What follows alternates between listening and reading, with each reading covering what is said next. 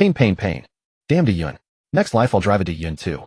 After an unknown time, perhaps a second, or a lifetime, Luo, dazed and confused, felt a numbing pain all over his body. The feeling was strange. As his consciousness returned, the first thing he noticed was a faint scent, some expensive incense mingling in the air. Opening his eyes, he saw a huge crystal chandelier, its dazzling light making him squint. Lord Luo Saint. A scream nearly shattered his eardrums. Before Luo could react, he heard hurried footsteps rushing over, and then a pair of fair hands helped him up from the ground. He shook his still dizzy head and finally saw the person in front of him. A young woman in a maid outfit with blonde hair and blue eyes, her features as delicate as if from a European court painting, but now her pretty face was filled with terror, tears welling up in her eyes. How did you fall on the ground? The maid's voice trembled. And what are you wearing?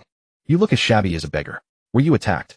I'll go call the guards. Wait. Luo raised his hand to stop her, his mind still a mess. What did you just call me? The maid paused, blinking at him. Lord Luo Saint. Luo Saint. Luo looked down at himself, a faded gray t-shirt, a pair of cheap shorts bought for 30 yuan from a street stall, and flip-flops on his feet. This was the outfit he had worn while staying up late gaming last night, all too familiar. He turned to the maid, trying to keep his tone calm. Where is this place? The maid's expression grew more peculiar, as if suspecting her master had hit his head, but she still answered respectfully. This is your home, the Sluid fake mansion. Where is the mansion? In Mali Xiaoya. The maid's voice carried a hint of caution. You've always lived here, my lord. Are you really okay? Should I call a doctor? Mali Xiaoya. Those 4 words struck like lightning into Luo's mind, jolting him completely out of his dazed state. He suddenly widened his eyes and grabbed the maid's shoulders. Did you say Mali Xiaoya? Holy land, Mali Xiaoya. The Mali Xiaoya on the Grand Line. The maid was startled by his sudden excitement, her face turning pale as she nodded. Why yes. My lord, what's wrong? There's only one Mali Xiaoya in this world. Luo released her shoulders, his mind buzzing. He took a deep breath, forcing himself to calm down, then raised his hand to look at his arm and palm. Yes, this was his hand, his own body. The old scar from playing basketball was still on his wrist. He touched his face. The features were his own, no change. Transmigration. He had appeared directly in the world of pirates.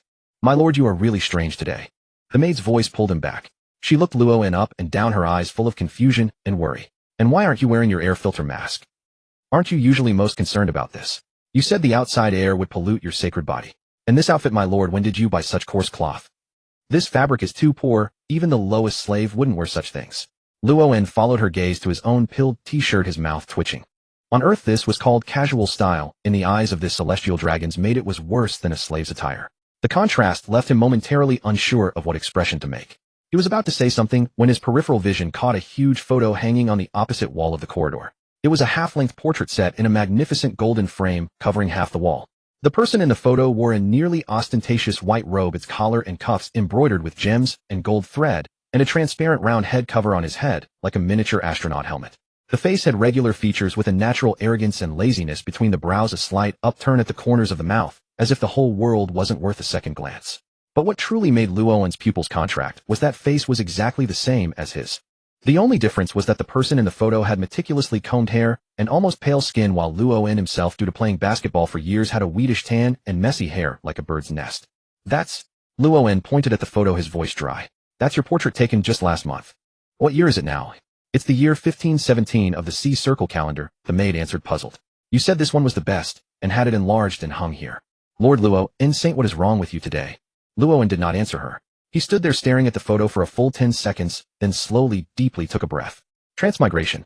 The same person from 2 different worlds. He, Luo, an ordinary office worker and game otaku on Earth, had now become the celestial dragon Luo Saint, living in the Sluid fake mansion in Holy Land Mali Xiaoya with maids and guards, a status so noble that he could kill anyone without being punished. Interesting, Luo murmured, a smile unconsciously curving his lips. The maid was still watching him anxiously, seemingly hesitating whether to force him to see a doctor. Luo waved his hand, trying to make his expression more natural. It's nothing, I just had a nightmare, a bit confused. Go about your business, I'll stay alone for a while. Are you sure you don't need a doctor? The maid still worried. No, go ahead. The maid hesitated, then finally bowed and walked out with light steps. The corridor fell silent again, leaving only Luo standing before the huge portrait, staring at the version of himself in the ornate robe and glass head cover. He raised his hand and tapped the glass head cover in the photo, unable to help laughing. Bro, your aesthetic is way too flashy. The moment his words fell, a cold, mechanical voice exploded in his mind without warning. Pay to win, God system loaded, completed. Detected host identity, Celestial Dragon Luo Saint. Current balance, 0 berries. Tip, recharge to become stronger. The more you recharge, the stronger you become. No upper limit. Luo's smile froze on his face. He was stunned for a full 3 seconds, then suddenly reached out and pinched his thigh. Pain-piercing pain. Not a dream. He confirmed again the translucent virtual panel in his mind, the text clear as day, and at the bottom a line of small text flickered slightly. First recharge gift pack pending claim. Pay-to-win system, he muttered, his voice barely suppressing excitement. Installing a pay-to-win system on a celestial dragon. What is a celestial dragon? World nobles standing at the very top of the pyramid of this world. Every year, countless countries and factions pay tribute to the celestial dragons, the amount of wealth accumulated enough to leave any king astounded. And he, now a member of this group, likely possessed an astronomical amount of wealth that even he couldn't count. An identity wealthy enough to burn money as firewood, paired with a system that makes you stronger just by spending money. Luo En slowly grinned, revealing a row of white teeth. This start is too damn awesome. Luo En drew a deep breath, suppressing the surging excitement within him, and refocused his attention on the translucent virtual panel hovering in his mind. With a mere thought, more detailed information materialized on the panel, a series of cold mechanical fonts neatly arranged before his eyes. Host Luo En. Level mortal. Mind 7100 first hint standard for a normal adult male is 10. Physique 8100 first hint standard for a normal adult male is 10. Physical techniques none. Martial skills none. Conqueror's Haki none. Armament Haki none. Observation Haki none. Devil Fruit ability none. Special abilities none. Slot 0 first hint, each additional slot grants 1 random draw opportunity. The prize pool contains various rare skills, items, and abilities with exceptionally generous rewards. Current balance 0 belly. Luo En stared at the series of none on the panel, the corner of his mouth twitching. Both his mind and physique stats failed to reach even the average adult male standard. One was 7, the other 8, utterly pitiful. It was hardly surprising. In his previous life, though he occasionally played basketball, he spent most of his time holed up in a rented room staring at a computer screen and staying up late eating takeout. How could his physical condition be any good? As for the 3 types of Haki in the world of One Piece, they were almost standard equipment for top-tier warriors. Yet his current panel showed not a trace of them. A clean row of 6, none characters a sight that drained him of strength. His gaze drifted downward, stopping at the slot line 0. The hint text following it was quite enticing, stating that each additional slot would grant 1 draw, and the prize pool was specially marked as exceptionally generous rewards. But the problem was, how did one increase it? There was no explanation of the conditions for increase, nor any operation buttons. Just a bare 0 hanging there, leaving him utterly perplexed. Slots. Luo En rubbed his chin, frowning slightly. What the hell is this? How does it increase? By killing monsters and leveling up? Paying money? Or something else? The system gave no response. That cold mechanical voice seemed to exist only at the moment the system finished loading, after which it fell completely silent. Not even a novice guide was provided. Just a bare panel tossed to him, leaving him to figure it out on his own. He looked down at his own faded gray t-shirt and the flip-flops with soles nearly worn through, then raised his head to glance at the photo on the wall. A picture of himself, dripping with jewels and finery. The contrast made him sigh involuntarily. Whatever he was going to do next, he needed to change out of this conspicuous outfit first. If he ran into any of this Luo En saints, family members, and they saw someone who looked exactly like their son wandering around the mansion in Cheap Street, clothes, the image alone was enough to make his skin crawl, and the explanation would be a nightmare. Someone come. Within 5 seconds of his words, light footsteps echoed from the end of the corridor. The blonde blue-eyed maid from earlier came trotting over, hands clasped in front of her, slightly bowing in a salute. Her posture was so standard it seemed rehearsed countless times. She lifted her head, her azure eyes inquiringly fixed on Luo En. Her delicate face, illuminated by the crystal chandelier, appeared even fairer and more translucent. The refinement of her features rivaled any actress he had ever seen on the silver screen in his previous life. Lord Luo En, what are your orders? Take me to bathe and change clothes. The maid's gaze swept over him quickly, a flicker of relief in her eyes, but her professionalism kept her from commenting. She simply smiled and nodded. Very well, my lord. Please follow me. Your private bath has been maintained at constant temperature, ready for use at any time. Shall I prepare a change of clothes for you first? Handle it as you see fit. Oh, and don't bother with that glass cover thing. The maid showed a hint of surprise, but didn't ask why. She merely bowed again and turned to lead the way. Luo En followed behind her, his flip-flops slapping against the marble floor, creating a thoroughly absurd contrast with the opulent columns, the famous paintings on the walls, and the antique sculptures placed every few steps. As he walked, he took in the interior of the mansion. The corridor was wide enough for 2 trucks to pass side by side, the ceiling high enough to accommodate a 3-story building. The marble floor was polished to a mirror-like sheen, reflecting the light of the crystal chandeliers above, as if stepping on a river of stars. After about 3 minutes, the maid stopped before a pair of carved double doors. She pushed open the heavy doors, and a wave of warm, humid air thick with floral fragrance rushed out to greet them. Luo En stood at the entrance, his pupils slightly dilating. This was no bathroom. It was an indoor hot spring palace. The entire space was about half the size of a basketball court. At its center lay a massive circular pool, with steaming heat shrouding the air in a gauze-like mist. The pool's edge was inlaid with countless gemstones, their red, blue, green, and purple hues shimmering dreamily through the refracted mist. The walls were made of whole blocks of warm-colored jade, their glossy luster making one feel as if their skin could breathe just by standing inside. Next to the pool stood a rosewood shelf neatly stacked with various bottles and jars. Just from the materials of the containers, one could tell the contents were far from cheap. In a corner sat a small incense burner, gently emitting wisps of blue smoke. The soothing floral scent that calmed the mind was coming from there. Luo-in roughly estimated that the decoration and furnishings in this bathroom alone, based on the real estate market of his previous life, could buy at least 3 apartments in a first-tier city. In his previous life, he had worked himself to the bone for 10 years just to scrape together a down payment, yet here the petals used for a single bath cost more than his monthly salary. "My lord, is the water temperature suitable? Shall I adjust it?" The maid had somehow already reached the poolside, bending down to test the water temperature with practiced ease.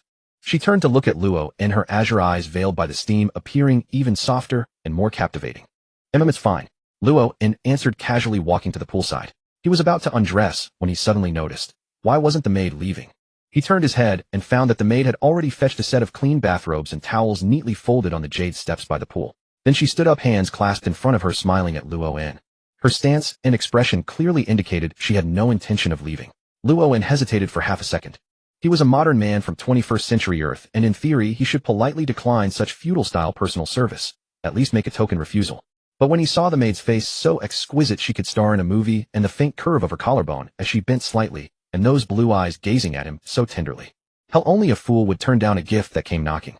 This maid was more beautiful than the actresses he'd seen in his previous life, flaunting their glamour on the red carpet. Her figure was flawless, and she wore an expression of perfect willingness and naturalness. Besides, he was a celestial dragon now. Wasn't it only natural for a celestial dragon to enjoy the service of servants? If he refused, it would seem odd, and might even make the maid think something was wrong with her master today. Luo-in spread his arms with a clear conscience. The maid was clearly well-versed in this routine. She stepped forward immediately, her movements gentle yet efficient, helping him remove the cheap gray t-shirt. Her fingers occasionally brushed against Luo-in's skin, their warmth even more intense than the humid air. Luo-in looked down at her focused profile, breathing in the floral fragrance and the faint trace of perfume from her body. He felt that the 20-plus years of his previous life had been utterly wasted. What followed unfolded like a river in spring, flowing naturally and inevitably. When all had returned to calm, Luo-in lay lazily soaking in the pool. The warm, milky water lapped against his chest, and the steam mingled with floral scents and an indescribable amorous atmosphere, relaxing every muscle in his body to the utmost. He rested his head on a specially carved jade pillow at the edge of the pool, half closing his eyes. He was so comfortable, he didn't even want to move a toe. The maid's face was flushed crimson. Her lord had finally taken her. She had finally become a celestial dragon's woman. Now behind him, she skillfully massaged his shoulders and neck, her pressure perfectly precise. Luo-in sighed with deep emotion. He didn't even have to bathe himself. He wouldn't have dared to dream of this in his previous life. He let out a contented sigh and casually glanced at the system panel in his mind. Then his gaze suddenly froze. Slot 1. The number that had originally shown 0 had somehow become 1. Immediately following, a new line of prompt text appeared, flashing with a faint golden glow. Detected change in slot count, current slot 1, obtain draw opportunity 1. Draw now. Luo-in froze for 2 seconds, then abruptly sat up straight in the pool, splashing water everywhere. The maid behind him was startled by his movement and quickly asked, "My lord, what's wrong? Is the water too hot?" "It's nothing. Continue," Luo-in said without turning his head, his gaze locked onto that 1, his mind racing. Under what circumstances did the slot increase? He reviewed everything that had happened from just now until, and then it became 1. Luo-in slowly leaned back against the pool edge, the corners of his mouth curling upward bit by bit, finally settling into a meaningful arc. "So that's how it is." He leaned against the pool edge, his mood unbelievably buoyant. "My lord, you seem to be in a good mood." The maid's voice came from behind, tinged with curiosity and cautious probing. Luo-in closed his eyes, the smile on his lips impossible to suppress. "Indeed, very good." As Lorne rose from the bath, every pore on his body seemed to exult in sheer delight. Warm droplets traced down his spine, splashing delicate patterns on the jade floor. The maid Freya stood by, holding an immense snow-white towel, and with gentle, meticulous motions, she dried his body, not even missing the crevices between his toes. Initially, Lorne found this near-indulgent level of service slightly disconcerting, but a moment's reflection told him that refusing such luxury would be a waste. So he spread his arms with a clear conscience and let her bustle around him. Once he was dry, Freya led him into a dressing room adjacent to the bath. Though called a dressing room, it was larger than the entire apartment he had lived in his past life. The walls were lined with built-in rosewood wardrobes stretching from floor to ceiling, their upper panels set with translucent frosted crystal glass, hinting at the garments packed densely within. At the center sat a plush leather chaise lounge beside which stood a 3-meter-tall floor mirror framed in pure gold carved with intricate vine patterns that gleamed with a subdued, opulent luster under the light. My lord, what style would you prefer to wear today? Freya opened several wardrobe doors revealing neatly arranged attire. Embroidered robes resplendent enough for a coronation, sharply tailored, white suits, casual silk shirts and trousers. Every fabric looked exorbitantly expensive, shimmering softly in the light. Lorne glanced over and pointed to a set of loose white garments folded on the middle shelf. The fabric appeared to be a cotton-linen blend, but its sheen was far more refined than ordinary material. The collar and cuffs bore delicate silver threading so subtle it was nearly invisible, an understated elegance. Having been used to loose t-shirts and shorts in his past life, he had no desire to immediately squeeze into a formal robe with countless buttons. This one then. Freya retrieved the outfit and helped him dress from the inside out. Standing before the massive mirror, Lorne studied his reflection. The loose white tunic fell perfectly to his hips, and the matching trousers were tailored to fit without being restrictive, allowing for easy, comfortable movement. He left the top button open, revealing a hint of collarbone, giving him a crisp, yet relaxed appearance. As for his looks, without exaggeration, his charm was on par with the handsome readers currently perusing this tale. While he was admiring himself, the dressing room door was gently pushed open again. 3 maids filed in, each carrying a tray laden with accessories, shoes, socks, and various bottles and jars whose purpose Lorne couldn't guess. Their beauty made Lorne instinctively hold his breath. Each was a top-tier beauty, one with golden hair, one with silver, one with chestnut curls, their features exquisitely distinct. Together, they looked like a lineup of winners from an international beauty pageant. Their maid uniforms were clearly custom-made, cut to accentuate their figures, with skirts slightly shorter than standard and collars adorned with intricate lace, clearly not the kind of attire an ordinary servant could afford. Lord Lorne, please allow us to attend to your appearance, the silver-haired maid said with a slight bow, her voice as soft as cotton candy. Before Lorne could respond, he was gently but firmly guided to the chaise lounge by the trio. One knelt to put on his shoes and socks, another stood behind him to style his hair, and a third knelt beside him applying a hand cream that smelled of fresh herbs. 3 pairs of soft hands worked on him simultaneously, their touch as gentle as if handling a priceless treasure. Lorne leaned back against the chaise, utterly content. Being attended to by one beauty was already a divine treat. 3 at once. Who could withstand that? He turned his head toward Freya, who was adjusting his collar, and asked, "What's your name?" The maid's hands paused briefly, a flicker of surprise crossing her azure eyes at the unexpected question from her master. But she quickly resumed her professional smile and replied with a bow, "My lord, my name is Freya." Freya. Lorne rolled the name on his tongue, then nodded. A lovely name. A subtle blush crept up Freya's ears, though her hands remained steady. The other 3 maids exchanged a glance, their eyes tinged with envy. Having one's name remembered by the master was something to boast about in the servant circle for a long time. After savoring the attentive service of 4 beauties for a while, a crucial question suddenly struck Lorne. He now had a system, and its core mechanism was spending money. Yet he still had no idea how much wealth his identity as a world noble actually commanded. He sat up straight, looked at Freya, and asked casually, as if inquiring about the weather, "Freya, how much money do I have on hand right now?" Freya blinked, her expression shifting from deference to hesitation.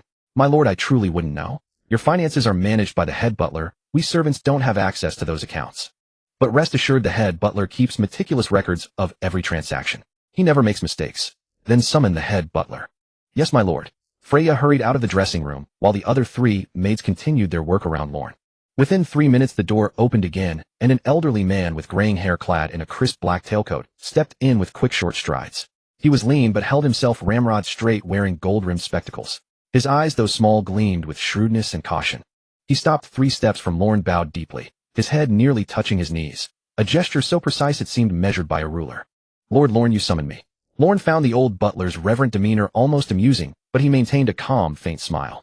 He rose from the chaise lounge and took a few steps, the white hem of his garment swaying gently, giving him an air of genuine aristocratic poise. He patted the butler's shoulder and said in a relaxed, warm tone, "Don't be nervous. I just want to know, how much money do I have?" The old butler visibly relaxed, his shoulders easing. He adjusted his gold-rimmed glasses, cleared his throat, and pulled a small black notebook from the inside pocket of his tailcoat, opening it for a quick glance.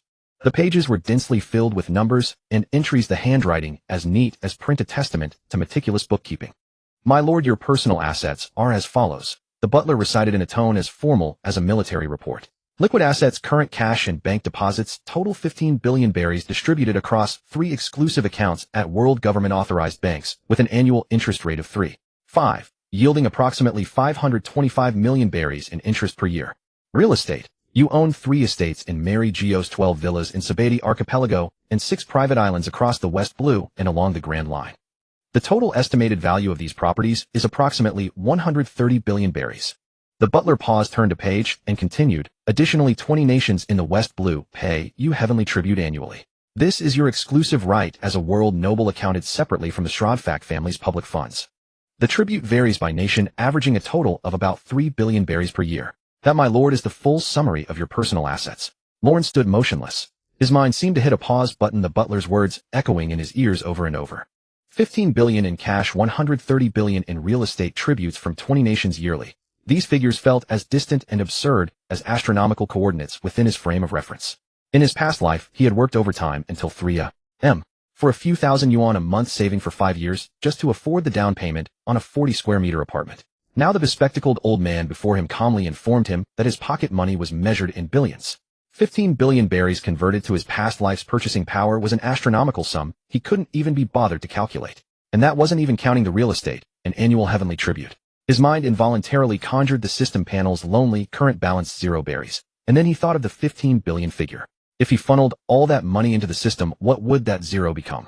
What kind of godlike abilities would the system's gacha pool yield? Only one thought occupied his mind: wouldn't this just max out the system? While Lorne was still digesting this astronomical number, the old butler suddenly made an unexpected move. The gray-haired elder discreetly glanced around, confirming that only Lorne and he were in the dressing room. My lord, there is a matter the master specifically instructed me to tell you at the right time. The butler's voice was as soft as a mosquito's wing, yet every word landed clearly in Lorne's ears. You can rest 100% assured.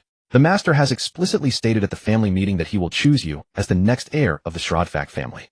At that point, the entire family's public assets, all tribute rights from the nations, the family's armed forces, and all our seats and influence in the world government will be yours. Lorne's pupils contracted sharply. So, my lord, you needn't concern yourself with the size of these current figures. They are but a small portion. The master said you are his most valued son, and the future of the family rests in your hands. Lorne took a deep breath, suppressing the turbulent waves within him, and strove to keep his expression composed. You mean, the string of numbers I just heard isn't everything? The butler took a half step back and straightened up. Of course not, my lord. Your personal assets amount to roughly 1/10, perhaps even less, compared to the entire scale of the Shrodfak family. At this, the old butler's lips curled slightly upward. My lord, you are a world noble. The wealth of a world noble has never been measured by mere numbers. Lorne's mind was still reverberating with the figures the butler had just recited. 15 billion in liquid cash, 130 billion in real estate tributary rights from 20 nations, and the entire suffocatingly vast fortune of the House of Shrodfak. These numbers detonated like heavy bombshells within his consciousness, sending mushroom clouds blooming across his understanding of reality. But when he refocused his attention on the system panel in his mind, that surging excitement was doused, as if by a bucket of ice water.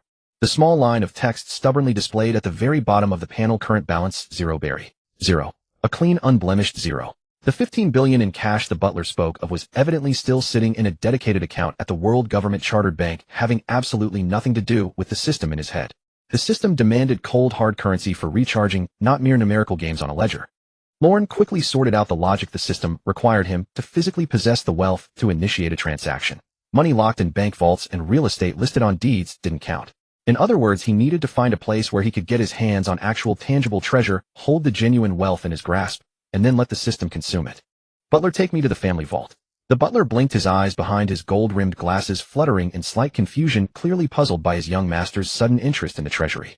But as an old servant who had spent the better part of his life in a world noble's residence, he knew better than to ask questions that were not his place to ask. As you wish, my lord. Please follow me. The family vault is located beneath the mansion, guarded around the clock by a dedicated security team. You needn't worry about safety. Lorne nodded and fell into step behind him. As they passed, the cloakroom, Freya and 3 other maids bowed in unison. He waved a dismissive hand to signal they needn't follow. Then, wearing a fresh pair of white leather slippers, he trailed the butler down the red-carpeted corridor. The underground passage of the mansion was a world apart from its surface counterpart. The above-ground architecture was the epitome of opulence. Crystal chandeliers, gilded columns, murals by master painters. Every detail loudly proclaimed the prestige and wealth of the world nobles.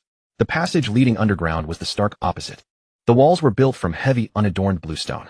A cold, pale light emanated from a lamp embedded in the wall every 10 paces, casting a uniform, sterile glow that made the entire corridor feel like an underground military fortress. Lorne noticed faint, almost invisible seams in the walls at regular intervals, with a hint of metallic glint lurking behind them. He didn't need to guess what kind of mechanisms were concealed there. After about 5 minutes of walking, the corridor ended at a massive circular metal door. The door was over 3 meters tall, its surface polished to a mirror shine. There was no handle, no keyhole. Only a black panel the size of a palm embedded in its exact center. For guards stood before the door, each of imposing stature, clad in identical black uniforms with long swords at their hips. Their eyes were as sharp as an eagle's. Lauren noticed the crest embroidered on their cuffs, a golden griffin with outstretched wings, the symbol of the Strodfak family. The moment the 4 guards spotted Lauren behind the butler, they simultaneously withdrew their hands from their sword hilts, dropped to one knee in perfect unison, and bowed their heads. Lord Lauren Saint. The lead guard's voice boomed, tinged with nervousness. We were not informed of your arrival. Please forgive our failure to greet you properly. Rise. Open the door. Lauren tried to make his tone sound casual and natural, but his heart was already pounding traitorously in his chest. This treatment of people kneeling the moment he appeared was something he hadn't quite gotten used to yet. The lead guard stood, pressed a few keys on the black panel, and then leaned in for a retinal scan. A low mechanical hum emanated from behind the door, and the heavy metal slab began to slide open slowly, revealing a brightly lit passageway. As the door opened, a gust of dry air carrying the scent of metal and aged paper rushed out. Lauren unconsciously took a deep breath, as if inhaling something that made his blood race. My lord, please enter. We will stand guard outside. The guard bowed once more and stepped aside. Lauren strode through the vault entrance, the butler close behind. As soon as both feet crossed the threshold, motion-activated lights above flickered to life, one by one, revealing the entirety of the vault in unsparing detail, and Lauren's steps came to an abrupt halt. For a moment his breath caught in his throat. This wasn't a vault. This was a subterranean palace built of mountains of gold and seas of silver. The vault's floor area was several times larger than the luxurious bathroom where he'd bathed earlier. The ceiling soared 4 to 5 meters high, and rows of shelves forged from refined steel stretched from floor to ceiling, each layer stacked with perfectly aligned gold bullion. Under the glow of the lights, the reflection from those gold bars bathed the entire vault in a warm golden radiance, so brilliant it was almost blinding. But this was merely the tip of the iceberg. Beside the gold bullion shelves stood a row of enormous display cases dedicated to jewelry, their glass fronts revealing a dense collection of gemstones, some with names he knew, many without. There were rubies the size of fist, diamonds as large as pigeon eggs, strands of deep-sea pearls, vivid green emeralds, sapphires of profound blue, and other rare ores Lauren couldn't even identify, all haphazardly piled on velvet cushions stacked together like worthless glass beads. At the far end of the display, he even spotted a pure gold crown encrusted with diamonds and rubies, carelessly discarded in an inconspicuous corner, coated in a thin layer of dust, clearly untouched for a long time. Beyond the jewelry displays were stacks upon stacks of neatly arranged boxes filled with berry banknotes. As Lauren approached, he saw that the boxes were all open, overflowing with bundled stacks of bills, all in the highest denomination of 100 berries, each bound neatly with golden threads. In this cash section alone, there were at least several dozen such boxes, each one containing enough money to ensure a lifetime of comfort for an ordinary person. Furthermore, the deeper recesses of the vault housed various artworks and antiques that were clearly priceless.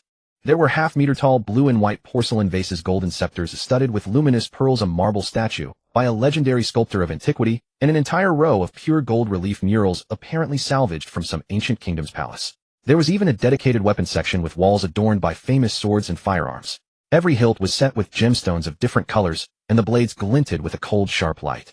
Standing in the midst of this resplendent ocean, Lauren felt his heart might leap right out of his throat. In his previous life, he'd never seen such a collection of gold and jewels piled together, even in movies. And now here it was right before his eyes, within arm's reach. He slowly extended a hand, picked up a heavy gold ingot from a nearby shelf. It was cool and solid to the touch, its surface texture gleaming with a fine luster under the light. The ingot was far heavier than he'd expected, straining even his one-handed grip. A rough estimate put it at over a dozen kilograms. He took a deep breath and mentally commanded system recharge. A faint, barely perceptible golden flash flickered across the ingot in his palm, and then, as if erased from reality, by an invisible hand it vanished soundlessly from his grasp. Simultaneously, the numbers on the system panel in his mind gave a sudden lurch. Current balance, 120 berry auto-converted at market gold price. Lauren's mouth twitched. The purchasing power of gold in this pirate world was lower than he'd anticipated, but that hardly mattered. Not when he still had hundreds of identical ingots before him, and even more treasure beyond that. System convert everything. All the gold at market rates, and the jewelry, antiques, and artworks at fair market value. Don't shortchange me by a single cent. His command was crisp and decisive. The system paused for 2 seconds, as if verifying the scope and validity of the instruction, before a cold mechanical voice echoed in his mind. Instruction confirmed. Initiating batch conversion. Scope all valuables within the current vault. Conversion standard system assessed fair market value. Warning: this operation is irreversible. Physical items will be reclaimed by the system upon conversion. Proceed. Proceed. In the next second, Lauren witnessed the most breathtaking scene he'd ever seen in either of his lives. Every single gold ingot in the vault simultaneously emitted a soft golden glow, like thousands of tiny lamps igniting at once. Then those glows detached from the ingot's surfaces, transforming into countless ultrafine golden threads, like thousands of writhing golden serpents, converging on Lorne from every direction. Once the light was stripped away, the ingots themselves rapidly dulled, then crumbled and dissipated soundlessly, like weathered sand, not leaving a single speck of dust behind. The glow from the jewelry displays was even more dazzling. Rubies blazed fiery red, sapphires glowed, deep-sea blue diamonds shimmered pure as ice, emeralds radiated vibrant green. The interwoven colors formed a brilliant rainbow river of light above the vault, swirling and churning before ultimately surging into Lorne's body.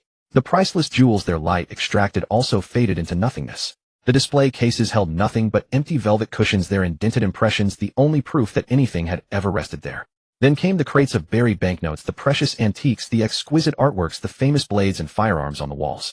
All of it bloomed with the light of its own value at the same moment, then was devoured, converted, and reduced to zero by the system at an inconceivable speed. The entire vault resembled a luminous palace being dismantled, collapsing inward from its deepest recesses toward Lorne's position, dimming, shrinking, vanishing layer by layer.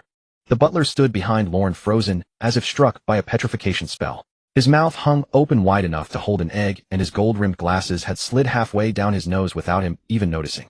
He rubbed his eyes, rubbed them again, and then a third time, but the impossible scene before him continued unabated.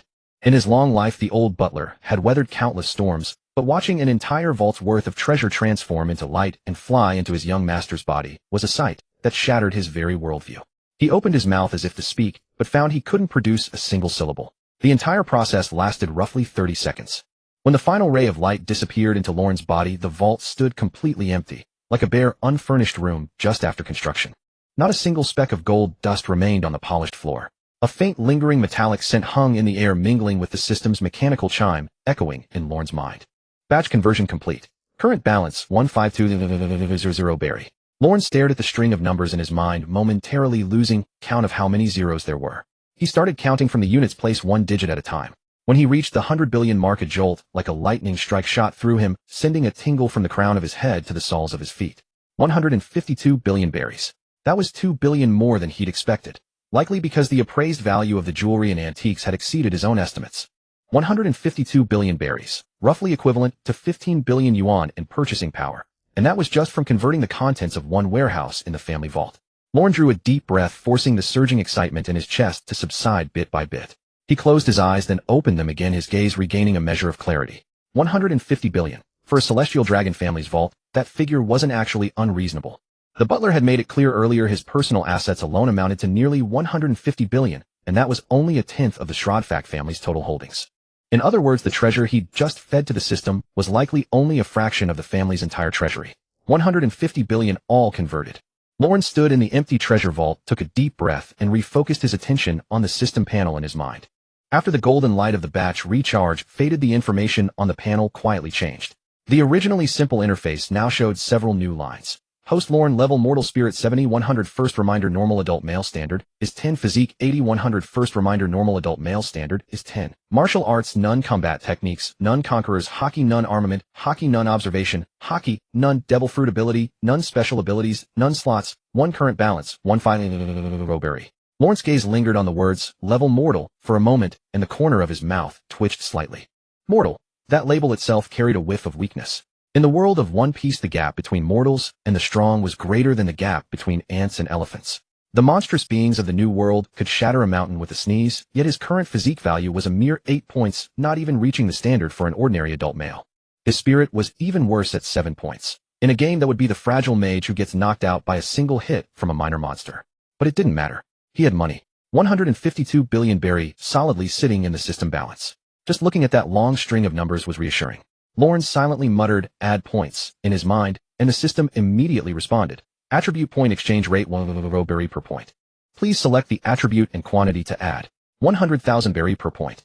Lorne quickly calculated in his mind to raise physique from 8 to the maximum of 100. He needed 92 points at 1 berry, each totaling 90 berry. For his current total assets of over 1.5 trillion 2 million was less than a rounding error, like scooping a cup of water from the Pacific Ocean.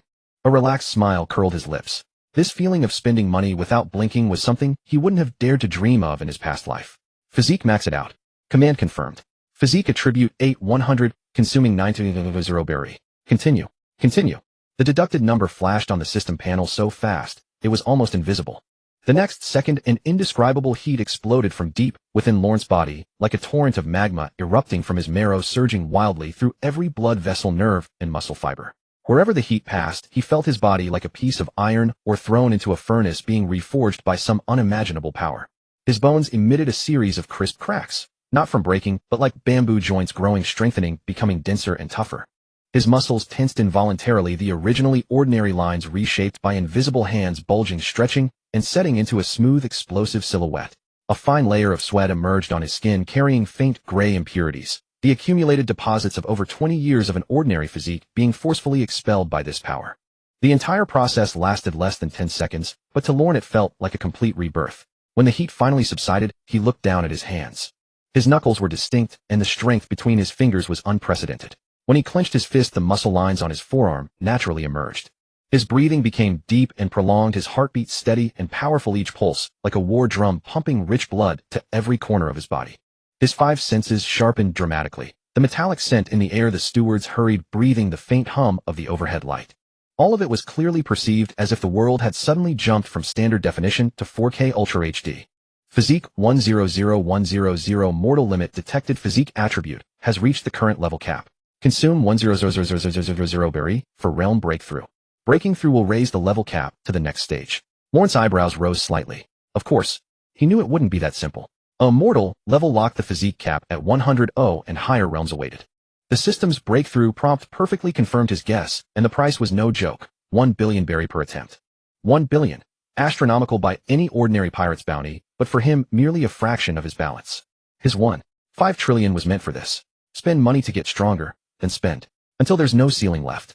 He was about to attempt a realm breakthrough right there when his peripheral vision caught the steward still standing behind him. The old steward's state could only be described as petrified. His lean body stood rigid, gold-rimmed glasses slid to the tip of his nose, eyes wide as saucer's mouth agape, as if to swallow an entire egg. He had watched his young master transform the entire treasure vault into streams of light that were absorbed into his body, and then witnessed his master's physique visibly change in mere seconds. The originally slender frame became lean and powerful, the entire aura shifting from lazy indifference to a restrained steady sharpness. Any normal person bombarded with so much non-cognitive information in a short time would react no better.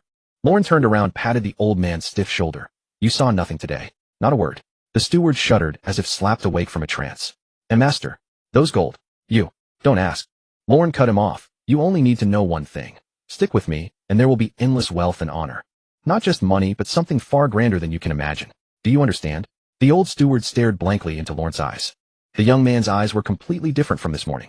The former Lord Lawrence's eyes held only arrogance, laziness, and indifference to everything. Now they burned with something he had never seen. A sober, fierce ambition, as if ready to trample the entire world underfoot. Having served in the world noble's mansion for most of his life, the old steward had seen countless great figures, but never such a light in anyone's eyes. He took a deep breath, pushed his gold-rimmed glasses back up with a trembling hand, and bowed deeply, solemnly, his forehead nearly touching his knees. This bow was entirely different from the standard professional ones before. It was a true oath of allegiance, a silent declaration from an old servant staking his entire life on a new master. Master, rest assured. The steward's voice still trembled, but his tone was resolute. Everything that happened in this vault today will never be known to a third person until my dying day. This old life from now on belongs to you. Lorne nodded in satisfaction, patted the steward's back to signal him to rise, and strode toward the vault door. As he passed the steward, he paused for a moment, tossing a word over his shoulder. Keep the vaults empty and quiet for now. If anyone asks, say I'm restructuring assets. Makes up whatever story you need. You have experience with this. Understood, master. I'll handle it flawlessly. Lorne walked out of the vault. The 4 guards outside still stood at attention, immediately kneeling again upon seeing him. Lorne waved them up casually, not breaking stride, walking quickly back along the stone path. His body felt incredible. Each step light and powerful, every footfall transmitting subtle mechanical feedback from the ground, as if his entire body had become a precision-tuned machine, every joint and muscle operating in perfect coordination.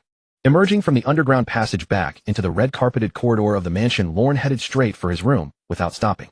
Freya, who had taken him to the bath earlier, emerged from the corner with a tray, nearly colliding with him. She quickly stepped back and bowed. Lord Lorne, you're back. May I prepare? No. Lorne didn't pause, his tone short and firm. Notify everyone. I'm going to rest in my room. No one is to disturb me. No matter who or what, keep them out. Freya blinked in surprise, her blue eyes flickering, but professionalism quickly took over. She bowed respectfully. Yes, my lord. I will inform everyone. No one will disturb your rest. Lorne pushed open the door to his room, slipped inside, and locked it behind him. His bedroom was as extravagant as one would expect from a celestial dragon. Ridiculously large, the bed alone could sleep 7 or 8 people side by side. The sheets and blankets were silk, glowing softly under the moonlight streaming through the window. One side of the room was a wall of floor-to-ceiling windows overlooking a meticulously manicured garden. Moonlight shimmered on the fountain in the center. Lorne had no time to appreciate these.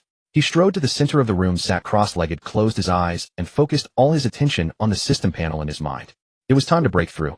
Luo sat cross-legged on the floor in the center of the room, moonlight streaming through the floor-to-ceiling windows and casting a cool silver sheen over his loose white robes. Without a moment's hesitation, he issued a command to the system panel in his mind. Breakthrough. As the words fell, he had expected some earth-shattering commotion. After all, breaking through from the mortal realm to the next stage should by all logic bring about some phenomena, perhaps a blaze of golden light, thunderous roars, or a surge of primordial power erupting from within. Yet nothing happened. His body remained calm, as ever, the moonlight still gentle, and the room utterly still without even a whisper of wind. The only change was the silent refresh of text on the system panel in his mind. Physique realm breakthrough complete. Current physique realm: copper skin, iron bones. Physique 01000. Luo's gaze swept across the panel, his brows first furrowing slightly, then gradually relaxing. The name of the realm had transformed from the dry mortal to copper skin, iron bones, a phrase that just by hearing it exuded a sturdy metallic quality, far cooler and more imposing than the previous bland label. But what truly caught his attention was the number behind it. The physique cap had skyrocketed from 100 points to a full 1,000 points. A tenfold increase. A twitch pulled at the corner of Luo's mouth as a brutally simple mathematical equation flashed through his mind, previously raising it from 8 to 100 points, cost 1 berries per point, totaling over 9 million, a sum that was nothing more than a single hair in his total assets of over 150 billion berries. But now that the cap was raised to 1,000, given the system's usual nature, the unit price would certainly not remain at 1 berries. If it also increased tenfold, that would be 1 million berries per point. From 0 to 1,000 would require 1 billion berries. 1 billion. He subconsciously recalculated, confirming he hadn't added an extra 0. 1 billion berries. Enough to buy countless ships in the world of One Piece or put bounties on numerous pirates' heads. But to him now, Luo glanced at the still absurdly long string of digits in his balance. It was merely a drop in the bucket. He had nothing else, but he had money. With 152 billion sitting in the system, a billion didn't even make a sound. Physique max it out directly, Luo said casually, as if ordering a bowl of noodles from a street stall. The system's cold mechanical voice immediately rang out. Physique attribute allocation: current realm copper skin, iron bones. Each point consumes 1 million berries. Adding from 0 to the max of 1,000 points requires a total of 1 billion berries. Proceed. Just as expected. 1 million per point. A full tenfold increase. Luo had anticipated it, but couldn't help asking further. The price jumped tenfold just because of a level up. Yes. Different levels represent different degrees of actual improvement per attribute point, so the allocation cost adjusts accordingly. Mortal level physique allocation only involves basic physical fitness optimization, while each point of copper skin, iron bones means a qualitative dimensional enhancement in body density, bone strength, skin toughness, and more. The two are not comparable. The system's explanation was brief and clear. After hearing it, Luo didn't get angry, but instead laughed. The logic was easy to understand. The difficulty of going from a weakling to a slightly less weakling was the same as going from a steel body to a titanium alloy body. Not at all. If the money was well spent, then spend it. The one thing Luo lacked the least right now was money. Continue, max it out. Command confirmed. Physique attribute 01000, deducting 100 berries. Executing. The next second, in stark contrast to the calm of the breakthrough moments ago, a violent power erupted from within him without warning. This time it was no gentle, warm current. It was like a long-dormant volcano suddenly erupting from the deepest part of his body, scorching lava surging through every blood vessel, every nerve, and every muscle fiber, with devastating force sweeping through his entire being. Luo's pupils abruptly contracted, his jaw clenched involuntarily, veins bulged one by one on his forehead, and his whole body resembled a bow pulled to its limit, his muscles spasming violently and uncontrollably. His bones were the first to react. Every bone inside him felt as if it had been thrown into a furnace to be reforged, a dense, dull rumbling echoing from the depths of the marrow, like thousands of hammers striking anvils in a blacksmith's forge. The density of his bones increased exponentially. His already sturdy skeleton was now being compressed, reinforced, and reshaped by an unimaginable force, with the thickness and density of the bone walls far exceeding the physiological limits of a normal human. If someone were to x-ray his body at that moment, they would see a skeletal structure gleaming with a metallic luster, each bone as dense as refined steel. Next came the muscles. His muscle fibers tore and reknitted wildly, tearing and reknitting again and again, each cycle pushing the density and toughness of his muscles to a new height. The muscle lines on his arms were not the exaggerated bulky bulges of a bodybuilder, but rather like precisely woven steel cables, each bundle of fibers tightly packed, containing a chilling, explosive power. His muscle density eventually stabilized at 3 times that of an ordinary person. This meant that with the same volume of muscle, his power output was more than 3 times that of a normal person, and his impact resistance had increased exponentially. Then came the skin. This was the most intuitive and astonishing change. Luowen looked down at his arm. Under the moonlight, the surface of his skin was undergoing an indescribable qualitative transformation. Beneath his normal skin tone, a very faint metallic luster was faintly visible, as if a transparent bronze membrane had been embedded between the epidermis and dermis. He reached out and touched his arm. The texture was still soft and elastic, no different from normal skin. But when he dragged his fingernail across it with force, the surface only left a faint white mark, which vanished in an instant. He tried punching the floor in front of him. The marble floor cracked into a web of fissures, yet his knuckles were completely unharmed. Not even a scratch. Copper skin, iron bones, impervious to blades and swords. This was not an exaggerated metaphor, but a literal fact. Ordinary bullets would leave at most a white mark on his body. A common blunt weapon's impact would be layered and dissipated by the composite structure of skin and muscle, then fully blocked by the hard bones. He was now a walking humanoid armor, a living steel body. Luowen slowly rose from the ground, rolling his shoulders and neck, his joints emitting a series of crisp, forceful pops.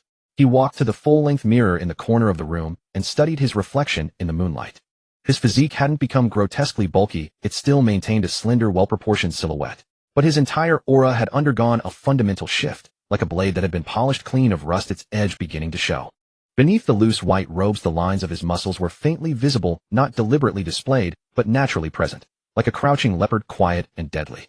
He raised his right arm and slowly clenched his fist at his reflection in the mirror. As his fingers closed, he could clearly feel the faint airflow squeezed by the force in his palm. The muscle lines on his forearm were sharply defined in the moonlight, each fiber like a drawn bowstring ready to spring. He released his fist, then clenched it again, repeating this several times before a slow, satisfied smile spread across his lips. Sinews and bones as strong as iron, the first sign of dominance. His body had already started to become extraordinary, and this was only the second realm, copper skin, iron bones. The system still had a long road ahead, and his 150 billion plus berries would find plenty of places to be spent. Luowen stood before the mirror, slowly unclenching his fist, the residual surge of power within his knuckles flowing like a tide through his veins. He looked down at his palm, where a faint metallic sheen had not yet fully faded under the moonlight. Reaching out, he touched the edge of the marble countertop and gently pried. A thumb-thick slab of stone broke off like a biscuit, the fracture clean and smooth, while his fingertips bore not a single scratch. The sensation of holding such power firmly in his own hands was far more staggering than any words could describe. In his past life, he couldn't even twist open a bottle cap without using both hands. Now with a casual flick, he could snap a piece of marble. This leap from mortal to superhuman made his blood boil with exhilaration. It was exhilarating. So exhilarating that without a moment's hesitation, he issued another command to the system in his mind. Continue breaking through. Command confirmed. Physique realm breakthrough in progress. The instant the system prompt sounded, Luowen subconsciously looked down at his own body. As before, there was no visible phenomenon on the surface. No radiant light, no cracking bones. So silent it seemed as if the system was merely editing a line of code in the background. But with the experience from the previous time, he knew that the real transformation had already quietly taken place in the unseen realm. The barrier of the realm had been shattered. The text on the system panel in his mind began to refresh. The line current physique realm copper skin and iron bones was silently erased, replaced by 2 words exuding an eerie aura flickering with a dark red light on the panel. Physique realm breakthrough complete. Current physique realm monstrous prodigy physique 010000 Luowen's pupils dilated slightly. 10,000. Not 1,000, but 10,000.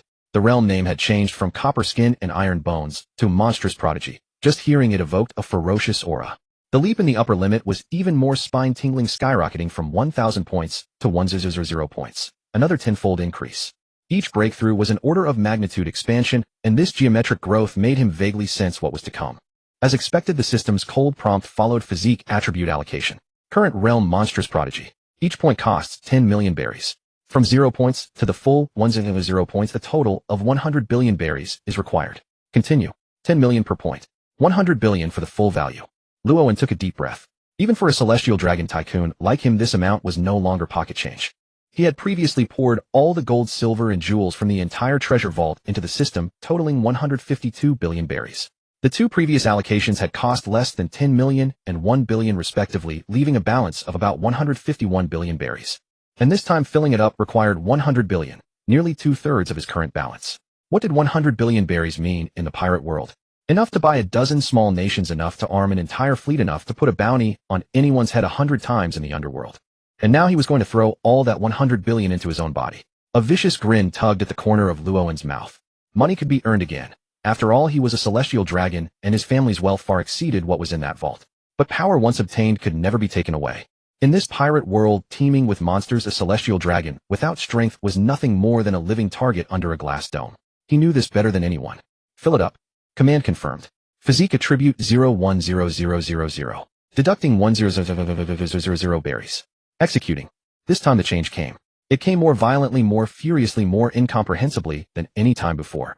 Luowen's body was struck as if by an invisible giant hammer from within. He doubled over violently, hands pressed firmly against the floor, his 10 fingers sinking like steel spikes into the marble, gouging out 10 holes. An unprecedented agony erupted from the deepest part of his body. Every cell was frantically splitting, reorganizing, evolving, like billions of tiny bombs detonating simultaneously in every inch of flesh. His bones were undergoing an even more radical mutation.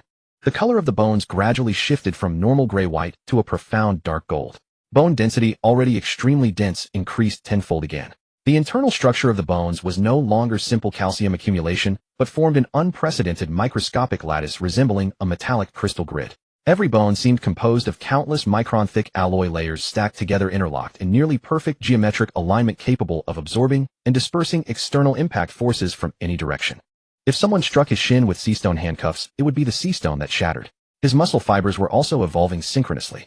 Muscle density skyrocketed from 3 times that of an ordinary person, with each muscle cell frantically consuming energy, replicating, splitting, restructuring, and optimizing, ultimately reaching a level that could no longer be measured in multiples because it had far exceeded the scope of normal biological measurement. The arrangement of muscle fibers changed from parallel bundles to a cross-linked network structure resembling carbon fiber, with the tensile strength and explosive contraction power of each fiber reaching an inconceivable level. Then came the skin, fascia, internal organs, blood, and even every cell. The entire body underwent a complete rewriting. This was no longer reinforcement, no optimization. It was a mutation that overthrew the original rules of life from the foundation. Departing from human reason, transforming into an anomaly. This was the first true qualitative change. From this moment on, he was no longer considered human. The biological framework of human had been left far behind. He had entered a completely different realm, one that even the most insane scientists in the pirate world might not be able to define. The flesh became transcendent, talents emerged spontaneously. From monster to prodigy, his body began to produce its own incredible mutations. This mutation was different from the abilities gained after eating a devil fruit. A devil fruit grants a fixed supernatural attribute from the outside. What he was experiencing now was a spontaneous characteristic that emerged when the flesh itself evolved to a critical threshold. It was not the fruit that chose him, but his own body that evolved its own rules. Just then a new line of text appeared on the system panel, flashing with a dark red light, as if heralding the arrival of some forbidden power. Flesh mutation characteristic awakened. Characteristic infinite regeneration. Luowen's gaze locked onto those 4 words, his pupils contracting sharply. Infinite regeneration. Let's test it. Armament hockey covered his 10 fingers. Because of the excessive force, the skin and nails of his fingertips had been scraped by the sharp edges of the marble when digging into the floor, leaving a few shallow cuts. Though minor, they were indeed broken. Now those tiny wounds were visibly healing. No, not healing, but restoring. The damaged skin cells seemed to rewind, reorganizing, fusing, and reverting in the blink of an eye, returning to the complete state before the injury, leaving not even a scar. His armament hockey was not weak. Luowen raised his hands before his eyes. Under the moonlight, his 10 fingers were smooth and intact, with marble dust still clinging to the tips, but not a single scratch could be found on the skin. He suddenly stood up from the floor, strode to the table, and grabbed a silver letter opener. Again he covered it with armament hockey, and without hesitation slashed it across his palm. The moment the blade cut, and he clearly felt a resistance from the skin. Shock. Then he pressed harder. It took even the metal blade considerable force to cut through his epidermis, but it eventually opened a 2-centimeter-long gash. Then a miracle occurred. Before blood could even seep out of the wound, the edges began to close toward the center on their own. New skin cells divided, grew, and connected at an incredible speed, the whole process so fast it seemed like someone was dragging a progress bar. In less than 3 seconds, the wound vanished completely. The palm was as smooth as before, with no trace of injury. He slashed again, this time deeper, reaching the dermis. Blood finally welled up. But again, within 3 seconds, the wound closed, blood coagulated, skin regenerated, perfectly restored. He wiped the blood off the blade, examined his palm repeatedly, his breathing unconsciously growing heavy. He slashed once more, this time deliberately, leaving the blade in the wound for 2 seconds before pulling it out. The inner walls of the wound began to stick together even before the blade was fully withdrawn, and when he pulled it out, he felt a clear suction resistance. In less than 3 seconds, the wound disappeared again, as if the silver letter opener had never touched his skin. Luo slowly set down the knife, looking at his unscathed palm. A grin spread across his face, revealing a row of white teeth. Infinite regeneration. He rolled the words over his tongue, his voice laced with barely suppressed excitement. This is practically invincible. Lone stood in the center of the room, slowly clenching his fists and then releasing them, repeating the motion several times as he sensed the surging, nearly uncontrollable power within him. An inexhaustible stream of energy welled up from the depths of his being like a spring that would never run dry. With every breath, he could feel the blood racing through his veins, and each heartbeat pounded like a war drum against his ribs. He even began to harbor a delusion that he could go without sleep forever, without rest, maintaining this peak state until the very end of the world. This feeling of being brimming with power was absolutely exhilarating. However, when he habitually glanced at the system panel in his mind, the smile on his lips suddenly froze. The data on the panel was crystal clear. The number in the physique column had soared to a satisfying level, but the spirit column starkly displayed spirit 7100. 7 points. Still that pitiful, pathetic 7 points. He had broken through from a mere mortal to possess an iron body, then rocketed from that to a monstrous freak. His physique points had surged from 8 all the way to 1000. His physical strength had transcended the bounds of human comprehension, granting him abilities like infinite regeneration that defied all logic. But his spirit attribute hadn't budged a single point from the start. It remained at that miserable number, not even reaching the baseline of an average adult. Compared to his monstrous physique, it was like stuffing the steering wheel of a broken tricycle into the engine bay of a supercar. No matter how strong the body becomes, if the spirit can't keep up, big problems are inevitable. In the world of pirates, weren't all the truly top-tier powerhouses monsters with unbreakable willpower? That old bastard Kaido could jump from a sky island and land without a scratch. Whitebeard could stand and face death with half his face burned away. Not to mention the Conqueror's hockey users who could knock out hundreds with a mere glance. These people relied not just on their muscles, but also on an indestructible spiritual force forged through countless trials and tribulations.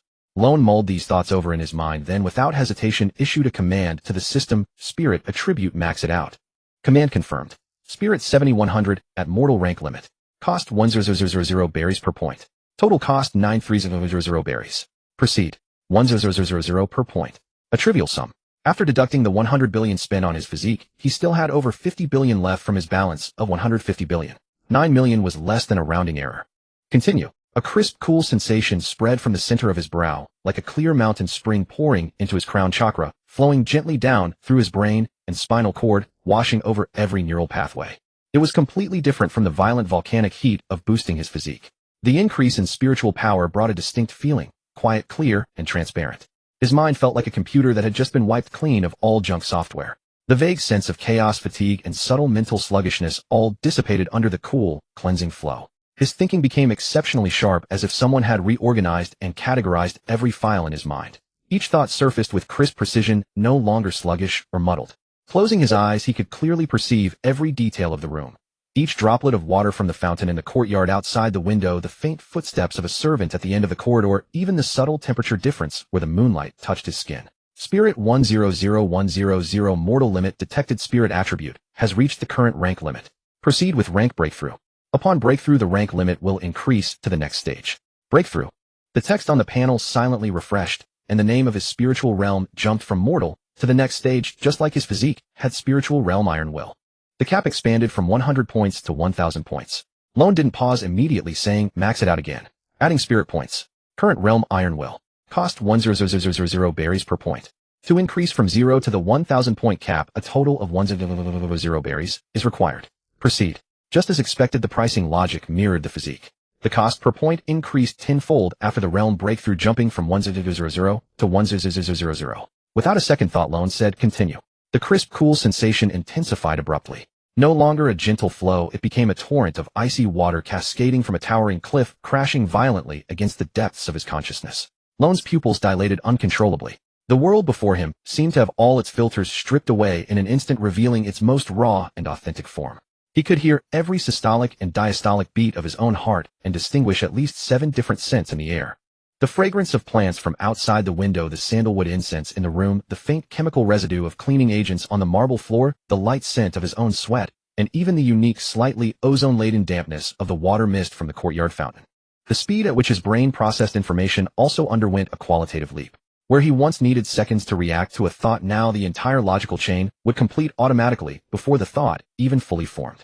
His memory became astonishing. He could vividly recall every detail of scraping his knee in kindergarten at the age of 3. The angle at which his knee hit the concrete, the warmth of the sun on his face, the cartoon pattern printed on the little red dress of the girl next to him.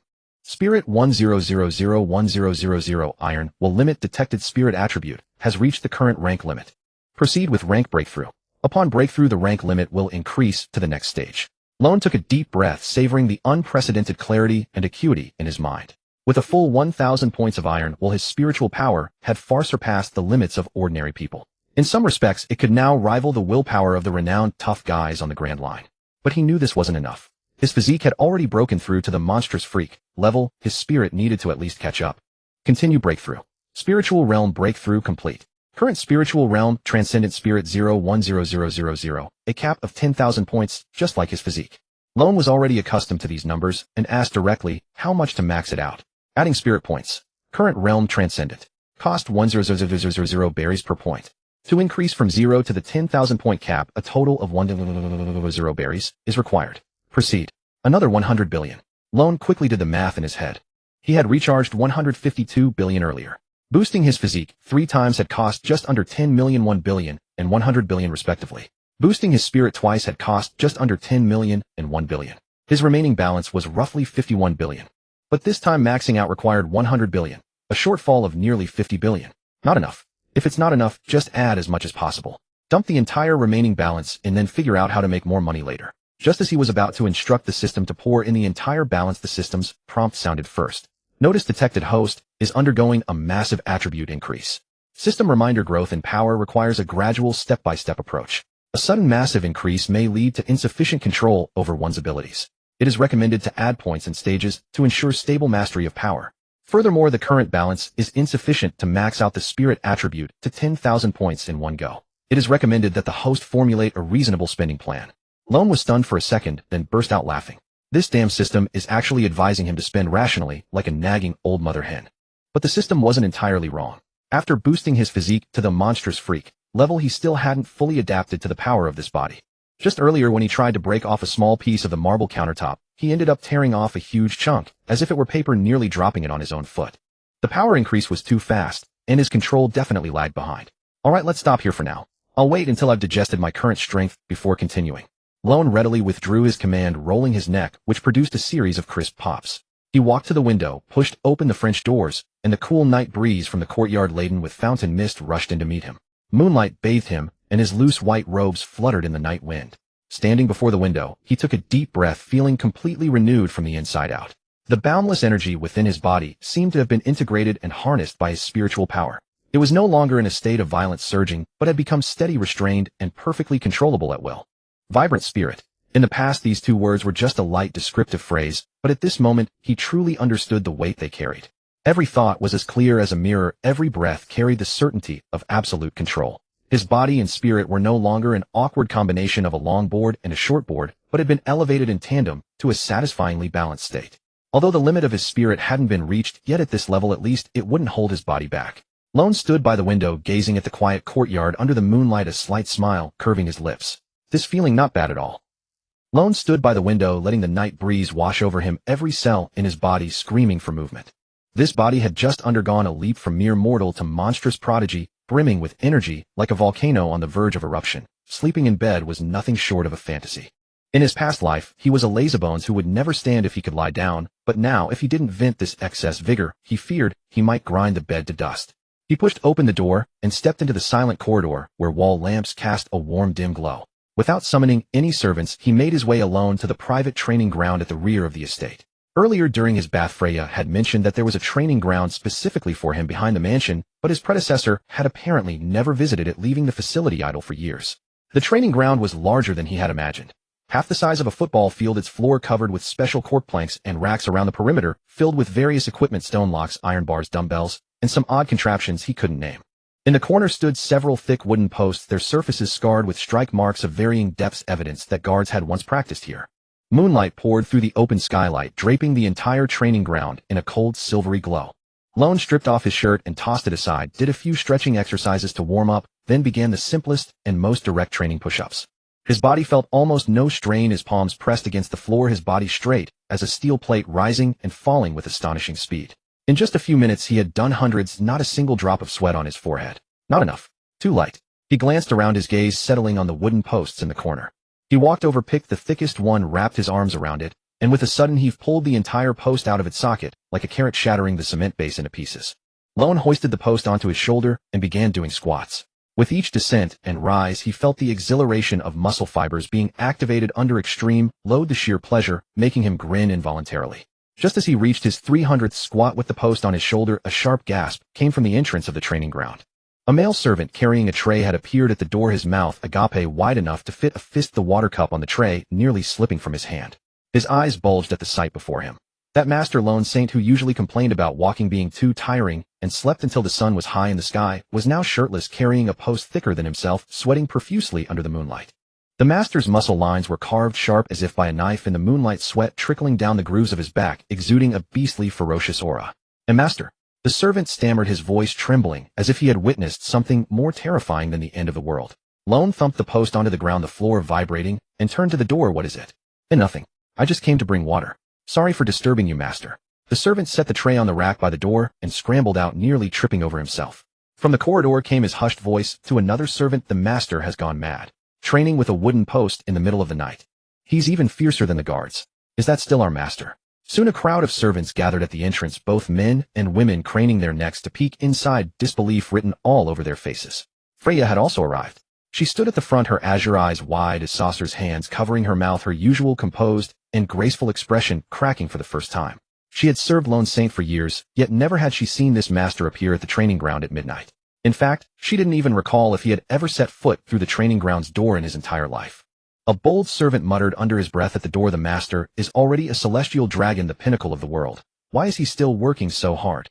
Though the voice was low, with Lone's current spiritual power, any movement within dozens of meters could not escape his perception. He paused upon hearing the words, tilted his head, and glanced at the door. The servants all shrank back simultaneously except for Freya, who remained still gazing at him with a complex and unfamiliar look. Lone offered no explanation. He simply smiled at them, turned back, and continued his training. Celestial dragons were indeed the nominal pinnacle of this world, but that was a castle built on the protection of the world government and centuries of accumulated privilege. He knew the real world of pirates better than anyone. The monsters of the New World could shatter mountains with a single punch. Any one of the 4 Emperor's commanders could annihilate cities and kingdoms. The Marine admirals could alter the weather with a stomp, and the Revolutionary Army was secretly gathering power to overthrow the world government. And in the face of these forces, a celestial dragon was nothing but that innate title. That thin glass helmet could not withstand a true storm. He hadn't come here to be a placid world noble. He wanted to truly stand at the apex of this world. Lone did another 200 squats with the post. Then suddenly a flash of inspiration struck, freezing him in place. Training. Running out to train in the middle of the night. What had he come out for in the first place? He had something far more important to do, the lottery. He mentally slapped himself, opened the system panel, and indeed saw the slot column clearly marked slot 1, with a faintly glowing golden hint. "You currently have a free draw, chance 1. Draw now."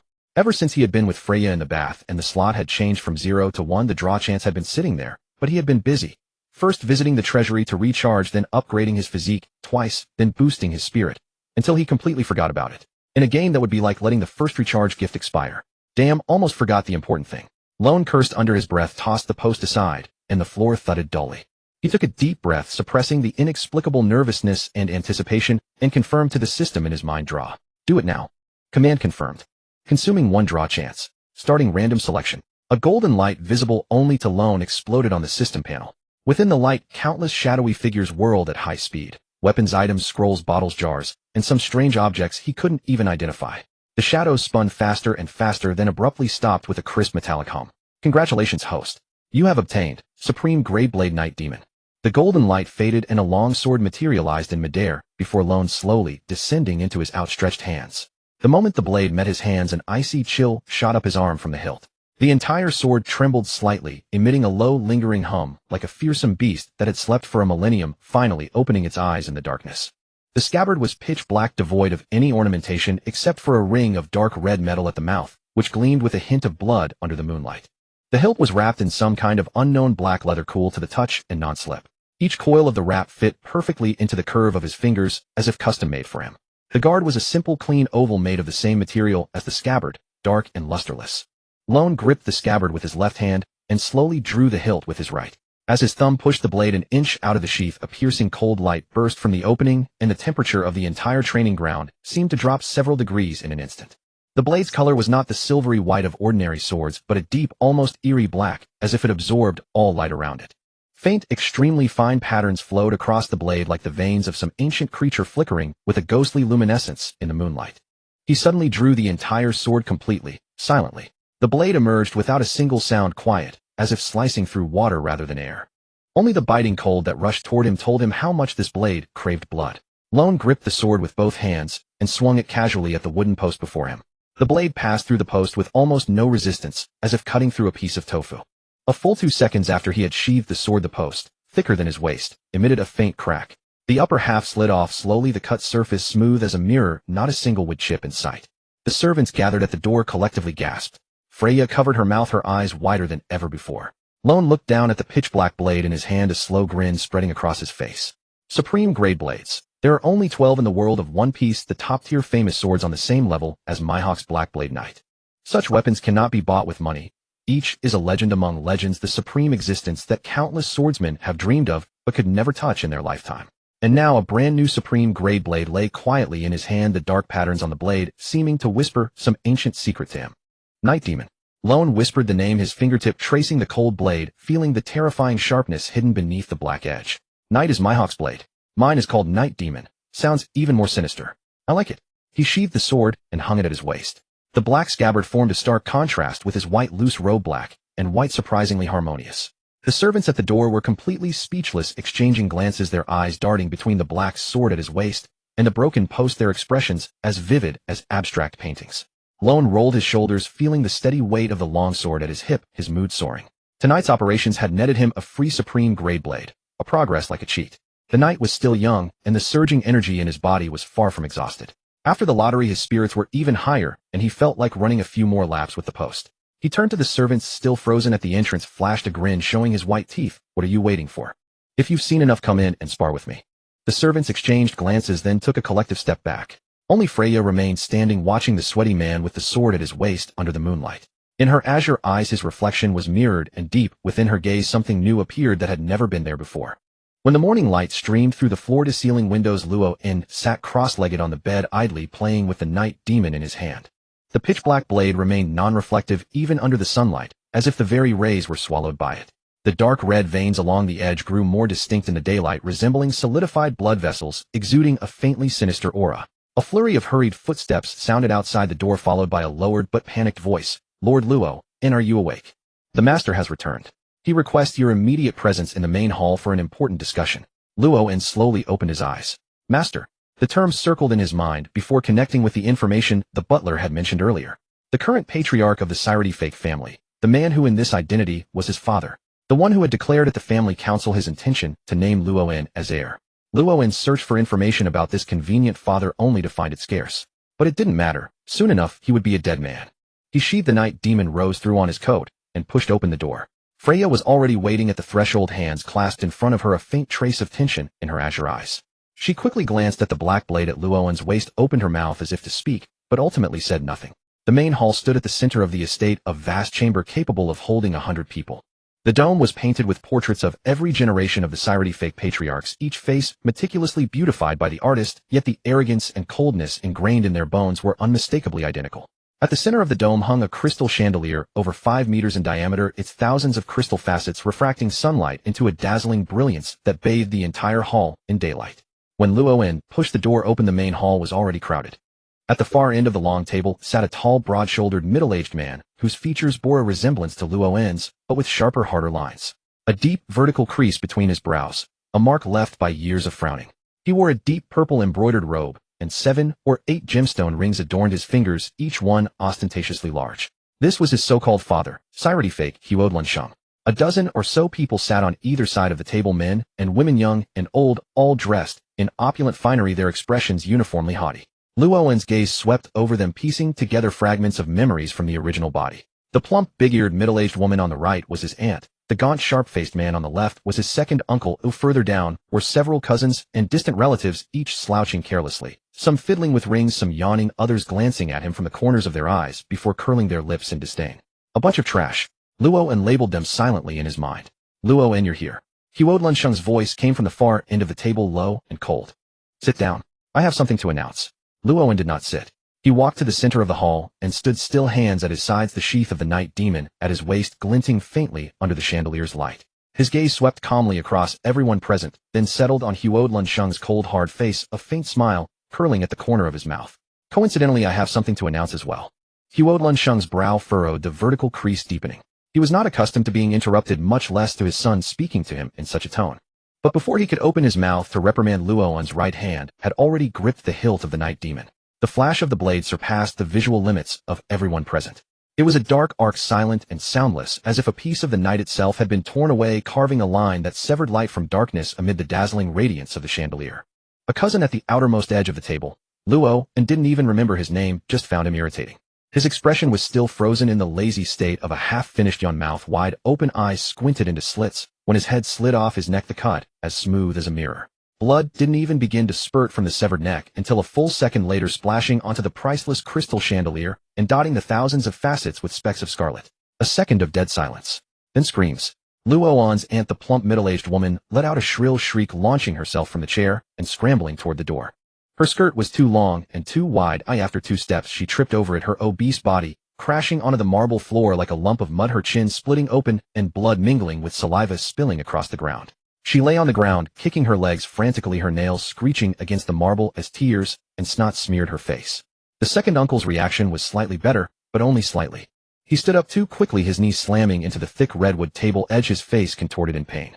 But he ignored the agony, pointing a trembling finger at Luo, in his lips quivering violently, before he finally managed to squeeze out a coherent sentence. You're insane. Guards, arrest this madman. The guards at the door had barely taken 2 steps inside, when Luo, without turning his head, swept the blade horizontally. The knife traced a visible band of darkness in the air, and the fierce blade pressure, like a tangible storm, swept through, shattering the 3-meter-tall carved door and its frame in a single blow. Splinters of wood and metal fragments poured out like a rainstorm, sending the guards who hadn't yet entered flying backward, crashing heavily into the opposite wall of the corridor, spitting blood and losing consciousness on the spot. The remaining guards froze in place, none daring to take another step forward. Luo rested the night demon on his shoulder. Blood trickled slowly along the dark blade, each drop hitting the marble floor with a distinct sound. He looked around at the relatives who had once been haughty and untouchable, now pale and trembling, his smile devoid of any warmth. Did I give you permission to move? His voice was not loud, but it clearly reached the ears of everyone present. Having reached the pinnacle of spiritual attributes, his words naturally carried an indescribable pressure, each syllable striking the listener's soul. Several weak-willed collateral members instantly collapsed to the floor, their legs giving way, faces ashen, pupils dilated, lips purple and breathing ragged. Luo Huo Lunsheng finally snapped out of his shock, slamming the table as he stood, the gemstone rings on his purple robe glinting wildly under the light. His face was livid, veins bulging on his forehead, his voice seething with suppressed fury. Do you have any idea what you're doing? You killed your cousin, your own flesh and blood. I know. Luo turned to face the so-called father, his gaze as calm as stagnant water. I killed my own cousin. And not just him. Everyone here today, not one will leave. You bastard. The second uncle, finally recovering from the knee pain, backed away while pulling a delicate golden pistol from his pocket, the dark muzzle aimed at Luo. His hand shook like a leaf in a storm, but his face twisted into a grimace of fear and venom. Who do you think you are? You're nothing but a waste. Everything you eat, wear, and use was given to you by the family. Do you really think that because the old man casually said he'd choose you as heir, the entire Sirity Fate clan is yours? Dream on. The second uncle grew more agitated, his fear gradually replaced by manic excitement, his index finger trembling violently on the trigger. I tell you, if it weren't for the old man's favoritism, a nobody like you wouldn't get a single hair from the family. We brothers have long discussed it. When the old man kicks the bucket, you'll be the first to die. A waste like you deserves. His wild laughter was cut short as Luo vanished from his spot. Everyone present only saw a blur, as if a white afterimage had passed through the air, and the next second Luo was already standing before the second uncle. Using the night demon on such a scum would be an insult to this supreme great blade. He simply reached out, his left hand, fingers spread, and casually clamped down on the second uncle's wrist, holding the golden pistol. Crack! A crisp, teeth-grinding sound of bone breaking exploded in the dead silence of the hall. The second uncle's wrist snapped like a dry twig in Luo's grip, the stark, white bone piercing through skin and muscle, blood and marrow dripping down between Luo's fingers. The golden pistol slipped from the second uncle's limp fingers, caught deftly by Luo An's right hand, which turned the muzzle toward the second uncle's forehead. The second uncle didn't even have time to scream. He stared at the white bone protruding from his wrist, his brain, yet to process the overwhelming pain, his eyes bulging as if they might pop out. His lips moved, trying to say something, perhaps a plea, a curse, a final dying oath. But Luoan gave him no chance. Bang! The gunshot echoed under the dome. A black charred hole appeared in the second uncle's forehead, and the back of his head burst into a spray of red mist. His body stiffened for half a second, then fell backward, hitting the marble floor with a dull thud. The sound of vomiting rose and fell in the main hall. Several family members gagged at the smell of blood, and one fainted outright, sliding off the chair onto the floor, twitching like a dead fish before lying still. Luoan tossed the golden pistol carelessly to the ground. The clatter of metal on marble was jarringly loud in the silence. He bent down, using the still warm fabric of the second uncle's clothes to carefully wipe the blood from his hands, then drew the night demon again. The dark blade looked even more sinister in the blood-soaked hall. I'll say it again. His gaze swept over the remaining people, the smile still fixed on his face, devoid of warmth. Everyone here today, not one will leave. The only difference is that some will die quickly and some will die slowly. The choice is yours. The next few minutes turned the main hall into a hell. Those relatives, once so arrogant, finally understood one thing: Luo, in whom they had mocked as useless, was not joking. Several younger cousins suddenly lunged in a desperate attempt, but before their hands could touch Luoan's clothes, the dark blade traced a perfect arc in the air. 3 heads flew up simultaneously, blood spraying in a fan shape onto the dome, adding a final splash of vivid color to the portraits of the patriarchs. Luoan's aunt lay on the ground, lifting her head with the last ounce of strength, her swollen face smeared with tears and snot, her trembling lips forming a final plea. Luoan, I'm your own aunt. I held you when you were a child. Oh, and when you held me, what did you whisper in my ear? Luoan crouched down, meeting her eyes, his tone flat. I. The aunt's face turned paler than a corpse in an instant. The night demon delivered a gentle thrust, ending her fear. 11 people, all fallen. From start to finish, no one had put up a real fight. Luoan walked to the main table. Huo Lunsheng still sat in the high-backed chair, but his face had turned from livid to deathly pale. His lips were pressed into a thin line, his hands gripping the armrests with white-knuckled force. He did not scream, curse, or attempt to flee or fight back. He simply watched in silence as his son slaughtered the entire family like cutting grass. You're calmer than I expected. Luoan stopped before him, looking down. Or do you think I won't kill you? Huo Lunsheng slowly raised his head, his gaze lingering on Luoan's face for a long moment. Then he made a move no one anticipated. He pulled a stack of documents from his chest, placed them on the table, and slid them gently toward Luoan. The first page bore the bold title Property Transfer Agreement, followed by a detailed list of all liquid assets and bank deposits of the Sirety fake family. His voice was eerily calm, almost as if he were making final arrangements. I can give you all of this. All the money, all the assets transferred to your name, not a cent left. I just want to ask you one question. Luoan raised an eyebrow. Ask. Huo Lunsheng looked into his eyes and asked word by word. When did you become like this? Today. Luoan answered curtly, then picked up the documents and quickly scanned them.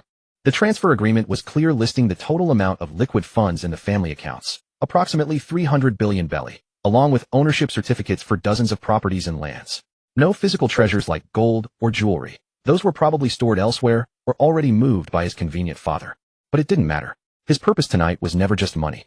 I want the money and I want your life. Huo Lunsheng was silent for a long time. In the hall, only the dripping of blood from the table to the floor and the gurgling of a dying family member in the distance could be heard. Then he slowly, almost imperceptibly shook his head. Luoan nodded, his expression blank. The night demon was drawn and sheathed in a motion so swift that the blade itself barely appeared, only a dark arc flashing in the air. Huo Lunsheng's body stiffened in the chair. 2 seconds later, a thin line of blood traced from his brow to his chin, then his face split open, and his body slowly slid sideways, crashing to the floor. The entire direct line of the Sirety fake family was thus extinguished. Luoan stood in the main hall for a while, the air thick with the heavy scent of blood mingling with the ornate incense and residual sandalwood from the furniture, forming a suffocating bizarre odor. The portraits of the patriarchs on the dome were spattered with specks of blood, the meticulously painted arrogant faces now stained with real gore and irony beyond words. He carefully folded the property transfer agreement and tucked it into his pocket, then walked to the entrance of the hall. Outside, a few guards who had survived lay prostrate, trembling. When they saw him emerge, they scrambled backward as if seeing a ghost. Fetch the butler. Luoan looked down at them, his tone commanding. Also notify all department heads to assemble in the main conference room in 20 minutes. Latecomers will face the consequences. The guards fled in panic. Within 5 minutes, the butler appeared at the main hall entrance. The old butler rushed over, and as soon as he stepped through the door, he froze. His gaze swept over the bodies strewn across the floor, then landed on Huo Lunsheng's fallen form at the far end of the table, and finally settled on the only figure still standing, Luoan. The old man's face cycled through at least 5 shades of emotion in seconds, shock, terror, disbelief, before settling behind his gold-rimmed glasses into a cold professional calm. He removed his glasses, wiped the fog from the lenses with his sleeve, put them back on, and bowed deeply to Luo-en. "My lord, you called for me." Luo-en leaned against the doorframe, his white robe stained with specks of blood, the sheath of the night demon at his waist glinting coldly in the daylight. He gestured at the corpses littering the hall, his tone so flat it sent a chill down the butler's spine. These people were killed by a pirate slave who broke free from his bonds. The pirate attacked in the night, slaughtered the master and all the family members present with extreme brutality. The butler blinked, saying nothing, waiting for Luo-en to continue. Luo-en's voice was unhurried. "Fortunately, I arrived in time and saw the pirate in the act. I fought with all my might and ultimately slew the pirate, avenging the entire family." He paused, turning his gaze to the butler. "Do you understand how to handle this?" The butler was silent for about 3 seconds. Then he bent down and picked up the golden pistol Luo-en had discarded. He turned it over, noting the blood and brain matter of the second uncle, but to an outsider it could be the weapon used by a pirate.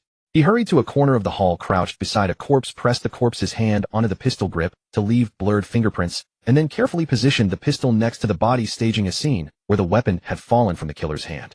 After finishing, he pulled a clean handkerchief from his pocket, meticulously wiped the blood from his own fingers, then walked to Luo-en and bowed deeply again. When he raised his head, the eyes behind the gold-rimmed glasses held not a trace of fear or hesitation, only shrewd, calculating cunning and a reckless loyalty. "Which pirate?" he asked succinctly. Luo-en thought for a moment. "Find one with a criminal record, preferably already on a wanted poster, and bring him here alive." "Understood." The butler's voice was crisp. "I'll have a suitable killer delivered within half an hour, along with all the traces of his escape arranged to perfection. I will also coordinate the guards' testimonies to ensure they align seamlessly with your account, leaving no loopholes." Luo-en patted the old butler on the shoulder, this time very lightly, but the weight of the gesture was understood by both. "I knew you could handle it." The news of the Slovak family massacre spread faster than the wind in Mary Geos. The next morning, the sky over the holy land of Mary Geos was a flawless azure, and sunlight poured down from the golden domes of the magnificent buildings, coating the entire city in a sacred and solemn radiance. On the long street before the Slovak residence, over a dozen golden palanquins bearing the crests of various noble families were parked in sequence. The emblems glittered in the morning light, each representing a distinguished surname among the world nobles. The celestial dragons, clad in resplendent robes, stepped out of their palanquins one by one. Their glass helmets reflected the light with a cold sheen, capturing the subtle expressions on their faces, a delicate blend of grief and schadenfreude. The main hall had been arranged into a temporary venue for mourning. According to the funeral customs of the celestial dragons, a portrait of the deceased should be placed at the center, but even that had not been prepared in time. Instead, a golden griffin banner of the Slovak family was hung in the seat of honor. Lorne stood before the banner, dressed in a pure white mourning robe with wide sleeves that fell to his knees. His face appeared exceptionally pale against the collar. Of course, this pallor was the result of his intentionally staying up the night before and carefully controlling his expression. He lowered his head slightly, his eyes rimmed with red, his lips pressed tightly together. He looked every bit a pitiful orphan, forcing himself to bear the pain of grief while receiving guests. "Lorne-sama, please accept my condolences." The first to enter was the elderly patriarch of the Zephyria family, a wizened, stooped, old celestial dragon. He leaned on a cane studded with precious gems, and its tapping against the floor tiles echoed with crisp, tock-tock sounds. He approached Lorne, extended a withered hand adorned with 5 rings, and patted Lorne on the shoulder with a lightness that suggested he feared tainting himself with misfortune. "That old fellow Holden was one of the most accomplished of our generation. I never imagined. Truly, fortunes are unpredictable." Lorne raised his head, the bloodshot in his eyes perfectly portraying the image of a grief-stricken son. His voice was hoarse and low, carrying a tremor that was just right. "Thank you for your concern, Patriarch Zephyria. My father. He died so horribly. I heard it was a pirate slave who broke free and did the deed." Another shrill voice cut in from the side. It belonged to a short, stout, middle-aged celestial dragon with a face as round as a steamed bun. He shook his head and clicked his tongue, his sympathy so fake that even the servants standing nearby could tell. "Your family slaves are simply too unruly. How can you keep such trash in the mansion? Look at our Campbell family. Every slave is fed the finest taming drugs. They're so obedient that if you tell them to die on their knees, they wouldn't dare to stand and live. Such mishaps never happen." Several young celestial dragons of his clan behind him joined in with a chorus of snickers, just loud enough for everyone present to hear. The butler stood 2 steps behind Lorne, his aged eyes behind the gold-rimmed spectacles narrowing slightly, and his hands clenched into fists unconsciously at his sides. But Lorne showed no sign of reaction. He simply lowered his head, even further, his shoulders trembling slightly, like a pitiful wretch who had been struck in a vulnerable spot, but had no strength to retort. "Uncle Campbell is right. It was my negligence." Lorne's voice even carried a hint of choked sob. "That pirate. Not only killed my father and all the elders, but also looted the family's treasure vault clean. All the gold, jewels, and cash were taken by him. Although I managed to slay him in the end, the property is all gone. As soon as these words were spoken, the atmosphere in the main hall underwent a subtle shift. The eyes of several celestial dragons lit up simultaneously like a school of sharks catching the scent of blood. Lorne caught these changes out of the corner of his eye and sneered inwardly, but on the surface he maintained the expression of utter grief, even raising his sleeve at the right moment to wipe away non-existent tears. Not even enough money for the burial. The old patriarch Zephyria's voice was filled with sympathy, but the sharp glint that flashed in his murky old eyes did not escape Lorne's notice. How can this be? Holden was a clan leader after all. He can't go without a proper funeral. If word gets out, the entire celestial dragon community will lose face. Yes, this is truly tragic. The stout Campbell family member echoed, his fat jowls quivering with each nod. So Lorne-sama, what do you plan to do? If you're short, your uncle here can lend you some. As for interest, we can always negotiate. Lorne took a deep breath as if making an extremely difficult decision. He slowly raised his head, his bloodshot eyes scanning everyone present. His voice trembled, but was unusually firm as he began to speak. Thank you all for your kindness. Though I am young, I know that the dignity of the celestial dragons must not be compromised. My father and family's funeral must be conducted with proper ceremony worthy of the surname Slovak. Therefore I have decided to sell off the family assets. The hall fell into stunned silence. All the assets except the current mansion to keep as a memento. The rest of the estates, shipyards, islands, shops, and collections. Everything will be sold. Lorne's voice grew louder, his expression shifting from grief to resolve, as if the image of a filial son willing to bankrupt himself to fulfill his filial duty shone brightly upon him.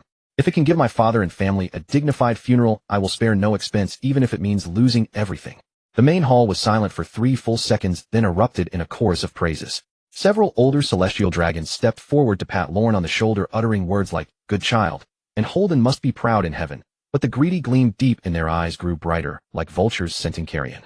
The butler stood behind Lorne watching this scene, his gaze behind the gold-rimmed spectacles dimming. He knew what Lorne was doing, and he knew what the celestial dragons crowding around were scheming.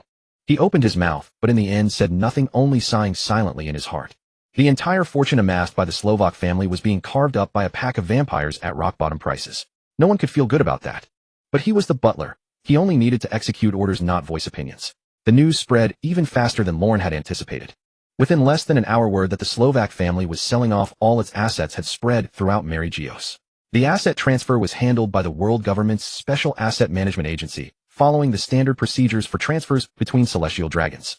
Lorne signed one transfer document after another, each stroke of the pen accompanied by just the right amount of hesitation and tremor, making the representatives of the families waiting to pick up the pieces feel even more certain that this was a bargain. The kid was so crushed by the blow that he didn't even know how to haggle. The final price was 200 billion berries. In Lorne's view, this price was ridiculously low. The gold and jewelry he had charged into the system from the treasure vault alone were worth over 150 billion, and the entire Slovak family's industrial scale was far larger than the mere contents of that vault. The butler had mentioned earlier that his personal assets alone amounted to nearly 150 billion, which was less than 1/10 of the entire family's wealth. In other words, the true value of the Slovak family was at least above 1 trillion. But in a special moment of a grief-stricken orphan in urgent need of cash, assets worth 2 trillion were jointly driven down to 200 billion by various buyers who thought they had gotten a tremendous bargain. Lorne-sama, the contract is signed. The money has been transferred to the account you specified. The official from the Asset Management Agency respectfully presented the final document to Lorne for his signature, then added eagerly, "Patriarch Zephyria and Patriarch Campbell asked me to tell you that once the funeral date is set, you must inform them. They will definitely attend in person to pay their respects." Lorne nodded, wiped the corner of his eye with the back of his hand, and said in a hoarse voice, "Thank you."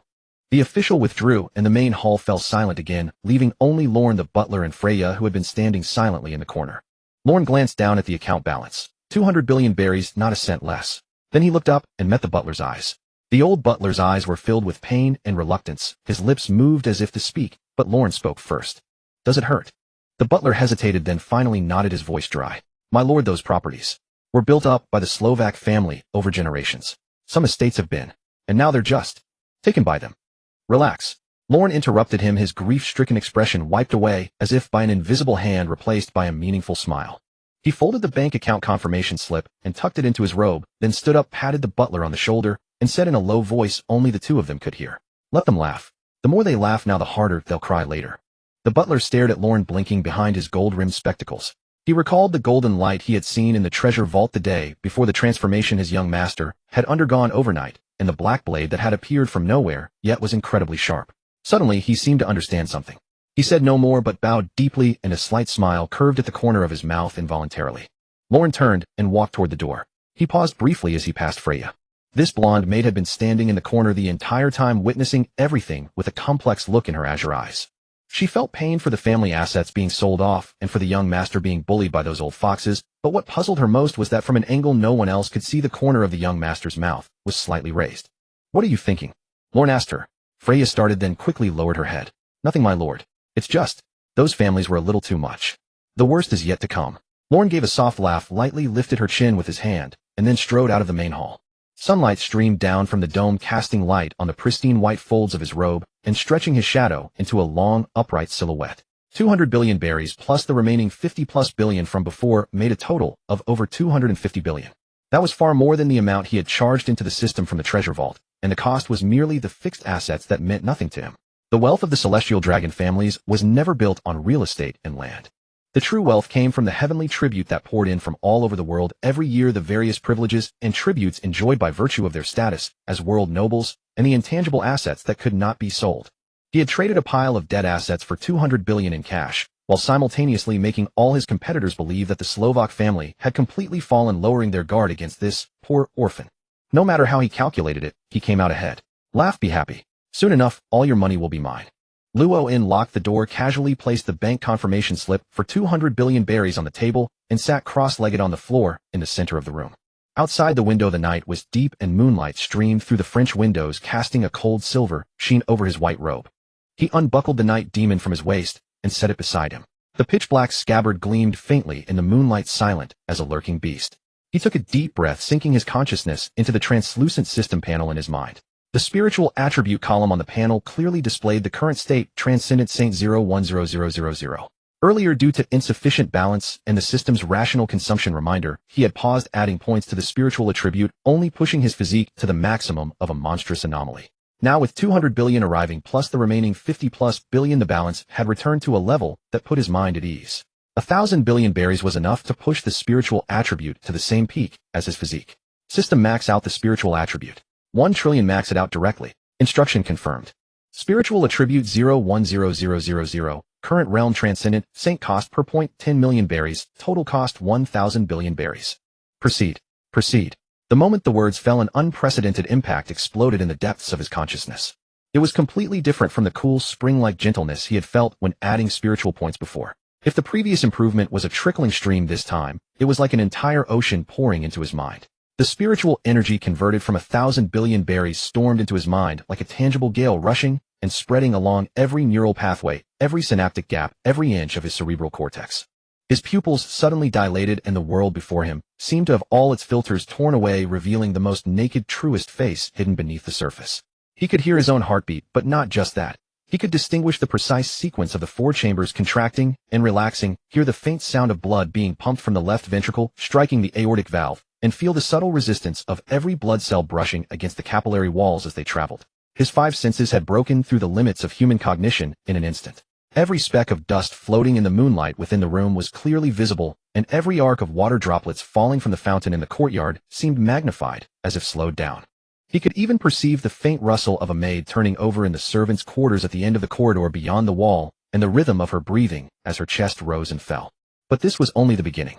When the spiritual energy broke through a critical threshold, Luo In felt his consciousness suddenly lifted by an invisible hand, breaking free from the body's constraints, looking down from the ceiling over the entire room, the entire mansion, the entire street. This sensation was fleeting, but the shock of that vision lingered long after. His brain's processing speed had far surpassed the realm of normal humans. Every thought from inception to conclusion took only a brief moment, and his thinking was as clear as a supercomputer that never crashed. Then a power he had never experienced before burst forth from the deepest part of his consciousness. It was a feeling beyond words, as if a shackle lying dormant in the depths of his soul had shattered under the raging tide of spiritual energy, and some innate, yet never awakened force surged out from the cracks, spreading wildly in all directions with his will. Luo In instinctively understood what this power was, because the moment it awakened, the entire world trembled before him. The walls of the room were covered with dense cracks, their surfaces pressed by countless invisible hands into cobweb-like patterns. The glass of the French windows let out a piercing shriek under the impact of his unconscious will. Though the entire pane barely held together, without shattering, its surface was already covered with fine cracks. Moonlight filtered through the fractured glass, casting chaotic and eerie shadows on the floor. For a moment, the surface of the fountain in the courtyard suddenly stopped rippling. The entire pool of water was as still as a mirror pressed down by an invisible giant hand, and it remained that way for a full 2 seconds before returning to flow. The ancient tree in the yard shook violently in the absence of wind, and a large number of leaves rustled down from the canopy, as if swept by an invisible storm. Chaos erupted throughout the mansion. A series of muffled thuds echoed in the corridors, the sound of servants on night duty losing consciousness without warning, their bodies collapsing softly to the ground. The nearest was Freya, who was turning the corner of the corridor with a tray bringing Luo in a late-night snack. The moment the power swept over her, her sapphire blue eyes widened suddenly, her pupils contracted violently, and then she crumpled silently like a puppet with cut strings. The tray slipped from her loosened fingers, and the teacup and saucer rolled a few times on the carpet, producing a series of dull thuds. In the last moment before losing consciousness, her face still held a trace of confusion and bewilderment, as if she had no idea what had happened.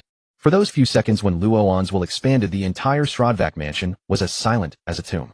Every servant, guard, and menial worker without exception had fallen into a brief coma. Luoan slowly opened his eyes and looked down at his hands. He could feel the power still surging within him like a newly awakened beast testing its claws. He clenched his fist, and the power immediately retracted in accordance with his will, docilely lurking in the depths of his consciousness, waiting for the next summons. He released his fist, and the power spread outward by another inch, creating a visible ripple in the air around him. Supreme King's Haki. Luoan's lips curled into a smile, eventually settling into an expression of near ecstatic joy. This was definitely the biggest surprise of the night. He had spent 1,000 billion to boost his spiritual attribute purely to match his physique and avoid having a weak link hold him back. As for the Supreme King's Haki, a kingly quality found in 1 in a million, he had never even dreamed of awakening it at this time. Supreme King's Haki, which appears in only 1 in a million people, is possessed by only a handful of individuals in the entire world of One Piece. And now this innate kingly mark had been imprinted on his soul, maxing out the spiritual attribute and awakening Supreme King's Haki as a bonus. This 1,000 billion was worth more than even the physique. Luoan muttered to himself, his voice barely containing an excitement that echoed in the quiet room. He took a deep breath to calm himself, then refocused his attention on the system panel in his mind. After this all-around massive enhancement, the information on the panel had undergone earth-shattering changes. Host Luoan. Physique Realm Monstrous Anomaly. Physique 100, 001, 0000. Trait Infinite Regeneration. Spiritual Realm Transcendent Saint. Spiritual 100, 001, 0000. Physical Techniques None. Martial Skills None. Supreme King's Haki 0100. Armament Haki None. Observation Haki None. Devil Fruit Ability None. Special Ability Infinite Regeneration. Card Slots 0. Weapon Supreme Great Blade Night Demon. Current balance 153. 2 billion berries. Luoan's eyes scanned each line of data on the panel, silently calculating in his mind. Physique maxed, spiritual maxed. Both core attributes had been pushed to the limit of the current realm. The Infinite Regeneration trait granted him a nearly immortal body, and the awakening of Supreme King's Haki completed the final piece of his mental attack arsenal. The Supreme Great Blade Knight Demon hung at his waist, giving him the qualification to face top-tier swordsmen. The balance remained over 150 billion, so he wouldn't need to worry about money in the short term. But the glaring none entries on the panel also reminded him that the Supreme King's Haki had just awakened, with its level at 0100 is still far from being able to use it skillfully.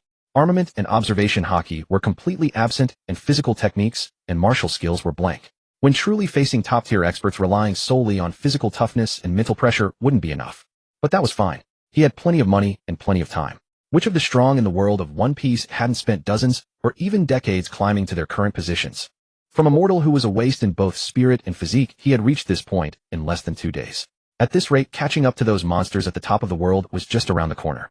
Luoan stood up from the floor and brushed off the non-existent dust on his robe. When he walked to the window, he saw the servants lying scattered in the courtyard and the shattered teapot and unconscious Freya at the corner of the corridor. He touched his nose, a rare hint of guilt flickering across his face. The first awakening of Supreme King's Haki had been hard to control, in range effectively clearing his own mansion. He pushed open the door, walked over to Freya, and crouched down, reaching out to check her breathing. Steady breathing, normal pulse. She should wake up on her own in a while. He gently lifted her horizontally and placed her on the soft couch beside the corridor. Then he stood up and stretched lazily in the empty corridor. Moonlight streamed in through the window at the end of the corridor, casting a long, elongated shadow of him on the floor. The night demon at his waist flashed a glint of dark light in the moonlight, as if silently congratulating its master on taking the final step toward the pinnacle. When Loren settled back onto the floor, the servants he had unintentionally knocked unconscious with his outburst still hadn't stirred. The moonlight remained cold and clear. The water in the courtyard fountain had resumed its flow, leaving only the spiderweb-like cracks on the walls and the fractured glass panes as silent witnesses to what had just transpired.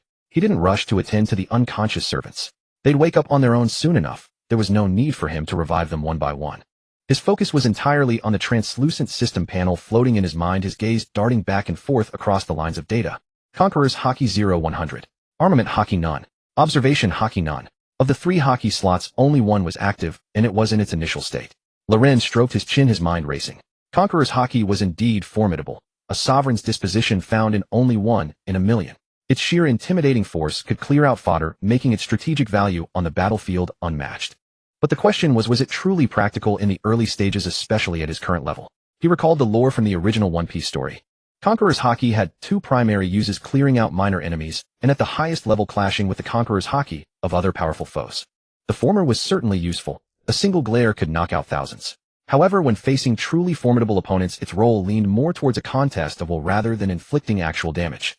After all, the monsters who truly dominated the New World had all honed their armament Hockey to its absolute limits.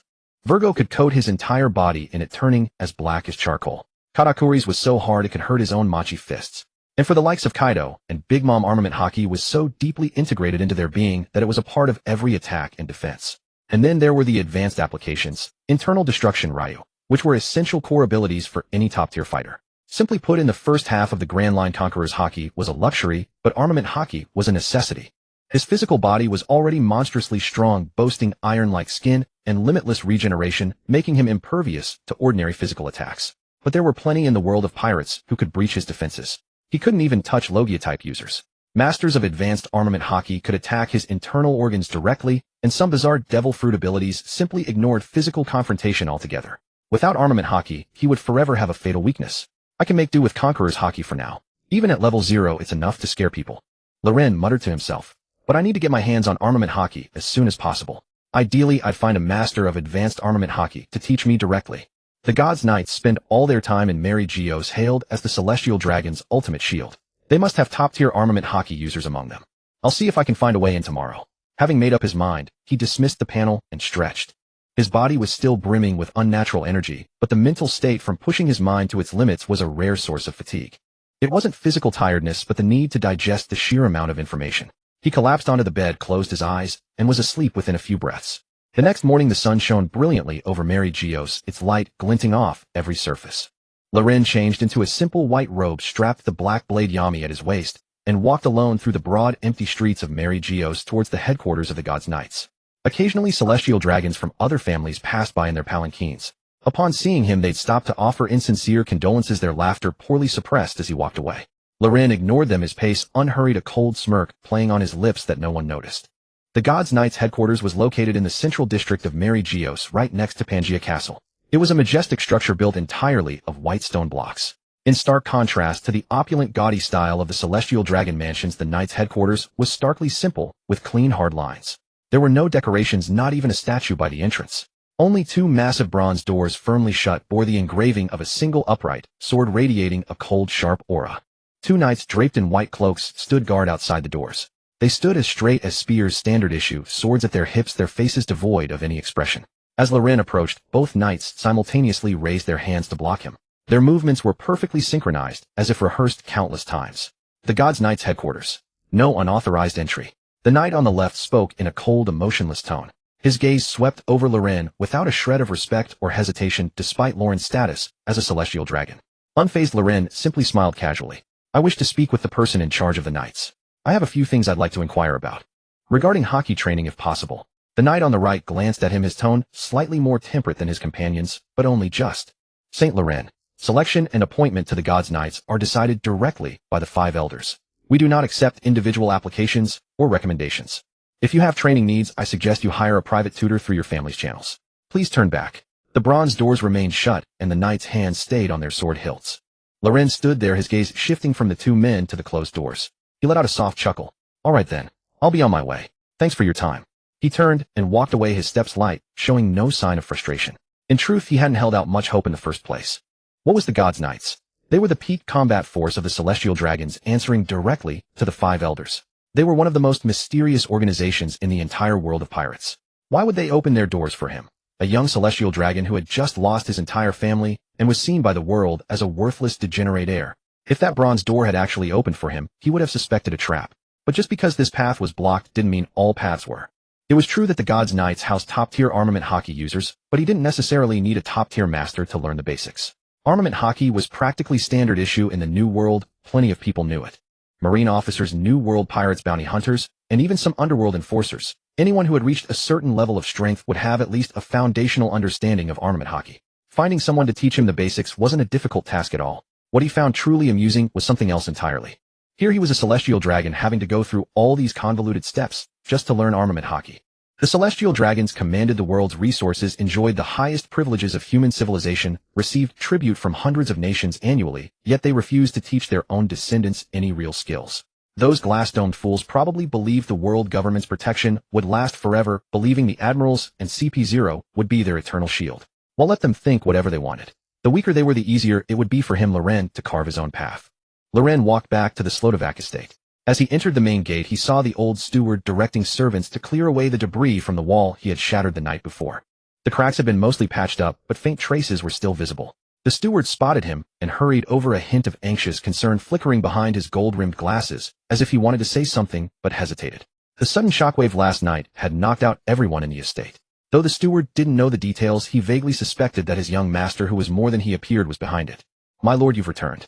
The steward bowed and lowered his voice. "What about the God's Knights? They wouldn't even let me in." Loren waved his hand dismissively, his tone as casual as if he'd been refused a drink at a convenience store. "But it's fine. I wasn't counting on them anyway. Steward, I need you to do something for me. Go to the slave market and find a slave who knows armament hockey." The steward blinked, his eyes wide behind his glasses. A slave who knew armament hockey. In all his years, he had never heard such a request. Typically, celestial dragons bought slaves for their looks or physique, a fishman or giant as a status symbol, a beautiful woman as a plaything, a strong man as a gladiator. He had never heard of a celestial dragon wanting to buy a hockey user as a slave. While hockey wasn't exactly rare in the New World, those who possessed it had at least some degree of strength, and very few of them ended up as slaves. Besides, armament hockey was a combat skill. What would they even use it for? It wasn't like they would hire a sparring partner. Suddenly, the old steward recalled the image of the young master on the training ground, drenched in sweat and carrying a heavy wooden post. He remembered the treasures in the vault that had vanished in a flash of golden light. He remembered the jet black blade that had materialized out of thin air, impossibly sharp. And then he asked no more questions. He simply bowed deeply once more. "Understood, my lord. I will see to it immediately." Users of armament hockey aren't uncommon in the New World. We should be able to find one among the pirates captured by the Marines or sold in the black market. It might take some time to find the right one. I will have an answer for you by tonight at the latest. No rush. Take your time, find someone reliable. Loren clapped him on the shoulder and turned towards his room. "Oh, and one more thing. Find a pirate. Don't get a former Marine or a bounty hunter. Pirates have harder mouths and tougher spines. It'll be more of a challenge to break them in." The butler's efficiency surpassed Loren's expectations. As the last rays of the setting sun faded from the sky, the old butler stood outside Loren's chamber and knocked gently upon the door. "My lord, the man you requested has been found." Loren opened the door and followed the butler down the corridor, heading towards the underground prison at the rear of the estate. The cell, originally meant for punishing errant slaves, was cold and damp. Sturdy iron rings and chains were embedded in the walls, and the air was thick with the faint mingled scent of rust and old blood. As Loren descended the stone steps, his gaze immediately fell upon the figure chained in the corner. It was a burly, middle-aged man with a wild mane of black hair cascading over his shoulders. His face was fleshy and brutal, bisected by a vicious scar that ran from his left eye to his jaw, leaving that eye perpetually half closed. His bare torso was a canvas of overlapping scars and tattoos, his muscles as hard as granite. Thick sea-stone shackles bound his wrists and ankles, their chains secured to iron rings in the wall. Even bound and immobile, the fierce aura radiating from his crouched form was enough to keep anyone at a distance. The butler reported in a low voice, "Originally had a bounty of 170 million berries. He's from the New World, was captured on the Sabati archipelago, and sold here to Mary Geos. He's confirmed to know armament hockey, but the seller said his skill is rudimentary, barely having just grasped it and unable to harden his entire body. However, he's fiercely stubborn. He's bitten 3 previous owners and was finally sold off at a low price." Loren nodded and stepped into the cell. Hearing the footsteps, the pirate slowly raised his head. His single eye gleamed with a beastly ferocity in the dim light, and a mocking smirk twisted his lips. "Another little brat. What, your pathetic relatives haven't had enough of my teeth yet?" He was clearly unaware of what had happened to the Shrodfark family, assuming the young man in white was just another arrogant celestial dragon here for amusement. Loren wore no glass bubble, nor the ostentatious robes typical of his station. He did indeed look different from an ordinary celestial dragon. Ignoring the pirate's taunt, Lorne stopped 3 steps away, looking down at the scarred giant. His tone was as casual as if he were discussing the weather. You know armament hockey. None of your damn business. The pirate spat out his single eye filled with disdain. Lorne let out a soft laugh. His right hand rested on the hilt of the night demon at his waist. With a gentle push of his thumb, he unsheathed the blade by an inch. A dark flash of sword light flickered in the dim cell, and in the same instant the 4 seastone chains binding the pirate were cleanly severed. The cut ends were as smooth as a mirror without even a harsh metallic screech. The pirate remained frozen, staring at the iron rings still around his wrists and ankles, then at the black blade at the young man's waist that could even cut seastone. He involuntarily swallowed.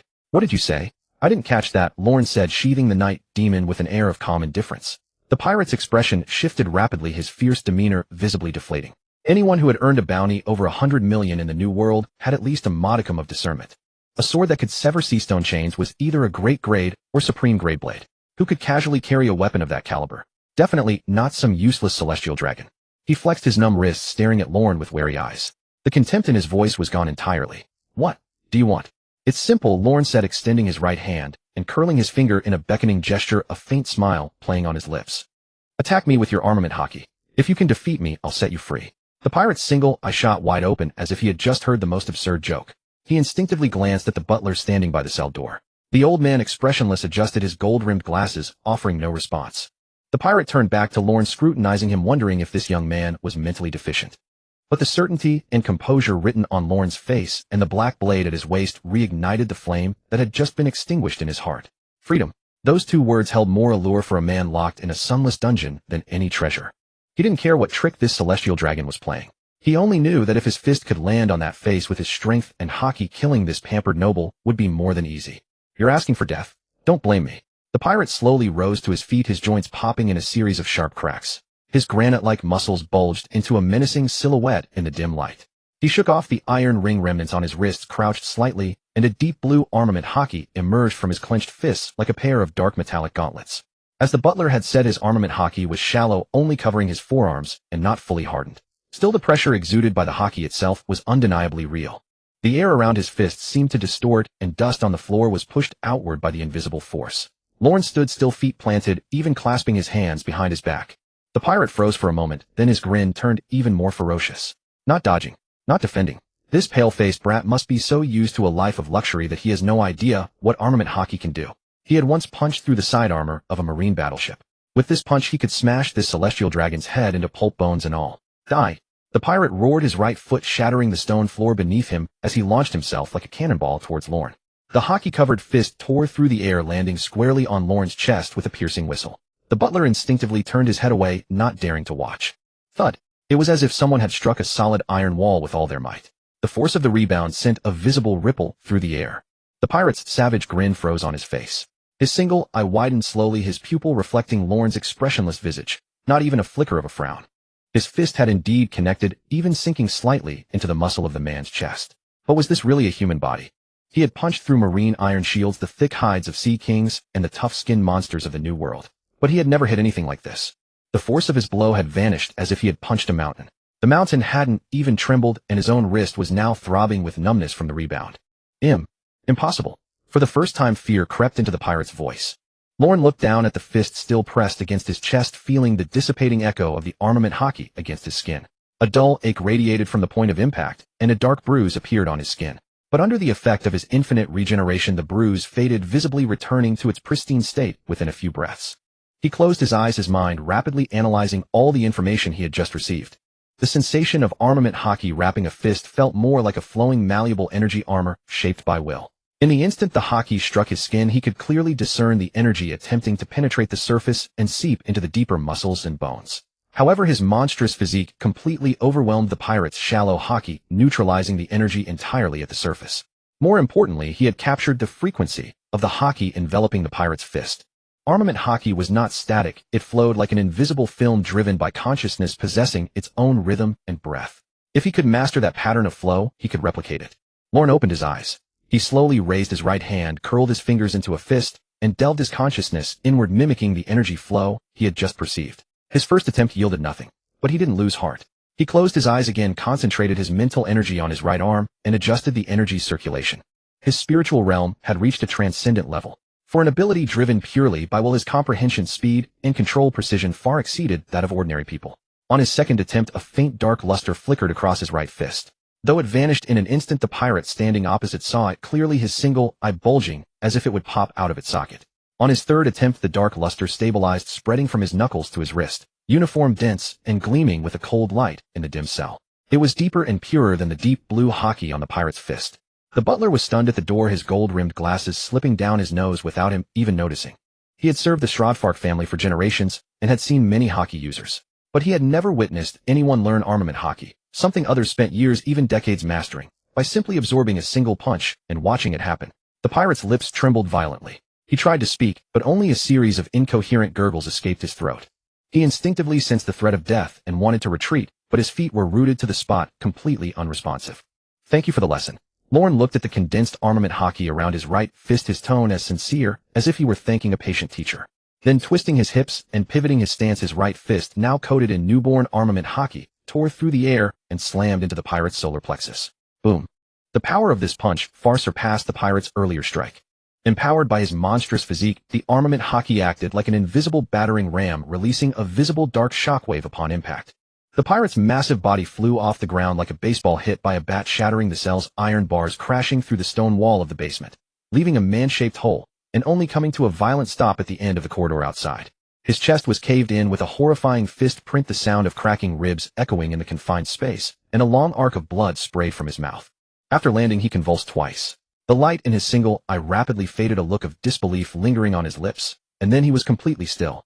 Silence reigned in the cell for a full 3 seconds. Debris from the broken stone wall pattered down, the twisted remains of the iron gate hung crookedly from its frame, and the air filled with the pungent smell of stone dust and blood.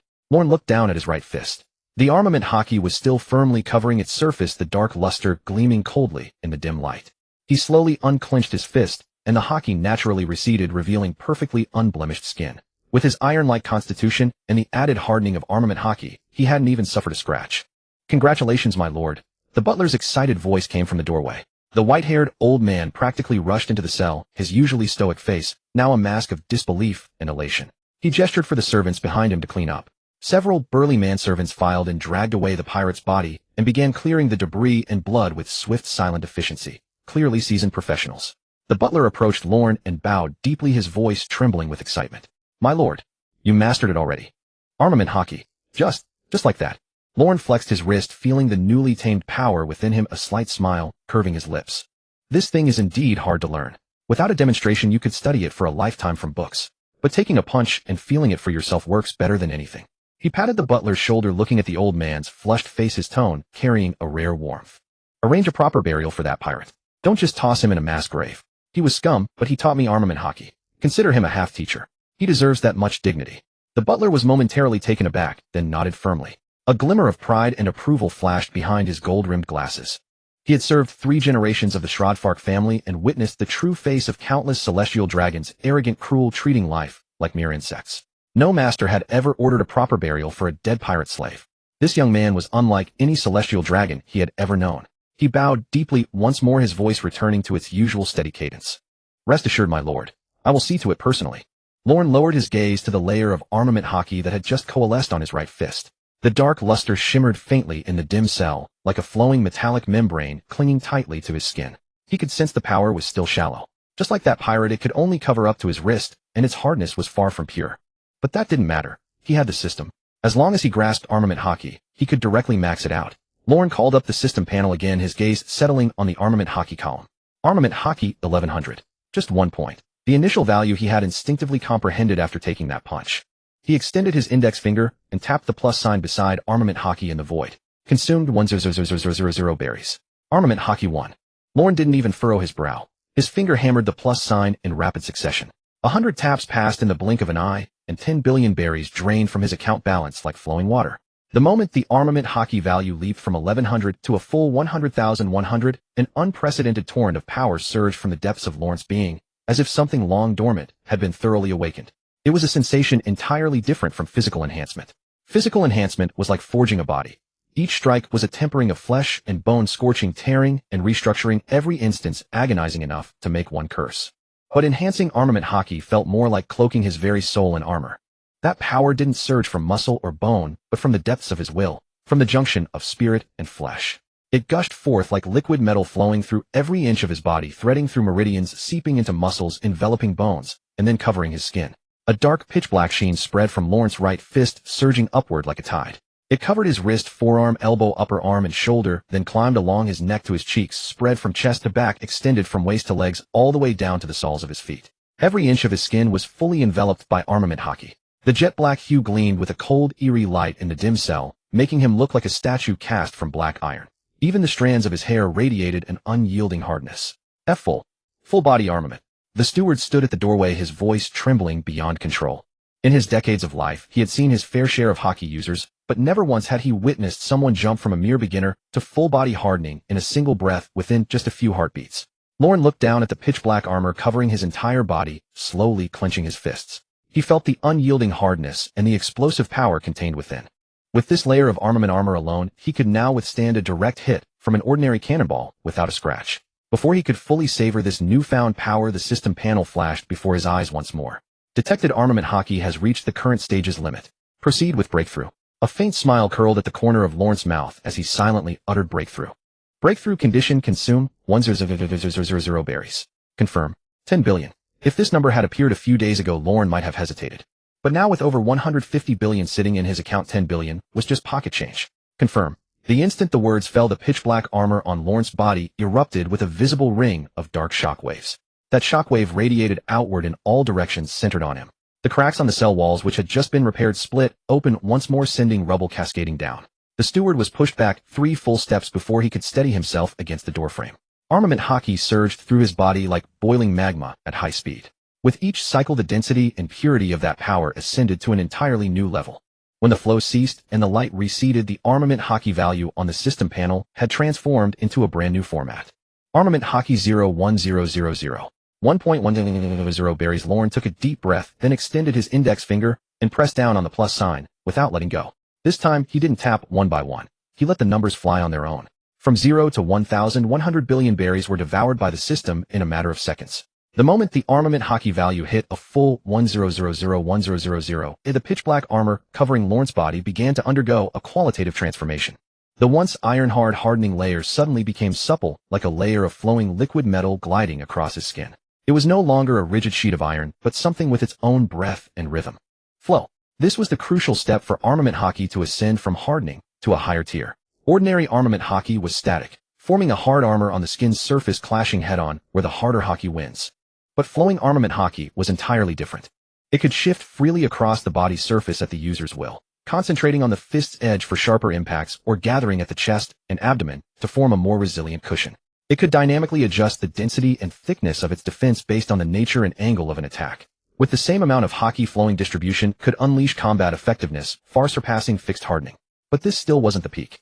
Lorne slowly raised his right fist, concentrating all the flowing armament haki onto the edge of his knuckles. That layer of pitch-black liquid metal spun, compressed, and condensed at high speed on his fist. Its density grew, its luster darkened, until finally a film as thin as a cicada's wing, yet as deep as an abyss, formed on the surface. A faint dark crimson membrane. That membrane looked far thinner than his previous full-body hardening, and its color was lighter, yet the energy density it contained was on an entirely different scale. He casually waved his hand. His fist touched nothing, but the air around its edge was torn apart by that invisible force, letting out a sharp, piercing crack. The steward, watching from the doorway, felt his legs give way as he slumped against the frame, lips trembling, unable to utter a word. Lorne knew exactly what that dark crimson membrane signified. He had seen this light countless times in the original story. In the Wano Country arc, Luffy had mastered the highest tier of armament haki in Udon Prison. The ability to strike without contact, forcing haki into the opponent's body to destroy it from within. Raiwo. The power he now wielded was enough to strike the physical forms of Logia users and to shatter Kaido's so-called invincible dragon scales. But it still wasn't enough. Lorne didn't stop. He wanted to surge straight to the summit. He called up the system panel, once more tapping the plus sign beside armament haki, ready to break through again. However, this time, instead of a numerical increase, a cold red warning box popped up after he pressed the plus sign. Breakthrough failed. Current physique level is insufficient to sustain a higher grade of armament haki. Please enhance your physique before attempting to break through armament haki again. Lorne's finger froze midair. He blinked, then shook his head with a wry laugh. He looked down at his fist, which glowed with that faint crimson light, and couldn't help but curse under his breath. Damn it, the body's not tough enough again. If the physique isn't strong enough, it can't withstand the circulation of higher-tier armament hockey within. It's like an engine. No matter how much horsepower it has, if the cylinder block can't keep up, one stomp on the accelerator will blow it apart. He was that engine right now. Fortunately, he still had over 40 billion berries left. And once his physique was stacked up, not only could armament hockey continue breaking through, but his own abilities would rise with the tide. A comprehensive boost. By then, never mind Raiwo. Even something even more advanced this body of his could handle it. My lord, are you alright? Did something go wrong just now? The old steward's voice came from the doorway, laced with undisguised anxiety. He had seen Lawrence suddenly stop his movements, stare blankly at the void for a long while, and even curse. He feared something had gone awry with the training. Lawrence snapped back to reality, turned to look at the steward clutching the doorframe with a tense expression, and chuckled, waving a hand. It's nothing, just ran out of money. After instructing the servants to clean up the scene, the steward did not immediately withdraw. Instead, he stood by Roran's side, rubbing his hands together as if hesitating to speak. Roran was looking down at his right fist, clenching and unclenching it repeatedly, savoring the effortless control he felt as the armament hockey circulated within his body. Catching a glimpse of the old steward's hesitant demeanor from the corner of his eye, he casually asked a question. Something else. My lord, there is a matter I am uncertain whether to raise. The steward adjusted his gold-rimmed spectacles and lowered his voice. Today, while I was at the slave market scouting for suitable candidates for you, I passed by the main thoroughfare of Marigeos. I noticed many members of other families packing their belongings. A long line of palanquins was formed with servants bustling in and out carrying boxes. It was quite a spectacle. It seemed that quite a few families were preparing to depart together. Roran paused his movements, raising an eyebrow. The celestial dragons mobilizing en masse. That wasn't a common sight. Even a single celestial dragon going out was usually a monumental event. Roads cleared, streets sealed, escorts flanking them front and back. They made sure the whole world knew the world nobles had arrived. For several families to be packing simultaneously meant either something major had happened at the Holy Land requiring a collective evacuation, or some grand event was drawing these arrogant figures away. The former seemed unlikely. If something had truly happened at Marigeos, he would have caught wind of it by now. That left only the latter possibility. The celestial dragons heading out together. Don't tell me there's another celestial dragon tournament. Roran stroked his chin, his tone laced with a hint of mockery. Even as he spoke, his mind was already racing through the various possibilities. The celestial dragon tournament was mentioned in the original story, held every few years on a neutral island where celestial dragons gathered to compete over whose slaves were more formidable. In essence, it was a bloody gladiatorial spectacle. But if it were the tournament, as the current sole head of the Slodvak family, he should have received a notification. This old servant is not certain either, but judging by their manner, they do indeed appear to be heading off to some grand gathering. The steward answered truthfully. Go find out. See where these people are headed and what they're up to. The more detailed, the better. Understood, my lord. I shall see to it immediately. The steward bowed and quickly retreated. The cell fell silent, leaving Roran alone. He didn't rush to leave. Standing still, he refocused his attention on his right fist. The dark armament hockey surfaced once more, evenly coating his knuckles and forearm, casting a cold, faint sheen in the dim light. His armament hockey had only just awakened, but that didn't diminish his keen interest in this power. Especially one crucial advanced technique within armament hockey. Raiwo. Raiwo, or advanced armament hockey, was fundamentally different from ordinary armament hardening. Ordinary armament hockey coated the body's surface in a layer of hard armor, offensive and defensive in one, simple and brutal. Raiwo, however, involved making the hockey flow, wrapping it around the body or weapon like an invisible cloak of energy, and crucially projecting that hockey into the target's interior to cause destruction. This ability for internal destruction was the true key to harming monsters like Kaido. Roran closed his eyes, concentrating his mental energy on his right fist, and began attempting to make the stable layer of hockey on his knuckles flow. His transcendent mental prowess granted him perception and control far beyond ordinary men. He could clearly sense the path of the hockey surging within him and feel the slight tingling sensation as it enveloped his skin. Making the hockey flow wasn't difficult. All he had to do was relax his rigid control over it, and it would naturally spread along the surface of his skin. But the true difficulty lay in maintaining sufficient density and penetrative force while it flowed, enabling it to permeate the target's interior. Roran walked over to the only remaining intact stone wall in the cell. Taking a deep breath, he formed a blade with his right hand, fingers pressed together, and wrapped the flowing hockey around the edge of his palm. He pushed gently against the stone wall. His palm rested flat against the cold surface, exerting no force, simply allowing the hockey to seep forward from his palm. A few seconds later, the wall surface remained perfectly intact. But as he withdrew his hand, an extremely faint cracking sound echoed from within the wall, as if some pebbles had been crushed inside. A slight smile tugged at Roran's lips. It was working, but still very shallow. A true master of Raiwo could strike the front of a wall and shatter the back, whereas he could currently only penetrate a few centimeters in. That was only to be expected, though. He had only learned armament hockey less than an hour ago, Being able to project the hockey outward at all was already thanks to his transcendent mental strength. Roran was in no rush. He repeated the motion over and over, each time adjusting the force and angle slightly, feeling the subtle shifts in the hockey's flow through his palm. Gradually, the cracking sounds from within the wall grew deeper and more frequent. When he placed his palm against it for the 50th time, a few chunks of rubble finally fell from the wall's rear face. Though still far from true internal destruction, he had at least found the threshold. Just as Roran was deeply engrossed in his training, the steward's footsteps echoed from the end of the corridor, noticeably hastier than when he had left. The old steward pushed open the cell door. A fine sheen of sweat dotted his forehead, but his eyes behind the gold-rimmed spectacles were blazing with an unmistakable excitement, his face barely containing his fervor. "My lord, I've found out." The steward's voice was half a pitch higher than usual, clearly stirred by the news. "It's not the Celestial Dragon Tournament. It's an invitation from the Golden Emperor. Tesoro. Guild Tesoro, the Golden Emperor. He sent a batch of invitations to Mary Geos, inviting the various Celestial Dragon families to his Golden Entertainment City, Grand Tesoro, for a grand entertainment gala. Apparently, the entire city has been redecorated specifically to host the world nobles. The scale is immense. Invitations were only sent to Celestial Dragons and high-ranking world government officials. Several families have already set off, and the rest are leaving within the next day or two. The Golden Entertainment City." Those 4 words were like a spark landing in a pile of dry tinder. Roran's eyes lit up instantly. Grand Tesoro, the greatest golden metropolis in the world of pirates. The entire city was a colossal entertainment ship crafted from gold. From the ground to the ceilings, from the streets to the palaces, gold was everywhere. The Golden Emperor Tesoro, a devil fruit user who had consumed the gold fruit, wielded absolute mastery over gold. The wealth he had amassed was among the most prodigious in the entire pirate world. For others, that place was a den of dissipation. But for Roran, it was a mountain of gold simply waiting for him to haul it away. His system's top-up feature directly converted gold at market value into berries. And what did Grand Tesoro have in absolute abundance? Fucking gold. Last time he had converted all the gold, silver, and jewels from his own vault, netting him 152 billion. Grand Tesoro's gold reserves and circulating gold by conservative estimates started in the trillions.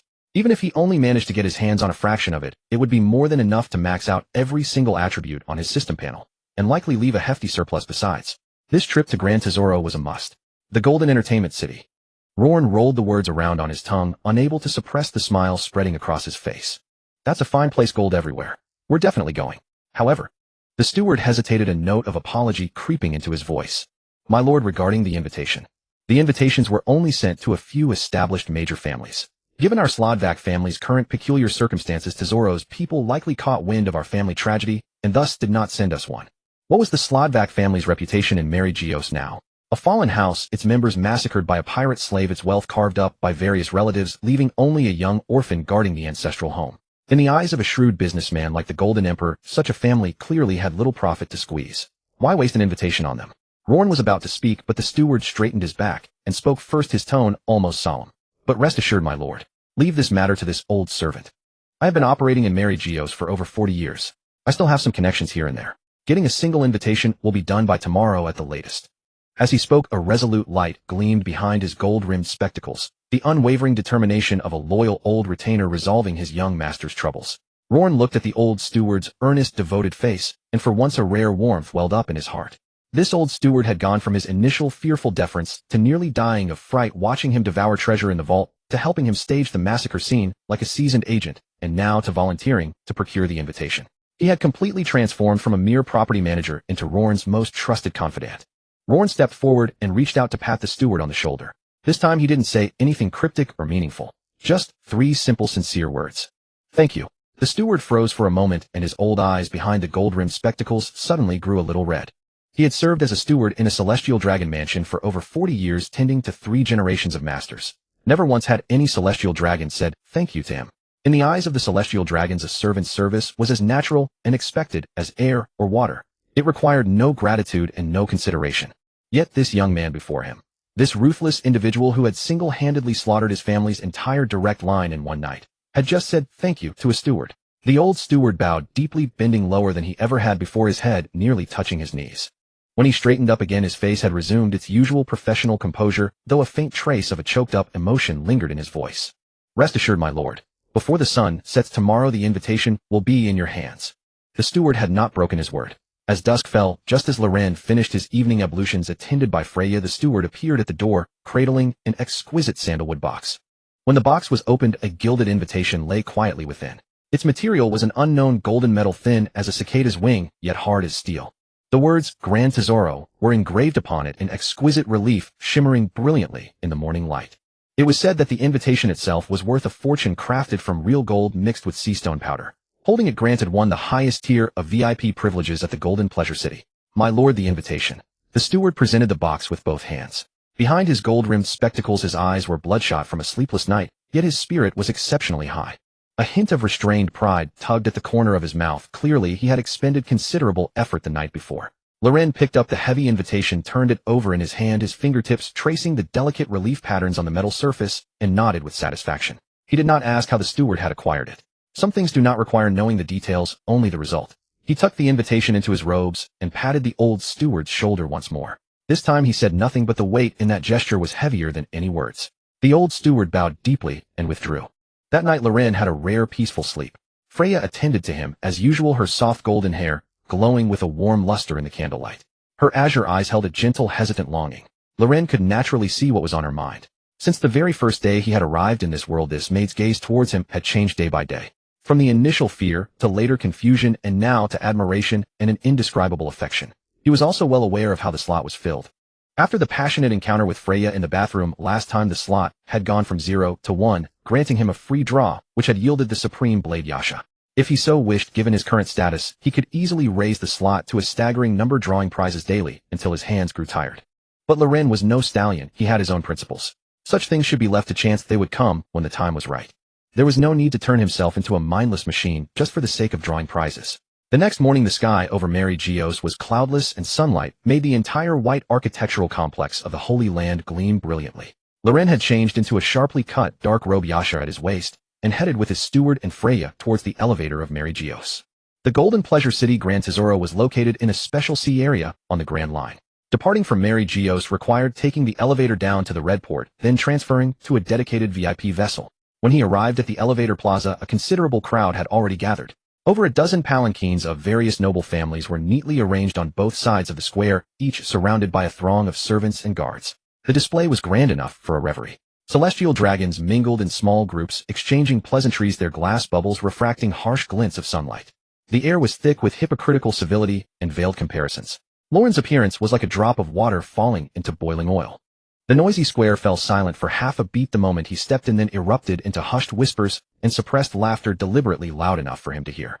"Oh, isn't that the Slavdak boy? What's he doing here? Tesserol really doesn't discriminate, sending invitations to just anyone. Inviting a jinx who just lost his whole family. Isn't he afraid of bad luck?" The speaker was a middle-aged celestial dragon with a sharp rat-like face, lounging in a palanquin, studded with rubies, one leg crossed over the other. A supremely punchable sneer was plastered on his face beneath the glass bubble. Loren recognized him from the fragmented memories of his predecessor. Bashir Campbell, the second son of the Campbell family. When the Slavdak assets were being liquidated, this bastard had swindled one of his private islands for less than 30% of its market value. He had been grinning ear to ear back then, and now seeing Loren, his smugness knew no bounds. "So Loren-sama, still have money to play at the Pleasure City? I heard you sold off everything you could from the family estate. You're not down to just your ship fare, are you? When you get inside, are you going to be stuck in a corner watching others play?" "Ha ha ha." Another celestial dragon chimed in with laughter, and a wave of jeering laughter rippled through the crowd. Several of the younger celestial dragons openly looked Loren up and down with disdain, as if observing a beggar who had wandered into an exclusive high society gala. Loren stopped slowly, turning to face Bashir. His movements were unhurried, his gaze as calm as a stagnant pool, a faint smile even playing at the corner of his lips. But there was no warmth in that smile. It was like a blade still sheathed. "Is that so? Even with my family gone, I'm not someone trash like you can mock." His voice was not loud, but every word was crystal clear to everyone present. The laughter in the square was cut off as if by an invisible hand, and the air abruptly solidified. Bashir's face instantly flushed a deep livid red. He shot up from his palanquin, his fingers shaking as he pointed at Loren. His voice cracked shrill and piercing. "Why you? What did you say? Say it again. You a stray dog dare to call me trash?" He whipped his head around to the burly slave beside him, who stood over 2.5 meters tall, fury blazing in his eyes. "You? Get him. Beat this ungrateful wretch into the ground. Beat him senseless. I'll take responsibility if he dies." The moment the slave heard the command, his body went rigid. He was a hulking brute built like an iron tower, muscles knotted all over, a slave brand tattooed on his bald head. A shock collar that could be detonated at any moment was locked around his neck. In terms of size and strength, he could crush an ordinary celestial dragon skull with one hand. But now this colossus was rooted to the spot, his face alternating between pale and red beads of sweat the size of beans rolling down his bald pate. His lips trembled violently, his gaze darting between Bashir and Loren, yet he couldn't take a single step forward. Attack Loren. Loren was a celestial dragon. If a slave laid a hand on a celestial dragon, regardless of whether it was on the master's orders, the only outcome was death. And not just death, but a fate worse than death, execution and public torture until the very end, and possibly dragging everyone connected to him down to the grave as well. But if he didn't fight, disobeying his master's command was also a death sentence, with the shock collar around his neck ready to be triggered at any moment. Fight and die, or don't fight and die. This giant of a man felt true despair for the first time in his life. He stood frozen, his massive frame trembling slightly, his lips moving soundlessly for a long time, before finally forcing out a few incoherent syllables. A master. He is a celestial dragon. Loren watched the scene unfold, a cold sneer escaping his lips. He moved. A single look. He turned to face the still raging Bashir directly, and his transcendent saint-level spiritual power suddenly coalesced deep within his consciousness. Conqueror's haki, like an invisible colossal hammer, smashed out from his will.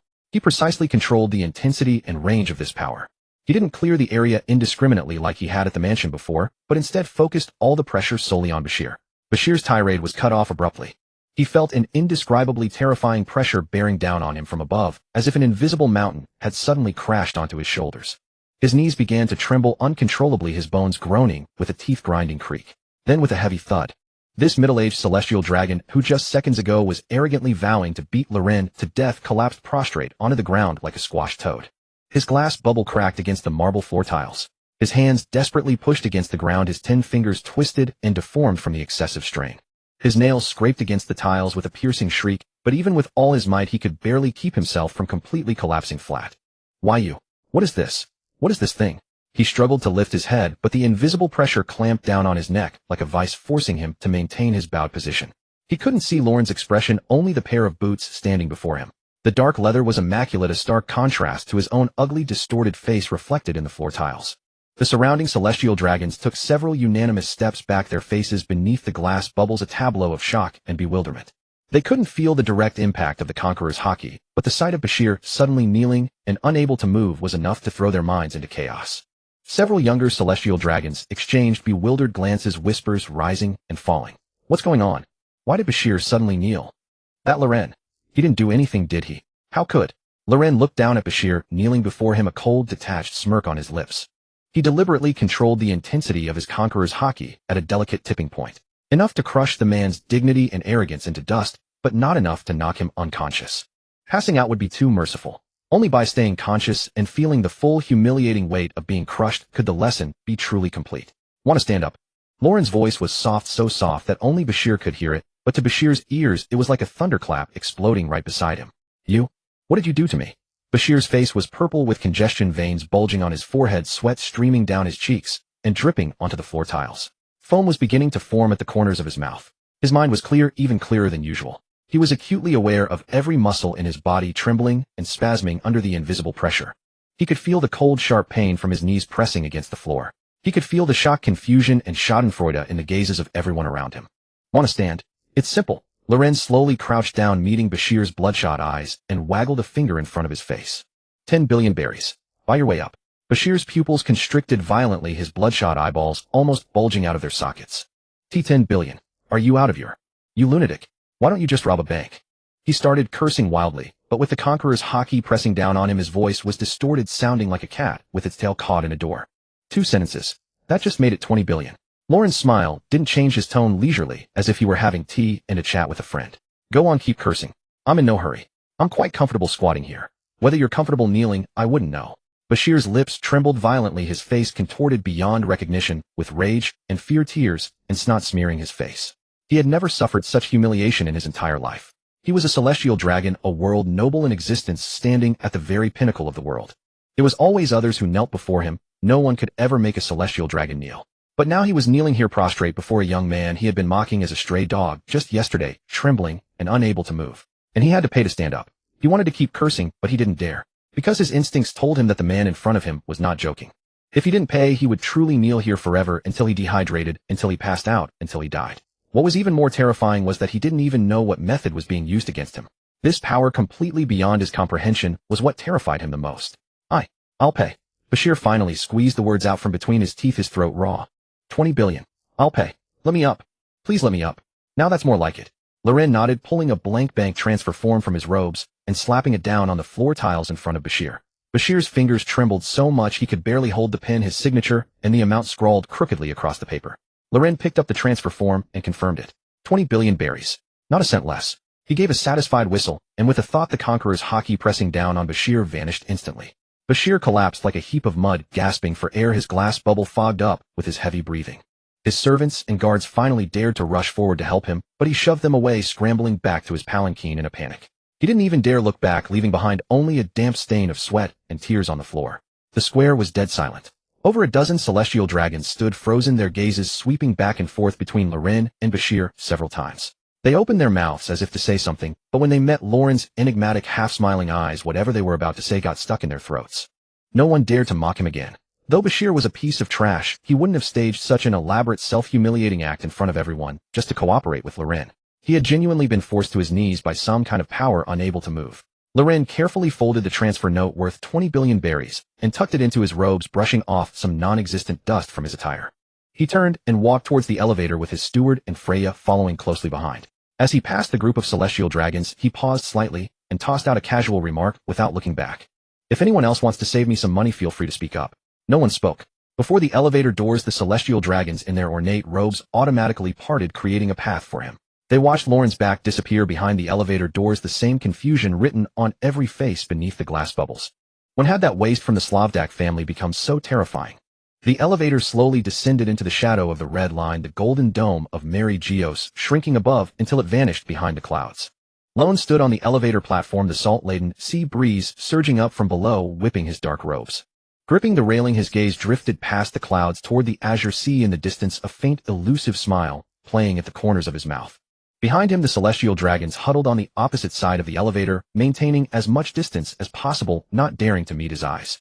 Basil Campbell was crammed into the farthest corner, his face still pale from the crushing force of the Conqueror's hockey. His eyes were fixed intently on the floor, as if he wished he could shrink entirely into his glass bubble. An unnatural silence filled the elevator, broken only by the grinding of gears and chains, with no one uttering a word.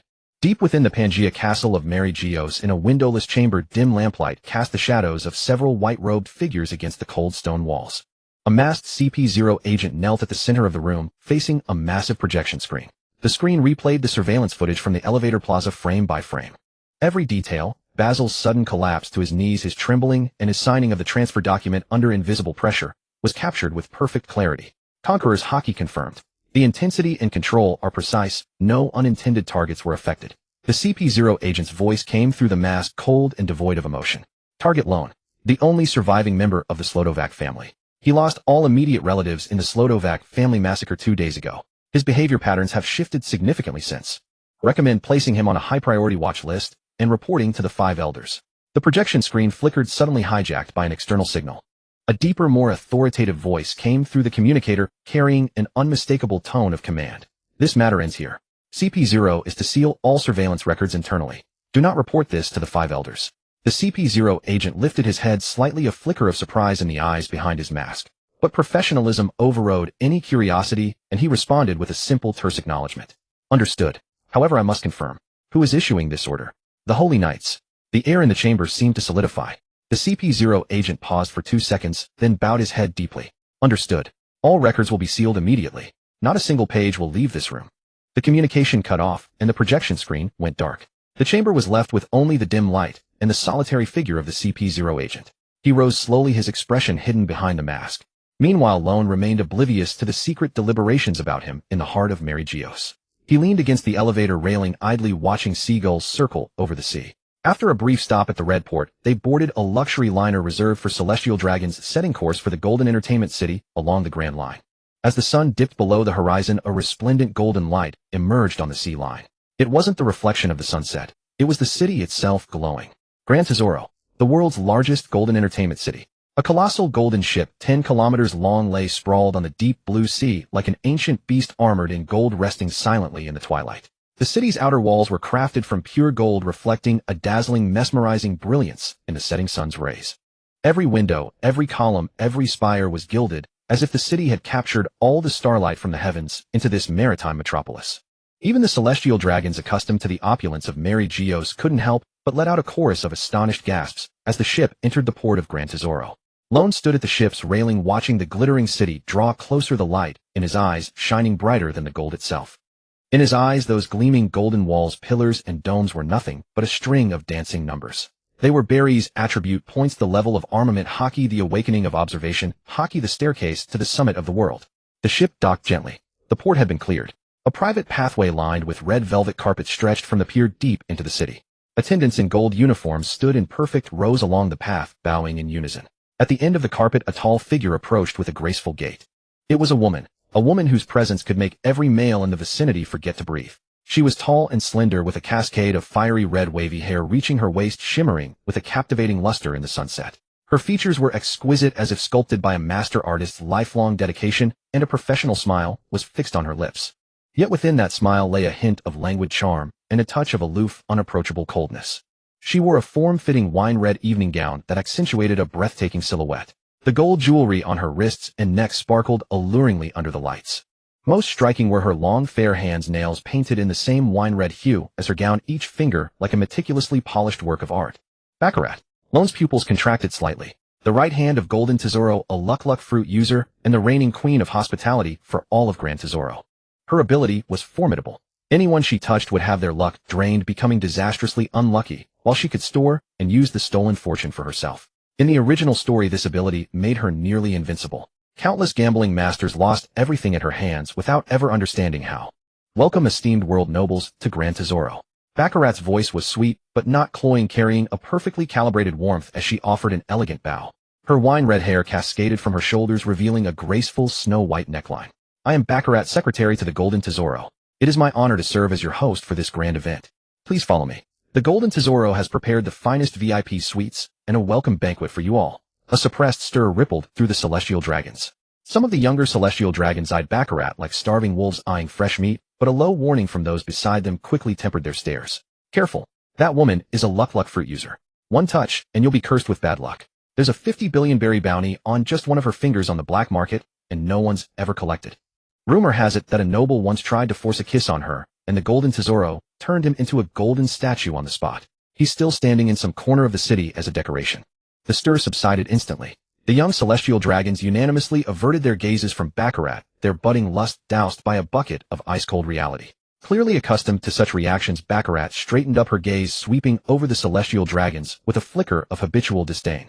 Another group of parasites under glass bubbles. Several batches come through every year, all of them arrogant and looking down their noses at everyone. Yet the moment they hear about her ability, they're too scared to even extend a hand. Their greedy yet cowardly faces were utterly revolting. Her gaze drifted lazily across the glass bubbles until it suddenly stopped. There was one person in the crowd without a glass bubble. A young man in dark robes, tall and lean, with a pitch-black blade at his waist. His features were as refined as the other celestial dragons, but his expression lacked their nauseating arrogance, replaced by a lazy, composed ease. His eyes were on her, not with a greedy, possessive stare, but with a scrutinizing, intrigued look, like someone appreciating a fine work of art while being fully aware of the deadly thorns it carries. Baccarat narrowed her eyes slightly. Before she could ponder further, the young man walked toward her with an unhurried stride. The other celestial dragons took a synchronized step back, watching Lone's actions with eager anticipation, their faces behind the glass bubbles split into smug grins. Basil's eyes lit up, the resentment from his public humiliation at the elevator plaza still fresh. Seeing Lone willingly approach Baccarat, the jinx bomb filled him with glee. Go on, touch her. Let's see how you act when you're tripping over your own feet and choking on water. Lone stopped before Baccarat, extending his right hand openly, a gentle yet unrefusable smile on his lips. Miss Baccarat, from this moment on you are my personal guide. Is that acceptable? Baccarat froze, looking down at the slender hand offered to her, her professional smile frozen for a full 2 seconds. Personal guide. Since when did she, Baccarat, ever serve as a personal guide? Though she had to admit he was rather polite about it. She was the deputy of the Golden Tesoro, the operational core of all Gran Tesoro, not some ordinary attendant serving tea and playing host.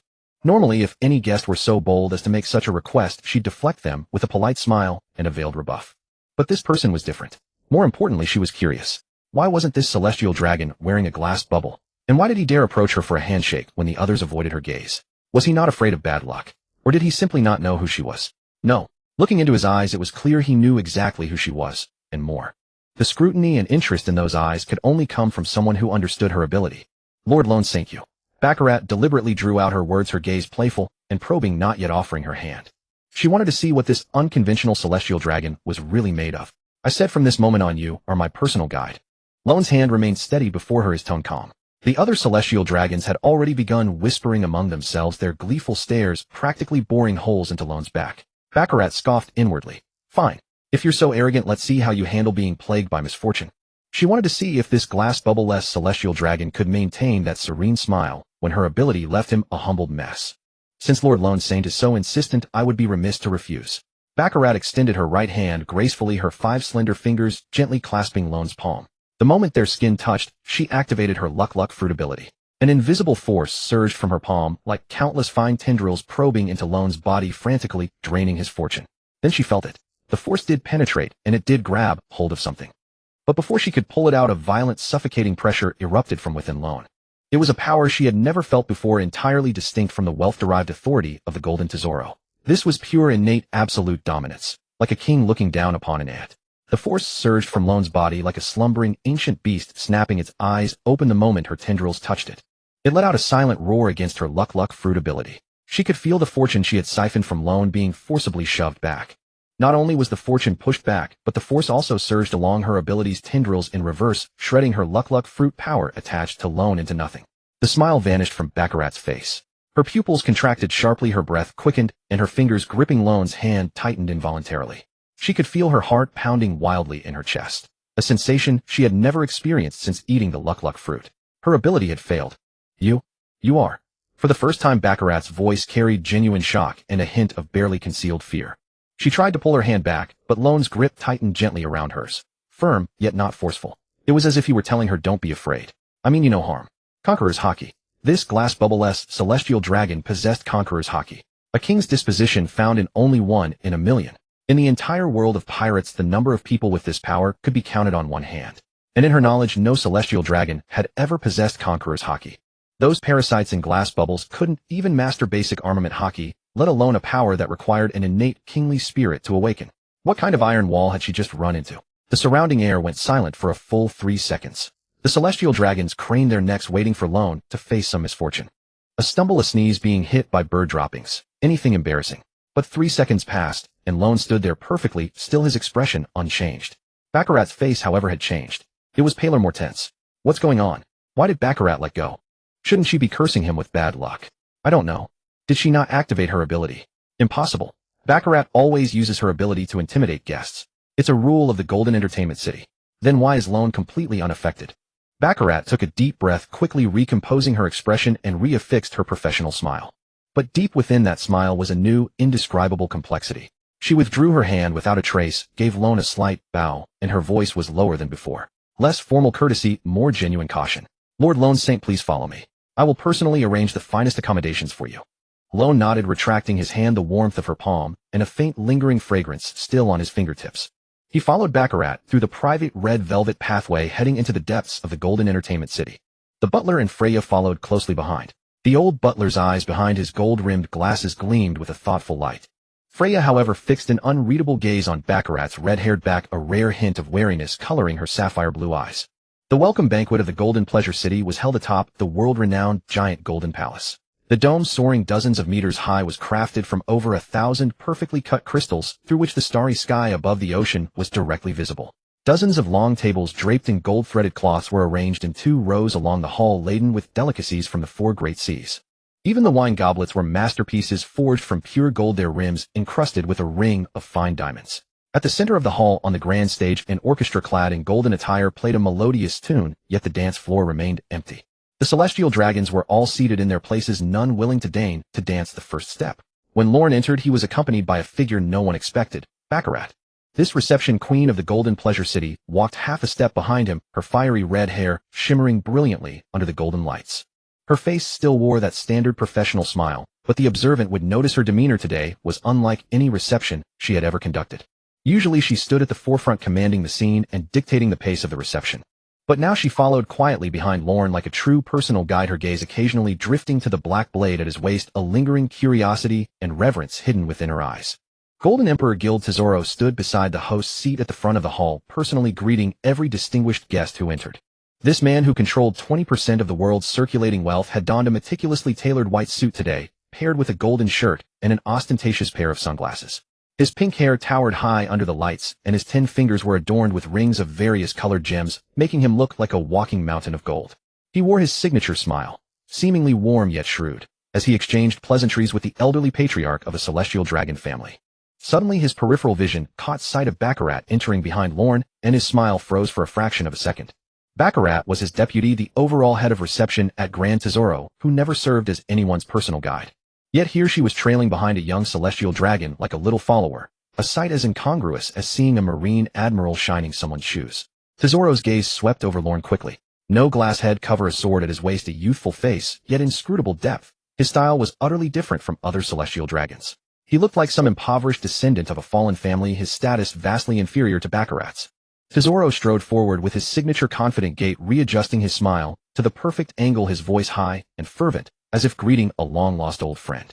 St. Lorne, welcome, welcome. I heard the Slodvac family has suffered misfortune recently, and I've been deeply concerned. Seeing you here in person today, my heart is finally at ease. If you need anything at Gran Tesoro, just say the word, and Tesoro will ensure it's arranged. Lorne regarded the glittering man before him with a faint smile, his mind as clear as a mirror. Tesoro's words were flawlessly delivered, seemingly fervent, yet all empty pleasantries. He said the same to everyone present.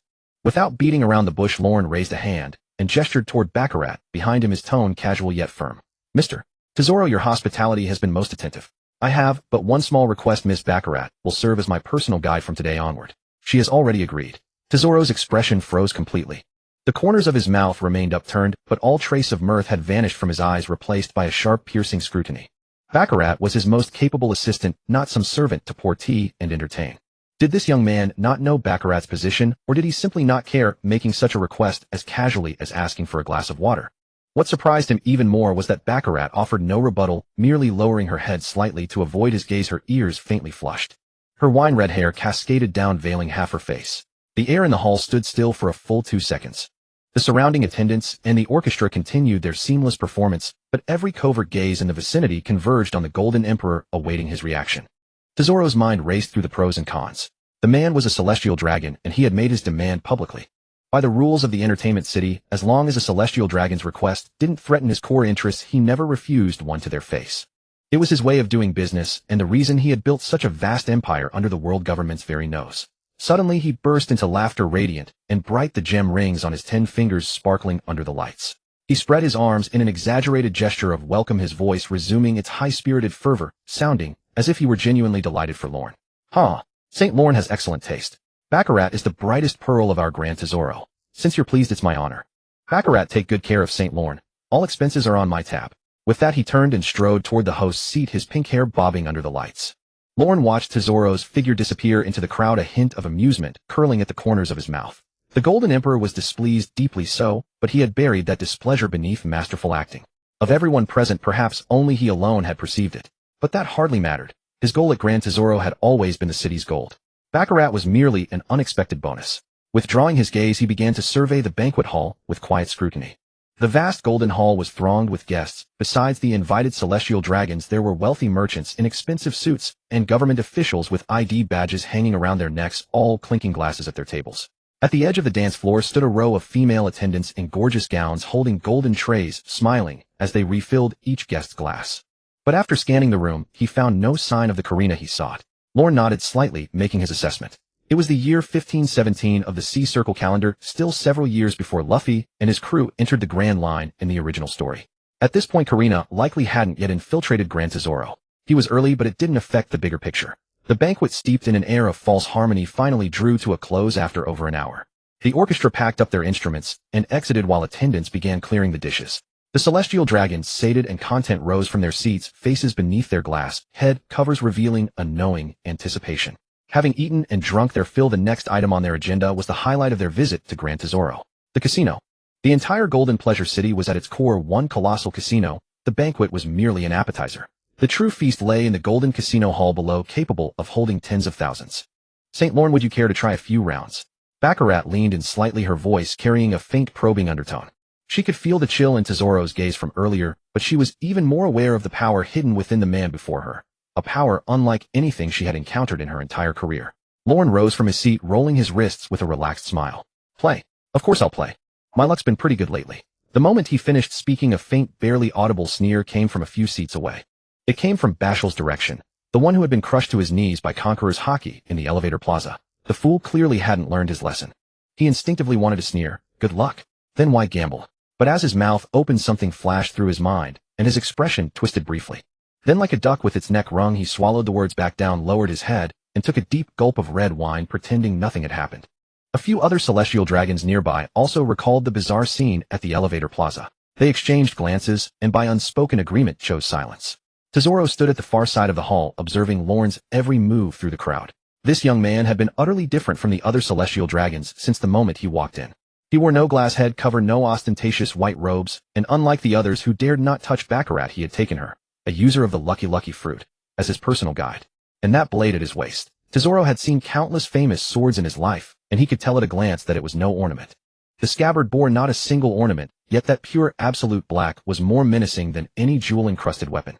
No one carries a true legendary blade into a casino unless wielding it has become as natural as breathing. More crucially, when he had requested Baccarat earlier, his tone had been too calm. Calm, not like a spoiled celestial dragon making a demand, but like a man accustomed to getting everything he wants issuing a command. This man was either a master hiding his depth or an utter madman. Either way, he was worth keeping an eye on.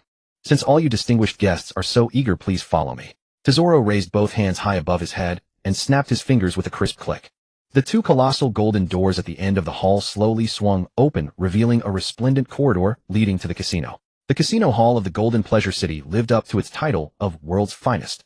The hall's floor space rivaled 3 football fields, its dome towering dozens of meters high, with 10,000 golden crystal chandeliers illuminating the entire space as brightly as day.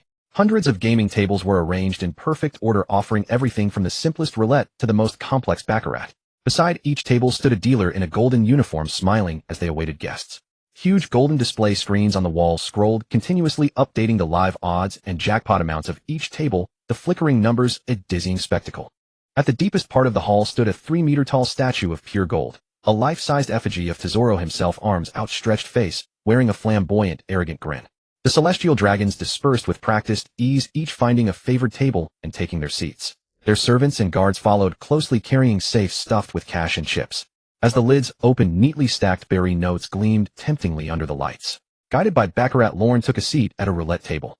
The dealer was a young woman with short golden hair. Seeing Baccarat beside him, a flicker of surprise crossed her eyes, but she quickly resumed her standard professional smile.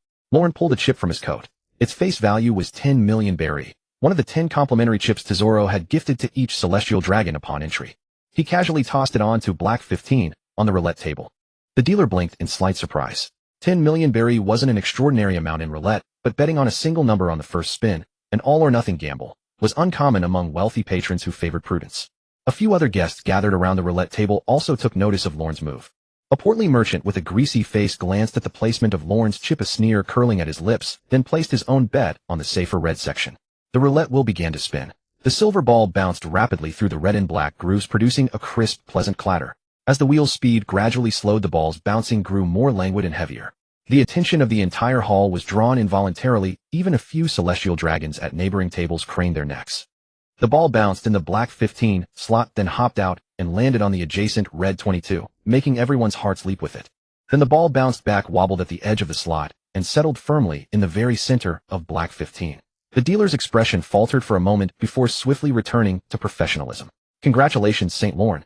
Black 15, payout at 35-1, winnings of 350 million berry." The entire casino hall seemed to hit a pause button. 35-1 odds. Hitting a single number has a probability of less than 3%. Such luck wasn't unheard of in a legitimate casino, but it was certainly rare. Lorne smiled, raking the winnings toward him, then casually flicked another chip to the dealer as a tip. The young blonde dealer clutched the 10 million berry chip, her professional smile for the first time transforming into genuine surprise and gratitude. The celestial dragons nearby exchanged glances, their faces a mix of disbelief and suppressed resentment, though none dared voice it. After all, the elevator plaza incident had happened less than half a day ago. If they mocked him now and got flattened again, it would be too humiliating. Tesoro stood behind the glass window of the second-floor VIP suite, a glass of golden champagne in hand, gazing down at the entire casino hall through the one-way glass. His gaze locked onto Lorne, a faint cold smile playing at his lips. Losing 3 or 500 million meant nothing to him. Grand Tesoro's daily gambling turnover ran into the tens or even hundreds of billions. The money the celestial dragons lost ultimately became his, and what they won came from his own coffers. He had long since instructed his subordinates. Tonight, every celestial dragon was to win a little, not too much, about 10 billion each as a sweetener. Enough to please them without letting them get too carried away. 10 billion berry was an astronomical sum for an ordinary gambler, but for him, it was merely a necessary expense to maintain relationships with the celestial dragons. What truly intrigued him was Lorne himself. Setting down his glass, he crooked a finger behind him, and a black-clad subordinate in sunglasses immediately stepped forward. Look into this St. Lorne's background. Tesoro's voice was soft, but the chill in his tone made the subordinate shudder involuntarily. A celestial dragon who wears no glass cover carries a sword and possesses Conqueror's Haki. I want to know what's going on with him. Lorne played a few more rounds of roulette, winning some, and losing some, netting a total of just over 1 billion berry. About the same as the other celestial dragons. Neither too much nor too little, staying just within the range that wouldn't attract undue attention. He set down his chips, stood up, and stretched lazily, then tilted his head toward Baccarat. Beside him, his tone as natural as inviting an old friend for a stroll. That's enough. Take me to your room. Baccarat's heart gave a violent lurch. Her room had never received guests. It was an unwritten rule of Grand Tesoro. But the one who said it was Lorne, a celestial dragon, who could counter her lucky fruit and wielded Conqueror's Haki, leaving her at a loss for how to respond for the first time. She paused for 2 seconds, then gave a slight bow, her voice remarkably calm. Please follow me, my lord. Lorne led Baccarat toward the casino entrance. The butler and Freya emerged from somewhere, trailing silently behind him like two loyal shadows. Tesoro personally escorted them to the casino door, standing on the steps and waving vigorously at Lorne. His pink hair remained perfectly still in the night breeze, and his smile was so radiant that everyone around thought the Golden Emperor was in an exceptionally good mood tonight. Go safely, St. Lorne. If you need anything, just call Baccarat. She's the best guide in our entertainment city. Ha ha. Lorne raised a hand in a casual wave without looking back, a silent farewell. Once his figure vanished at the end of the corridor, Tesoro's smile still lingered on his face, but behind those sunglasses his eyes held not a trace of mirth. He slowly lowered his waving arm, turned, and walked back into the casino hall, his steps heavier than before. Several attendants collecting chips instinctively edged away as he approached. They had served the Golden Emperor for years and knew exactly what that expression meant. When Tesoro was in a bad mood, the best course of action was to keep your distance. Tesoro pushed open the door to the second-floor VIP suite, walked to the massive one-way glass, and stood still, gazing down at the bustling casino hall below in silence for a long time. Then he slowly raised his left hand, fingers spread, and a mass of flowing liquid gold coalesced in his palm out of thin air, casting an eerie gleam under the lights. He stared at the gold, then slowly clenched his fingers, the metal twisting and deforming between them with a grating, piercing screech. The senior executives behind him exchanged uneasy glances, none daring to make a sound. Baccarat's room was located in the VIP exclusive area of the Golden Entertainment City, a floor accessible only to a select few with the highest clearance. The moment the door closed behind them, the clamor of the corridor was completely shut out. Only the faint sound of artificial waves crashing against the golden embankment outside the window, and the increasingly distinct breathing of the two people remained in the room. Baccarat turned around, her back to the massive floor-to-ceiling window where the dazzling lights of the Golden City sprawled behind her like a sea of golden stars. She crossed her arms, her wine-red hair cascading over her shoulders, a signature lazy smile on her lips, but her gaze was 10 times sharper than it was on the casino floor. She watched Loren unhurriedly take off his coat and hang it on the rack, then unsheath the night demon from his waist and lean it against the bedside table, his movements as natural as if he were in his own home. Finally, she couldn't hold back. Lord Loren, there are no outsiders here now. Let's speak frankly. Her voice remained sweet and soft, but the professional deference from the casino was gone, replaced by a probing, chillingly appraising tone. What exactly do you want from me? Loren turned around, leaning against the headboard, hands clasped behind his head, his posture as relaxed as a large feline basking in the sun. He looked at Baccarat, an unfathomable smile on his lips. What do you think? I'm not one of those weaklings who go weak in the knees when you unleash your Conqueror's Haki. Baccarat lifted her chin slightly, her fingertips casually brushing her hair, the power of the luck fruit beginning to circulate subtly within her. The subtle movements of the air in the room became distinctly clear to her senses. If you think having a luck fruit user as your personal guide is prestigious, let me be clear, Lord Tesoro will never let me go. You'll only be asking for trouble. Tesoro. Loren let out a soft laugh. In my eyes, he's just a businessman who's decent at making money. You've worked for him for years. You should know better than anyone that he's terrified of the celestial dragons. So do you think he'd risk a conflict with one over you? Baccarat's smile froze for a moment. Loren was right. Tesoro was afraid of the celestial dragons, afraid to his very core. That outwardly glamorous Golden Emperor wore a stiff smile every time he entertained them. Whenever a celestial dragon made excessive demands, he'd curse them 1,000 times in his heart, but his face would always break into a smile as he agreed. It was Tesoro's way of survival, and also his Achilles heel. She was silent for a few seconds, her fingers tightening slightly, her voice growing colder. So what? You want to take me away? Make me your personal property? Just like people like you do to all non-celestial dragons. Do you think being a bit stronger and having some hockey makes you special compared to other celestial dragons? She didn't give Loren a chance to answer. The instant her words faded, her form suddenly shot forward. Her long right leg cleaved through the air like a streak of wine-red lightning. The tip of her high heel aimed at Loren's chest with a piercing shriek. This kick was premeditated with a tricky angle and immense speed. Fewer than a handful of people on the Grand Tesoro could dodge it. Simultaneously, the power of the Luck fruit activated invisible tendrils of fortune writhing towards Loren, attempting to create a coincidence that would make him lose his balance as he dodged. Then her foot connected with Loren's chest. Or rather, it connected, and it felt like she had kicked a mountain. The muscles in Loren's chest didn't budge an inch upon contact, his breathing rhythm unbroken. His heartbeat remained steady and strong, transmitting up through the sole of her foot, as if mocking her overestimation of her own strength. The terror of his monstrous physique was on full display. Iron-like defensive prowess combined with infinite regenerative abilities turned her all-out strike into a complete one-sided display of dominance. Bakera's pupils contracted sharply, but she didn't stop. As her right leg retracted, her left fist followed in a swift punch, knuckles wrapped in brass knuckles she'd bought for a fortune on the black market. Armor-piercing knuckles forged from seastone powder mixed with titanium alloy capable of smashing through 3-centimeter-thick steel plates. She put her entire body's strength into this punch, aimed at Loren's temple, her fist whistling through the air with no holding back. Loren didn't dodge. He didn't even blink. The knuckles slammed into his temple with a dull thud. The seastone powder on the surface shattered into fine dust under his skin's automatic defense, sprinkling onto the bedsheet. And yet not even a red mark was left on his temple. Bakera didn't stop. Fists, elbows, knees, legs. Every part of the human body usable for attack became a weapon raining down on Loren like a violent storm. She struck at his throat, kicked his knees, smashed his temple, every attack landing precisely on the body's most vulnerable points. Every strike was fueled by her full strength. The room echoed with rapid, dull thuds, sweat flying from her brow onto the sheets. Her breathing grew more ragged, her punches heavier, but Loren remained completely immobile, the smile never even leaving his lips. As she threw her final punch, Loren gently caught her wrist. She gasped for air, her wine-red hair plastered messily to her sweat-soaked cheeks, her chest heaving violently. For the first time in emotion she had never shown anyone flickered in her eyes helplessness. All her attacks, all her tricks, all her trump cards. Against this man, it was like a child fighting a heavyweight champion. He didn't even need to fight back. He just lay there and let her hit him, and she still couldn't win. Done. Loren released her wrist, his tone as calm as if he were asking about her dinner. If you're done, listen to me. He sat up from the bed, the smile gone from his lips, his eyes gleaming shockingly bright in the dim light.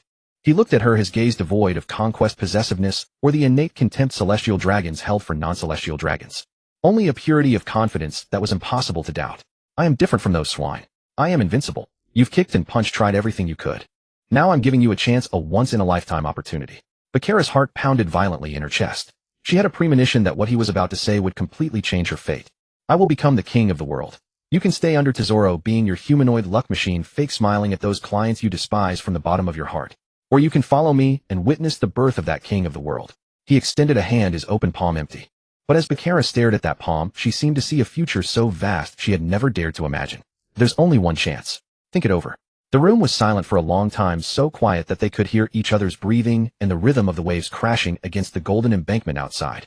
Having worked at the Golden Entertainment City for so many years, Bakera had seen all kinds of people. Rich and poor, powerful and powerless, ambitious and aimless. She had seen the dregs among the celestial dragons, the big shots of the underworld, the righteous fanatics of the Marines, and the desperados of the pirate world. But she had never met anyone who spoke with such calm certainty about becoming the king of the world, and yet made her believe deep down that he was telling the truth. Suddenly she smiled. She reached out, placing her 5 slender fingers gently onto Loren's open palm. You'd better not make me regret this. Loren closed his fingers, holding her hand firmly, and as the unfathomable smile returning to his lips. This will be the best decision of your life. I promise. A night of tenderness, gentle and long. The next morning, the artificial sunlight of the Golden City, Grand Tesoro, streamed through the floor-to-ceiling window, blanketing the entire large bed in golden light. Bakera was still fast asleep, her fiery red hair spread like a waterfall across the pristine white pillow, her breathing even and deep, a faint smile on her lips she wasn't even aware of. Loren leaned against the headboard, one hand gently stroking her hair, the other mentally pulling up the system panel. He had felt it vaguely last night. After his relationship with Bakera crossed a certain threshold, some mechanism of the pay-to-win system within him had been triggered. Sure enough, as he delved his consciousness into the system panel, the number in the card slot column had changed from the previous 0 to a faintly flickering 1. Following, it was a familiar line of golden text. Detected change in card slot count, current slots 1, obtained free draw chance 1. Draw now?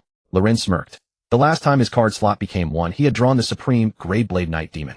That black sword had proven immeasurably valuable in combat ever since. What would he get this time? Without hesitation, he confirmed the draw command in his mind. A dazzling golden light exploded on the system panel, countless blurry silhouettes spinning rapidly within a pillar of light. Loren squinted, trying to discern the outlines as they flashed by. Weapons, scrolls, bottles, oddly shaped artifacts, and a silhouette that looked like a fruit flashing past. A few seconds later, the light suddenly converged and a fruit floated quietly in the center of the system panel. The fruit was shaped like an elongated teardrop, its entire body a strange hue between sky blue and silver white. Its skin was covered in fine feather-like patterns, each feather shimmering with flowing light, like real wings stirred by the wind. At the base of the fruit were two golden leaves, their veins clearly visible, emitting a faint halo. Congratulations, host. Acquired devil fruit, bird fruit, mythical zoan type, 1000-mile bird form. Fruit introduction, a mythical zoan devil fruit, exceedingly rare. The user can transform into the 1000-mile bird, a mythical beast famed for its speed covering 10,000 miles a day with a flap of its wings.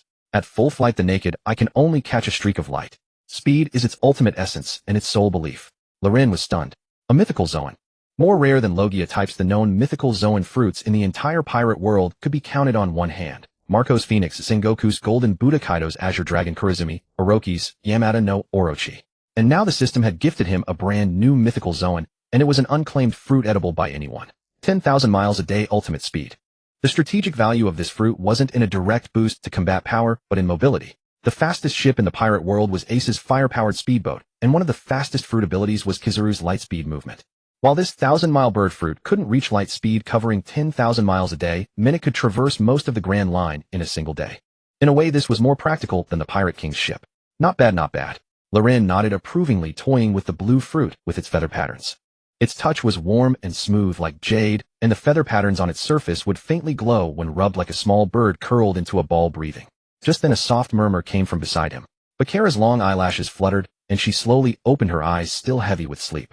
Her gaze lingered on Loren's face for a second before naturally falling upon the faintly glowing blue fruit in his hand. Her pupils dilated sharply, and she practically shot up into a sitting position, her wine-red hair sliding from her shoulders, oblivious to the sheets slipping from her chest. Is that a devil fruit? Bakera stared at the flowing feather patterns on the fruit's surface, her voice laced with undisguised shock. Having worked at the Golden Entertainment City for so many years, she had handled countless underground trades of rare treasures and had seen many devil fruits. But the quality of the fruit before her was unlike any she had ever seen. The flowing light, the natural sense of pressure, and the feather-like textures that appeared and disappeared in the light, all told her this was no ordinary devil fruit. This pattern, this luster. She reached out to touch it, then pulled her hand back, looking up at Loren with disbelief in her eyes. Lord Loren, what kind of fruit is this exactly? Bird fruit, mythical zoan, 1000-mile bird form. Loren tossed the fruit lightly, his tone casual. Its speed type. Covers 10,000 miles a day. Want it? Bakera's expression flickered through several changes in a matter of seconds. Shock, longing, internal conflict. Finally settling into a wry, helpless smile. She shook her head, leaning back against the headboard, gathering her scattered hair to one side, a hint of self-mockery in her voice. Lord Loren, even if I wanted to, I can't. You must know the iron rule of the pirate world. A person can only eat one devil fruit in their lifetime. Eating a second one will cause their body to explode. If I hadn't already eaten the luck fruit, I would beg you on my knees for this mythical zoan. But now, it's too late for all that. Loren looked at her, expression of longing mixed with resignation, and let out a soft chuckle. He placed the 1000-mile bird fruit on the bedside table, the blue fruit glinting faintly in the morning light, then turned over to face her directly, his tone relaxed and confident. That's because you haven't met me. Bakera blinked, not understanding his meaning. It's true that you can't gain another devil fruit ability. That's a rule of the world. But there are ways around it. You know the dark fruit. It has a special ability that can directly extract the devil fruit power from a dead user's body. Loren stated this unhurriedly, his gaze fixed on Bakera's increasingly astonished face, his smile deepening. Of course, the dark fruit requires the user to be completely dead to extract the power. That's its limitation. But have you ever considered what would happen if a person were in a state of suspended animation? Heartbeat stopped, breathing ceased, all bodily functions paused. By any medical definition, that's death. But the brain and soul haven't truly left the body yet. Do you think in that state the extraction mechanism of the dark fruit would be triggered? Bakera's eyes grew wider and wider, her lips parting slightly, but no sound coming out. She had never considered such a possibility. Suspended animation. Tricking the world's rules. Such an idea was challenging the very fundamental logic of the entire pirate world. Putting someone into a state of suspended animation isn't difficult for me. Loren extended a finger, a layer of flowing dark armament haki appearing at its tip. Stopping the heart for a few minutes is medically considered death. But as long as the heartbeat is restored before brain death, the person lives. combined with some special drugs, anesthetics, heart rate inhibitors, body temperature reducers. Keeping someone in a state of suspended animation for a few minutes isn't a fantasy. Bakara stood frozen, complex emotions swirling in her beautiful wide eyes. Shock, doubt, hope, and a hint of gratitude she herself hadn't even recognized. This man was genuinely considering helping her switch fruits. The luck fruit was useful, but it was ultimately a support ability with the side effect of never being able to eat another fruit. If she could really switch to the mythical Zoan 1000-mile bird fruit, her life would be completely rewritten. She was silent for a long time, then slowly spoke. Lord Loren, can you really find the dark fruit? Anything that exists in this world can be found. Loren picked up the night demon from beside the bedside table, secured it at his waist, and stood up to walk to the floor-to-ceiling window overlooking the golden city still in the throes of dawn below. Bakara leaned against Lorne's chest in silence for a moment, then suddenly pushed herself upright, her fiery red hair cascading over her shoulders as her beautiful eyes fixed intently on Lorne's face. Morning light streamed in through the floor-to-ceiling windows, gilding her delicate features with a soft golden edge, yet her gaze was profoundly solemn, devoid of any trace of the previous tenderness and allure. My lord. She spoke, her voice lower than usual, carrying a steady resolve born of a decision made. You mentioned needing the dark fruit to exchange for my ability. Before that, is there anything I can do for you now?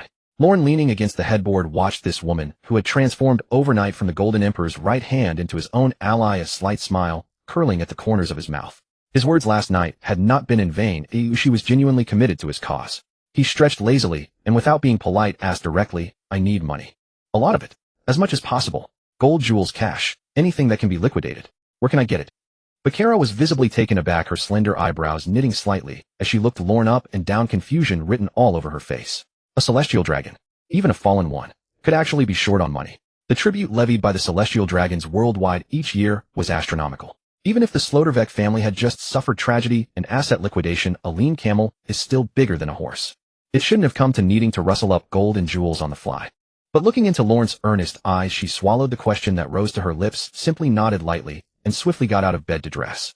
Her movements were quick and efficient. Within minutes, she transformed from the tender, affectionate woman back into the reception queen of Gran Tesoro.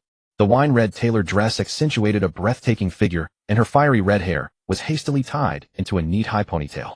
She looked sharp and capable, only a trace of lingering flush at the corners of her eyes hinting at what had just transpired. My lord, I know where to find it. Please follow me. She reached the door, but paused, her hand on the handle, turning back with a complex expression. However, Lord Lorne, I must be upfront with you. The place I'm about to take you is Tesoro's private vault. By doing this, I am completely betraying him. Her tone was calm, but her fingers unconsciously tightened at the word betraying. Having served Tesoro for so many years, she knew his methods better than anyone. The fate of traitors in this golden city was an open secret to all. Lorne rose from the bed, leisurely donned his robe, and reattached the night demon to his waist. He then walked over, naturally draping an arm around her shoulders. His palm was warm and firm, conveying a strangely reassuring warmth through the thin fabric of her wine-red dress. Don't worry. With me here, no one can lay a finger on you. Not Tesoro, not the Five Elders, not anyone. Once you're on my ship, I won't let it sink. Bakara looked up at his sharply defined face and the unguarded confidence in his eyes, her heart inexplicably skipping a beat. She suddenly felt her earlier worry was almost laughable. This man could neutralize her luck fruit and wield Conqueror's Haki at will, and she was worried about Tesoro threatening him. She took a deep breath, a smile returning to her lips. Without another word, she reached up, placed her hand over his on her shoulder, gave it a gentle squeeze, and then pushed open the door and walked out. It was just before dawn, and the artificial sky of Gran Tesoro had not yet fully brightened. The simulated morning light filtering through the dome cast a soft pale gold hue, bathing the entire city in a half-lit, ambiguous glow. The corridors were empty, only the distant hum of a cleaning robot's vacuum breaking the silence. The lights of the casino floor were long extinguished, the high rollers of last night sleeping soundly in their suites. The entire Gran Tesoro was remarkably quiet, as still as the sea before a storm. Bakara clearly knew the city's internal layout like the back of her hand. She didn't lead Lorne down the main thoroughfare, but ducked into an unremarkable staff passage at the end of the corridor, pushing open a gray iron door marked staff only, and stepping into a narrow, dimly lit secret path. This passage was starkly different from the opulent exterior decor. The walls were plain gray, and a low-wattage emergency light hung every dozen or so steps.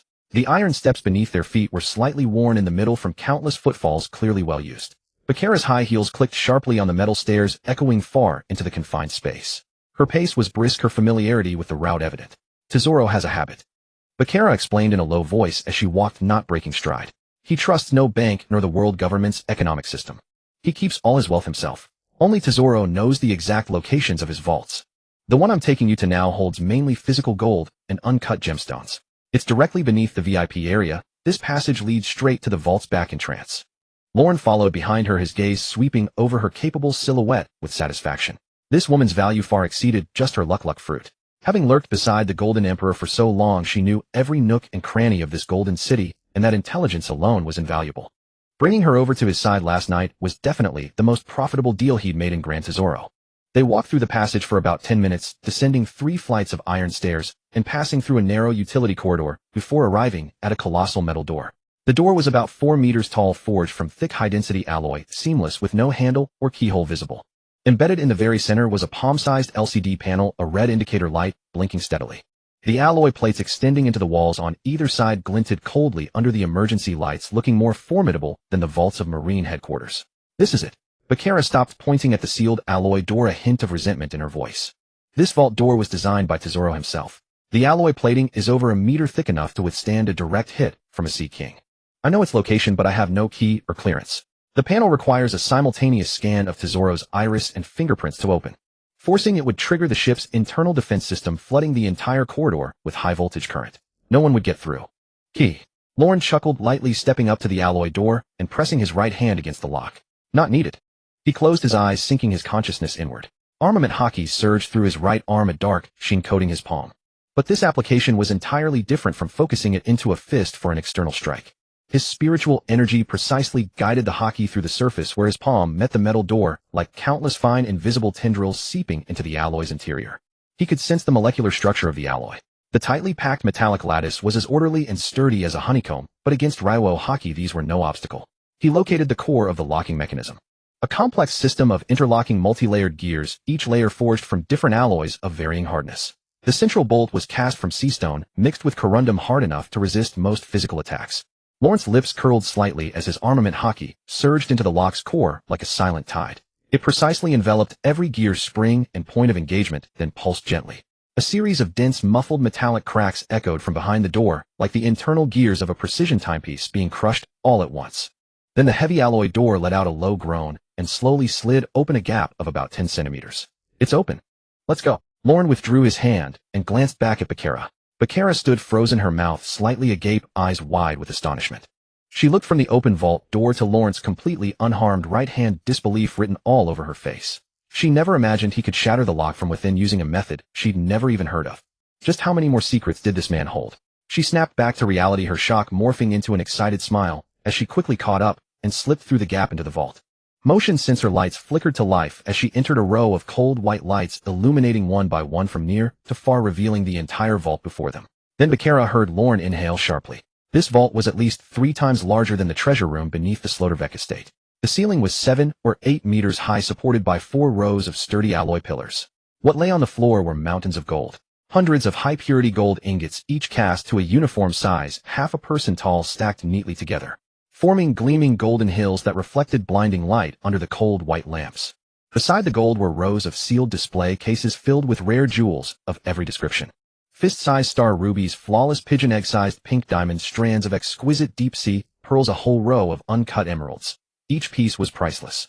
Deeper in a dedicated section housed golden antiques and artworks from ancient kingdoms, pure gold crowns to golden deities carved by master craftsmen, each radiating a dense historical aura.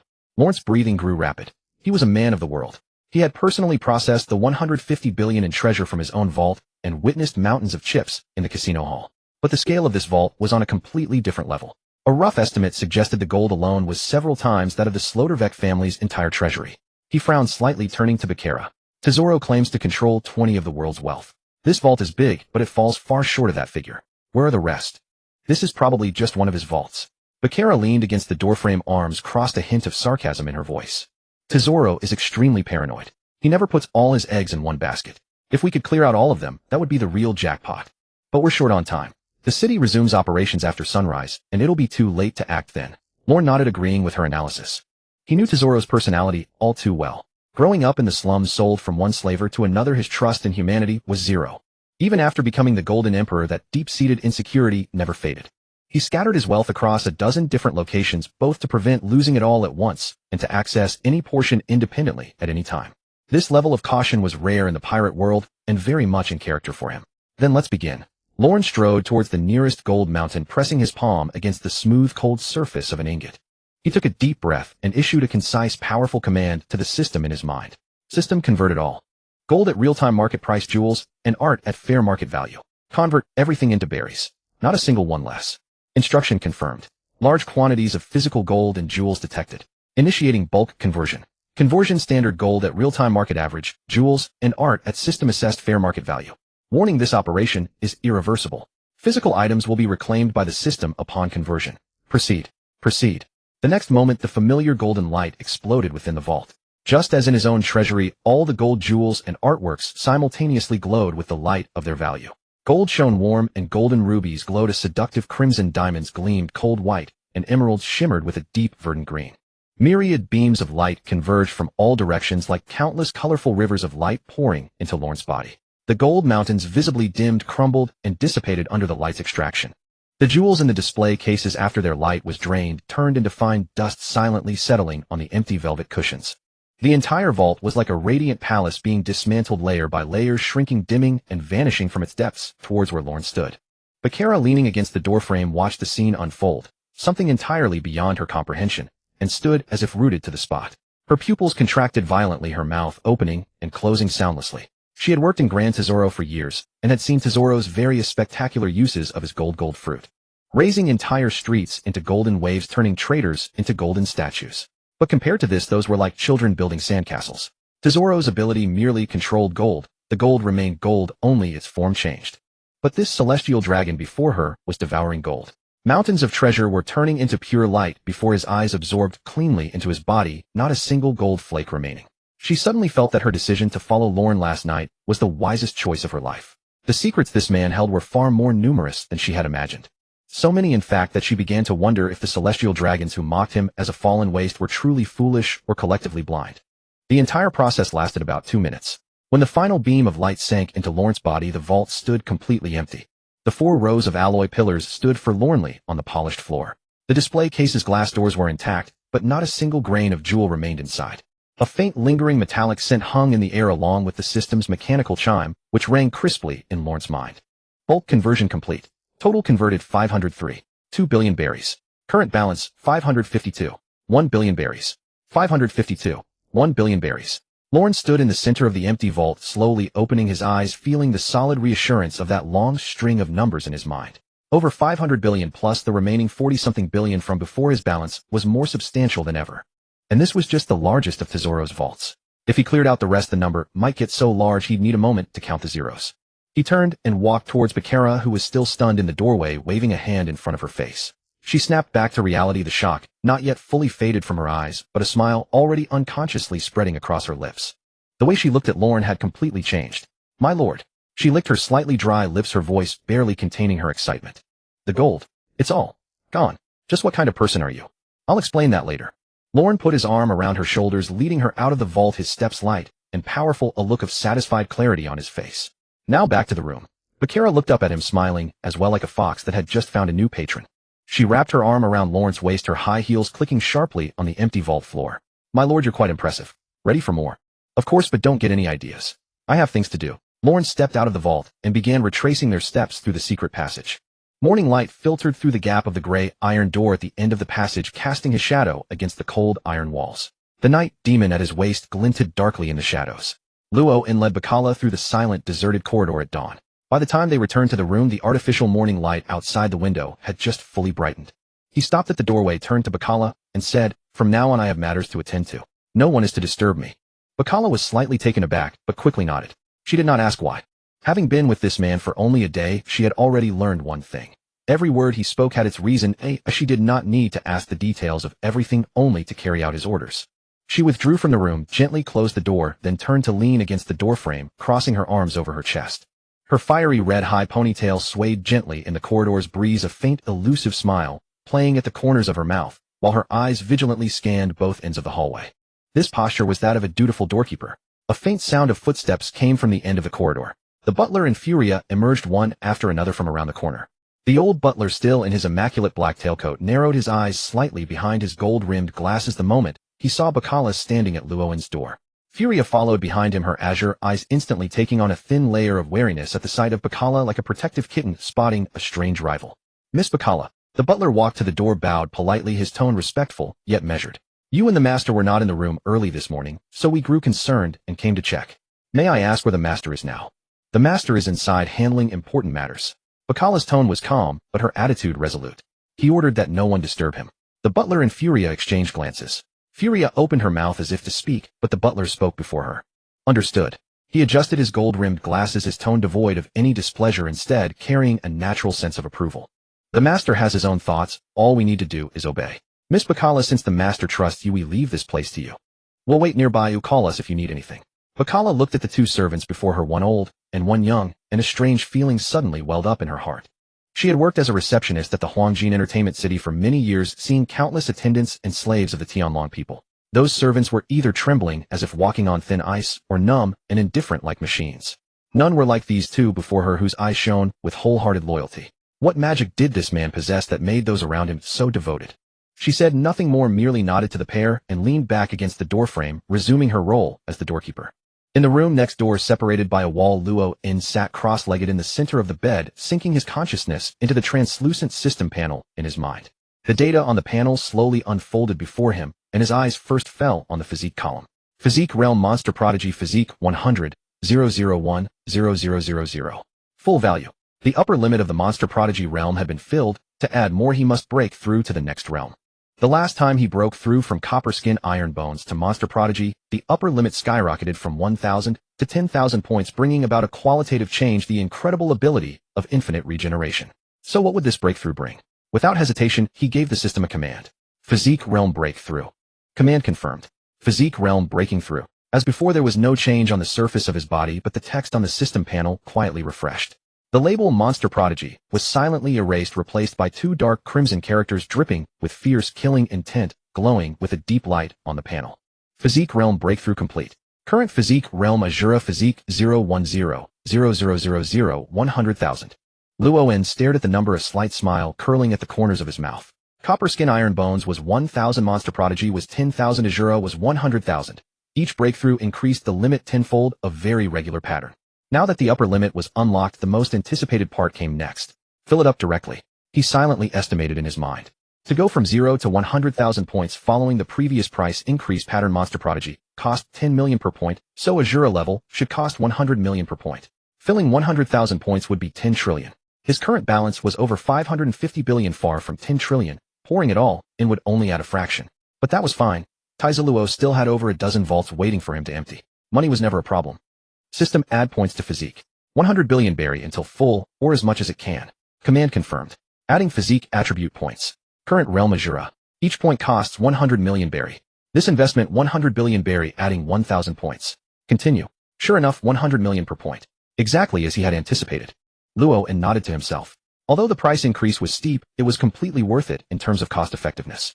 Each attribute point at the Azura level's enhancement to the body was simply incomparable to that at the Monster Prodigy level. Continue. A world-shattering force exploded within him. Unlike any previous point addition, from mortal to Copper Skin Iron Bones was a hot stream, washing the marrow from Copper Skin Iron Bones to Monster Prodigy was cell restructuring. This time it was a true Azura transformation. Inside his body, it was as if a volcano dormant for 10,000 years had erupted violently, scorching magma, raging along every blood vessel, igniting, burning, and reshaping every cell in its path. Every muscle, every bone, every nerve in his body was undergoing a violent mutation beyond the scope of biological evolution. The excruciating pain from this mutation would have sent any ordinary person into shock and death within 0.1 seconds. But his transcendent saint-level mental power forcibly suppressed the pain, keeping his consciousness in a state of cold clarity. The meridians inside his body expanded wildly, and the walls of his blood vessels grew thicker and tougher. The blood flow was so fast that if a vessel were cut it would spray dry within seconds, but the infinite regeneration ability simultaneously repaired every ruptured capillary. This extreme tempering of simultaneous destruction and rebirth allowed his physical body to undergo an incredible transformation in just a few minutes. Two dim crimson lights ignited deep within his pupils, a deeper, almost otherworldly gathering of baleful aura. Azura. This title, meaning warrior demon, in Sanskrit, had descended upon this body in the most fitting manner. After some unknown time, the violent changes within finally subsided. Luo In opened his eyes and looked down at his hands. The outline of his palms hadn't changed much, but when he clenched his fists, he could feel a terrifying power far beyond the Monster Prodigy level flowing through his knuckles. He casually threw a punch in the air before him. His fist didn't hit anything, but the compressed fist wind directly blasted a basin-sized dent into the wall several meters away. What surprised him even more was that he found he could control the muscles and breath of any part of his body at will, a near-perfect body mastery. Point addition complete. This edition 1,000 points. Current physique 100, 010, 0000. Detected host breakthrough to Azura realm physical body undergoing qualitative change, awakening Azura exclusive special ability. Azura Baleful Aura release intangible baleful aura from the Azura body capable of eroding the target's mind, plunging them into bloodthirsty madness, turning them into a killing puppet controlled by the host's will. The intensity of the baleful aura is positively correlated with the host's mental power and physique realm. It is highly effective against units with lower mental power than the host. Current baleful aura coverage radius 50 meters. Luowen's gaze stopped on these lines of text, and his pupils contracted slightly. Enchanting the mind, turning people into bloodthirsty monsters fully under control. This was essentially mental control. Balwangsei Baki was mental suppression causing the weak to faint directly. Azura Baleful Aura was mental erosion, turning those affected into killing machines under his command. Although both were mental abilities, one was for crowd clearing, and the other for control, their practical value was incomparable. Imagine releasing Azura Baleful Aura on the battlefield. All enemies within a 50-meter radius simultaneously lose their minds and start slaughtering each other. The mere thought of that scene was spine-chilling. He slowly extended his right hand, and with a thought, a visible ball of dark crimson baleful aura condensed above his palm. The baleful aura churned and shifted in the air like a compressed mass of blood-red mist with fine dark crimson arcs constantly escaping from its edges, emitting a deep, low hum like the wailing of countless vengeful spirits. He looked at the baleful aura and suddenly felt it bore some resemblance to another extremely dangerous ability in the pirate world, Dwarfu Langming's parasite thread. Both controlled others. Parasite thread manipulated the target's body through invisible threads, while the controlled person's consciousness remained clear, only their body was unresponsive. Azura Baleful Aura, on the other hand, directly eroded the mind, controlling the consciousness as well. Those controlled would attack recklessly like mad dogs, their combat power even more terrifying than when they were sober. Both abilities had their merits, but Luo-en preferred the Baleful Aura. Because the Baleful Aura required no physical contact, had a larger range, and those affected were completely unaware they were being controlled, only thinking they were suddenly filled with a desire to kill. This silent, insidious nature was more useful than the frontal domination of Balwangsei Baki in certain situations. Luo-en nodded with satisfaction and withdrew the dark crimson baleful aura back into his body. The Azura realm had just been broken through. The 1,000 attribute points were only the beginning, still a world away from the full value of 100,000. But even the changes from these 1,000 points were already astonishing. With the Azura body and Azura baleful aura, his combat power could no longer be described simply as strong. Once he returned and emptied all of Taiziluo's other vaults, 100,000 points would be within reach. Lone withdrew his consciousness from the comprehension of Azura's baleful aura and summoned the system panel once more. A translucent pale blue light screen unfurled within his mind, its densely packed lines of data arranged in perfect order, reflecting the full extent of his current power and hidden trump cards. His gaze swept down the rows one by one, and the curve of his lips rose higher with each piece of data that came into view. Host Lone. Physique Realm Azura. Physique 10001000000. Mental Realm Transcendent. Mental 10000100000. Body Arts none. Martial Techniques none. Conqueror's Haki 0-100. Armament Haki 1001000. Observation Haki none. Devil Fruit Ability none. Special Abilities Infinite Regeneration Azura's Baleful Aura. Equipment Slots 0. Weapons held Supreme Grey Blade Knight Demon Bird Fruit Mythical Zoan Model 1000-mile bird form. Current balance 452. 1 billion berries. 452 billion, 100 million berries. Lone's gaze lingered on the balance for 2 seconds as he mentally calculated how best to spend this fortune. His physique had just broken through to the Azura realm with a cap of 100,000 points. At 1 billion berries per point, pouring all the remaining 4,000 plus billion into it would only add a little over 4,000 points, still far from the maximum. There was no rush to stack it now.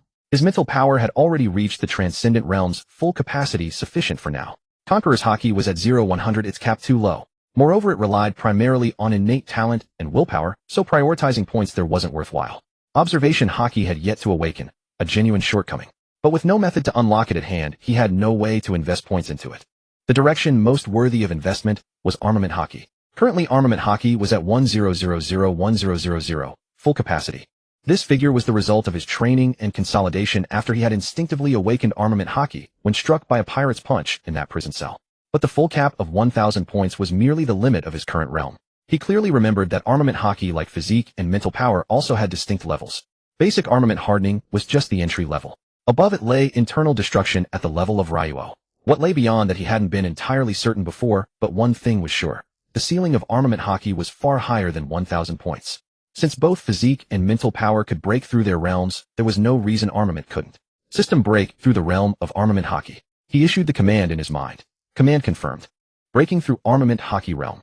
The text of the armament hockey row on the system panel began to flicker. The numbers 10001000 jolted violently a few times, then, as if shattering an invisible shackle, the entire line of data refreshed with a resounding surge. The plain words, armament hockey, were replaced by a brand new line of text gleaming with a dark metallic luster. The cap number that followed made Lone's gaze freeze instantly. Armament hockey realm breakthrough complete. Current armament realm supreme armament hockey. Armament hockey 010000. Supreme armament hockey, a cap of 10,000 points. Lone drew a deep breath, suppressing the surging excitement within him. He had long suspected that armament hockey had more than just the hardening level. Ryuo was internal destruction, and beyond Ryuo, there must be an even higher realm. Now the system had explicitly told him that realm was called Supreme Armament Hockey. Since the breakthrough was complete, he decided to invest a few points first to test the waters and see what Supreme Armament was truly capable of. Armament Hockey add points. Armament Hockey point allocation. Current realm Supreme Armament Hockey. Each point costs 1 billion berries. Please confirm the number of points to allocate. Lone's expression froze instantly. 10 billion. For 1 point. He instinctively glanced at the number again, confirming he hadn't miscounted a zero. 10 billion berries per point. A full 10,000 points would cost 10 trillion. And his entire current net worth, 452.1 billion, couldn't even buy 500 points. He had just broken through the Azura physique and thought 1 billion per point was already steep. Now armament hockey came in at 10 billion per point. Exactly 10 times more expensive. Lone fell silent for a long moment, then couldn't hold back a curse. Damn. Looking at it this way, I'm really broke. He leaned back against the headboard and rubbed his temples vigorously. Azura physique at 1 billion per point, supreme armament at 10 billion per point. And ahead lay observation hockey conquerors, hockey body arts, and martial techniques. Every one of them would surely become a bottomless money pit once elevated to higher realms. 4,000+ billion was unquestionably vast wealth in the world of pirates, but before the system, it was merely a drop in the bucket. Tesoro's vault had to be completely emptied, not a single coin left behind, and even after that he would need to keep hunting for new sources of wealth. The pirate world was full of rich men. The heavenly tribute, the black market trades of the underworld, the treasuries of various kingdoms, and even the fortunes of other celestial dragon families were all future targets. But now wasn't the time to dwell on that. Though his funds weren't enough to max it out, allocating 100 or so points to experience the power of supreme armament was more than feasible. Add 100 points first. 100 billion. Command confirmed. Armament hockey attribute 0100. 100 billion berries deducted. Executing. A power utterly different from any previous point allocation awakened from within Lone's body. It was unlike the volcanic explosive heat of the physique breakthrough, and unlike the world-shattering agony of the Azura realm's awakening. The armament breakthrough brought a qualitative transformation that erupted from within, from the very core of his will itself. He could clearly sense that his armament hockey was no longer merely an invisible armor coating his body's surface, but had become a tangible substance that his will could freely shape. Previously, armament hockey could only wrap around his skin or penetrate into a target for internal destruction. Now this power was no longer confined to coating and penetration. It could detach from his body and exist independently. He slowly raised his right hand, focusing his will.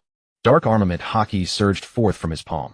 No longer the simple sheen coating his fist, but like a flowing black metallic liquid coalescing, churning, and shaping itself in the air above his hand. His spiritual power guided the force with precision, manifesting the hockey directly outside his body into an independent, visible physical construct.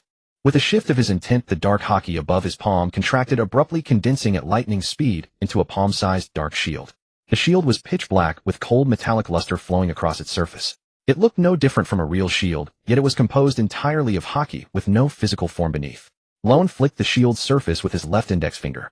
The moment his knuckles struck the hockey shield, a crisp metallic ring sounded. Ting. The recoil left a slight numbness in his fingertip. A shield forged purely from will, its hardness far surpassing steel. Lone's pupils dilated slightly. His will shifted again, and the small shield instantly melted and reshaped into a dark short blade hovering above his palm. The blade was as thin as a cicada's wing, its edge gleaming with a chilling sharpness that promised a lethal cut. One could feel the keenness slicing through the air without even touching it. He gave a light wave of his hand, and the hockey short blade shot forth with a whoosh, carving a straight black line through the air as it swept past the pure gold lamp on the nightstand. The upper half of the lamp slid off silently, its cut surface as smooth as a mirror, nearly identical to the result Night Demon would have produced. Then the hockey blade flew back to his hand, and merged into his palm, leaving no trace behind. So this is what lies beyond Ryuo.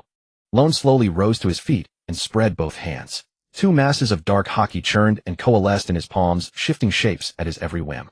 He suddenly recalled those scenes from the original story that had left a deep impression on him. Rayleigh deflecting Kizaru's laser with a single palm strike, at Sabaody Archipelago Zephyr crushing an entire mountain, with a colossal armament-forged fist Garp's iron fist shattering Shinjo's spiked head. Those masters of armament haki at the very pinnacle of the world had long surpassed the simplistic, hardening, and Ryuo. They could project their haki out of their bodies, forming independent shockwaves or materialized attacks. This power had no explicit name in the original story, but now the system had given it a definition. Supreme Armament Haki, the external manifestation of haki. Ryuo was forcing haki into the enemy's interior, while Supreme Armament Haki allowed it to detach from the body and exist independently. He could conjure a shield from thin air to block attacks, forge a spear to strike down enemies from afar, or even construct a complete suit of haki armor around his body. Both defensive and offensive power would far exceed simple surface hardening. Lone drew a deep breath, retracted the haki from both hands, and walked back to the bedside to sit down. Outside the window, the sky was already bright. Artificial sunlight streamed through the floor-to-ceiling windows, flooding the room and casting the dent in the wall, where a punch had once struck, into sharp relief. From beyond the door came the faint murmur of Baccarat and Freya in conversation, with the butler occasionally interjecting. The three of them stood faithfully on guard, none daring to knock and disturb him. He glanced at the remaining balance on the system panel. 352. 1 billion berries. Though over 300 billion remained, he would hold off on further armament investments. That 100 billion had been worth every berry. The manifestation ability of Supreme Armament had fundamentally transformed his combat style, expanding it from pure close-quarters brawling to mid-range attack and defense. Once he returned and emptied Tesoro's remaining vaults, amassing more funds, he would push armament haki higher in one go. For now the priority was making money, clearing out the Golden City, then finding even more sources of wealth. In this pirate world, was there any place better suited for raking in cash than an entertainment city built entirely of gold? In the early morning, Gran Tesoro was supposed to be at its most tranquil. This golden leviathan, stretching over 10 kilometers in length, usually adhered to a topsy-turvy day-for-night rhythm. As night fell, 10,000 crystal lamps in the casino hall would ignite simultaneously, making the city on the dark sea blaze like a burning golden star. Thousands of gamblers would surge from every cabin into the central hall, where the clatter of chips, the spin of roulette wheels, the electronic chirps of slot machines, and the triumphant laughter of winners and despairing wails of losers wove together into an unending carnival symphony. But in the morning, when the first rays of artificial sunlight pierced the simulated sky of the dome to bathe the golden streets, the city would finally close its weary eyes. The casinos shut, the bars closed, leaving only the hum of cleaning robots and a few overindulgent patrons dozing against pillars. But this morning the silence was shattered. Lorne had just emerged from the throes of his armament haki breakthrough and was about to lie down and rest his eyes. Suddenly, a piercing shrill alarm blared outside the window like 1,000 blades scraping across glass, shredding the dawn's peace into pieces. The siren's wail, rising wave after wave, echoed and amplified between the vast corridors and towering golden dome of the Gran Tesoro, causing the very walls to tremble. Immediately after, the sound of countless hurried footsteps converged from all directions. There were the dull thuds of heavy military boots on metal decks, and the rustling of armor and clothes from groups running in unison. There were ragged breaths and hushed, panicked conversations that couldn't be contained, rising from the streets of the lower decks through his half-open French window. Did you find it? No. The vault is empty. What do you mean, empty? Exactly that. There's nothing. Not even a single speck of gold dust left. How is that possible?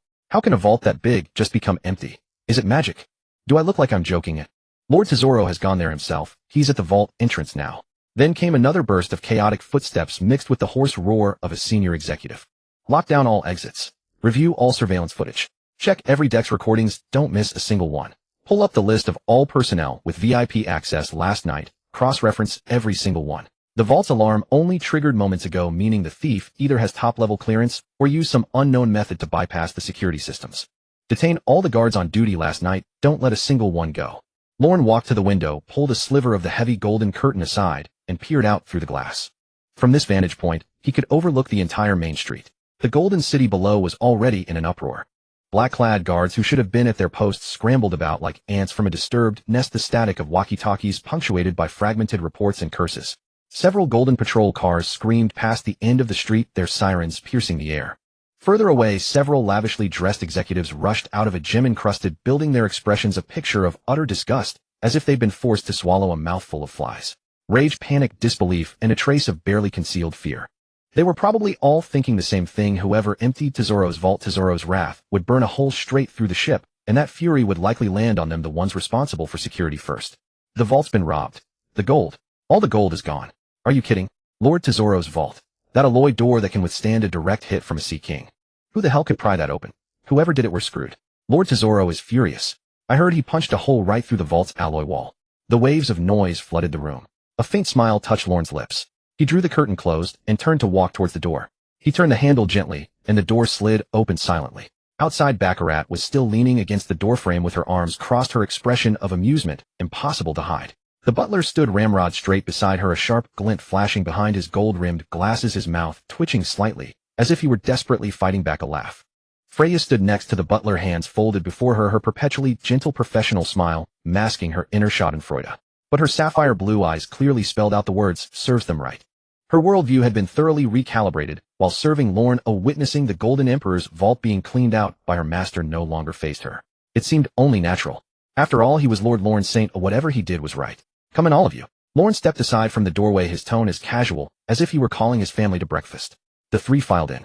Baccarat entered last, closing the door behind her and activating an extra soundproofing lock. The clamor from outside was instantly muted, and the room fell quiet again. Baccarat, go fetch some breakfast. Lorne sat at the small round table by the window, pulled the curtain open a crack to let the morning's artificial sunlight spill in, and leaned back comfortably in his chair. His posture was as relaxed as if he were on vacation. As you wish, my lord. Baccarat gave a slight bow and knowing smile on her lips and slipped out the door. Having run businesses in the Golden City for years, she knew the location of every restaurant and kitchen on every deck by heart. In less than 15 minutes, she returned, pushing a golden serving cart. The cart was laden with an exquisite breakfast. Freshly baked croissants with crisp golden crusts and several plates of rare fruits flown in from islands across the Grand Line, sliced and arranged neatly. A small pot of lobster bisque bubbled gently, emitting a rich, savory aroma. On a silver platter beside it lay a perfectly seared tuna steak and a few soft-boiled eggs with jammy yolks. She'd even brought a pot of freshly brewed coffee, steam wisping from the spout. The rich scent of coffee mingled with the aroma of food, filling the entire room. Lorne picked up a croissant and took a bite, the crispy flakes falling onto the plate with a soft rustle. He then picked up the steaming cup of coffee, leaned back, and cast a leisurely gaze out the window. The butler and Freya stood at attention behind him, while Baccarat leaned against the window frame. All four pairs of eyes looked out through the French window, overlooking the escalating drama below. The Golden City outside was in complete chaos. Black-clad guards were sprinting everywhere along the main street, and the voices over the walkie-talkies were laced with blatant panic. Several senior executives stood at the vault entrance, their faces ashen, screaming at their subordinates, spittle flying. In the distance, commotion was brewing from the direction of the casino hall, likely early rising guests woken by the alarm, standing around in pajamas, looking bewildered and asking what was happening. Further away, Tesoro's enraged figure was faintly visible. He stood at the vault entrance beside the alloy wall. He had punched a massive hole through his pink hair, whipping violently in the morning breeze. See that one on the main street who lost a shoe? That's the head waiter who served Tesoro in the casino hall last night. Baccarat gestured with her chin towards the window, her tone dripping with schadenfreude. Last time he complained about my new shoes, saying the heels were too high and violated the dress code. Now he's running around the streets with one bare foot. It warms the heart. The butler adjusted his gold-rimmed glasses and added in a profoundly serious tone, based on my observations, over 70% of the guards running from the vault direction slipped at the corners because the floor had just been polished. This detail may prove useful for future intelligence analysis. Lorne nearly choked on his coffee. This old butler always seemed so proper, but could be sharper-tongued than anyone when it counted. 70% slipping at corners. Of course, the cleaning robots polished the main street floors to a mirror shine every morning, usually for the guests' aesthetic pleasure. But now the guards were slipping and falling one after another, adding a touch of slapstick to the whole farce. Only Freya remained silent. She was diligently cutting the tuna steak into bite-sized pieces with her knife and fork, then subtly nudged the plate closer to Lorne's hand, ensuring that if her lord got tired from cursing, he could easily spear a piece to moisten his throat. Her expression remained a gentle professional smile, but the force she used to cut the fish was clearly more intense than usual. The sound of the knife scraping against the plate carried a certain satisfaction that said, "You all deserve this for talking about my lord." The commotion outside continued. A burly, bearded executive who looked like the head of security stood at the vault entrance, waving a stack of surveillance records, his voice hoarse from shouting. The butler pricked up his ears for a moment, piecing together the latest developments from the fragmented conversations drifting in. "My lord, they've detained all the guards on duty last night and are interrogating them one by one. All the surveillance footage has been pulled, but the only thing they can confirm is that the vault's alarm system was triggered just minutes ago. Prior to that, everything appeared normal." He paused, then added, "They have begun searching the ship. Let them search." Lorne popped the last piece of croissant into his mouth, forked a piece of the tuna Freya had cut, chewed, and swallowed before speaking slowly. A faint cold sneer was discernible in his voice. If their surveillance could catch me, that would be quite an achievement. He had entered the vault via a secret passage and used Ryuo to destroy the lock from the inside, never triggering a single physical alarm. Surveillance cameras. Those didn't exist in the secret passage at all. Tesoro had purposely kept the passage free of any monitoring devices to prevent its discovery. Simply put, even if they tore the entire ship apart, they wouldn't find a shred of evidence pointing to him. Another commotion erupted downstairs. It seemed a guard under interrogation, unable to provide answers, was being summarily dismissed and prosecuted, wailing and begging for mercy. Baccarat watched the scene elegantly, lifting her coffee cup for a sip. Her tone was full of emotion, but her eyes sparkled with malicious glee. That guard used to be Tesoro's fellow countryman and often docked our department's benefits. Seeing him on his knees crying now is one of life's great pleasures. The sunlight outside grew brighter, and the golden decorations of the city streets reflected dazzling rays under the artificial daylight. The guard's footsteps grew more frantic, and the executives' faces grew darker. Tesoro himself had left the vault entrance, presumably to figure out how to contain the news. A pity. News travels faster than a tsunami on this ship called Grandisoro. Soon the entire entertainment city would know that the Golden Emperor's vault had been emptied. And once the sharp-nosed gamblers and merchants sensed something was wrong, the ensuing chain reaction would likely give Tesoro a far worse headache than the theft itself. No one would feel safe keeping their money in a city that couldn't even protect its own vault. Tesoro understood this better than anyone, which is why he was so livid. The day's search ultimately ended with nothing found. As the simulated sky of the artificial dome shifted from azure to twilight purple, then sank into the deep simulated starry night, the alarms aboard the Grand Tesoro finally began to subside. The black-clad guards dragged their weary bodies back to their posts, the roar of walkie-talkies replaced by exhausted silence. The guards who had been interrogated all day ultimately could not provide any explanation. The surveillance footage was reviewed countless times, yet aside from confirming that the vault's alarm system had indeed been triggered only this morning, not even a single stray strand of hair was found. Tesoro locked himself in the top-floor office and did not come out for the entire afternoon. According to rumors whispered by the tea-serving attendants, everything that could be smashed in the office had already been replaced. As the last ray of sunset was swallowed by the dome's artificial starlight, the pulse of this golden giant ship suddenly began to beat once more.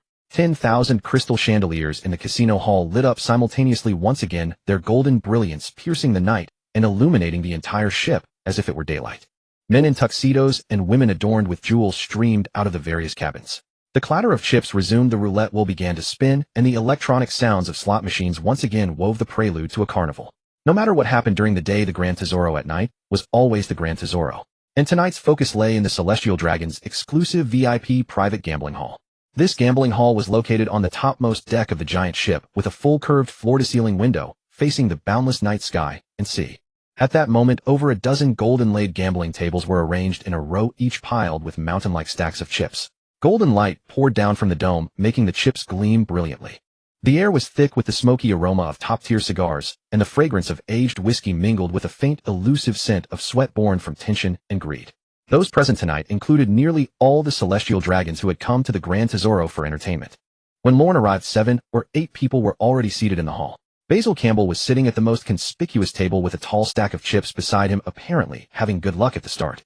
Seeing Lorne push the door open, the smile on Basil's face froze for a moment, but quickly returned, though the smile now carried a hint of deliberately suppressed wariness. Lorne directly chose the seat opposite Basil and sat down. Baccarat followed behind him, wearing a deep red evening gown, her long hair pulled back into an elegant bun, a perfectly calibrated professional smile, honed from years at the Golden Casino, on her lips. St. Lorne also wants to try his luck. Basil spoke first, his tone carrying a hint of probing, but more so an urgent eagerness to recoup his losses.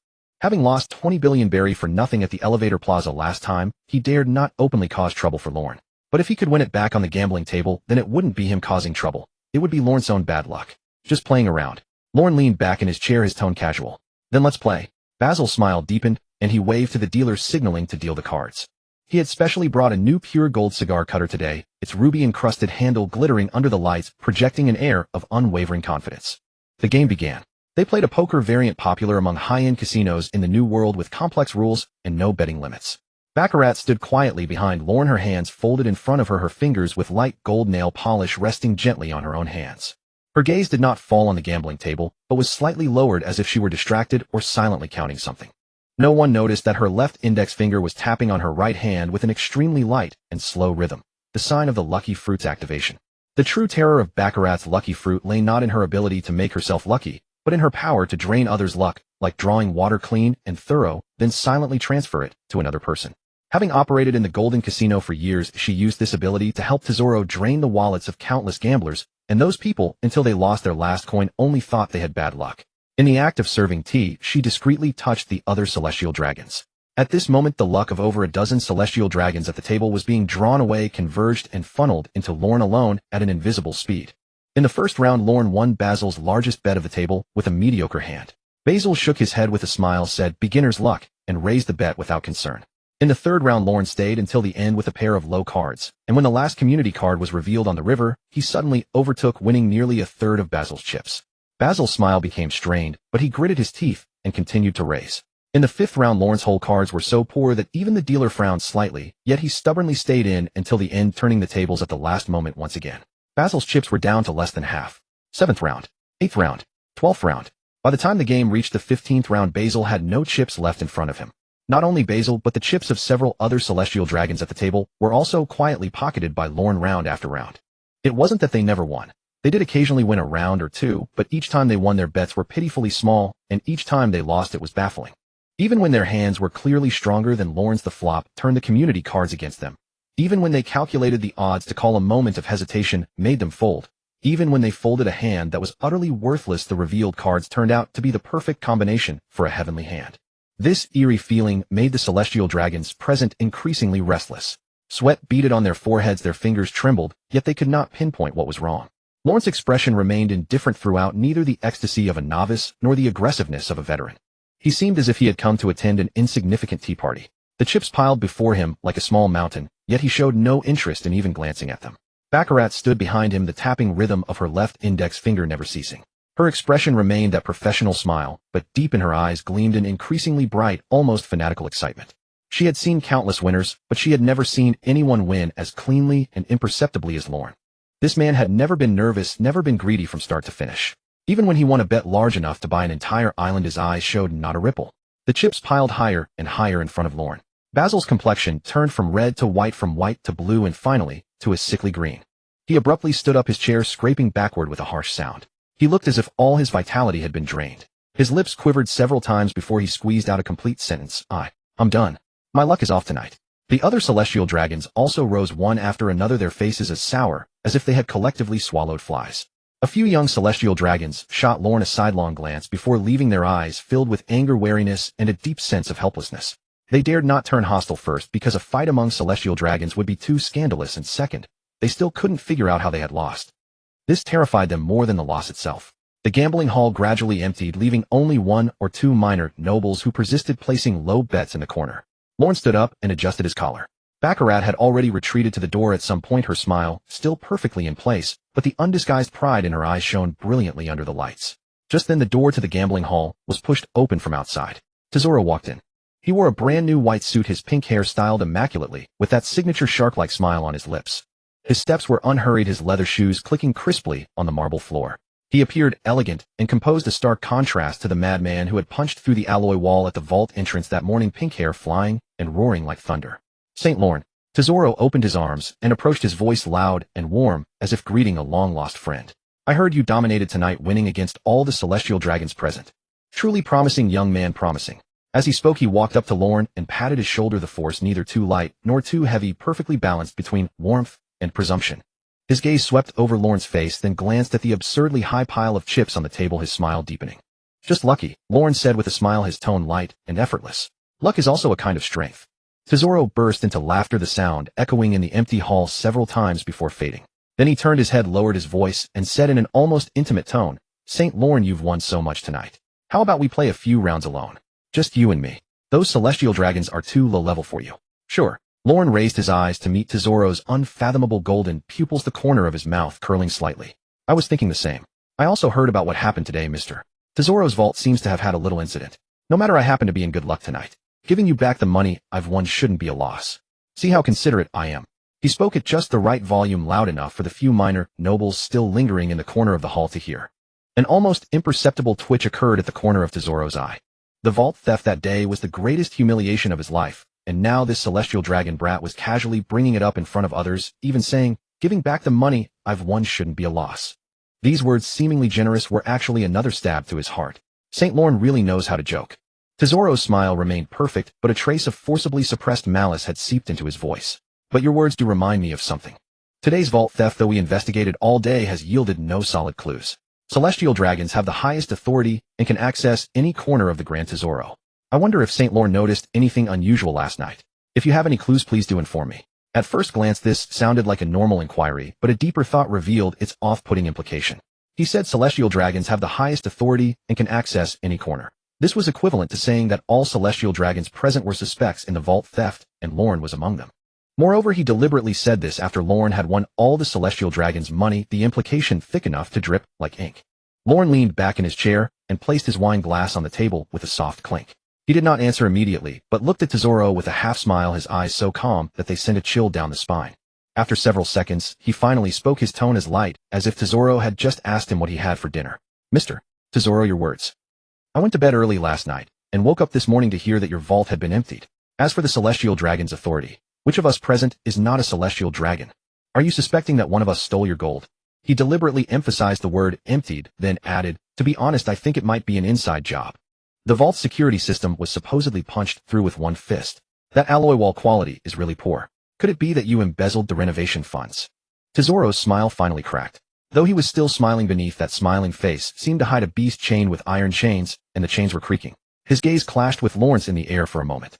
Neither spoke, but the smell of gunpowder in the air had grown so thick that even the few minor nobles watching from the corner unconsciously took half a step back. Just kidding. Lawrence suddenly laughed, stood up from his chair, and patted Tesoro's shoulder, just as Tesoro had patted him earlier. Let's play a few rounds. Don't take the vault incident too seriously. Maybe you'll win back the loss tonight. Behind Lorne, Baccarat silently lowered her head, her shoulders trembling almost imperceptibly.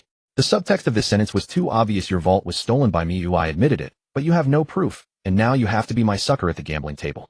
And, do you dare to suspect a celestial dragon?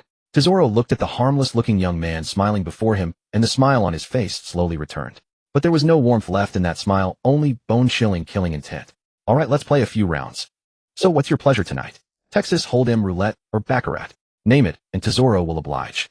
Lone leaned back in his chair, tapping his fingers lightly on the table with the casual air of a man ordering a bowl of noodles from a street stall.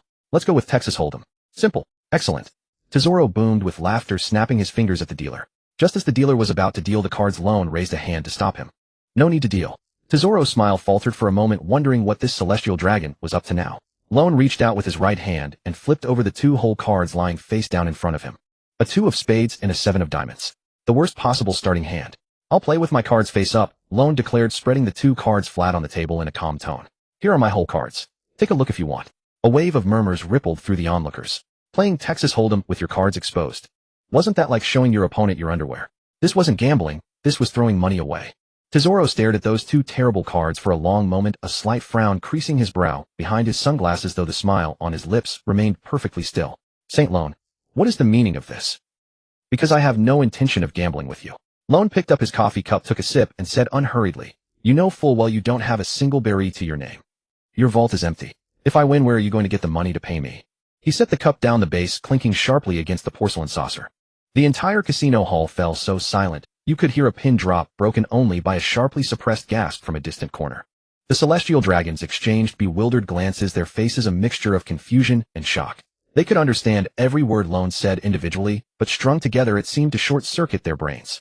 How was it that Lone, also a celestial dragon, could think so many steps ahead? Was this really the destitute orphan from the Slodvak family who just days ago was selling off his possessions to bury his kin? The smile on Tesoro's face remained, but it was now frozen solid as if set in quick-drying cement. He opened his mouth to retort.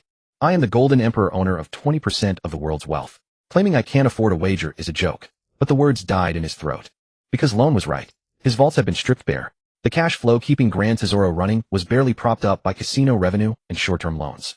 If this news got out, creditors would swarm like locusts demanding their money, and his entire financial empire would collapse within days. He had no spare funds for high-stakes gambling at a time like this.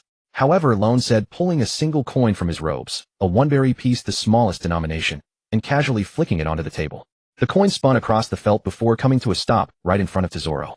Lone spoke nonchalantly, you didn't come all this way for nothing. Consider this one berry a gift from me. Take it, think of it, as a token of good luck. The single berry coin glinted in front of Tesoro, reflecting the light of the crystal chandelier above, seemingly slapping him across the face in silence. Tesoro's expression finally cracked. He looked down at the coin, his lips still curved upwards, but it could no longer be called a smile. The muscles in his face twitched uncontrollably. Slowly he reached out, picked the coin up from the table, and closed his fist tightly around it. He said nothing. A man who controlled 20% of the world's wealth publicly tipped a single berry. That was the true humiliation. The spectators were utterly silent, as if someone had pressed the mute button. Lone stood up, straightened the collar of his robe, and called out to Baccarat, "Let's go." Baccarat fell into step behind him, her fiery red ponytail swaying in the light. Having witnessed the entire spectacle, her expression had traveled from tension to amusement, and finally, to pride, with only one thought in her mind. The master she had chosen was indeed nothing like those pigs under their glass domes. Lone led Baccarat towards the casino entrance, pausing briefly as he passed by the celestial dragons like Bashir. Those celestial dragons instinctively shrank back, their movements perfectly synchronized, as if rehearsed. "Gentlemen, enjoy your evening." Lone tossed the words over his shoulder, without looking back, his figure disappearing into the corridor beyond the main doors. A long time after Lone had gone, Bashir finally let out a long breath, as if he had just surfaced from water, and whispered to his companions in an extremely complicated tone, "That guy. Is he really a celestial dragon? Why is his brain on a completely different level than ours?" The luxury passenger ship, departing from Gran Tesoro, slowly pulled away from the harbor. The dazzling golden glow of the golden city shrank in the ship's wake, eventually becoming a faint speck of light on the horizon. Lone stood on the stern deck, his robes flapping in the sea breeze. Baccarat leaned against the railing, her fiery red hair dancing in the wind. The butler stood by, as always, maintaining his impeccable posture. Freya stood a little further away, a trace of wistfulness hidden in her azure eyes. On this trip to the Golden City, Miss Baccarat had helped the master so much, while she, apart from her daily duties, seemed to have been of no help at all.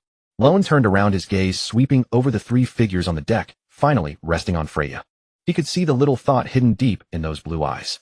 A slight smile touched his lips as he reached into his robes and produced the 1,000-mile bird fruit. The rind, interwoven with sky blue and silver white, shimmered iridescently in the sunlight. The feather-like patterns seemed to tremble under the light, as if a pair of wings were sealed within the fruit waiting to be released. Golden leaves cradled the base of the fruit, emitting a soft halo. The whole fruit lay quietly in his palm, yet it made everyone present unconsciously hold their breath. "Freya." Lone's voice drifted over with the sea breeze, carrying an air of casual indifference, as if what he held was not a mythical Zoan devil fruit that could throw the entire underworld into chaos, but a small trinket bought on a whim. "Come here." Freya froze for a moment, instinctively taking 2 steps forward, then suddenly halted. Her azure eyes were fixed on the glowing fruit in Lone's hand, her mouth slightly agape, her face etched with disbelief. A mythical Zoan, rarer than a Logia.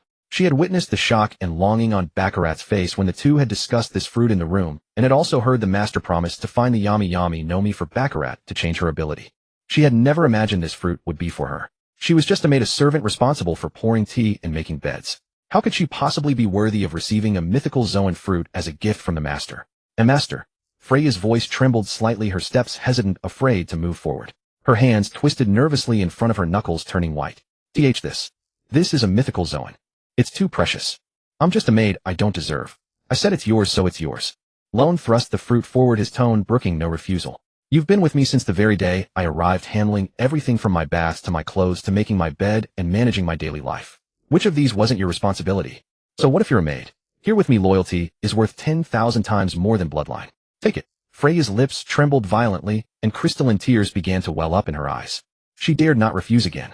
The master had already said so much, to refuse any further would be an insult to his generosity. She accepted the glowing blue fruit with both hands. The moment her fingertips touched the feather-like patterns on the rind, a warm power pulsed gently from within the fruit, as if responding to the beat of her heart. Holding the fruit, she bowed deeply to Lone, the motion so profound that her golden hair nearly touched the deck. When she straightened up, her azure eyes were filled with glistening tears, but the smile on her lips was radiant, as if she had received the most precious treasure in the world. Thank you, master." Her voice was still trembling, but the tremor was filled with indescribable excitement and gratitude. Baccarat, leaning against the ship's railing, watched the scene with an unreadable smile. Her gaze flickered between Freya and the shimmering 1,000-mile bird fruit in her hands, then she let out a soft sigh. It would be a lie to say she wasn't envious. She knew the value of that fruit better than anyone. A speed-type mythical Zoan capable of traveling 10,000 miles a day, a unique treasure in the entire pirate world. But she also knew that if the master had given the fruit to Freya, he must have his reasons. He had promised to find the Yami Yami no Mi for her, and she trusted that he would keep his word. This man's promise was worth more than the Golden Emperor's entire fortune. At Lone's nod, Freya took a deep breath and raised the fruit to her lips. The moment she took the first bite, her face scrunched up entirely. Devil fruits were notoriously disgusting. It was an indescribable complex stench, like swallowing the rotting entrails of a sea king left out for 3 days mixed with sulfur and rotten eggs. Taste buds screamed in agony upon contact with the flesh. Freya's face turned pale, her stomach churning violently, tears streaming down her face from the sheer physiological revulsion. But she clenched her jaw, biting down hard, and forced herself to swallow the entire fruit piece by piece, without daring to chew each mouthful, going down with sheer willpower. When only the last bite remained, she gagged, but managed to suppress it, shoving the final piece in her mouth, closing her eyes, and forcing a swallow. Her throat convulsed violently, and then, as if completely drained, she leaned against the railing, gasping for air. Then the change came.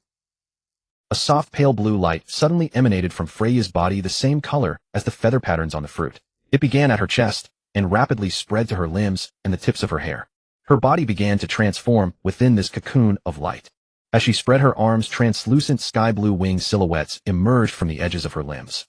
The shape of the wings was fluid and elegant, each feather shimmering with a flowing luster under the light.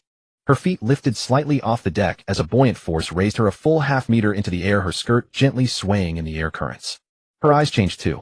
The azure irises became clearer and more brilliant, and a faint silver ring of light seemed to orbit deep within her pupils. The natural navigational mark a 1,000-mile bird uses to lock onto its direction during high-speed flight. When she fully extended her pair of magnificent shimmering blue wings, everyone on the deck instinctively held their breath. The wings refracted a dazzling spectrum of light in the sun, shifting from sky blue to silver white, depending on the angle, so beautiful it seemed as if a piece of the sky had been cut out and placed upon her.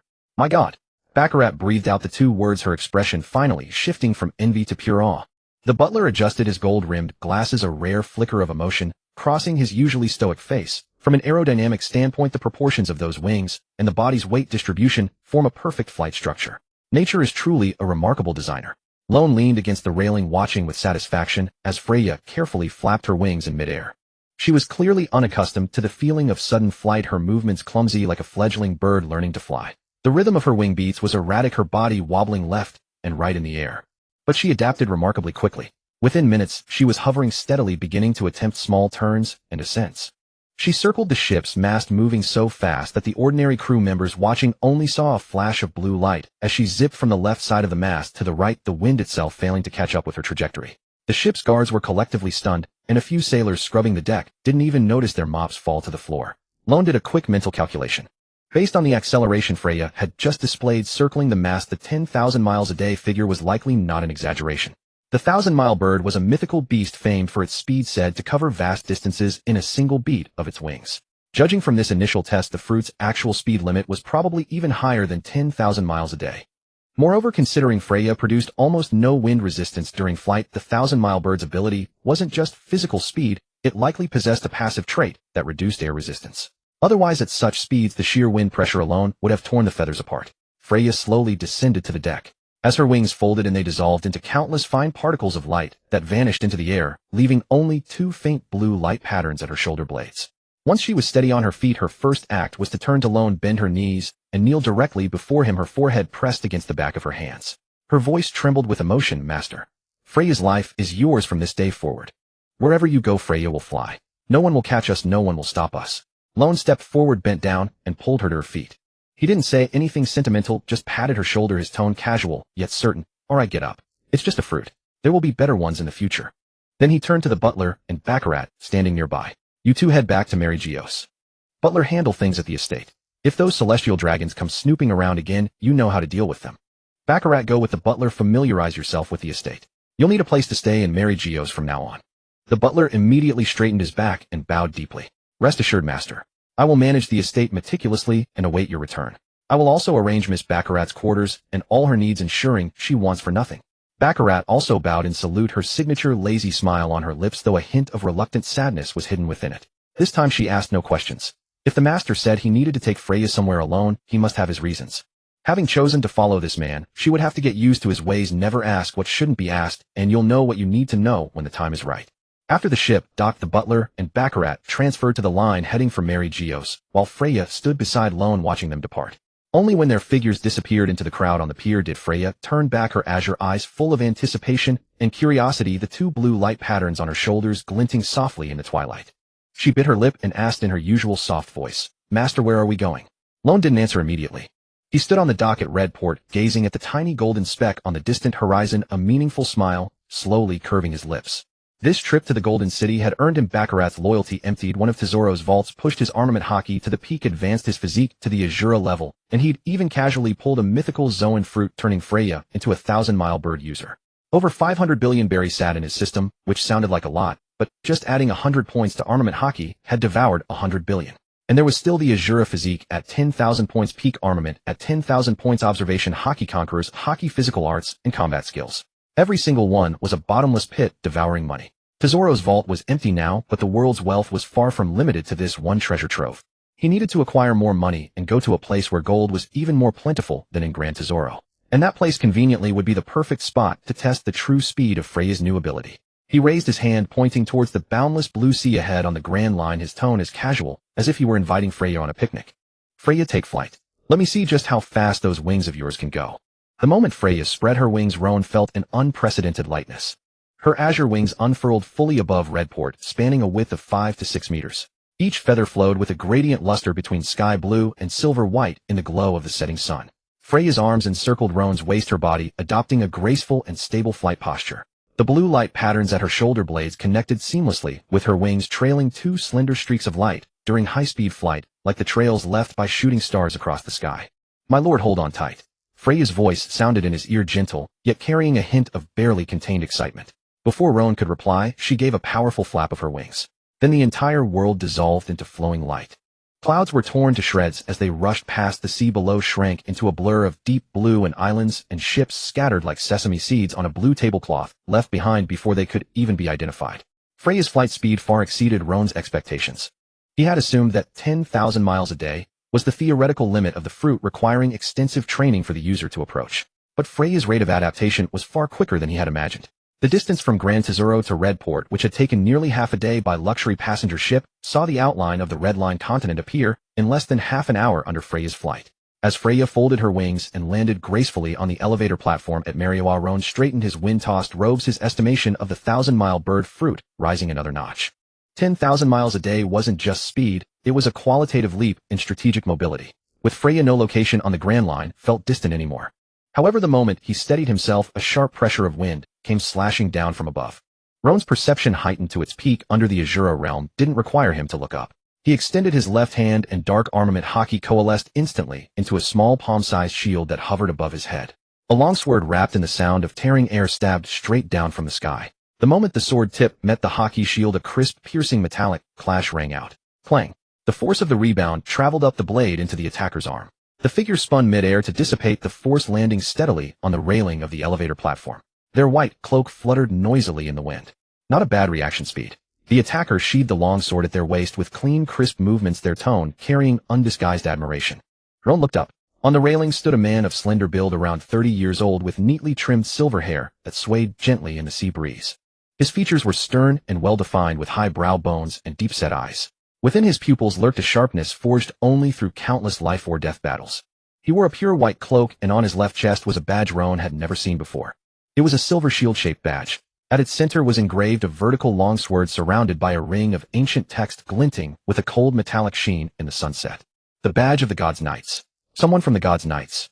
Roan raised an eyebrow. The small hockey shield in his left hand didn't dissipate immediately, instead hovering semi-materialized by his side. Last time he went to the God's Knights headquarters seeking guidance on armament hockey, he couldn't even get past the door. Now they were coming to him. Felix Alder, third seat of the God's Knights. The silver-haired man leaped lightly from the railing, landing steadily 3 steps in front of Roan.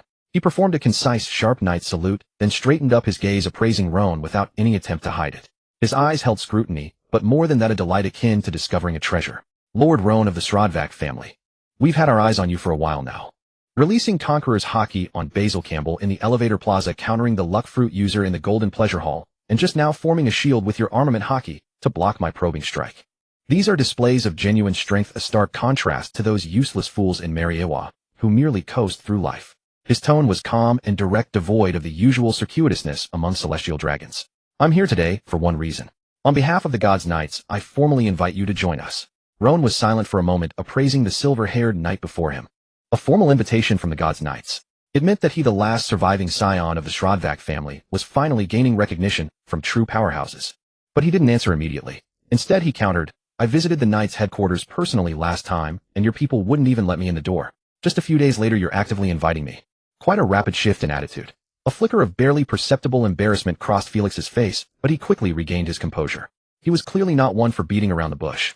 Pressed by Roan's question, he decided to lay his cards on the table. That was our oversight. But to be honest, we've always wanted a good prospect, a young celestial dragon with real talent potential and the will to train. Not those wastes who rely solely on their guards. We noticed you the moment you appeared, but the process for joining the Knights is quite cumbersome. We had to wait. Then you used Conqueror's Haki to force Basil to his knees in the elevator plaza. We intercepted the surveillance footage. CP0 was about to report it directly to the 5 elders, but we stopped that report and sealed all records. He paused, a meaningful smile spreading across his face. Those the Gods' Knights want are best kept away from the 5 elders' attention. Roan's brow furrowed slightly. He knew how extensive CP0's surveillance network was. If Felix was telling the truth, then the Gods' Knights had indeed been protecting him. Yet a question lingered in his mind, one that had surfaced the moment Felix's sword struck his shield. When the sword tip met his Haki shield, he could sense that the power behind it wasn't top-tier armament Haki hardening, but rather a swordsmanship technique honed to near instinct. This wasn't a brute force clashing of Haki strength, but a method of concentrating all force into the tip of the blade, achieving maximum penetration with minimal expenditure. The Gods' Knights, the strongest shield of the celestial dragons, touted as the highest combat power of Mariehua. But honestly, how much real combat experience could these lifelong guards have? What kind of formidable physical arts could they possess? I appreciate the offer, but I don't plan on joining the Gods' Knights for now. Roan met Felix's gaze directly, his tone sincere, yet measured. The reason is simple. My weaknesses are too obvious right now. I've awakened armament Haki, true, but my physical combat arts are lacking. I don't know much about your Gods' Knights, but you spend most of your time stationed here in Mariehua. Opportunities to fight against the world's truly top-tier fighters are rare. What I need is real combat, a place to hone my physical arts in life and death struggles, not punching wooden dummies day in and day out in some cushy training ground. Felix's smile gradually faded, his gaze turning serious, but there was no sign of anger. He was silent for a long moment, then suddenly laughed. You're more clear-headed than I expected. Our physical arts system focuses on defense and positional warfare, excelling at unleashing immense power in short bursts to crush enemies, but it lacks sustained mobility and single-point penetration. In contrast, the Marine system is more comprehensive, emphasizing practicality and versatility. The 6 powers are the foundation of all physical combat. Soru, Jeppo, Tekai, Kimii, Shurgan, Renkyaku. Each technique has been honed through centuries of real combat. They are the most practical close-quarters combat system in this world. You want to join the Marines? Yes, I'll go play in the Marines. The certainty in Roan's eyes told Felix this wasn't a spur-of-the-moment decision. Felix stared at him for a long while, then finally nodded slowly. In that case, I won't force the issue, but I'll say this first. The door to the Gods' Knights will always be open for you. Whether you go to the Marines or anywhere else, no matter how far you go, if you ever want to return, I'll keep the 3rd seat open for you. He straightened up, his silver hair swaying slightly in the wind, a rare genuine smile breaking across his stern features. I hope you have fun in the Marines. Roan smiled too, then turned and walked towards the elevator. Freya had been standing quietly nearby, listening to the entire exchange, and now fell into step behind him. When they were out of sight, and only Felix remained on the platform, the silver-haired knight spoke to the empty air. What do you think of him? A taller figure stepped out from the shadows of the elevator control tower, also draped in a white cloak, face hidden in the shadow of its hood. A low voice emerged. His Conqueror's Haki is controlled with ease. His armament Haki can manifest externally. His physical resilience is unfathomable, and he has a handmaiden who's eaten a mythical Zoan fruit. Have you ever seen a celestial dragon with that kind of caliber? Then why not forcibly conscript him? The tall figure asked. Felix watched the direction Roan had gone, a meaningful smile playing on his lips. An eagle cannot be caged. Let him fly out there for a while. When he returns, this cage called Mariehua will mean nothing to him. When that day comes, he will naturally stand on our side. Roan didn't linger in Mariehua. From Mariehua to Marineford, a warship would take a full day, but Freya needed only a few minutes of flight. Roan gazed down at the Fortress of Justice growing ever closer. Marineford, the headquarters of the Marines. In the Marshal's office at Marine Headquarters, Marineford Sengoku set down the den mushy, his knuckles still white as he gripped the receiver. The voice on the other end had fallen completely silent. The black snail slowly retreated into its shell, its antennae swaying, as if it too found the content of the conversation difficult to digest. The air in the office was stagnant for 3 full seconds. Sengoku gently placed the receiver back on its base. The motion was light, almost soft, but the shallow indentation his finger had pressed into the redwood desk silently betrayed the true state of the Fleet Admiral's emotions. He raised a hand and rubbed his brow. The vertical crease between his eyes was as deep as a knife scar in the lamplight. Issue the order. All vice admirals and above are to assemble in the conference room within 5 minutes. The messenger at the door stiffened. Fleet Admiral Sengoku's tone was unervingly calm, but the coldness that seeped through his clenched teeth was more chilling than any roar. He dared not ask questions. He clicked his heels in a crisp salute, turned, and ran out of the office. The sound of his boots hitting the corridor floor was rapid and dense. Sengoku leaned back in his chair, his gaze falling upon the open document on his desk. A photograph was clipped to the title page. It was a surveillance still from the elevator plaza in Mary Geos. The resolution wasn't high, but it was clear enough to make out the young man at the center of the frame. Clad in dark robes, a pitch-black blade at his waist, his expression serene. Around him the glass barriers reflected harsh white light, yet his face was completely bare, unprotected. Below the photo, a line of meticulously neat handwriting clearly from the Secretariat reads Slordvac Lorne Saint. Suspected of releasing Conqueror's Hockey on a scion of the Campbell family at the elevator plaza. Assessment level high priority. Conqueror's Hockey. Sengoku murmured the words, a grimace twisting his lips that held no trace of amusement. A king's disposition, 1 in a million given to a celestial dragon. The heavens do have a sense of humor. 5 minutes later in the grand conference hall of Marine headquarters. The long rectangular redwood table was filled on both sides. White Marine coats lined up in the light, admiral stars on epaulets glinting between the folds of collars. From rear admirals to vice admirals to the empty seats of the 3 admirals, the air was thick with a gravity reserved for the announcement of momentous events. The Marine hero Garp sat at the very end of the table, legs crossed, a bag of rice crackers in his hand, crunching away as if he were alone in the room. A thin layer of crumbs had already accumulated on the table before him, a fitting companion to his disheveled gray hair. Hey Sengoku, you drag us all out in the middle of the night just to watch you brood. Garp took another crunchy bite, speaking indistinctly. If there's nothing else, I'm going back to bed. Got a patrol to run in the morning. Sengoku stood at the head of the long table, hands braced on its surface, his gaze sweeping across every face in the room. I just received a call. From Mary Geos. The God's Knights. The air in the conference room tightened as if squeezed by an invisible hand. Several vice admirals exchanged glances, a subtle weight spreading beneath the table. The God's Knights and the Marines had always had a delicate relationship. They rarely even attended world government meetings. For them to personally call it couldn't be good news. Sengoku continued, his tone flat and measured. They said a young celestial dragon will be visiting Marineford soon to play around. They requested we treat him well. The room fell silent for a full 2 seconds, then erupted like cold water splashed into boiling oil. Not an explosion, but a simmering, bubbling unrest. The first to speak was Vice Admiral Tsuru. The silver-haired woman leaned back in her chair, hands folded on the table, her gaze calm, but her voice as cold as tempered ice. Since when did the Marine headquarters training grounds become a playground for celestial dragons? An apt description. Sengoku picked up the thread, his face impassive. According to the God's Knights, this young celestial dragon is exceptionally gifted and has already awakened Conqueror's Hockey. Do you think someone like that comes to the Marines to play for fun? A vice admiral seated at the side of the table finally spoke up. He was a man with a swarthy complexion, built as thick and solid as if hewn from a single block of granite, his admiral's star gleaming with a steady, dull luster in the light. He straightened up, crossing his burly arms on the table, and spoke in a tone that was both restrained and laced with dissatisfaction. Fleet Admiral, a celestial dragon comes to our headquarters and asks us to entertain him. How exactly are we supposed to do that? Give him a private dorm, a personal chef, or what if he wants to use the training grounds? Are we supposed to line up a bunch of punching bags that won't fight back? The Chief of Staff's point is, since when did the Marines stoop to catering to the whims of celestial dragons? Another Vice Admiral chimed in, his tone even less polite. And another thing. The swarthy Vice Admiral continued, a layer of suspicion creeping into his voice. A celestial dragon with the God's Knights right there in Mary Geos chooses to come to the Marines instead. That alone is suspicious. He says he's here to play, but who's to say he has ulterior motives? What if he's using this as a cover to scope out our defenses? The pressure in the room dropped another degree. Though they were soldiers accustomed to combat, the Marine officers present were not lacking in political acumen. His words struck a common chord of concern. Information on Marine deployments, troop strength, and strategic focus. If it fell into the hands of a celestial dragon, even a few casually glimpsed numbers could be exploited by those with malicious intent. This isn't that simple. A low, languid voice came from a seat near the head of the table. The speaker had short, curly blonde hair, slightly sunken eyes, and a deep, chiseled face. His white Marine coat was draped loosely over his shoulders. He leaned back, propping his chin on one hand, his posture as relaxed as if he were at an inconsequential tea party. But his eyes held a dangerous glint in the dim light. Knowing the usual celestial dragon modus operandi, if they were coming to play, they'd have us clear the area, block off roads, roll out red carpets, and renovate all of Marineford a week in advance. They'd set up a parasol and a lounger on the deck, have a squad of guards with the newest flintlocks standing at attention, and wouldn't step a single foot onto the training grounds. People who find walking a chore wouldn't voluntarily come to Marineford to suffer. He paused, his gaze sweeping the room, the meaningful curve of his lips making the air itself seem to still for a moment. But according to Sengoku, this one just said he wants to play around. Nothing else. That defies convention.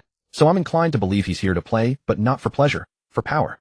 Vice Admiral Tsuru nodded, her voice calm and decisive. Whether he's here for leisure or for strength, we need a plan.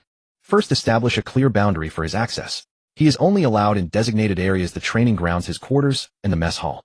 No entry elsewhere without permission. Second, assign a special escort unit to shadow him. Ostensibly for protection, but we all know what it's really for. Finally, she looked at Sengoku, her gaze as steady as an anchor. If he genuinely wants to train, then let him train. Assign him instructors, run him through standard marine protocols.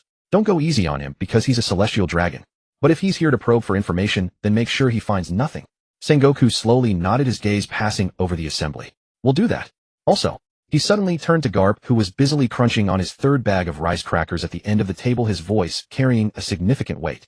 Garp, you're in charge of his reception. Garp hadn't finished chewing his crackers, his cheeks puffed out like a hamster caught stealing food. He pointed at his own nose, his expression a silent protest of, you want me to babysit a celestial dragon? Have you lost your mind? You're the hero of the Marines, the most senior, and with the strongest backing. Even if he is here to test the waters, he won't get anything out of you. And that mouth of yours. Sengoku revealed a rare, almost sly smile. If he's not satisfied and you snap at him, I can just claim it was your personal conduct unrelated to Marine headquarters. Garp swallowed the cracker with effort, knocked the crumbs off against the table's edge, and grumbled half-jokingly. You fleet admirals are all masters of passing the buck. All right. I'll go see what this celestial dragon brat is made of. The atmosphere in the room finally loosened a bit. Several vice admirals relaxed their shoulders, leaning back in their chairs and exchanging wry smiles. Vice Admiral Tsuru added a final remark.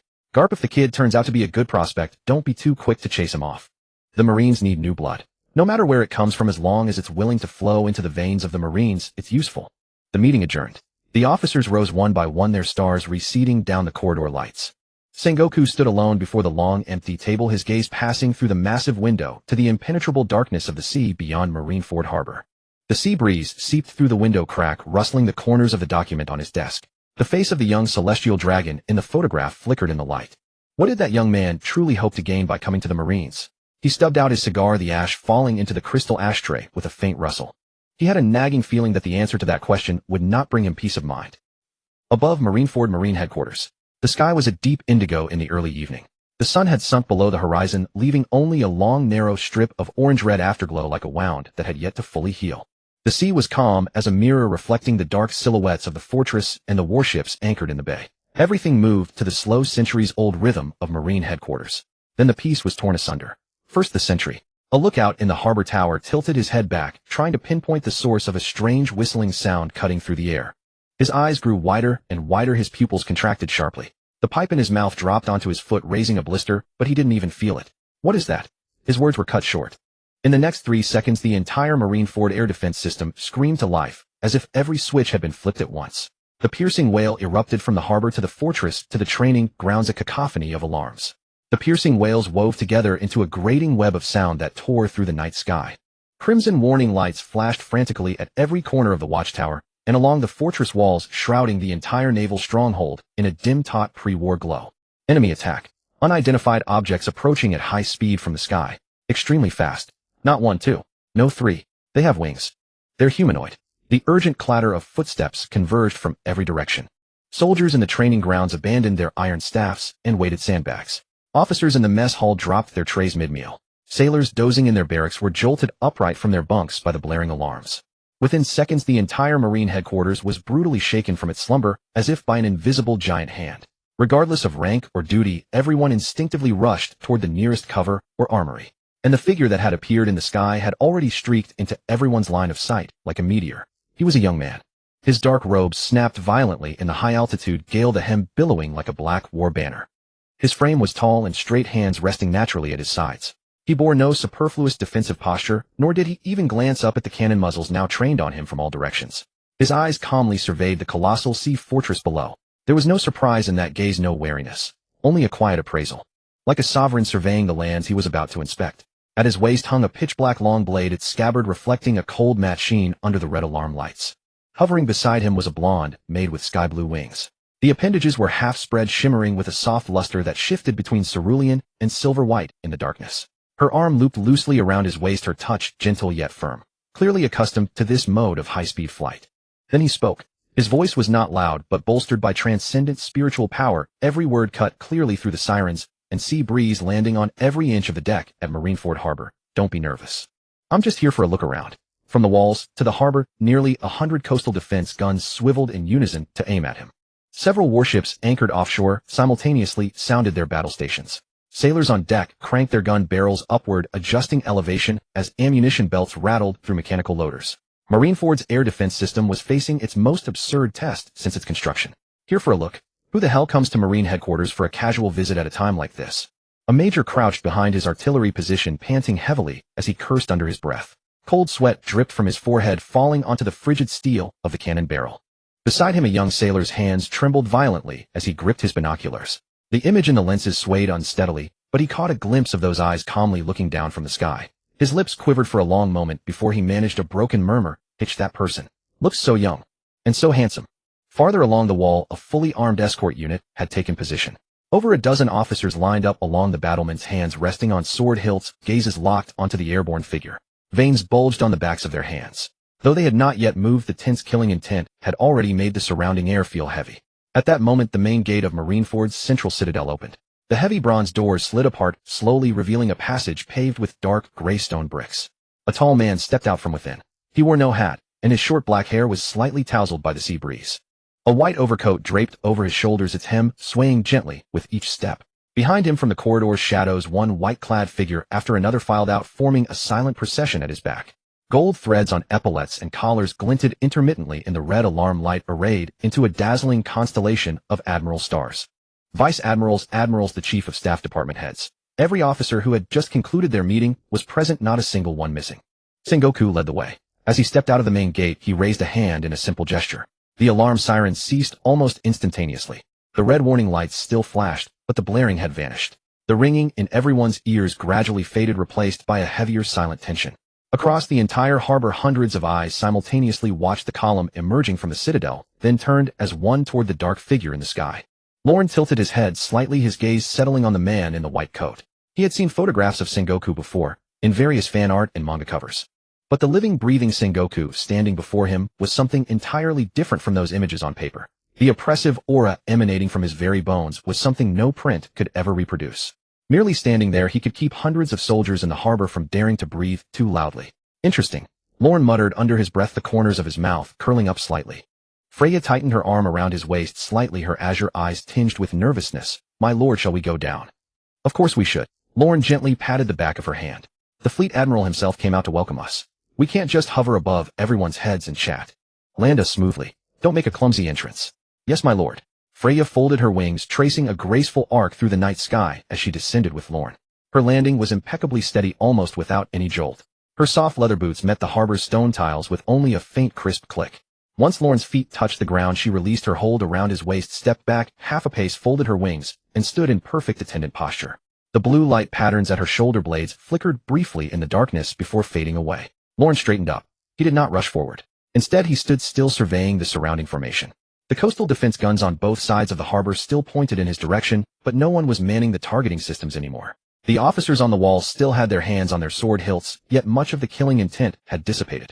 On the decks of the warships, sailors leaned against the railings, craning their necks to look over. Their faces were etched with a mixture of curiosity and bewilderment, all asking the same silent question. Who the hell is this guy? Hundreds of eyes focused solely on him. Lorne felt the weight of those gazes. He felt no discomfort under such scrutiny. Instead, he stood as composed as if he were before his own throne.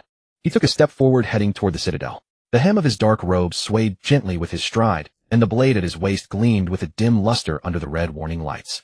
His pace was unhurried, each step landing on the stone tiles with a steady, solid sound. His ease and certainty seemed like those of a man arriving at a long-awaited reunion with an old friend, not someone intruding upon a fortress that had just sounded battle stations. Sengoku stood on the steps before the citadel, hands in his coat pockets, his gaze sweeping over Lorne. He was assessing. From the moment this young man had landed, he had been assessing. The rhythm of his steps, the steadiness of his breathing, how long his gaze lingered when scanning the surroundings, his reaction to those hundreds of stares. All the details rapidly assembled in his mind into a preliminary profile. Then his conclusion arrived: the Holy Knights had not exaggerated. This young man truly was different from the other celestial dragons. Lorne, saint of the Slodvak family, I presume. Sengoku spoke, his voice low and steady, carrying the authority forged through years of issuing commands. The Holy Knights have already informed us. You arrived faster than I expected. Any slower, and I was afraid they might change their minds. Lorne stopped at the foot of the steps before the citadel, looking up at Sengoku.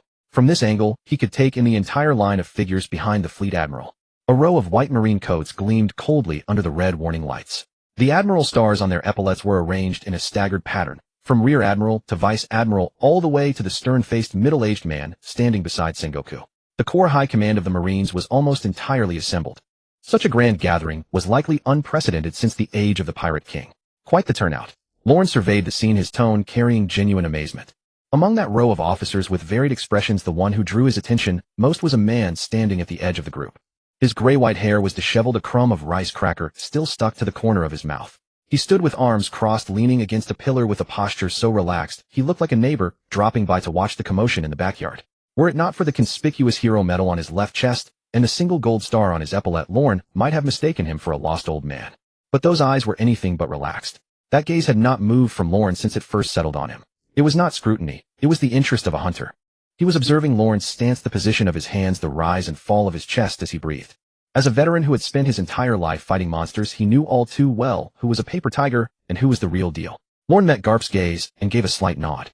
Garp did not respond, but the rice cracker crumb at the corner of his mouth twitched slightly, as if in silent acknowledgement.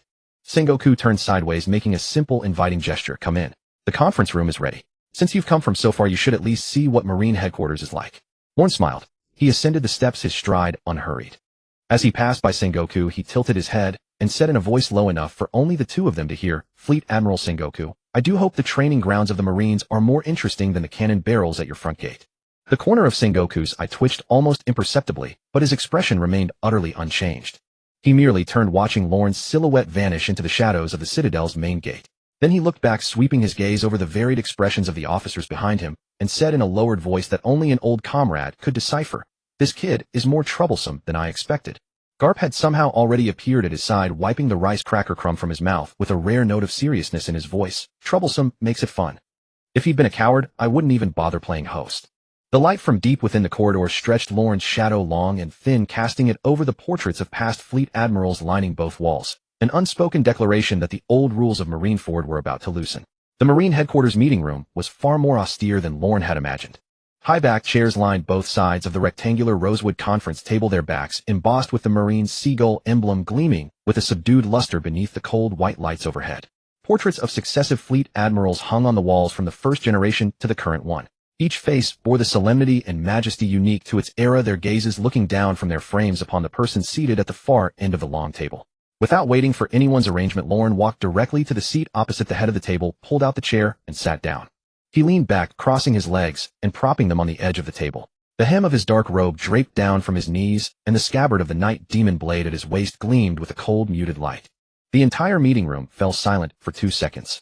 Several vice admirals standing by the door frowned in unison, their lips twitching as if to speak, but a sidelong glance at Sengoku, standing beside the head seat, made them swallow their words. Sengoku's expression remained unchanged. He pulled out the chair at the head of the table and sat down, interlacing his fingers and resting them on the tabletop, gazing at Lorne across the lengthy table. Those eyes were like 2 deep wells, showing no ripple whatsoever, silently waiting for the young man opposite to speak. The Marine officers took their seats one after another, their white coats spreading out under the lights, the stars on their epaulets glinting intermittently among the folds of their collars. Vice Admiral Tsuru sat to Sengoku's left, her posture upright and composed. Garp sat at the very end of the conference table, legs crossed, having somehow produced another pack of rice crackers. He crunched away, his gaze resting on Lorne with keen interest. Kizaru lounged back in his chair, idly spinning a fountain pen between his fingers, his eyes half-lidded, impossible to tell if he was alert or daydreaming. The seats of the other 2 admirals were empty. Akainu and Akiji were both absent from Marineford, currently on a mission somewhere in the Grand Line. Lorne's gaze swept across the faces of everyone present, a faint condescending smile playing on his lips, perfectly portraying the innate arrogance of a celestial dragon. All right, since everyone's here, I'll get straight to the point. His voice wasn't loud, but bolstered by his transcendent spiritual power, every word cut through the entire meeting room, landing clearly in each person's ears.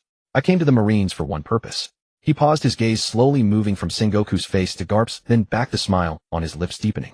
I want to learn the Marines' strongest martial arts. The air in the room seemed to tighten as if gripped by an invisible hand.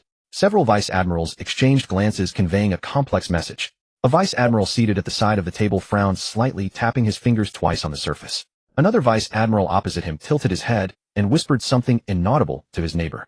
Sengoku's expression remained unchanged, but the pressure of his interlaced fingers increased slightly. Martial arts. The Marine martial arts system is vast. Which aspect does St. Lorne refer to? Which aspect?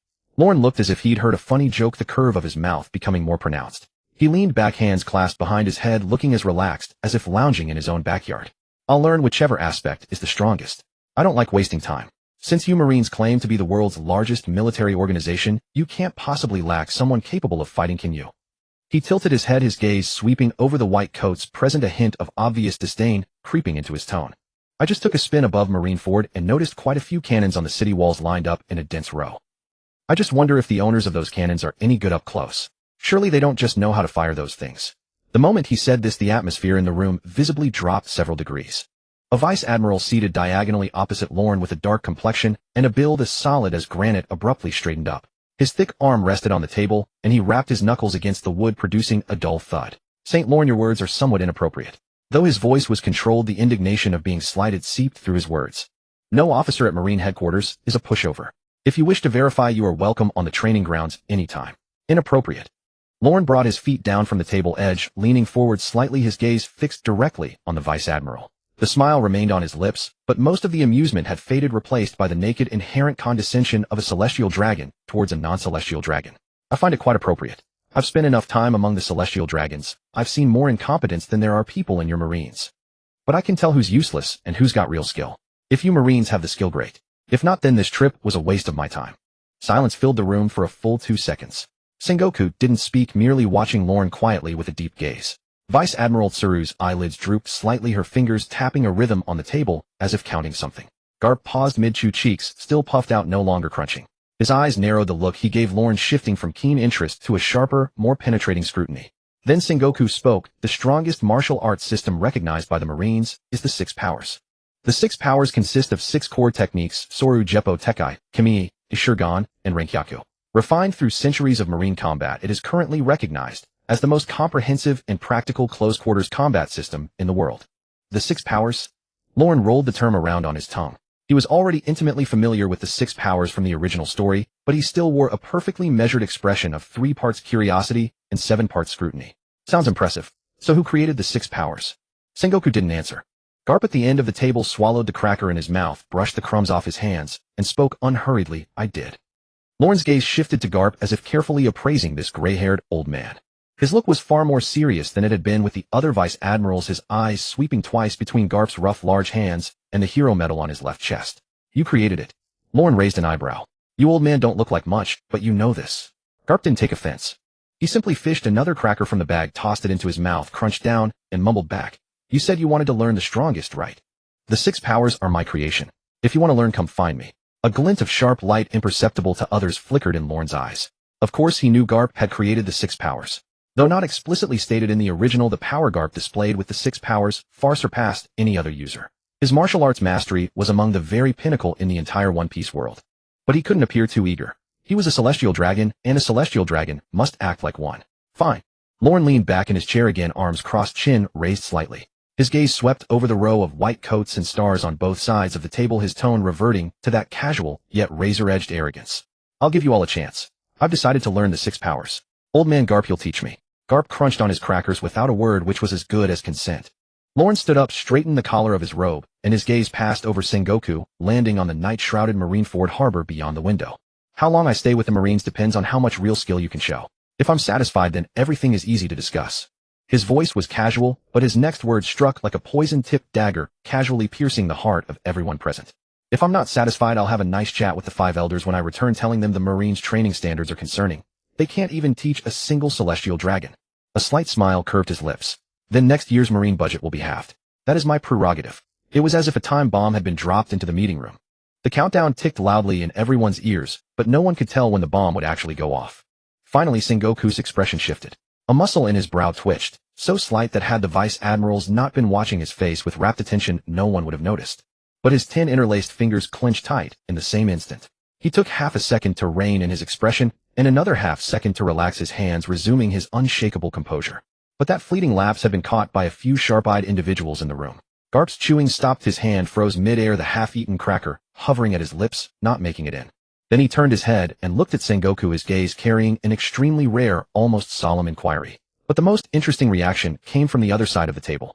Kizaru, who had been leaning back, suddenly stopped spinning the pen. It was as if someone had hit pause on him. His hand froze in midair, and the pen slipped from his fingers. His expression didn't change. He still wore that lazy, half-lidded look. But if one looked closely, they would notice the faint, ever-present curve at the corner of his mouth was slowly fading. Halved military budget. Those 4 words, like a pair of cold tweezers, precisely clamped onto an extremely sensitive nerve in Kizaru's brain. As a Marine admiral, his monthly salary and various allowances added up to a considerable sum. Though with his strength and status, he could live very comfortably even without a salary. That was beside the point. A halved budget meant every department at Marine headquarters would have its funding cut in half. Training costs, logistics, equipment, maintenance, personnel, salaries, intelligence operations, all halved. That was just the surface. The deeper issue was, if the budget were truly halved, would the admiral's benefits be cut too? Would his salary still be paid on time? Would his year-end bonus still arrive? Would that special annual allowance exclusive to admirals still hit his account? Kizaru's life philosophy was simple. Slack off at work, drink tea after hours, collect his paycheck, and retire with his pension intact. But if the money disappeared, what was the point of working? He never considered himself an embodiment of justice. He just wanted to live a stable life while earning a high salary befitting his admiral status. If the money was gone, why even be an admiral? Ahem. Kizaru let out a soft cough. It wasn't loud, but in the deathly silent room, it was remarkably clear. He slowly straightened up, brought his hands back to rest on the table. His gaze crossed the table and settled on Lorne.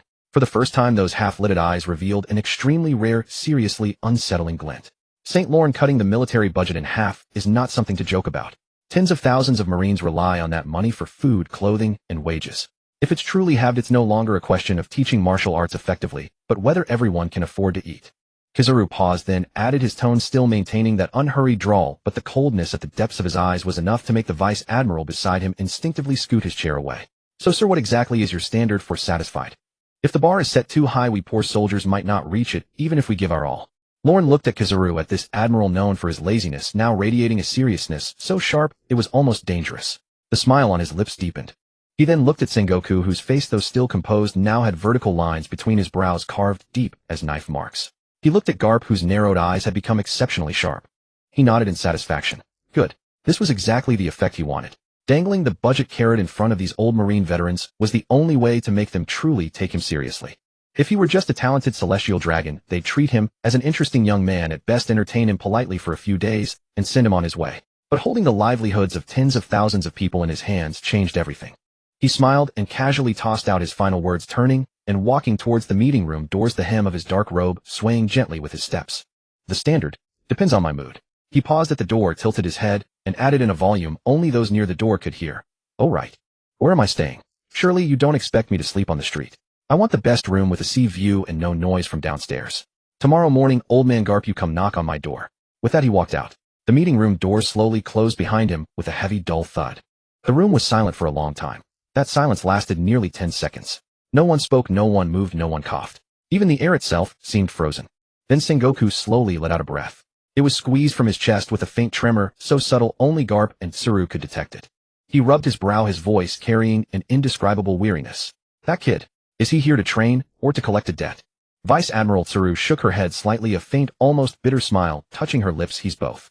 Using the military budget as leverage means he's got a grip on all our lifelines. Kizaru, you were quite eager just now. Kizaru picked up the pen that had fallen on the table, spun it once between his fingers, and resumed his lazy posture.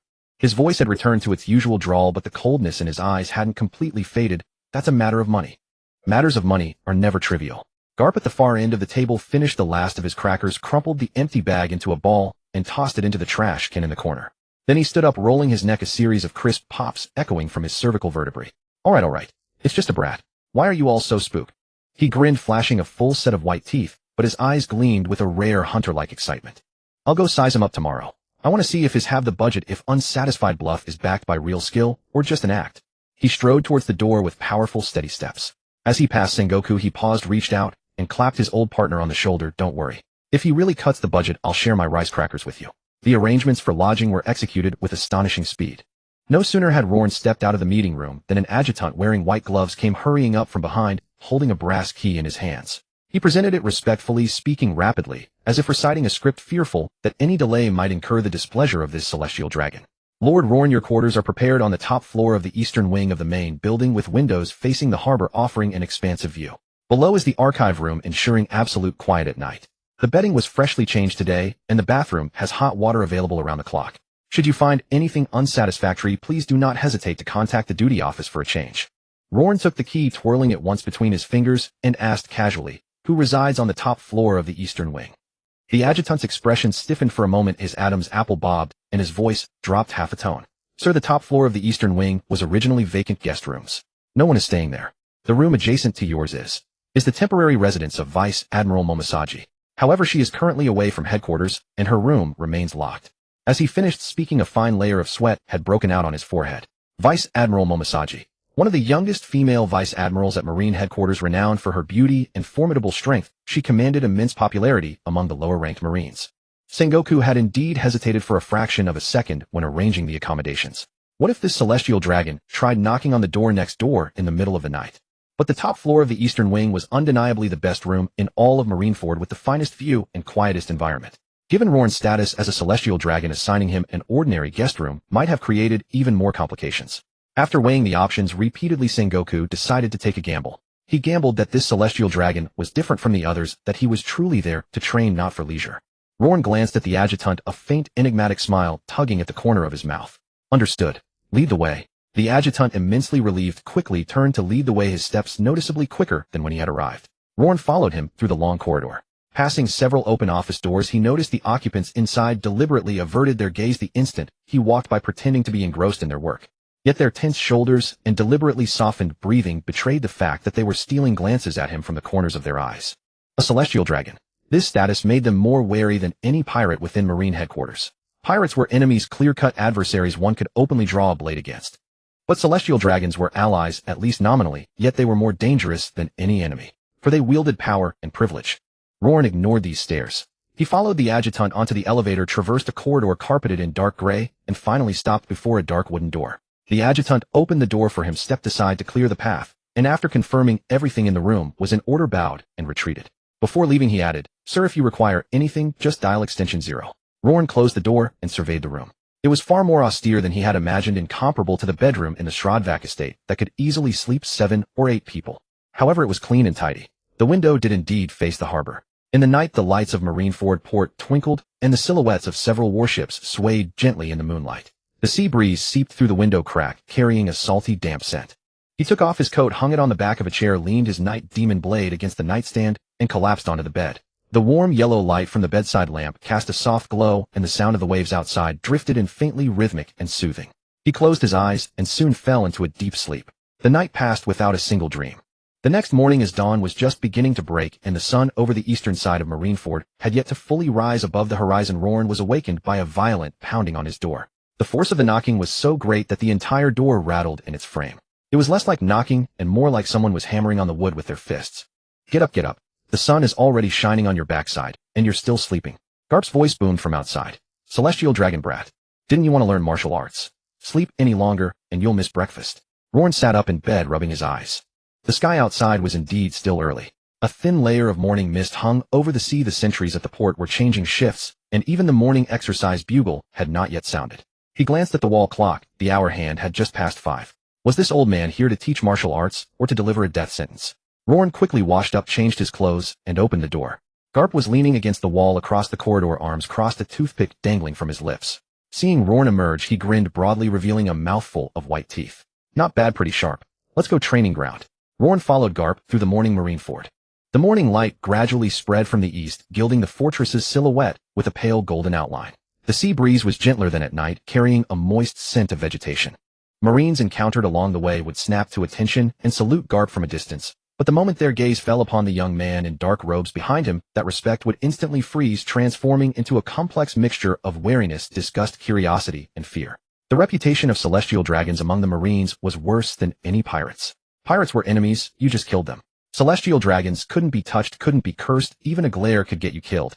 On ships and taverns, at private gatherings on their days off, they cursed celestial dragons plenty. But when one of them actually stood before them, no one dared even look him straight in the eye. Rorn was fully aware of all this. He couldn't be bothered to explain, nor to change their minds. How these Marines viewed him was irrelevant. What mattered was what Garp would teach him. The training ground was located on an open expanse behind the main fortress of Marineford. The ground was paved with hard, dark gray stone slabs, their surfaces covered in fine cracks, and varying degrees of wear, testament to countless footsteps. Around the perimeter stood several rows of wooden posts, some with split surfaces revealing pale, splintered wood. In the corners were piles of stone locks and iron rods along with a few human-shaped dummies that looked deformed as if they had been pummeled by fists. Dozens of Marines in training uniforms were already lined up in the center of the field. Seeing Garp approach, they all snapped to attention and saluted in perfect unison. But when their gaze passed over Garp's shoulder and landed on Rorn following closely behind, that unified solemnity shattered like ice struck by a stone, immediately fracturing into countless cracks. Murmurs emanated from the ranks. Though they were hushed, they were distinctly audible in the quiet morning training ground. Is that the celestial dragon who fell from the sky yesterday? I heard he can have the military budget with a single word. Admiral Kizaru's face was black when he returned to his quarters last night. Really? Don't celestial dragons stay out of Marine internal affairs? Whether they do or not, he's a favorite before the five elders. With one word from him, who could stand in his way? Stay away from him. Don't court trouble. Rorn listened to those whispers, which were meant to be low but couldn't be hidden, yet his expression remained unchanged. They feared him, hated him, despised him. That was only natural. If they had greeted him with smiles, that would have been the real problem. He walked to the center of the training field, surveyed his surroundings, then turned to look at Garp, who was ambling over unhurriedly behind him. Garp stopped 3 paces in front of him, still clutching the toothpick, twirling it from one corner of his mouth to the other. He looked Rorn up and down as if appraising a piece of goods for inspection, then tilted his head and beckoned behind him. A lean, middle-aged man strode quickly over from the edge of the field.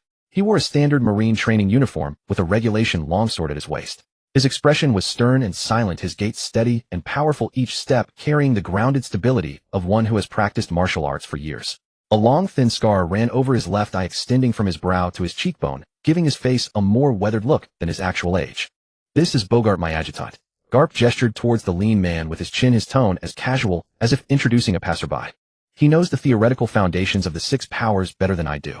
You'll start with theory with him, get the principles of the techniques and the mechanics of power generation down first.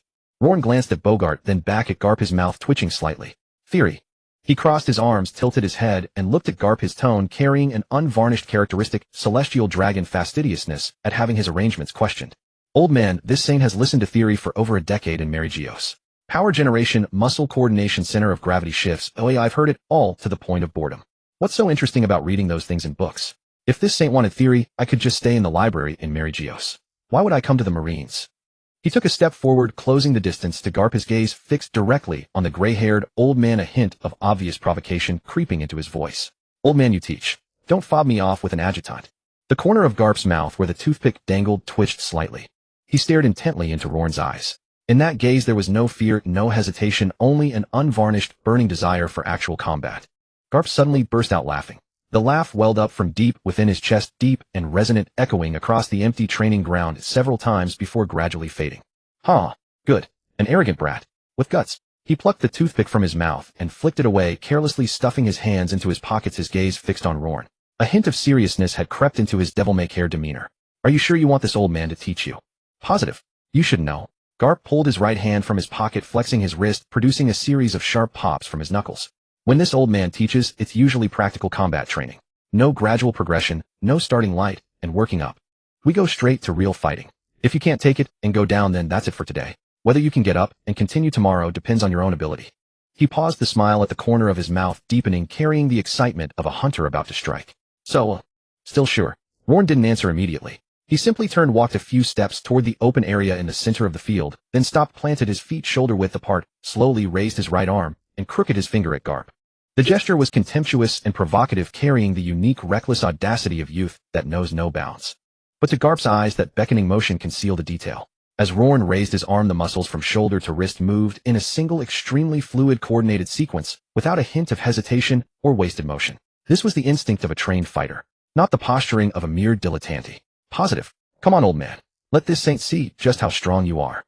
The training ground fell silent for a moment. Then, as if activated by an invisible command, the Marines uniformly retreated a full 3 steps. The sound of dozens of military boots striking the stone floor simultaneously was as unified as a single clap of muffled thunder exploding in the morning air.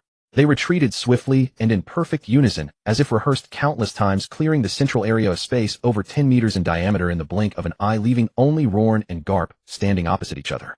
Bogart silently withdrew to the edge of the field, leaning against a wooden post with his arms crossed. His expression was unreadable, but his eyes were fixed unblinkingly on the 2 figures in the center. Rorn could feel the gazes of the Marines. They converged from all directions, carrying tension, anticipation, and a hint of barely concealed schadenfreude. He adjusted his breathing, subtly shifted his stance, and lowered his center of gravity. The night demon at his waist remained sheathed. Using a blade against Garp was pointless. The old man intended to overpower him in close combat, and Rorn was just as eager to see what his Azura constitution and top-tier armament hockey could achieve in a pure physical contest. Ready, boy. Garp's voice came from across the way. He stood there still in that same nonchalant posture. But Rorn could sense that the pressure emanating from him now was fundamentally different. Rorn didn't answer, merely crooked his finger again. Garp smiled. Then he vanished from where he stood. Rorn's pupils constricted sharply. His observation hockey wasn't awakened yet, but his transcendent mental strength allowed him to perceive the subtlest changes in the air. The sound of air being compressed by something, the low vibration of stone slabs absorbing a sudden explosive force, and a blurry afterimage almost too faint to see. Shave. The fastest technique among the 6 powers. Garp's form like a gray lightning bolt tore through the dozen meters between them, his fist wrapped in a gale, thundering towards Rorn's face. The punch was unadorned, straight and direct, yet so fast one couldn't even blink. Rorn's left hand reflexively shot up armament hockey, coating his forearm in a thousandth of a second, a dark glint flashing in the morning light. The instant fist met palm, the training ground seemed to be struck from above by an invisible giant hammer. A spiderweb of cracks exploded across the stone surface, spreading in all directions. Rorn was propelled backward a full 3 meters by the violent impact, his soles leaving 2 deep skid marks on the stone floor. His left arm felt slightly numb. The layer of armament hockey covering his forearm rippled violently, like water under the force of Garp's punch. Though it wasn't broken through the force that seeped and made the muscles deep in his arm emit a low grumble of protest. Rorn looked up at the old man across from him, who remained standing in place, as if that punch had been casually thrown. Garp slowly retracted his arm from its punching stance and flexed his wrist. "Oh, your armament hockey hardening is decent." A note of genuine surprise colored his voice, and his narrowed eyes brightened slightly. "And you managed to code it in such a short time. Your reflexes are good too. Boy, you're a little stronger than I thought." He flexed his fist, knuckles cracking, his grin widening with more boldness. "In that case, this old man doesn't need to hold back either." The moment those words fell, Garp moved again. This time it wasn't a single straightforward punch, but a relentless, overwhelming barrage. Fists, palms, elbows, knees, shoulders, legs, every part of his body that could be used for attack was turned into a lethal weapon under his command. His movements even looked somewhat rough, lacking the aesthetic finesse some martial arts schools emphasized, but each blow carried a simple, brutal, yet highly efficient lethality. Rorn blocked punch after punch. His arms took turns parrying armament hockey, continuously condensing, rippling, and recondensing on the surface of his forearms. His feet constantly adjusted his footing on the stone floor, retreating, sidestepping, dodging, recalculating the distance between him and Garp every second. The Azura Constitution's defense, bolstered by armament hockey hardening, allowed his body to withstand most of the attacks, but the tremors seeping through his very bones were slowly accumulating. Garp's attacks came faster and heavier. One punch slipped through Rorn's guard, grazing his right side. The graze only left a shallow bruise, but the vibration that penetrated his skin numbed his entire right side for an instant. It was a force Garp deliberately controlled, painful on the flesh, but not enough to cripple an opponent. Rorn caught his breath, creating another half-step of distance. The corner of his mouth curled upwards slightly, the fire in his eyes not suppressed, but burning even brighter. "Old man, you said this was practical combat training." He rubbed the grazed spot on his right side with his left hand, the infinite regeneration trait already dissipating most of the bruise within a few breaths. "Then don't hold back. This saint isn't so easy to kill." Garp paused, his gaze sweeping over the rapidly fading bruise on Rorn's side, a rare, genuine shock flashing through his narrowed eyes. That punch, just now though not full force, had enough power to leave an ordinary vice admiral-level martial artist aching for days. Yet this young man had eliminated the bruise in a few breaths. Garp's mouth twitched, then he roared with laughter. "Huh, good. Then we'll do it your way." He gave Rorn no time to catch his breath. Stomping off the ground, his form once again became a gray blur. This time his speed was another 30% faster. The air compressed by his fist was pushed to its limit, emitting a sharp, explosive crack. The approaching blur was mirrored in Rorn's pupils. Instead of retreating, he stepped half a pace forward to meet the gray shadow, right fist clenched, dark armament, hockey swirling, compressing, and coalescing on his knuckles into a thin dark red film as delicate as a cicada's wing. Ryu. Their fists collided in midair. Boom. A dull, thunderous roar erupted across the training ground. The shockwave shattered the fine cracks on the surrounding stone surface into gravel, sending it flying in all directions. Bogart narrowed his eyes slightly at the edge of the field. The Marines collectively held their breath. Garp's attack rhythm left no room for respite. But Rorn didn't fall either. He caught those fists step by step. Though he was pushed back each time, adjusted each time, and had to rebalance his center of gravity each time, he did not fall. And the surprise in Garp's eyes was gradually transforming into a deeper, more serious excitement. The thrill of a hunter discovering his prey is stronger than anticipated. The morning light on the training ground was growing brighter. Rorn stood in the center, feet slightly apart, the dark armament hockey across his body shimmering with a flowing luster in the dawn. His breathing was a bit rapid, but his gaze remained sharp. Garp stood not far opposite him, flexing his wrist, a smile on his lips that was 10 times more serious than before.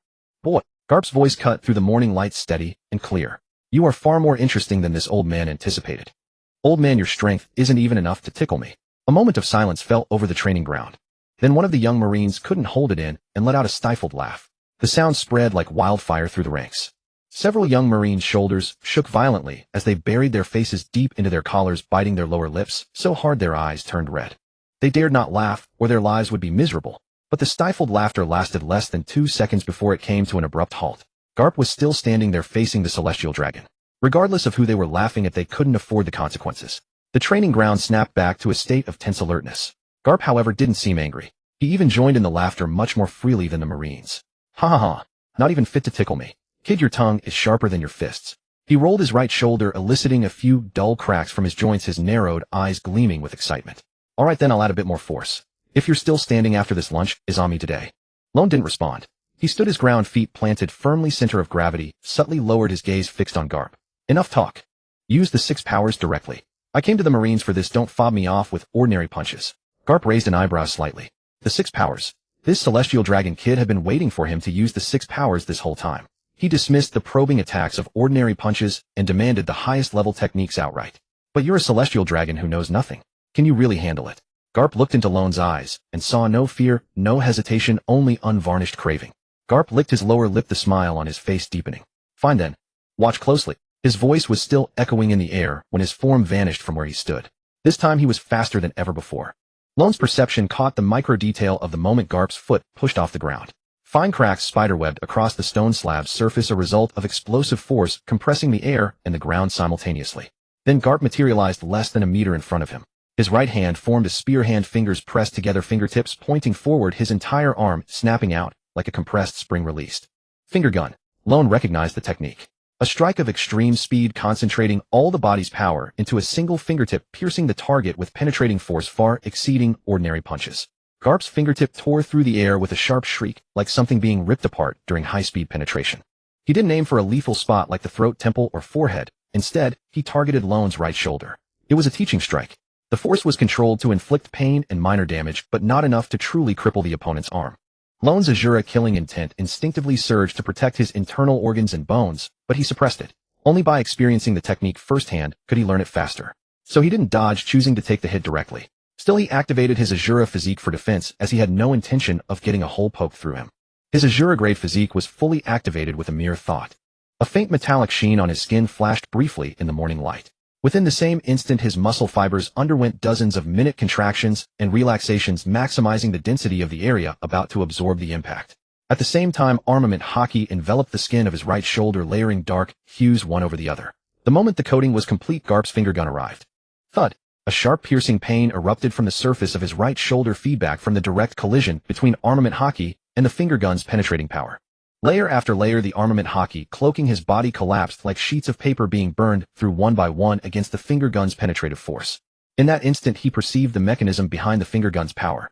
Starting from the reaction force of the foot pushing off the ground, it traveled up through the calf, thigh, hip, spine, and shoulder blade, all the way to the fingertip.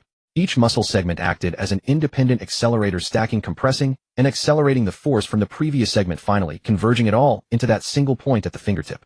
It wasn't brute force. It was a meticulously engineered system of force transmission, honed through countless repetitions. No wonder they say learn math and physics well, and you can travel the world without fear. This mechanics is a profound subject. With the same total amount of force, the finger gun's penetrating power was over 10 times that of an ordinary punch. Lone felt every nuance as a sliver of force broke through all his defenses, seeping through the skin's surface and piercing deep into his muscle. That force was incredibly fine and sharp, like a red-hot steel needle stabbing into the muscle fibers of his right shoulder, attempting to penetrate deeper tissues. Lone's brow furrowed slightly. The pain was clear, but far from unbearable. More importantly, he could see the path that force took as it traveled through his body. The trajectory of the needle as it wove through his muscles, the way it exerted force when piercing each layer of tissue, the subtle angle adjustments when encountering resistance. All of it was precisely captured and recorded by his perception. Soon the analysis was complete. Finger gun, it's not that hard. Then Lone mobilized his Azura killing intent. A wisp of dark red energy surged from deep within him, precisely enveloping the invading force. Like an invisible hand gripping a needle, it slowly drew it out from deep within his muscle. Dispelled. The entire process took less than a second. Garp withdrew his finger, standing less than a step away from Lone, his gaze fixed on the spot on Lone's right shoulder where the finger gun had struck. There was a tiny pinprick-sized hole in the clothing at that spot, but through the hole the skin beneath was completely unharmed, not even a red mark. Garp's brow slowly furrowed. His finger gun had only been at 60% power, but given his years of honed physical prowess, even that should have laid up a vice admiral-level martial artist for 3 days. Yet this celestial dragon kid hadn't even flinched. He distinctly felt his fingertip pierce the opponent's armament hockey, and the force should have seeped inside. But the other party showed no signs of injury, not even a disruption in his breathing. For the first time, Garp was genuinely stunned. He slowly spoke, "You kid. Just what kind of monster are you?" In that very instant, the surrounding Marines collectively held their breath. The mere sight of a finger gun being unleashed upon a celestial dragon was enough to set their hearts racing. Yet when they saw Luo In standing completely unscathed in place, their shock transcended the mere notion that a celestial dragon could even withstand a finger gun. They had clearly seen the force strike him, yet it vanished like a clay ox sinking into the sea, disappearing without a trace. Luo In did not answer Kapu's question. He raised his right hand and examined the spot where the finger gun had pierced him moments ago. The tiny needle-like hole in his clothes remained, but his skin was perfectly intact. "Old man, hold on." Kapu was about to speak when the sudden interruption caused him to choke on his words. He raised an eyebrow, crossed his arms, and said with a hint of amusement, "What? Surrendering?" Luo In cast a disdainful glance at him. "Surrender? You're overthinking. I've had a bit of an epiphany. It seems I've learned the finger gun." "Wait a moment." The air on the training ground seemed to freeze. Dozens of Marines fell into a collective silence. What did he say? Learn the finger gun. Just from that one move. The one that lasted less than 10 seconds, including both theory and demonstration. Bogart stood with his arms crossed, leaning against a wooden post, remaining silent all along. But the moment Luo In's words landed, the arms he had crossed loosened slightly, then tightened again. His stoic face betrayed no clear expression. From the Marine ranks, a young corporal couldn't help blurting out, "Impossible. How could it be that fast?" Realizing his outburst, he quickly covered his mouth.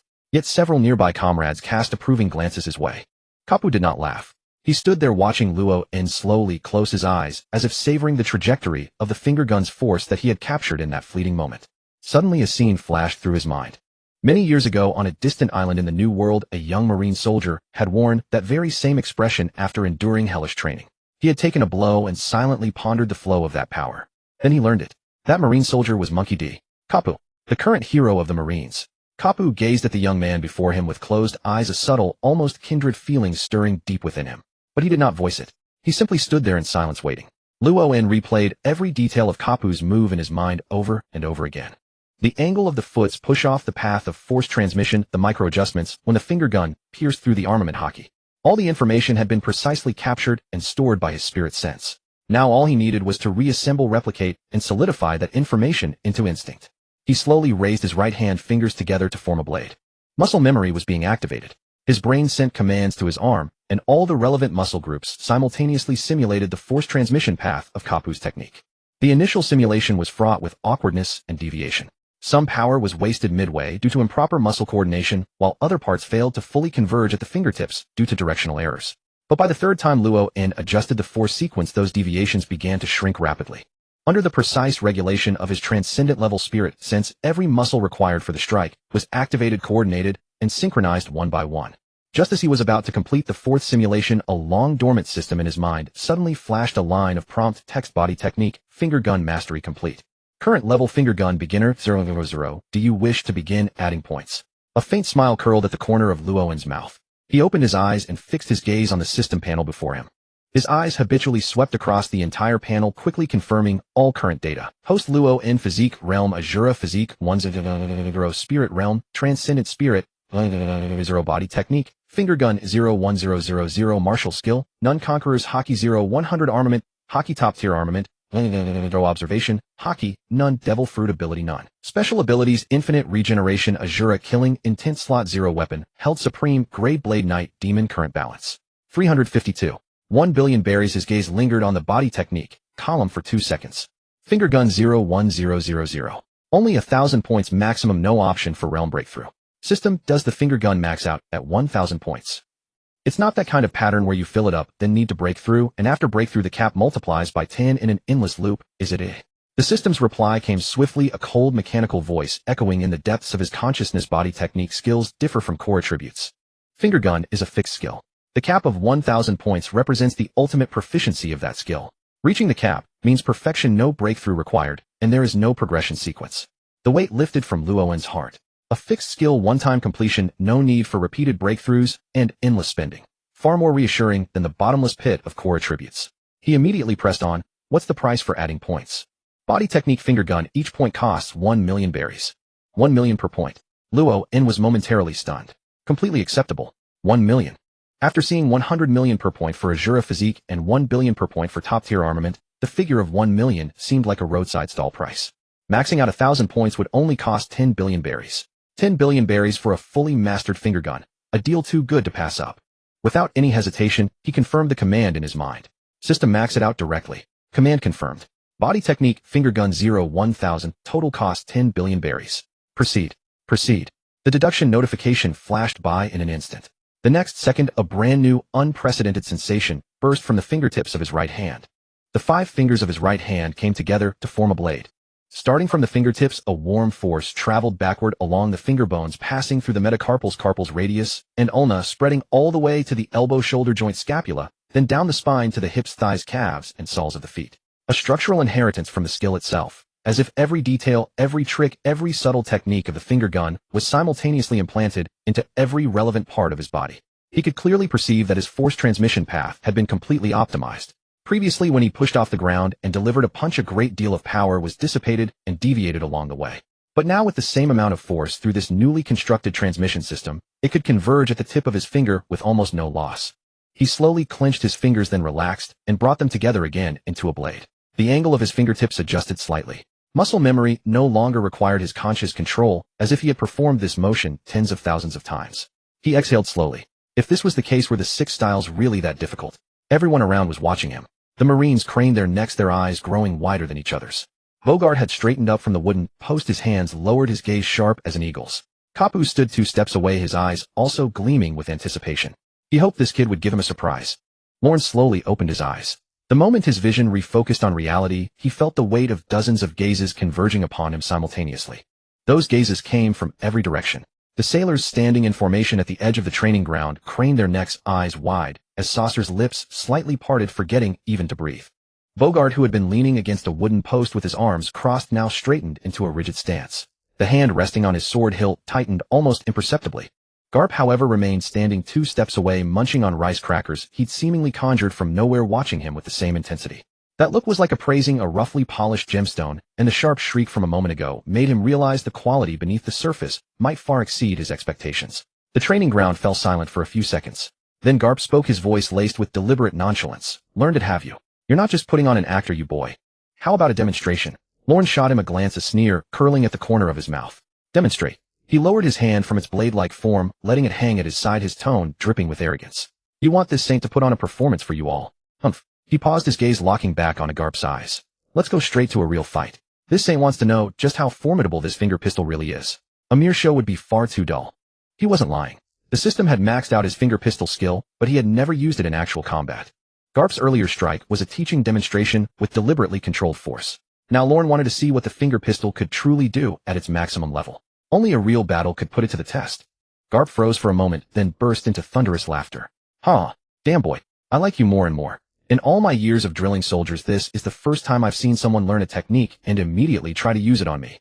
Lorne's brow furrowed slightly in disdain as he took a half step back. Cut it out. This saint is only interested in beautiful women, not old men. The air around them seemed to solidify for an instant. Then a barely suppressed snort escaped from one of the sailors, and the entire formation erupted into uncontrollable laughter. The younger sailors shook like sieves, burying their faces deep into their collars, yet laughter still leaked out through their clenched teeth. Garp's expression was momentarily stifled. He opened his mouth as if to speak, then shut it, finally letting out a grunt to mask the awkwardness. Sharp tongue, aren't you? Well then, let this old man see just how much of that finger pistol you've truly mastered. The words had barely left his mouth before he moved. This time he didn't use Soru. Instead, he slammed his feet against the ground, launching his entire body at Lorne like a cannonball fired from its barrel. The speed was utterly different from his earlier teaching pace. He was striking with no holds barred. Lorne did not retreat. His Azura-level physique activated fully in that instant. The Azura killing intent deep within him surged out like a tidal wave, spreading across his skin and layering with armament haki to form a composite defense far denser and more resilient than before. His perception was at full capacity, his mental energy tracking Garp's movements with absolute precision. The fist wrapped in a fierce gale hurtled straight for his face at terrifying speed. A direct hit would be difficult to fully withstand even with his Azura physique. But Lorne's objective wasn't defense. He charged straight at Garp. This move completely caught Garp off guard. He had expected Lorne to at least block or dodge first. Any normal person would choose to defend when facing his punch. But this celestial dragon brat played by no rules, abandoning defense entirely and charging head-on with a trade blow-for-blow strategy. Lorne's right shoulder dipped slightly, his right arm snapping out from his side. 5 fingers pressed together into a blade, fingertips aimed at Garp's left shoulder. His foot slammed against the stone floor, transmitting force from sole to fingertip in a single synchronized motion. Every muscle contracted like interlocking gears, layering, accelerating, and amplifying the power step by step. Finger pistol. This was his first true use since maxing it out. The moment his fingertips sliced through the air, a shriek sharper and clearer than the demonstration pierced the silence of the training ground. It was short and piercing, leaving a nearly invisible, transparent trail in the air. Garp's pupils contracted slightly in that instant. His combat instincts reacted faster than his conscious mind. In the thousandth of a second before Lorne's fingertip struck his left shoulder, his body had already adjusted. The muscles in his left shoulder contracted and tensed to their maximum, and a layer of dark armament hockey coated his skin. But he didn't go all out on defense. He was still in teaching mode, still focused on evaluating his students' progress, estimating how much of his own mastery Lorne's finger pistol had achieved. But he had underestimated his opponent. Thud! A dull, muffled sound like a sharp weapon piercing thick leather exploded between them. Garp's left shoulder was pierced clean through by Lorne's fingertip. The layer of armament hockey shattered like paper, burned through before the penetrating power of the maxed-out finger pistol. The strike continued unabated, driving into his muscle tissue through the front of his deltoid and out the side of his shoulder joint. Blood dripped from Lorne's fingertip, splattering a dark crimson flower across the deep gray stone floor. Garp's breath caught sharply in that instant. He looked down at the bloodied hole in his left shoulder, then up at Lorne's fingers still embedded in the wound, his expression one of utter disbelief. Then he roared with laughter. Ha ha ha. Good. Damn good boy. Now that's what I call a finger pistol. In all my years of teaching, this is the first time I've seen someone learn and use it on the spot. Lorne withdrew his finger and stepped back. His fingertip was stained with Garp's blood. He flicked his hand, sending a dark red arc across the stone floor. He looked at the wound, seeping blood on Garp's left shoulder, his brow twitching slightly. The penetrating power of the maxed-out finger pistol was even stronger than he had anticipated. He had assumed that given Garp's mastery of physical arts and armament hockey, he could at least withstand most of the force. But in reality, that single strike had pierced Garp's shoulder entirely, with residual force blasting through the back of his scapula and flying onward as an invisible gust of wind. That gust of wind, carrying the remaining penetrating force, shot straight towards Bogart at the edge of the training ground. SSS. Bogart remained standing by the wooden post, arms crossed, his cold gaze fixed on the battle unfolding at the center of the training ground. He witnessed the instant Garp was pierced through, his pupils involuntarily contracted for a fleeting moment, yet before he could muster any reaction, the residual force of that strike was already upon him, closing to within less than 2 meters. His body reacted faster than his conscious mind. In the same breath, his right hand found the hilt of the blade at his waist. Clang! A flash of steel. A standard-issue naval saber arced through the air, tracing a silver-white crescent. The edge sliced precisely through the very core of that residual concentrated force. The moment metal met the invisible power, a piercing, teeth-grinding shriek of metal rang out. Hum! Like a taut steel wire violently plucked by some unseen force. Bogart's blade shuddered violently under the impact, the light reflecting off its spine, shattering into a myriad of tiny glinting specks in the morning sun. A dull ache radiated from his palm up through his slightly numb wrist, a sharp pain stinging his grip. He dispersed the residual force with that single slash, cleaving it into 2 thinner, invisible currents that swept past his flanks, leaving 2 hairline scratches upon the wooden post behind him. Bogart slowly sheathed his sword, lifting his head to regard the young man in dark robes at the center of the training yard. For the first time, a clearly discernible shock flickered across his perpetually indifferent features. He opened his mouth as if to speak, but ultimately only a single syllable escaped his throat: this.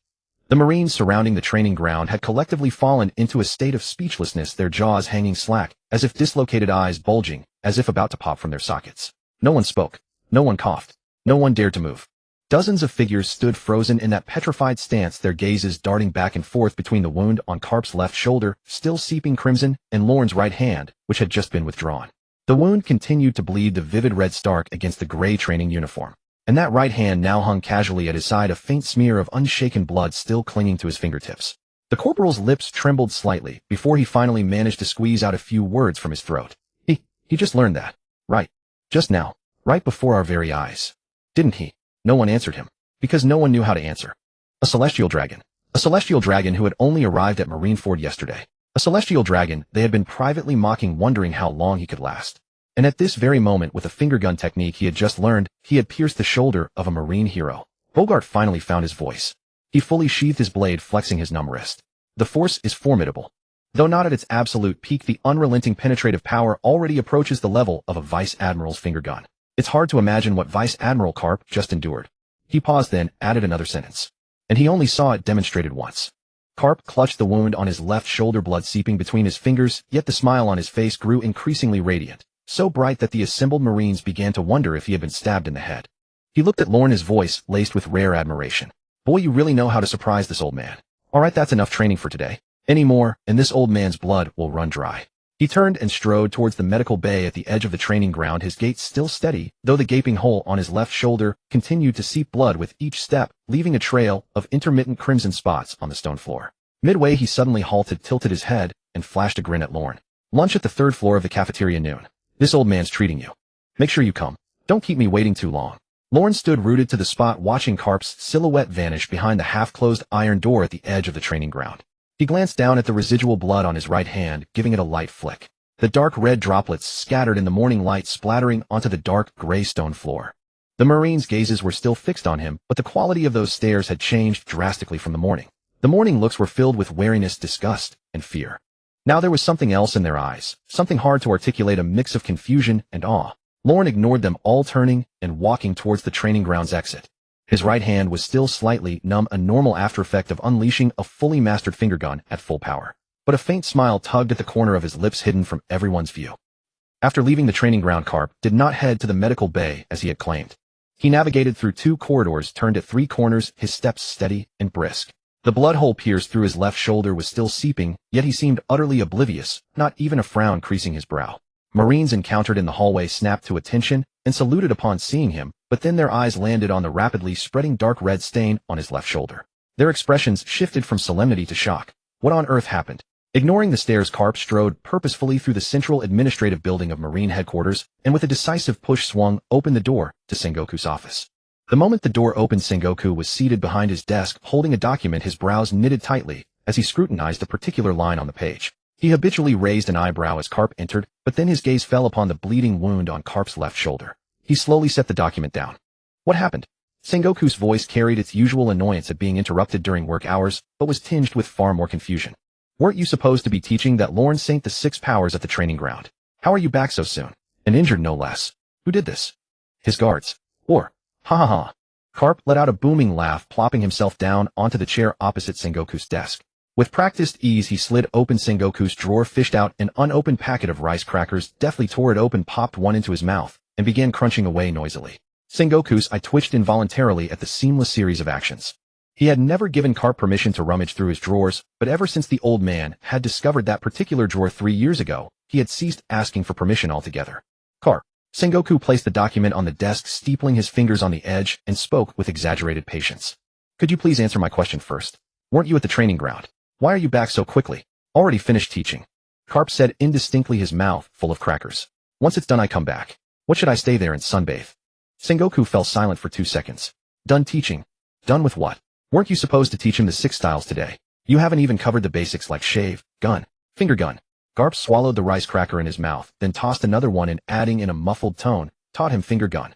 Sengoku tapped his finger lightly on the desk. Finger gun. You taught him finger gun on the first day. His voice rose a notch higher than before. Finger gun demands the highest level of force control among the 6 styles. The proper teaching sequence should start with shave, or at least with basic power generation. You went straight to teaching him finger gun. How could he possibly? He learned it. Karp cut him off. Sengoku's words caught in his throat. He stared at Karp's face, brimming with smugness, and his lips slowly pressed into a thin line. Karp, say that again. I said he learned it. Karp set the bag of rice crackers on the table, leaned forward with his hands on his knees, and met Sengoku's deep, well-like gaze. I demonstrated it once, let him watch, then he took 1 hit from my finger, just 1. After that he closed his eyes, stood still for a while, opened them, and said he got it. I told him to show me, but he refused, saying he'd rather test it in a real fight. Karp paused, then pointed to the still bleeding wound on his left shoulder, flashing a grin. Then he used finger gun on me. Right here. The air in the office froze for a full 3 seconds. Sengoku remained motionless, fingers interlaced on the edge of the desk, his gaze slowly shifting from the blood on Karp's shoulder to his bold, grinning face. So what you're saying is you demonstrated finger gun once he watched. Then he took 1 hit from you, stood up, and pierced you with it. Karp nodded, grabbed another cracker, and finally burst out laughing. Ha, yeah, basically that. Sengoku leaned back in his chair, silent for a long time.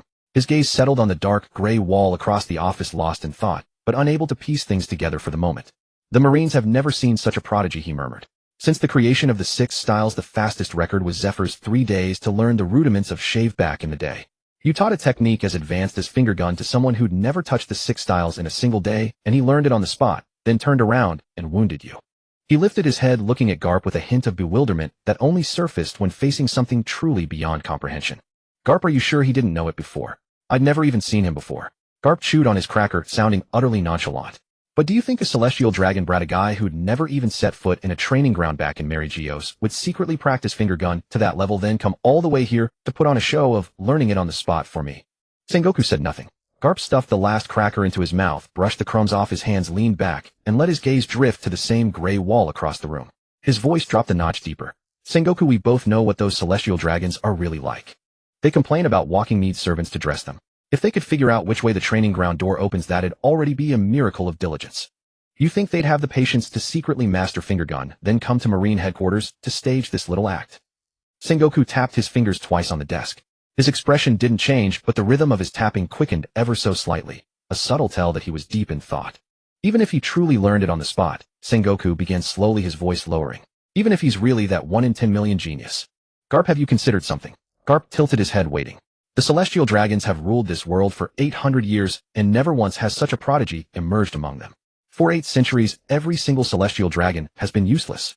Not because they lack talent, but because they have no need for it. Born as the world's nobility with power, wealth, and status handed to them on a silver platter, why would they ever train? Why would they ever seek strength? Sengoku's fingers stopped tapping and rested flat on the desk, his voice heavier than before. But at this very moment, a genius emerges from among the celestial dragons. He inherits the entire family, awakens conquerors, hockey masters, armament hockey, brings a mythical Zoan made to Marine headquarters, and learns finger gun in a single try. He paused, his eyes fixed on Garp. Garp, don't you think all of this is happening too fast, too conveniently? The office fell silent for a few seconds. Garp stopped chewing, swallowed, and didn't answer right away.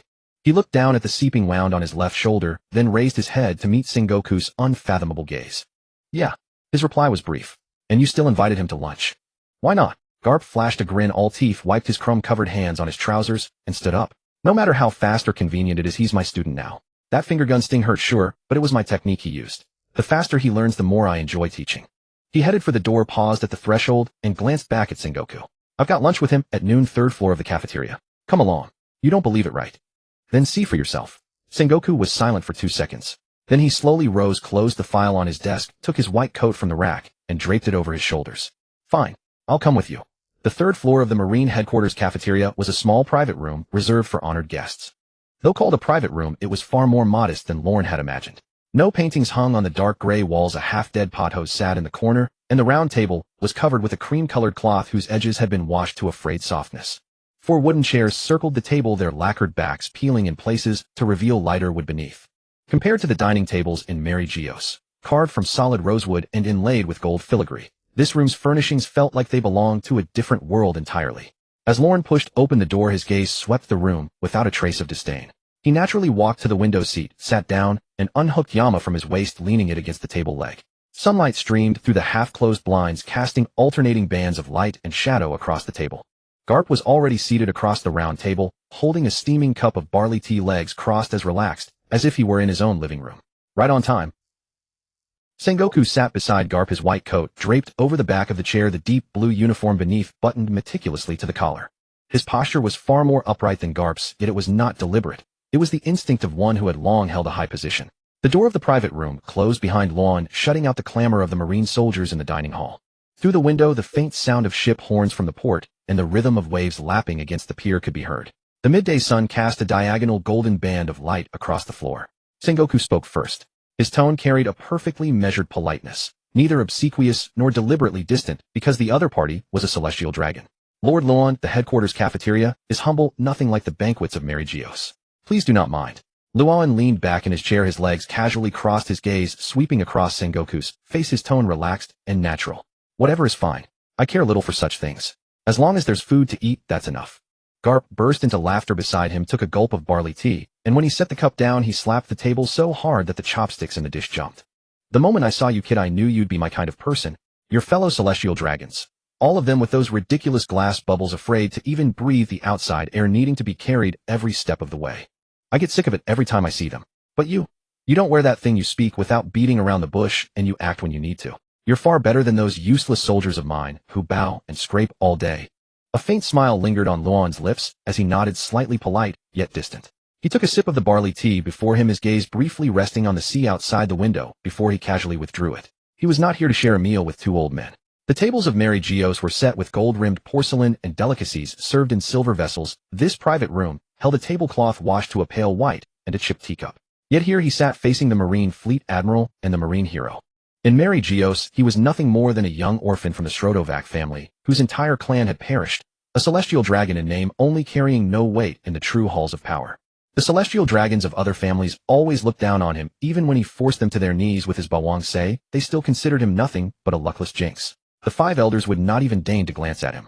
The gods' knights had shown him goodwill, but that organization was after all merely the armed force of the celestial dragons. Its loyalty always turned inward.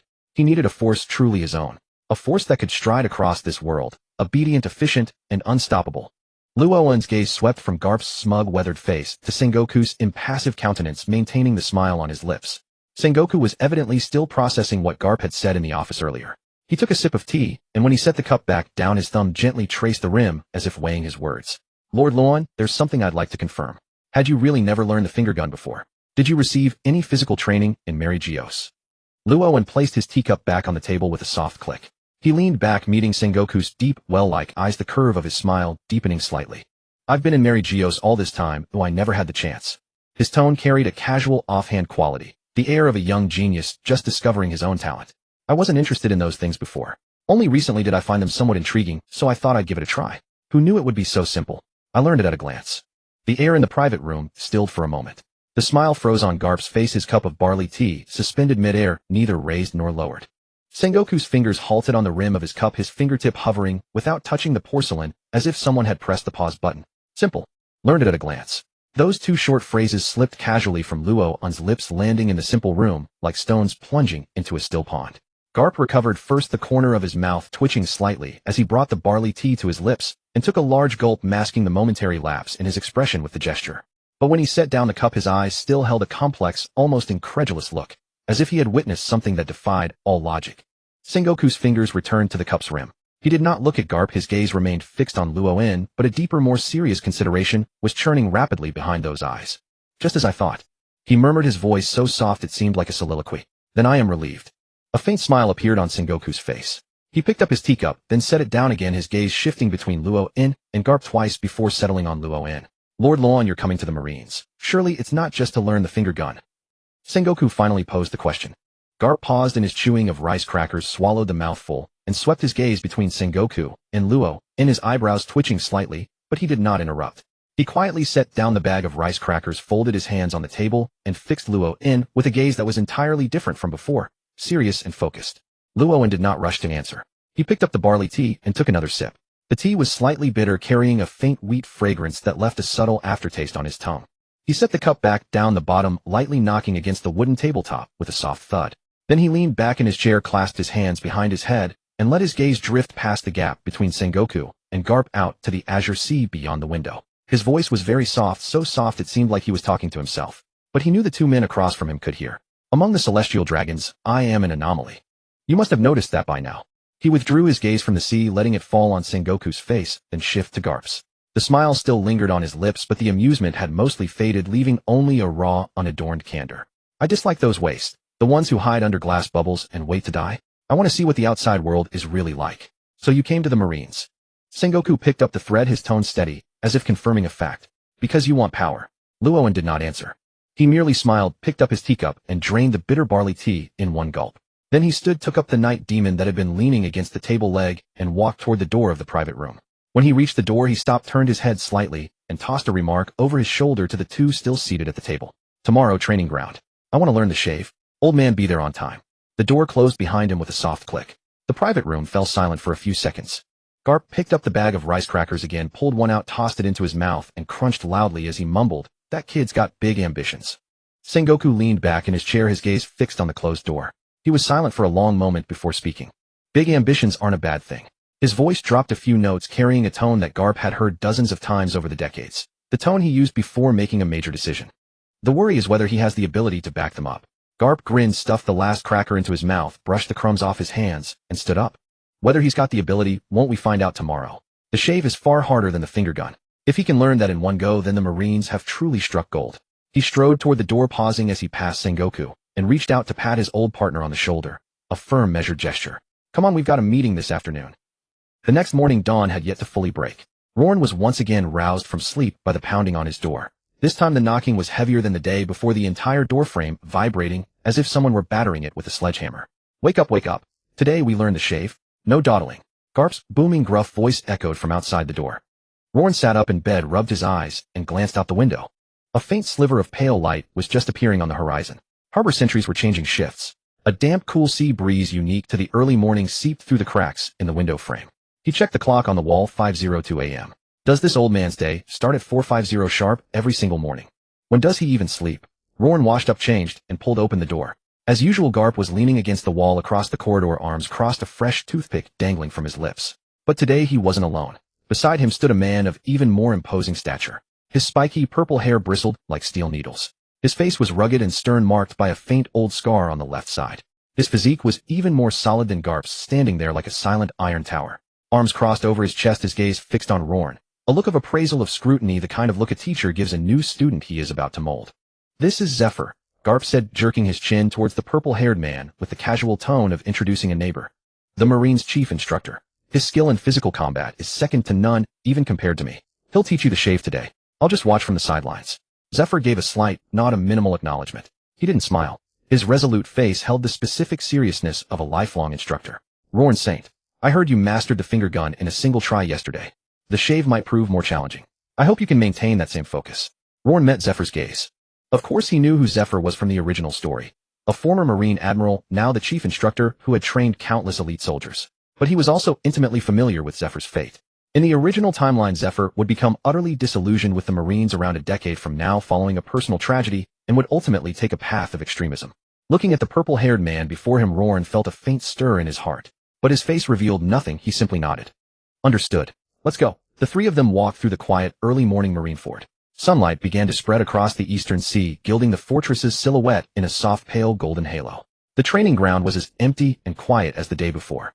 The Marines' morning drills hadn't started yet. A few early birds were jogging lightly at the edge of the field to warm up, snapping to attention and saluting as they saw Garp and Zephyr approach. Roran walked to the center of the field, flexed his wrists and ankles, and waited for Zephyr to speak. Zephyr stopped about 5 paces opposite him, back straight, hands clasped behind him.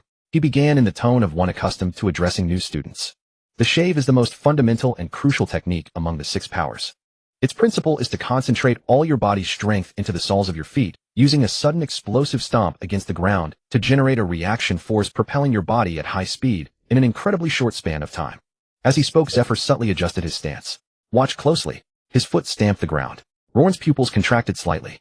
He captured every detail of the moment Zephyr's foot exerted force. There was a minuscule inward canted adjustment of the angle just before the sole touched the earth, followed by the 5 toes, contracting simultaneously, gripping the ground like 5 steel spikes. In the same instant, the calf muscle group switched from relaxation to maximal contraction. The explosive power transmitted through the Achilles tendon to the sole, resulting in a precise, near-flawless exchange of reaction force with the ground. Then Zephyr vanished from where he stood. His afterimage streaked past Roran's left side. The shriek of air compressed to its limit burst in Roran's ears, and then Zephyr's form solidified again, just 3 paces in front of him. The entire process took less than 0.2 seconds. See that? Zephyr turned to face Roran again. The angle of the foot's force application is key. The power must be concentrated on a single point, otherwise the reaction force disperses, and your movement speed suffers greatly. Roran remained silent. He stood still, eyes closed, replaying the complete sequence of Zephyr's step in his mind over and over. The angle of the soles forced, the contraction timing of the calf muscles, the subtle adjustments of the body's center of gravity during the movement. All of it was being meticulously deconstructed, analyzed, and reassembled within his mental framework. His transcendent saint-level mental strength displayed its overwhelming advantage at this moment. He didn't need to practice dozens or hundreds of times like a normal person to gradually feel the subtle shifts in force application. He only needed to observe it once to replicate every detail into his muscle memory. He opened his eyes and rotated his right ankle. Then, mimicking Zephyr's posture, he subtly adjusted his own stance. The surrounding Marines had gradually arrived. Seeing Rorn in the center, they instinctively gathered at the edges.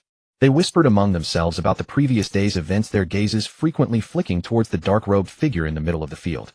Garp leaned against a wooden post, arms crossed, toothpick in his mouth, eyes fixed on Rorn. Zephyr still stood opposite Rorn, hands behind his back, expression stern and composed. "No need to rush," Zephyr said, his voice steady. "The rhythm of the shave is entirely different from the finger gun. The finger gun relies on strength building up incrementally through the body, but the shave emphasizes instantaneous, explosive power." Rorn moved. His right foot slammed heavily onto the ground. The stone pavement let out a dull, explosive crack upon contact, like a heavy hammer striking. Radiating from his foot, a web of fine fissures spread out in all directions. Then his form vanished. A dark afterimage carved a nearly perfect straight line across the training ground, shooting from the center directly towards the wooden post section at the far end. It came to an abrupt halt, solidifying less than half a meter from the first post. The air burst behind him with a shriek. The wind pressure whipped fine dust and grit on the ground into a spiraling trail of smoke that rose and dissipated slowly in the morning light. The training ground fell silent for a moment. Then Zephyr's perpetually stern expression cracked, just a fraction silently. Garp took the toothpick out of his mouth and held it between his fingers, squinting slightly. His gaze swept back and forth between the ring of cracks left by Rorn's landing and the wooden post. His lips moved faintly as if he were about to say something. But in the end he merely shifted his stance, uncrossing and then recrossing his arms in a tighter fold. The Marines stared at each other in disbelief. "No way, Luoen stood there, the hem of his dark robe still swaying gently from the air currents of his high-speed movement. He looked down at the sole of his right foot, then lifted his gaze to measure the distance between where he had stood before moving and where he was now. Approximately 30 meters. Within a third of a second. The corners of his mouth lifted slightly, and he turned to walk toward Zifa. "I have some insights. Wait a moment." Without waiting for Zifa's response, he closed his eyes and sank his consciousness into the system panel in his mind. On the panel, a new entry had appeared under the Martial Arts column. Martial Arts, Finger Pistol Mastery, 10001000 Martial Arts, Shave Beginner 01000. Luoen's gaze lingered on Shave Beginner for a moment, then he inquired in his mind. Is the upper limit for Shave also 1000? Is the price for adding points the same? The system's cold response echoed in the depths of his consciousness. Martial Arts, Shave, upper limit 1000 points, each point costs 1 million berries. Max it out. Command confirmed. Martial Arts, Shave 01000, total cost 1 billion berries. Proceed. Proceed. The deduction notification flashed by in an instant. The next second, a sensation remarkably similar to when he learned Finger Pistol yesterday flooded into his consciousness. It was a delicate feeling, as if countless invisible threads were simultaneously weaving themselves into the fabric of his feet, calves, thighs, and hips. Every detail of Shave. The precise angle of each foot strike, the contraction sequence of every muscle at the moment of explosive release, the intricate coordination of body parts during each weight shift. Everything was simultaneously implanted into every relevant muscle, ligament, and joint by an invisible force. He flexed his foot slightly and could feel the power surging through the sole as if it could erupt at any moment. He slowly opened his eyes. Zifa still stood 3 paces away, hands clasped behind his back, his gaze fixed on him with an expression of profound complexity, caught between anticipation and doubt. You've learned it again. His voice was restrained. Luoen, Shave is different from Finger Pistol. Finger Pistol's power is linear, but Shave is an instantaneous burst requiring far greater coordination between muscles and nerves. Even with your exceptional talent, it would take at least. I'll demonstrate it then. Luoen interrupted him, his tone as casual as if he were commenting on the weather. He turned his head and looked toward the open area at the other end of the training ground, then lightly tapped his foot on the ground. This time he didn't use full force. He only used about 70% of the speed and power that Zifa had demonstrated earlier.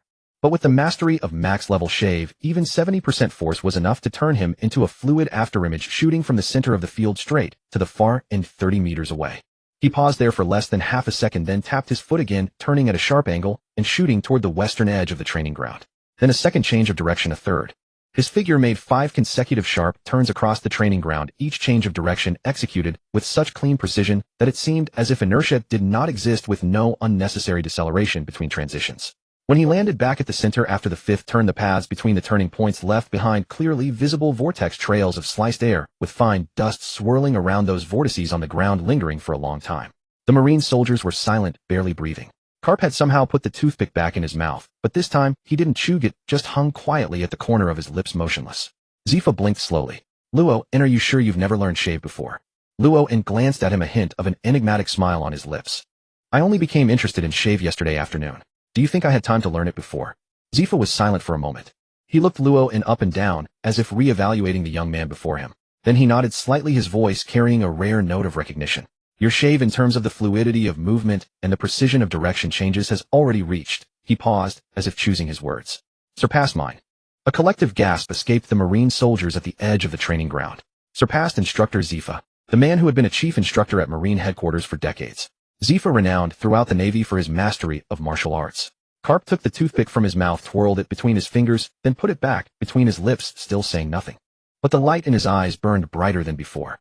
Zifa took a deep breath as if to swallow the impact of his own words, then looked at Luo and spoke in his usual steady voice. That concludes the lesson on shave. Tomorrow, Iron Body. He turned and strode out of the training ground, his steps still firm and powerful. But to the watching Marines his back seemed to carry a hint of haste. Karp rose from the wooden post, walked over to Luo and patted him on the shoulder. Kid, tomorrow's Iron Body is different. Iron Body's core is the instantaneous hardening of muscles and bones. Its power logic is completely different from shave's. If you can learn Iron Body in one go too, he paused and grinned. Then I'll really have to consider tying you to the Navy and never letting you go. Luo glanced at him, then turned and walked out of the training ground. That night Marine Ford was shrouded in deep darkness. The harbor's surface reflected scattered starlight and the sparse lanterns on the warship's masts, while the rhythmic sound of waves lapping against the shore was calm and peaceful. The training ground was empty, the day's clamor long faded. The Marines were either resting in their quarters or yawning at their posts. Only the moonlight, the wind, and one person remained. Luo stood in the center of the training ground, gazing up at the deep blue night sky. He had already maxed out shave during the day. The speed to cover tens of meters in a fraction of a second, the fluidity of almost ignoring inertia during sharp turns had become as natural as if he had been born with it. But no matter how fast shave was, it only moved on the ground. The true pinnacle fighters of the pirate world did not confine themselves to the earth. Luo recalled the power principle of shave in his mind, stepping on the ground and using the reaction force to propel the body at high speed. Then what if the stepping wasn't on the ground? What if he stepped on air? He flexed his ankle, then set his feet slightly apart, lowered his center of gravity, and adjusted his stance, just as he had practiced during the day when performing the shave technique. Then with a sudden burst of force, his right foot stomped downward onto the air before him. In that instant, his soul truly met a certain resistance. The sensation was extraordinarily subtle, as if the air beneath his foot had been compressed to a certain density at the moment of impact, generating a brief, yet tangible reaction force. But that force was too weak, only enough to lift the tip of his foot less than 10 centimeters before it dissipated. Lorne lowered his foot, steadied himself, and furrowed his brow slightly. The density of air is entirely different from that of the ground. To gain enough reaction force to support his body in the air, he would need explosive power at least 10 times greater than what was required to perform the shave on solid ground. He readjusted the angle of his foot's force, concentrating more of the power into the front half of his sole, curling his toes slightly, attempting to gather and compress the surrounding airflow at the moment of contact with the air, forming a temporary surface of support. Second attempt. His right foot stomped down hard, swiftly followed by his left foot performing the same action. Alternating his feet, he stomped on the air, each impact striving to forge a fleeting support surface beneath him. This time his body ascended about 20 centimeters.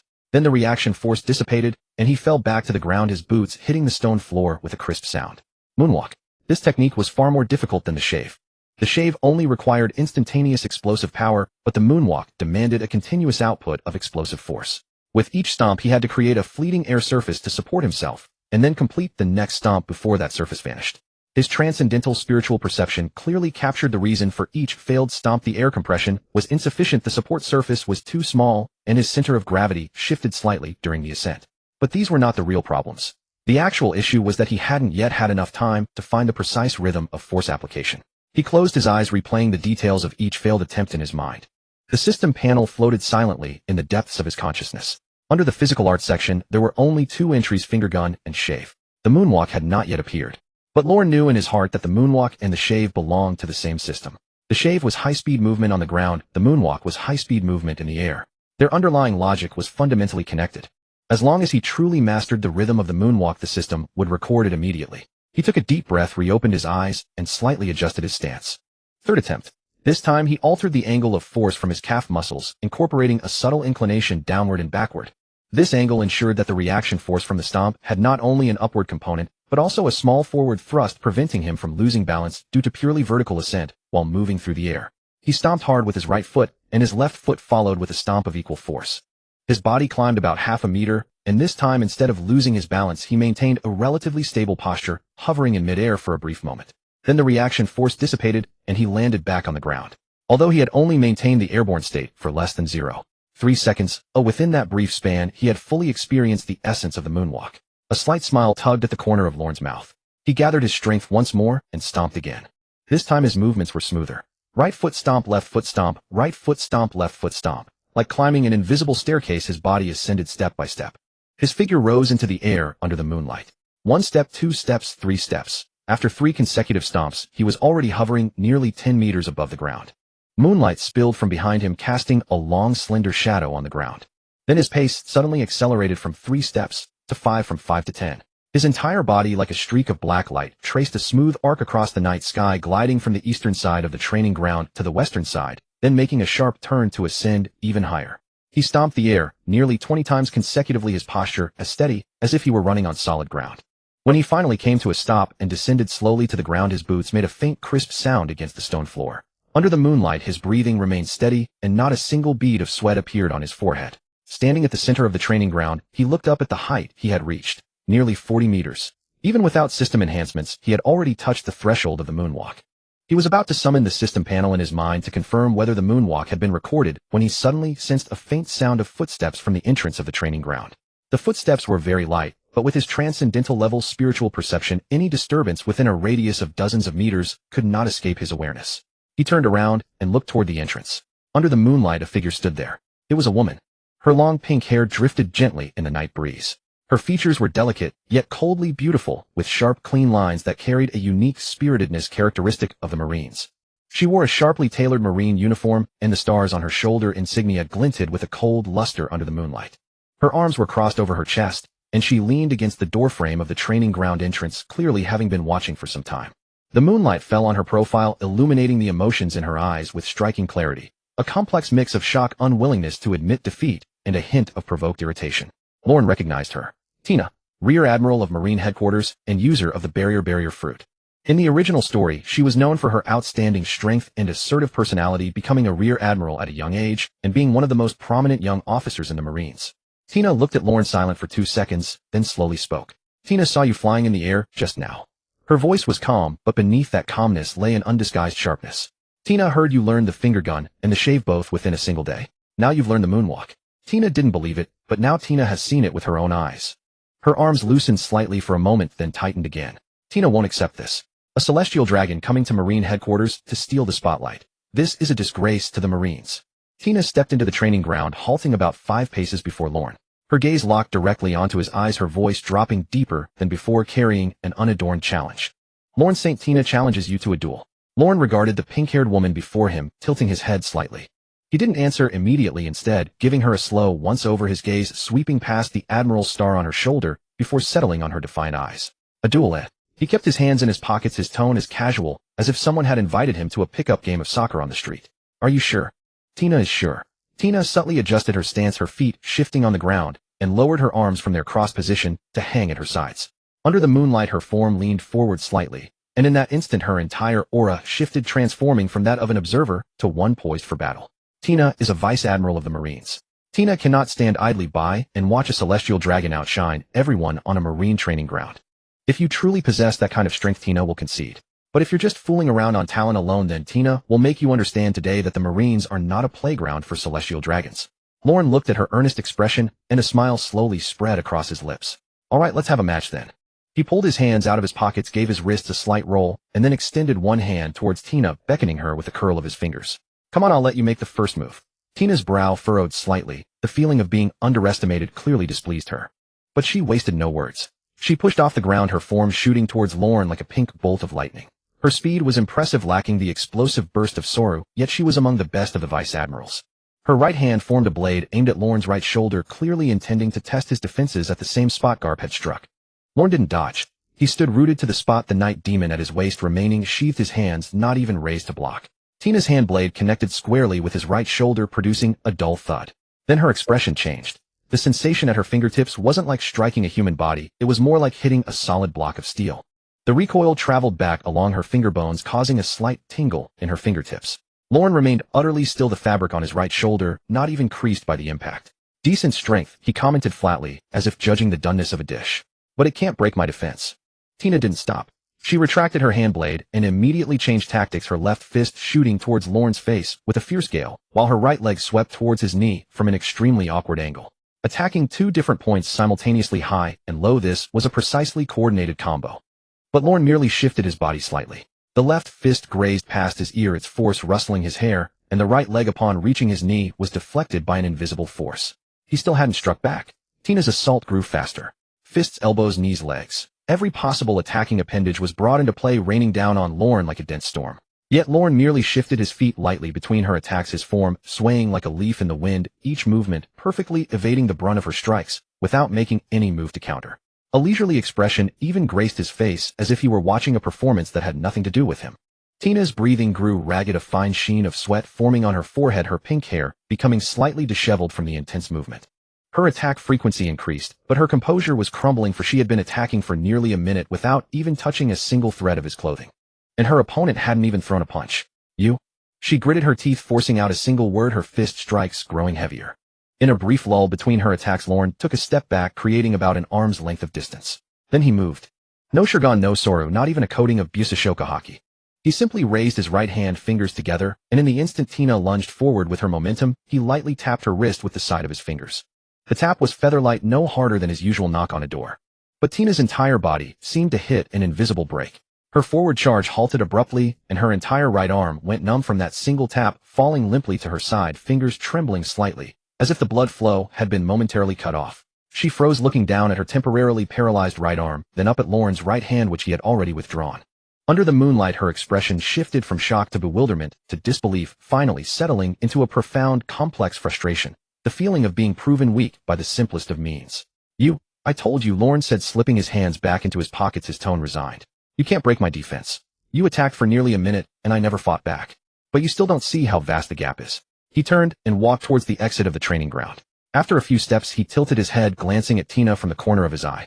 Your physical techniques are solid. Reaction speed, attack density, and adaptability are all at Vice Admiral level. But your attack power lacks focus, your strength is diffused. If you can concentrate all your power into a single strike, the effect would be far greater. With that, he continued on his way, his pace unhurried, the hem of his dark robe swaying gently in the moonlight. As he reached the entrance, he paused as if a thought had struck him. All right, that move I used just now is called Jeppo. If you want to learn it, you can ask the old man Garp to teach you. Then his figure vanished behind the half-open iron door of the training ground, and moonlight once again bathed the empty field. Tina stood still, looking down at her right arm, as feeling slowly returned to it, her pink hair stirring slightly in the night breeze. She stared at the direction Lorne had disappeared, her lips pressed into a thin line, silent for a long time. Then she let out a slow breath and cursed under her breath. Damn celestial dragon, Tina knows Jeppo. But the gritted teeth in her voice had lost their initial sharpness. Meanwhile, in the shadows of the training grounds, Eve's not far away, a tall figure stood with arms crossed, his purple hair glinting with a cold, hard sheen in the moonlight. Zephyr watched the direction Lorne had gone, then glanced back at Tina, who was still standing in the middle of the training ground, clutching her wrist in a daze. Utter shock filled his eyes. He gave a nearly imperceptible nod. Then he turned and vanished silently into the depths of the night. The news arrived at noon the following day. Lorne was having lunch in the private room on the third floor of the mess hall.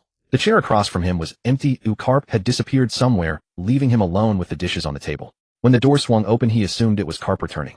Looking up, he saw Zephyr standing at the entrance. The violet-haired man still wore his dark instructor's uniform, his face stern. Yet his expression carried a hint more urgency than usual, as if something was pressing him to act swiftly. Lord Lorne. Zephyr's voice was steady and concise.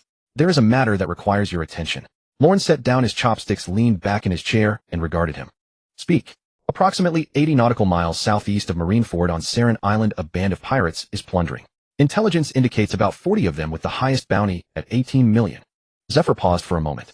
Coincidentally, several squads of trainees at the boot camp need practical combat experience. I want you to lead them, take these recruits, and capture those pirates. Lorne looked at Zephyr. Knowing Zephyr's character, this decision wasn't merely about leading the recruits. This was a test. A celestial dragon mastering the 6 powers was one thing, truly facing pirates and taking lives in combat was another. Zephyr wanted to gauge his real combat ability and whether he could command a squad. One person is enough. Lorne's tone was as casual as if Zephyr had just asked him what he wanted for dinner. Zephyr's brow twitched slightly.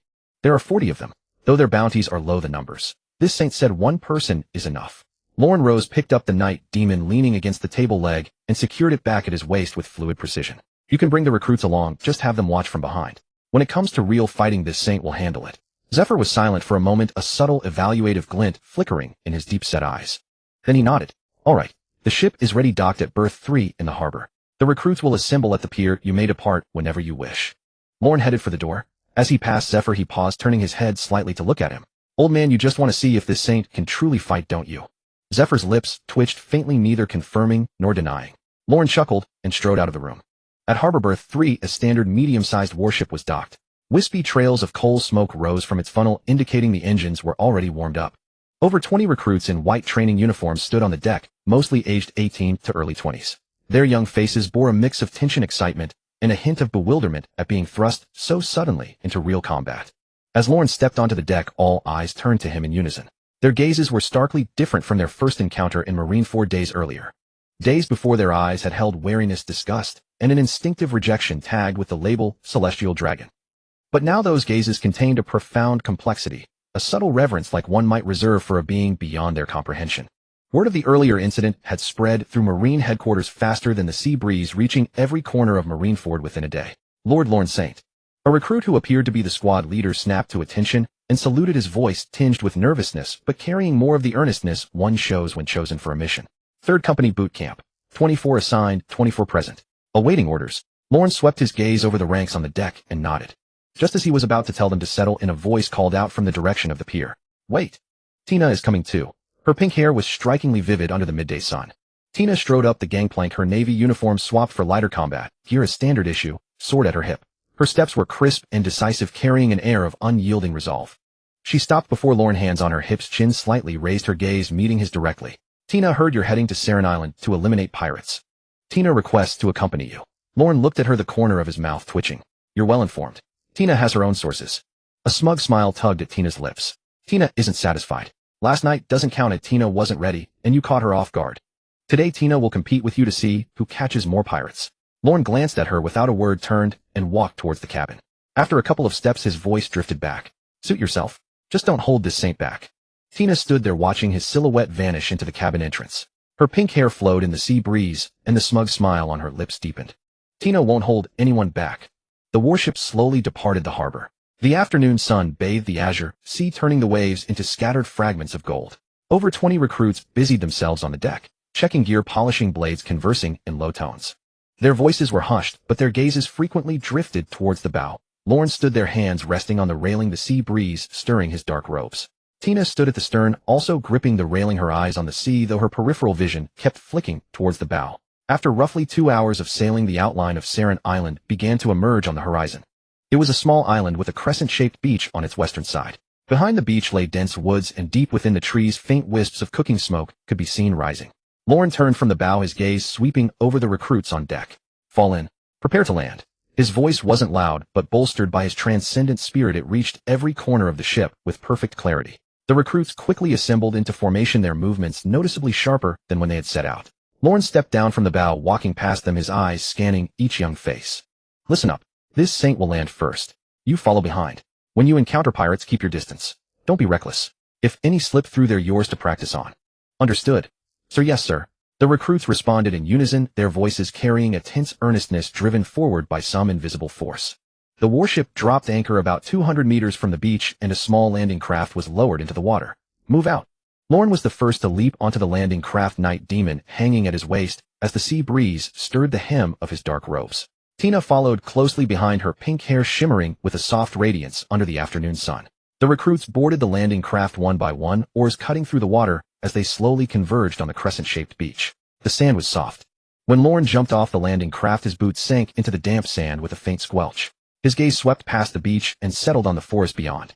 The forest was quiet, so quiet that it felt unnaturally still. He fully extended his sensory perception, capturing every sound within dozens of meters. The rustling of leaves, the cries of seabirds, the rhythmic crash of waves against distant rocks. And also breathing. At least a dozen people hidden behind the underbrush at the forest's edge, their breaths suppressed to an almost inaudible level, carrying the tension of predators waiting for prey to walk into their trap. They're here. Lorne muttered under his breath, his right hand resting on the hilt of Night Demon. The recruits behind him halted in unison at those two words, their hands instinctively moving to their own weapons. Tina narrowed her eyes, slightly following Lorne's gaze toward the silent forest. Then the underbrush stirred. A dozen figures burst out from the cover at the forest's edge, wielding an array of weapons. Long blades, short axes, flintlocks, their faces twisted with the cruel grins and bloodthirsty excitement of raiders. Leading them was a burly bald man, a scar running from his forehead down to his chin, with a massive gold ring hanging from his left ear. He gripped a cleaver over a meter long, its blade still stained with dried dark crimson blood. Navy, get them. Kill them all. The bald man's voice was coarse and hoarse, and with his command a dozen pirates surged forward in his direction. Blades glinted under the afternoon sun, and the muzzles of flintlocks swayed as they took aim.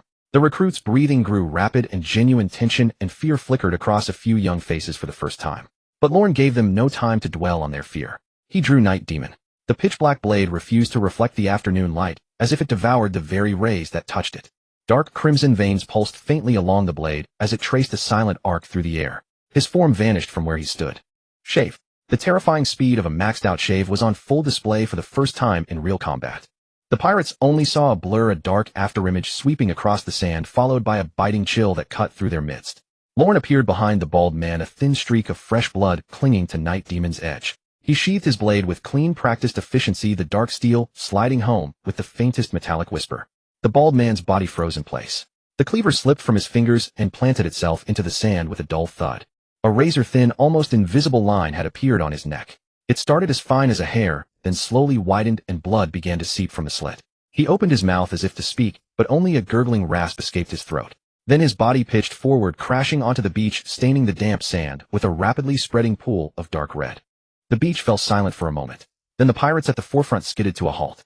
The moment the bald man fell, the cruel grins on the remaining pirates' faces were wiped away, as if by an invisible hand, replaced by pure, unadulterated terror. Lorne stood there, Night Demon already sheathed, hands hanging loosely at his sides, his gaze calm as he regarded the remaining pirates. Will you surrender, or will this saint kill you? His voice was not loud, and under the afternoon sea breeze, it even sounded somewhat frail. Yet every word landed clearly in the ears of everyone present. This saint will only say it once. The pirates opposite burst into mocking laughter. Surrender? Die, you pale-faced pretty boy. Ridiculous. The cleanup of the pirates on Saren Island proceeded faster than expected.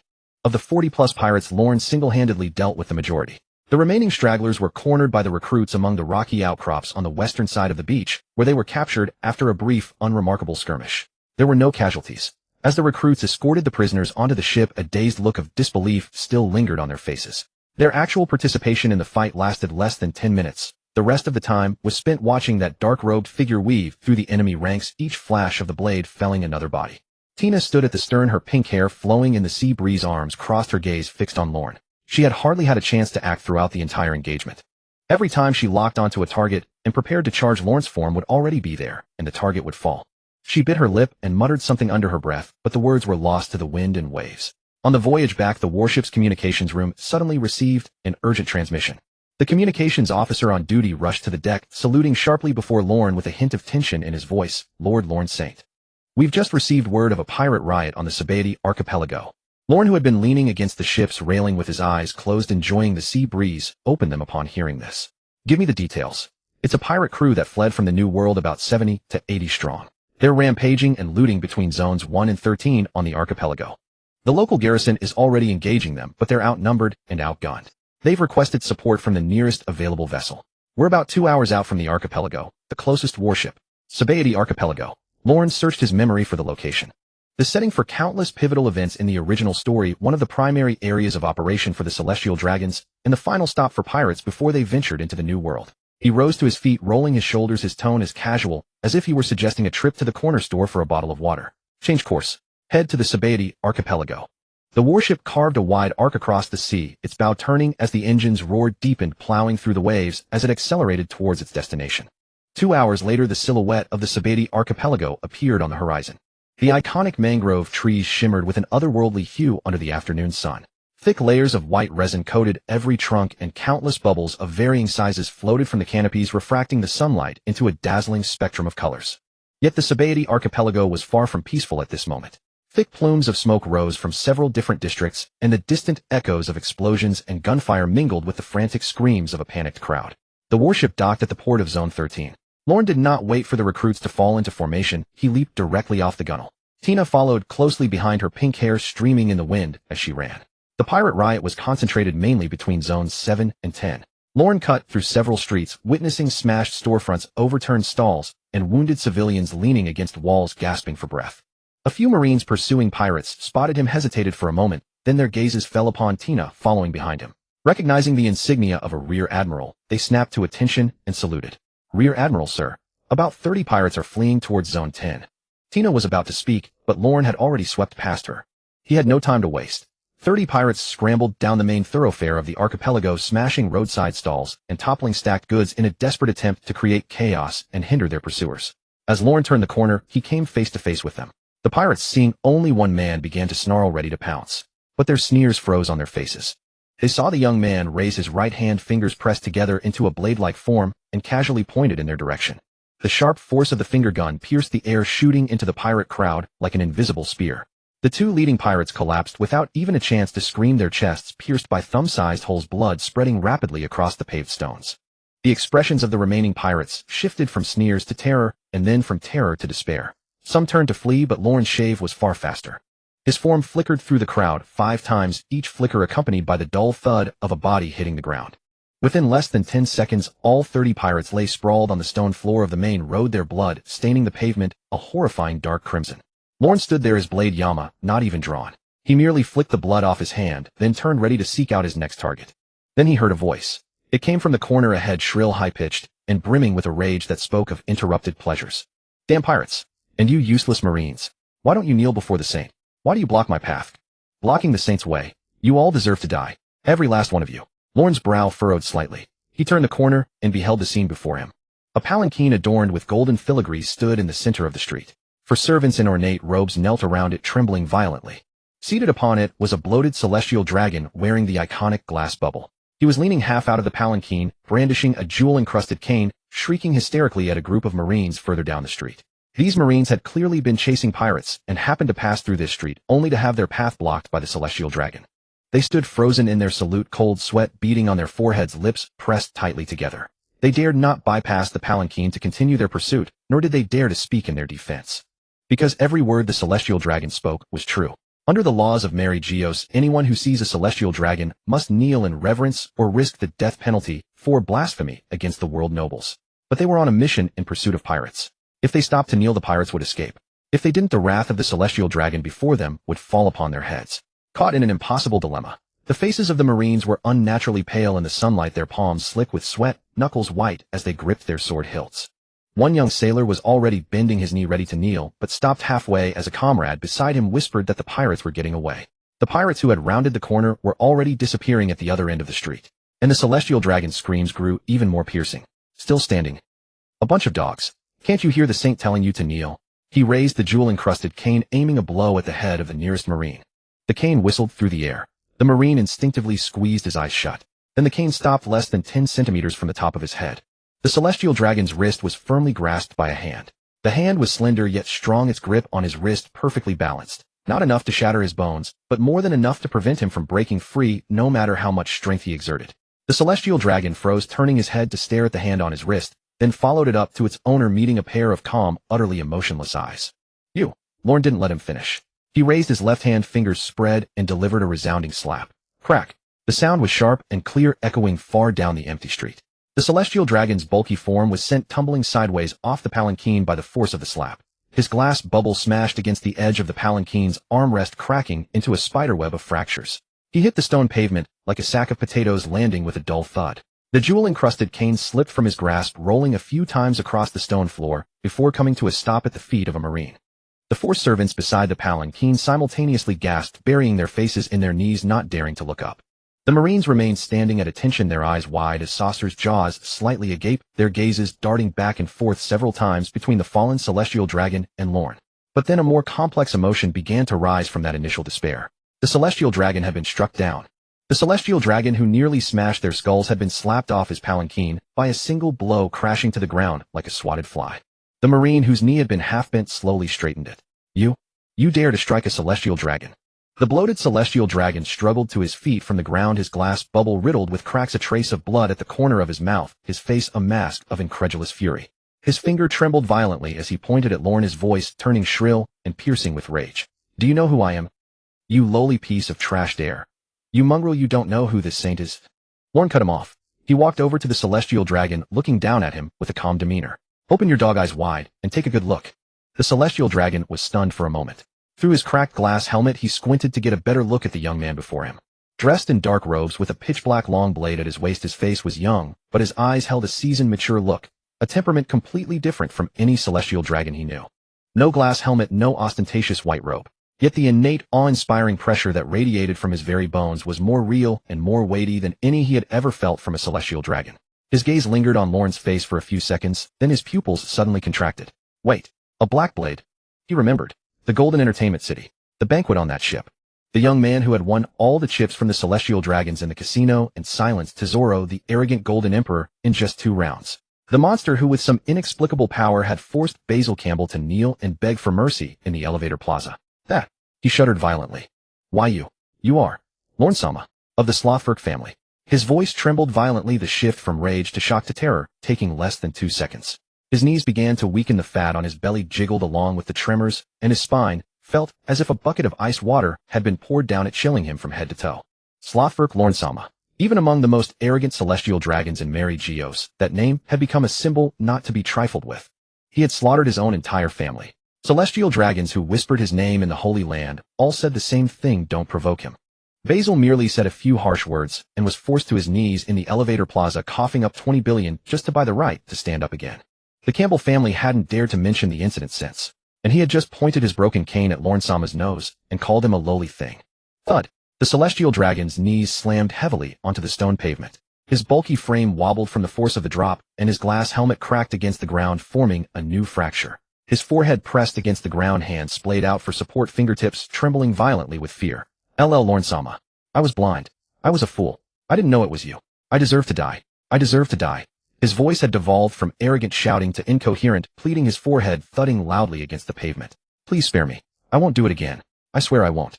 Lorne looked down at the celestial dragon, whose forehead was now bloody from kowtowing. His gaze held no pity, no anger, only the calm detachment of looking at something utterly insignificant. He crouched down, bringing himself level with the fat, sweat-soaked, terrified face, and spoke in a voice as soft as a whisper.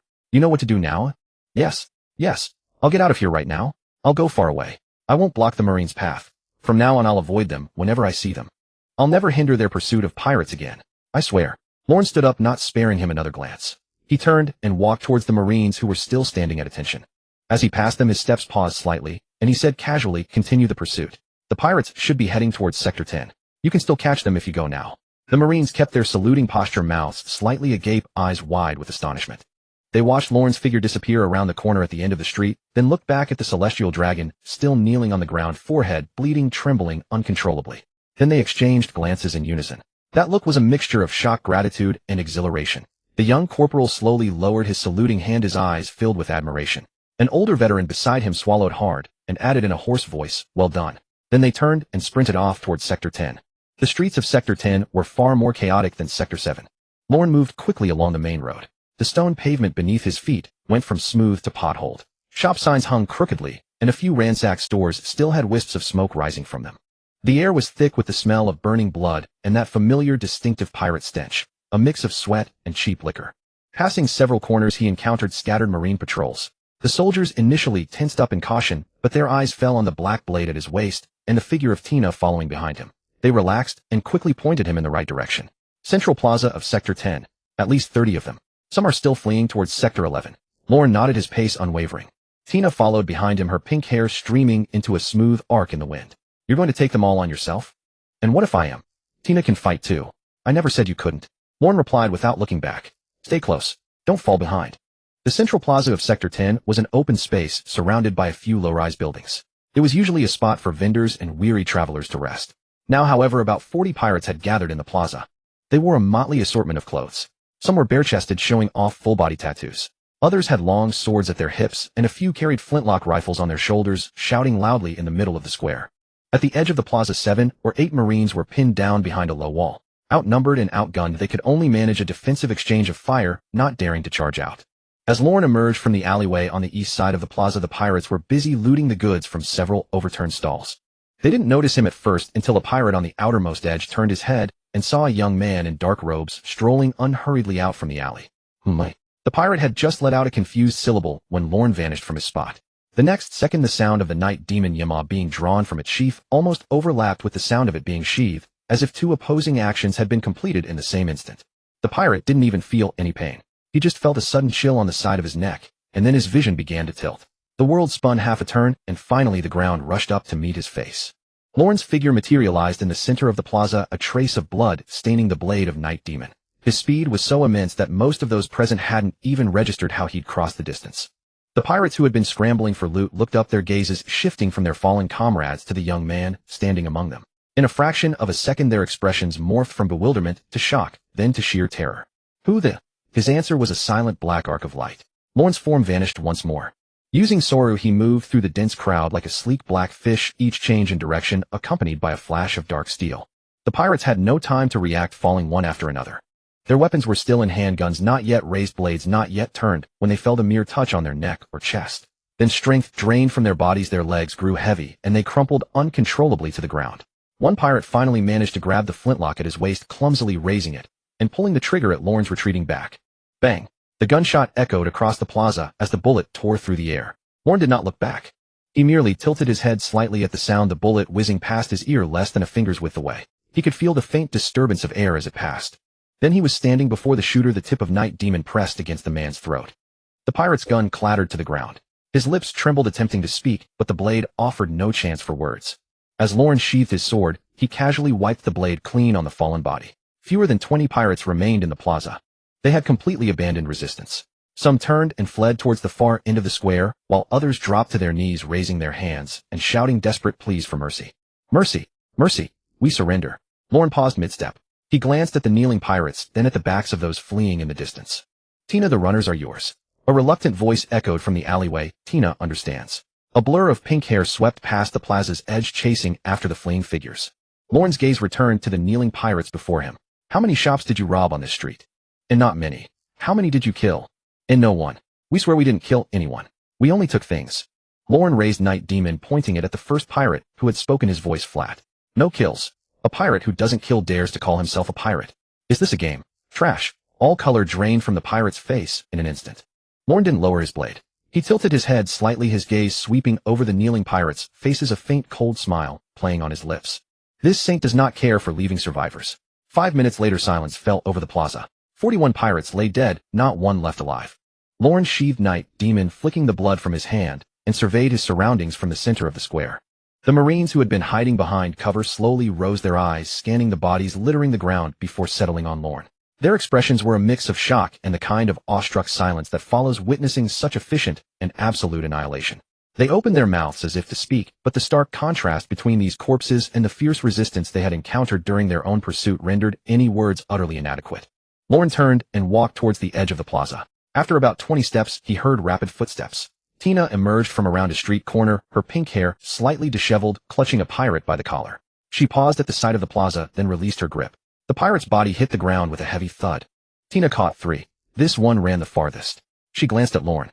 You took care of 40 by yourself? 41. Lorne corrected her. Including the one who tried to shoot this saint. Tina was silent for a moment, her gaze sweeping over the scattered corpses, then returning to Lorne's face. She let out a long breath, a look of genuine respect finally settling on her features. Tina is convinced. Lorne glanced at her, said nothing, and turned towards the harbor. Let's go. Time to report back. The voyage back to Marineford was far quieter than the journey out. On the deck of the warship, over 20 recruits leaned silently against the bulwark, their eyes fixed on the horizon, as if trying to process the sheer volume of events from the day. Over 40 pirates on Saren Island, all captured or killed, not one escaped. Over 70 on Sabaody Archipelago, not a single one left. In the training reports of Marine headquarters, such numbers usually required a full-strength company with at least 2 warships to accomplish within a week. But they, a group of over 20 recruits on their first real mission, along with a Celestial Dragon and a Vice Admiral, had done it in a single day. The recruits occasionally exchanged glances, the emotions within them too complex for words, so they chose silence. Tina stood at the stern, the sea breeze stirring her pink hair. She watched the figure in dark robes at the front of the deck. The defiance and competitive spirit she had felt upon departure were gone. What she was thinking, no one knew.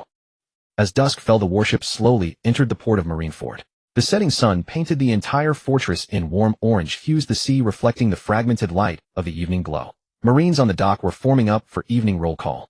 As Lorne descended the gangplank, Zephyr was already waiting on the dock. The purple-haired man stood with his hands behind his back, still in his dark instructor's uniform, his expression stern and composed.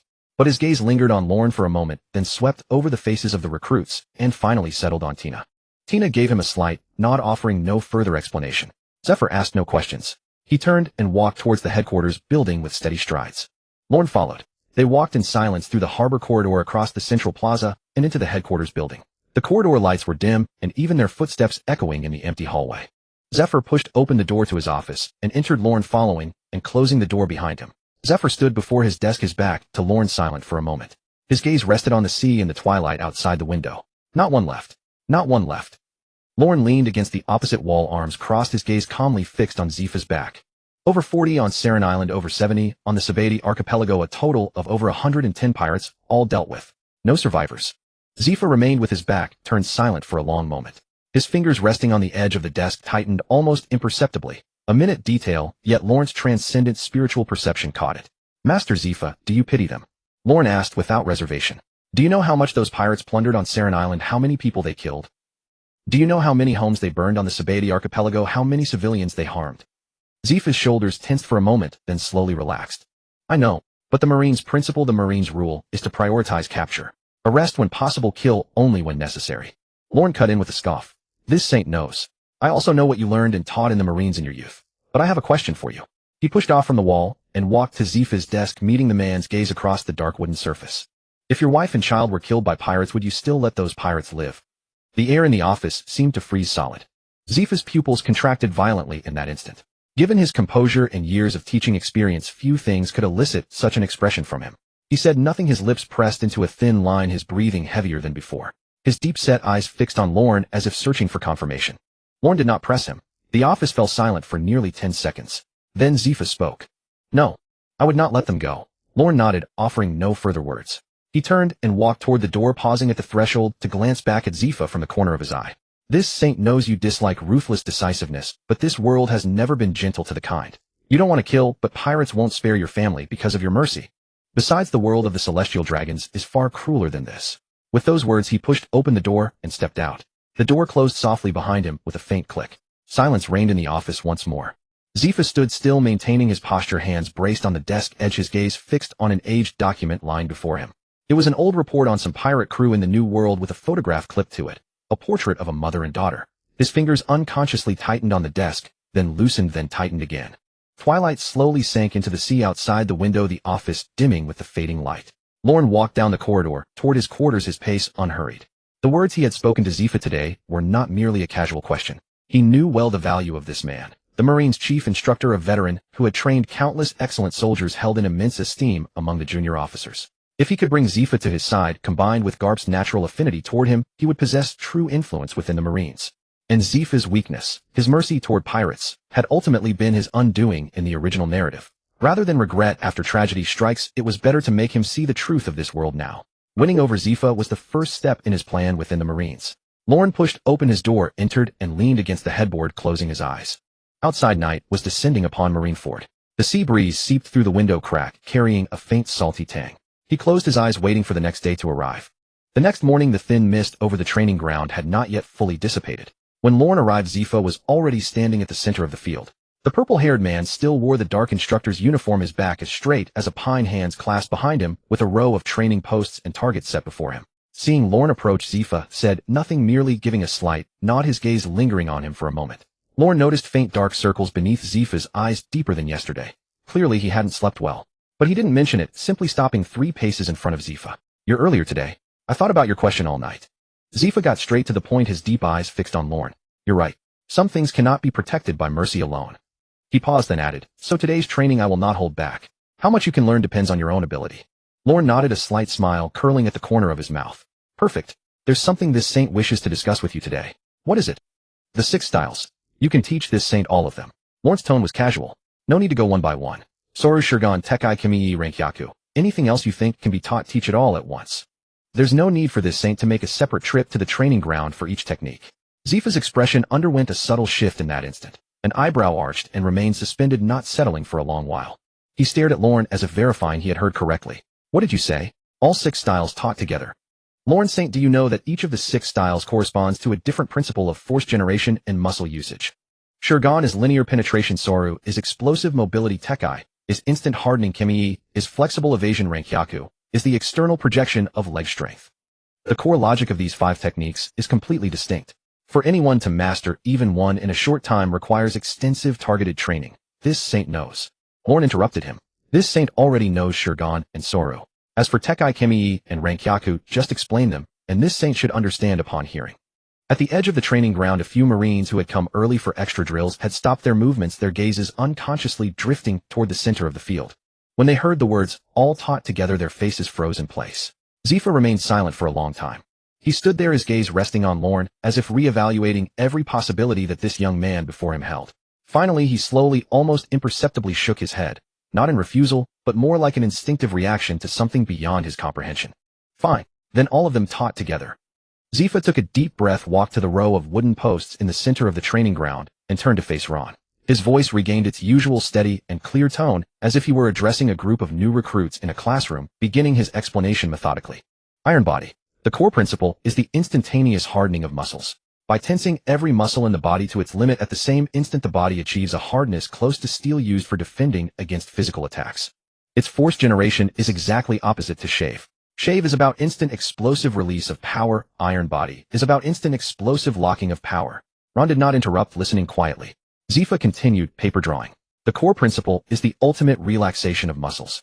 By releasing all muscular tension throughout the body can drift like a sheet of paper with the airflow of an opponent's attack, thereby achieving evasion. Paper drawing and iron body occupy two completely opposite directions within the same system. One is hardness to the extreme, the other is softness to the extreme. Storm leg. Zifa raised his right leg, tracing a sharp arc in the air, the top of his foot taut, like a blade, the leg wind, letting out a piercing shriek. The core principle is to condense the power of the leg into a compressed air blade using a high-speed kick to cut the air into a vacuum wave capable of causing injury. Its force logic is similar to finger gun. The difference is that finger gun's power is a linear thrust while storm leg's power is a fan-shaped cut. Moon step. Zifa paused here, glanced at Ron, and said, "You already figured this one out on your own last night, so I won't say much more." Ron nodded. Zifa's explanation was complete.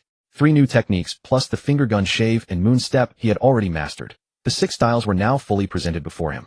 He closed his eyes. In his mind, the theoretical knowledge spoken by Zifa was being rapidly dismantled, analyzed, and reassembled by his mental energy. The instantaneous muscle tensing logic of iron body, the ultimate relaxation logic of paper drawing, and the power projection logic of storm leg, each corresponded to a clear path of force generation and muscular application. After those 3 techniques had been mentally simulated dozens of times, the system panel finally responded. A faint blue light screen silently unfurled in the depths of his consciousness. Physical art, iron body comprehended. Physical art, paper drawing comprehended. Physical art, storm leg comprehended. Current physical art status: finger gun perfection 10001000, shave perfection 10001000, moon step perfection 10001000, iron body novice 01000, paper drawing novice 01000, storm leg novice 01000. Notice the cost to allocate points for the 3 new physical arts is 1 million berries per point with a maximum of 1,000 points. Do you wish to allocate points in bulk? A slight smile tugged at the corner of Ron's mouth. Max them all out. Max out all 3. Command confirmed. Iron body 01000, consuming 1 billion berries. Paper drawing 01000, consuming 1 billion berries. Storm leg 01000, consuming 1 billion berries. Total 3 billion berries. Do you wish to continue? Continue. The deduction notice flashed by with extreme speed. The next second, 3 distinct forces surged into his body simultaneously. The hardness of iron body, the softness of paper drawing, and the cutting of storm leg. 3 entirely different force generation logics were implanted completely into his muscle memory in a single instant. He could clearly perceive his body's mastery over those techniques. From the explosive power of iron body's instantaneous full body tension, to the supple paper-like drifting of paper drawing, to the sharp, tearing sensation of storm leg cleaving through the air. Now he had fully mastered the Navy's 6 styles. He slowly opened his eyes, flexed his wrists and ankles, and a few faint cracks sounded from his joints. Then he looked at Zifa, his voice still steady. "All right, I think I've got them all. Instructor Zifa, would you like to test me?" Zifa stood there, his dark eyes fixed on Ron, silent for a moment. Then he spoke slowly, almost word by word. "Who are you exactly?" Ron smiled, offering no answer. He turned, faced the row of wooden posts, and took a deep breath. Iron body. Every muscle in his body tensed in the same instant, a cold, hard sheen sweeping across his skin. In that moment, his entire silhouette became as solid and imposing as if cast in bronze. Then he actively released the defense, letting his body return to a relaxed state. Paper drawing. His shoulders dipped slightly, his joints loosened, and his posture shifted from rigid to pliant, like a sheet of paper ready to be blown away by the wind. Immediately after, he raised his leg. His right leg traced a fluid arc through the air, the top of his foot taut, as a blade, the leg wind, tearing a sharp shriek from the air. A crescent-shaped air blade detached from his foot, silently slicing through a wooden post 3 meters away. The top of the post slid off soundlessly. A fraction of a second later, the cut surface as smooth as a mirror. The entire process took less than 3 seconds. 3 techniques, all demonstrated once. From iron body's tension to paper drawing's relaxation to storm leg's slash. Zifa's breath caught in his throat at that instant. His gaze fell on the severed post, then on Ron's already retracted right leg, and finally on Ron's still calm face. For the first time, a genuine, unguarded shock surfaced in those deep eyes. You? He opened his mouth trying to say something, but everything after that single word lodged in his throat. What he had meant to say was, "You really are a monster," but those words rolled on his tongue and were swallowed back down. He merely shook his head, let out a long breath, his voice tinged with an indescribable emotion. Learning all 6 styles in less than 2 days. Finger gun in 1 try, shave in 1 try, and iron body paper drawing, and storm leg all at once. He paused, the stern scrutiny in his gaze slowly melting away. Prince Ron, you are a once-in-a-century genius. Ron looked at Zifa's face, so complex it hardly seemed like his own, and smiled without responding. He turned and walked out of the training ground. As he reached the entrance, his voice drifted back. Instructor Zifa, for tomorrow's training, I wish to learn something more advanced, something beyond the 6 styles. Zifa stood in place, watching that figure in dark robes disappear into the morning light. He lowered his gaze to the post severed by storm leg, and fell silent for a long while. Then he murmured so softly only he could hear. More advanced. This kid wants to drain the Navy's entire arsenal. But as he spoke, a faint, almost gratified curve appeared at the corner of his mouth for the first time. The following morning, the mist over Marineford was thinner than usual. Loren woke promptly at a little past 5, his internal clock as reliable as ever. After days of training, this routine had become second nature. He washed up, changed clothes, and pushed open the door heading toward the training grounds. Dawn painted a pale golden ribbon across the eastern sea, and the ocean breeze felt gentler than it had in days. As he reached the entrance to the training grounds, his steps faltered slightly. Someone was already standing in the center of the field. Her pink hair shimmered with a soft luster in the morning light. Her marine uniform was immaculate, and the stars on her shoulder epaulets glinted faintly under the sun. Tina stood there, hands clasped before her, posture so straight she might have been attending a promotion ceremony rather than morning exercise. Loren looked at her, raising an eyebrow slightly. Since the real combat at Sabaody, Tina's attitude toward him had shifted noticeably. She was no longer as hostile as before, no longer constantly declaring she wanted to challenge him to a duel. But for her to wait for him at the training grounds was a first. He walked over, stopped a few paces away, hands in his pockets, tilting his head as he gave her a once-over. This early? Here to pick a fight? Tina isn't here to pick a fight. Her voice was lower than usual. Tina is here to seek your guidance. Lauren's expression shifted subtly. Guidance? Tina heard you've mastered all 6 styles. Her gaze met his without flinching. Finger gun, shave, iron body paper, art, moon step, and storm leg. All 6 styles, and you learned them in under 2 days. In all her years in the Marines, Tina has never seen such speed. So, she paused, her voice dropping even lower. Tina wants to ask you about the techniques for channeling power in the 6 styles, about how to better fuse speed and strength. Loren looked at her, silent for 2 seconds. Then he smiled. You're asking this saint for guidance. He tilted his head, a playful, teasing edge in his tone. This saint recalls a few days ago someone saying they'd show this celestial dragon that the Marines aren't a playground for them. And now, just days later, you're seeking advice from one. The tips of Tina's ears flushed slightly. That was in the past. Tina admits she had her biases. But what you've done these past few days, Tina has seen it. Those pirates on Siren Island and in the Sabaody archipelago, if not for you, the new recruits might have suffered casualties. Your words may be harsh, but you have real skill. Tina doesn't lose face by seeking guidance from someone with true ability. Loren watched the blush creeping up her ears growing more pronounced, and his smile deepened. He leaned against a pillar at the edge of the training grounds, arms crossed, his gaze lingering on Tina's face for a moment before he shook his head. But this saint doesn't teach women. Tina's expression stiffened. Why? No particular reason. This saint has never taught a woman, and would only ever teach his own woman. You're not this saint's woman, so why should this saint teach you? The morning light spread between them, and the air seemed to freeze as if his words had pressed pause on the world. The blush on Tina's ears deepened from a faint pink to a vivid red, creeping down from her earlobes to the side of her neck, starkly visible in the morning glow. She opened her mouth to speak, but her throat felt blocked, as if something were lodged there. It took her a long moment to force out a fragmented sentence. You bastard. But her tone was entirely different from the other day. There was a flustered helplessness, as if she'd been caught off guard and didn't know how to react. She lowered her head, then raised it again, her gaze darting across Lauren's face, and then away, as if searching for something to distract herself. Tina isn't saying it like that. Then what do you mean? Loren chuckled, pushed off the pillar, and walked toward the open space in the center of the training grounds. His voice drifted back, casual and indifferent. If you want to learn, that's fine. Once you become this saint's woman, this saint will naturally teach you. Until then, practice on your own. Tina stood rooted to the spot, her pink hair swaying gently in the morning breeze, hands clasped before her so tightly that her knuckles had turned white. She watched Lauren's retreating back, her lips pressed into a thin line. Then she murmured something so softly that only she could hear it. Just as she stood there hesitating over whether to follow, a steady set of footsteps echoed from the entrance to the training grounds. Zephyr had arrived. The purple-haired man was wearing a new dark blue training outfit today, made of lighter fabric than his usual uniform, with tightened cuffs and pant legs, clearly ready for more dynamic demonstrations. His gaze swept across the training grounds. Loren stood in the center with Tina not far from him, a faint blush still lingering on her ears. Zephyr didn't ask questions, simply walking to the center and taking his position. At the edge of the training grounds, more Marines were arriving in droves. There were noticeably more today than in previous days, gathering in small groups to form a human wall around the perimeter, all eyes fixed on Loren and Zephyr in the center. Word of mouth had spread the news across all of Marineford over the past few days. That celestial dragon, who mastered all 6 styles in 2 days. Hearing that Zephyr would be teaching something new today, they'd all come to watch the spectacle. Zephyr clapped his hands to call for silence. Today's training topic. His gaze swept across the crowd, finally settling on Loren. Advanced applications of the 6 styles. The training grounds fell silent. Zephyr stood in the center, back straight, hands clasped behind him, his eyes scanning the dozens of Marines gathered around before landing on Loren. What I'm teaching today is a technique that goes beyond the 6 styles. Zephyr's voice was more measured than usual. It's called life return. A low murmur rippled through the crowd. A few of the older officers exchanged knowing glances and nodded slightly. The young recruits, however, looked utterly bewildered, the name clearly unfamiliar to them. Loren's expression remained unchanged, but his attention was now entirely focused on Zephyr. Life return. He had seen this ability in the original story. The members of CP9 mastered this technique, allowing them to channel their consciousness into any part of their body, commanding even their hair, skin, internal organs, and cells to obey their will.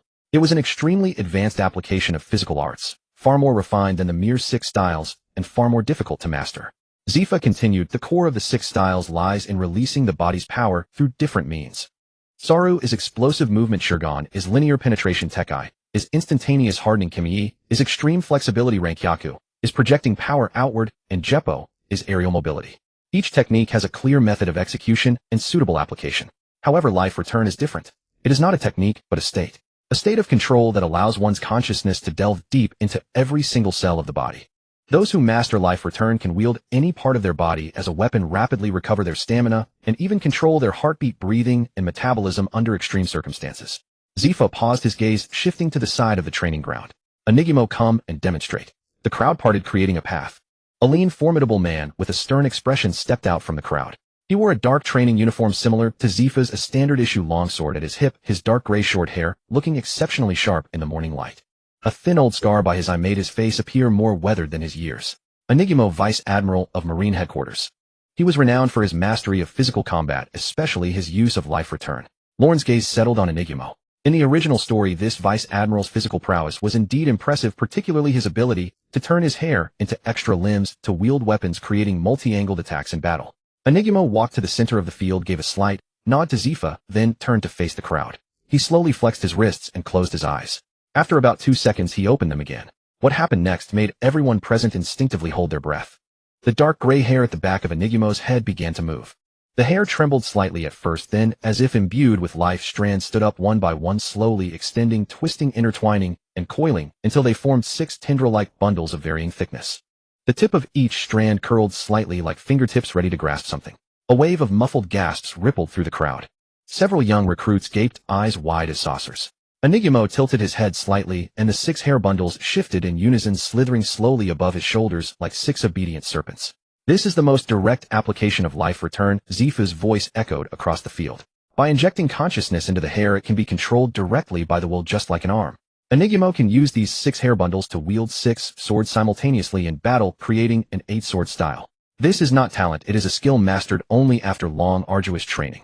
Zephyr turned to look at Loren. Lord Loren, you observed the entire process. Can you understand its principle?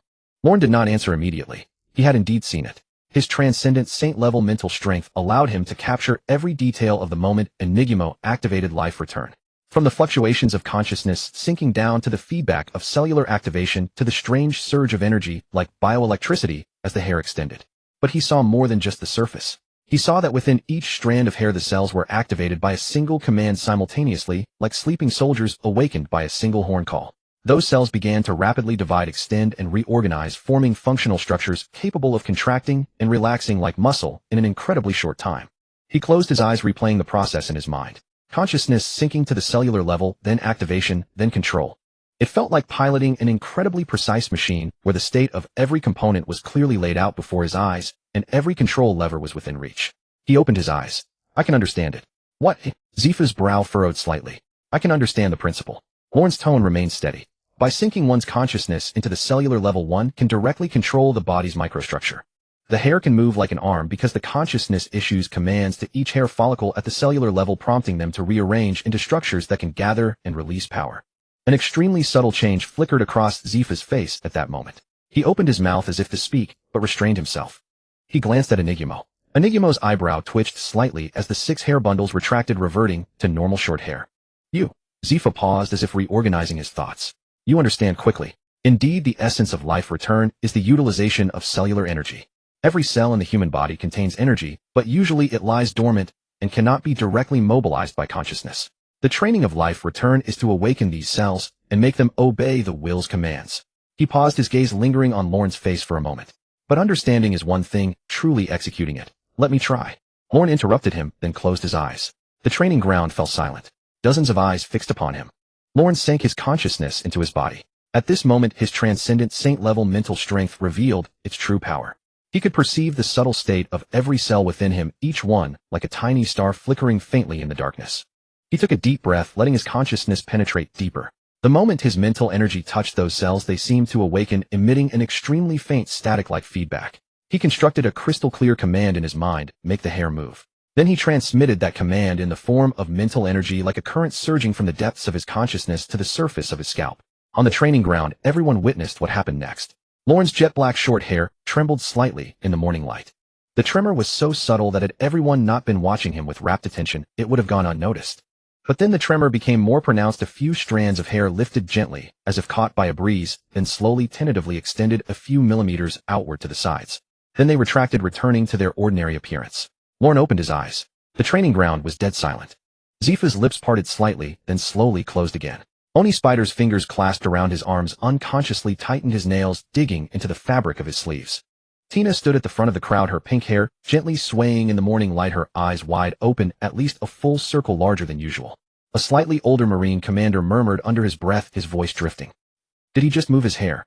For the first time, no one answered him. Because no one could. Zifa was silent for about 5 seconds, then spoke cautiously. You? He paused again. You actually did it on the first try, eh? This saint said he could understand. Lorne rolled his neck, a glint of light, catching his hair in the morning rays. It's just hair. If this saint wished. He raised his right hand slightly, his gaze falling upon his palm. The fingers of his right hand twitched subtly, not in a normal bend, but in a more delicate, more intricate movement. Then his palm began to soften, as if the very boundary between bone and muscle was being momentarily blurred by some unseen force. His palm could maintain its shape, while performing gripping, stretching, and even deforming into a claw-like form driven purely by muscular contortion. Indeed, life return allows the body to be freely reshaped. His words echoed across the training ground. The expressions of everyone present froze solid. Zifa stared at Lorne's subtly deforming palm for a long time. Then he slowly let out a breath. Tina also feels. Tina stood within the crowd, her pink hair swaying gently in the morning light. Her gaze rested on Lorne, the competitive sharpness she had upon arrival, now gone from her eyes. In its place was something far more complex, something she hadn't yet fully sorted out herself. When she heard Zifa's words, her lips moved slightly as if to speak, but in the end she merely bit her lower lip softly, remaining silent. Lorne withdrew his hand, his palm returning to its normal form. He turned to face Zifa, a faint smile playing at the corners of his mouth. Is this all for today's training?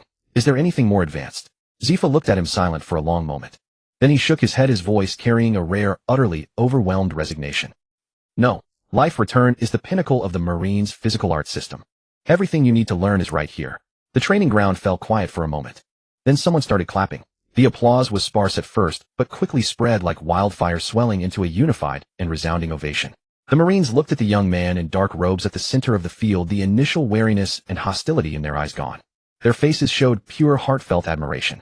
Standing amidst the applause, Lorne's gaze swept across the young faces, his smile unwavering. His gaze finally settled on Tina. She was clapping, not vigorously, but her eyes were fixed on him, holding a softness he had never seen in anyone's eyes before. Lorne gave her a slight nod, then turned and walked off the training ground. Nighttime Marineford was far quieter than the day. Sea breeze seeped through the window cracks, carrying a faint salty tang. Occasionally the distant sound of footsteps from the guard room, or low murmurs from changing sentries drifted down the corridor, muffled and distant beyond the walls. Lorne lounged on the dark leather sofa in the corner of the room, one leg draped over the armrest, his posture relaxed and casual. Yami leaned against the sofa, its pitch-black scabbard gleaming with a dull luster under the lamp's dim light. He closed his eyes, his consciousness sinking into the system panel in his mind. A pale blue light screen unfolded in the depths of his awareness, data lines arranged clearly.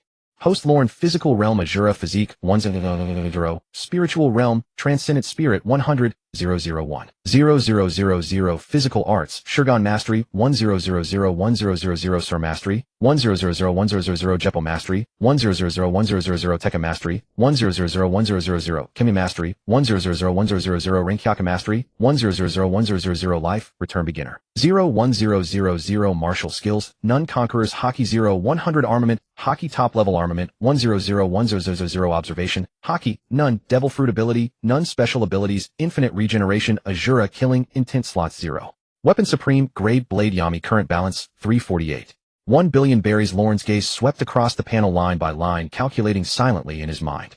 Maxing out the 6 forms cost 5 billion. Against his total assets of over 300 billion, that was a drop in the bucket.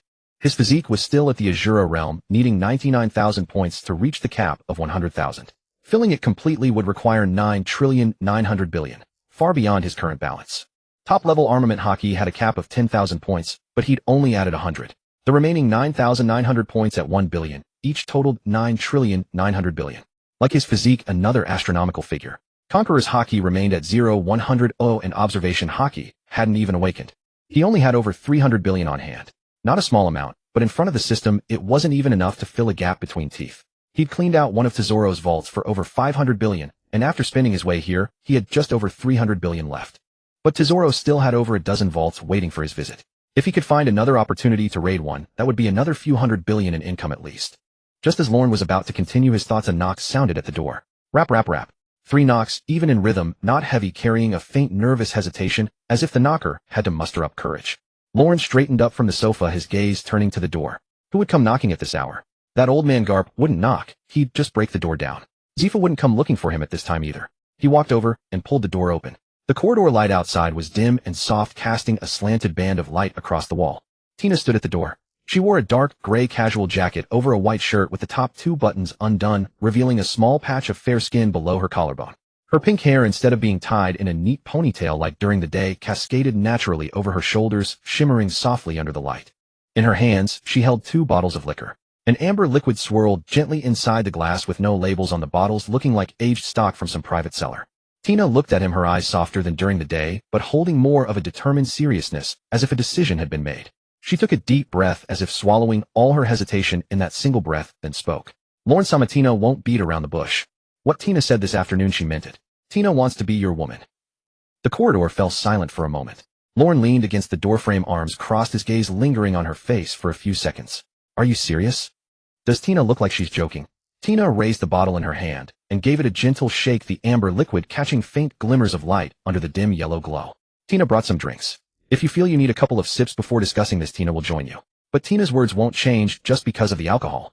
Lorne looked at her. Those eyes did not waver, did not hesitate, meeting his gaze head on. He stepped aside, clearing the way through the doorway. Come in. Tina stepped inside. She didn't stand stiffly near the door, but walked naturally to the spot by the sofa, placed the 2 bottles on the coffee table, and sat down at one end of the couch. Her posture wasn't entirely relaxed, but there was no deliberate tension either. Lorne sat down opposite her, his eyes fixed on her face. Have you thought this through? You're a rear admiral of the Marines. Getting entangled with a celestial dragon won't do your career any good. You should know better than I do how those people in the Marines view you. Tina's fingers clenched gently on her knee, then relaxed. Tina knows. Her voice was calm, so calm it sounded like she was stating a conclusion she had already confirmed countless times. But Tina doesn't care what they think. From the day Tina enlisted until now, she rose through the ranks with her own strength, not by currying favor with anyone. If anyone wants to gossip behind Tina's back, just because she's with you, it only shows they never had any real talent in the first place. She paused, her gaze dropping for a fleeting moment before rising again to meet Lorne's eyes. Besides, what Tina said during the day was from the heart. You're a true genius. Tina has never met anyone like you, someone who could master the 6 powers in just 2 days, who could make life return respond on the very first try. You are the strongest person Tina has ever seen, bar none. Lorne remained silent. He leaned back in his chair, his gaze still resting on her face, as if listening, or perhaps waiting for her to say everything she had to say. Tina continued. Tina wants to become stronger. To become the strongest. Tina knows that relying only on training in the yard for a lifetime might not even let her touch that threshold, but if she learns from you, Tina thinks it's possible. Her fingers slowly tightened on her knee. So Tina is willing to be your woman. The room fell silent for a moment. Lorne rose from his chair, walked to the window, and turned his back to Tina, his gaze resting on the deep blue night sea outside. His voice drifted back from the window, carrying a tone of candidness. Then there's something I need to make clear to you first. My identity is quite special. A celestial dragon, a world noble, someone who sits at the very top of power in this world on the surface. But I'm not like those good-for-nothings who wear glass bubbles, and you've probably already noticed that. He turned around, his gaze settling on Tina's face. I am destined to be a man who stirs up storms and bloodshed. Those peaceful days, the step-by-step promotions, the life of grinding out seniority in the Marines until retirement. None of that has anything to do with me. On the path I'm going to take, many will fall, many will bleed, and many will wish for my death. He paused, his voice growing even clearer. If you choose to stand with me, there's no turning back. Do you understand? Tina's breath hitched slightly. Her gaze rested on Lorne's face for a long time, as if she were processing every word he had just spoken. Then she slowly nodded.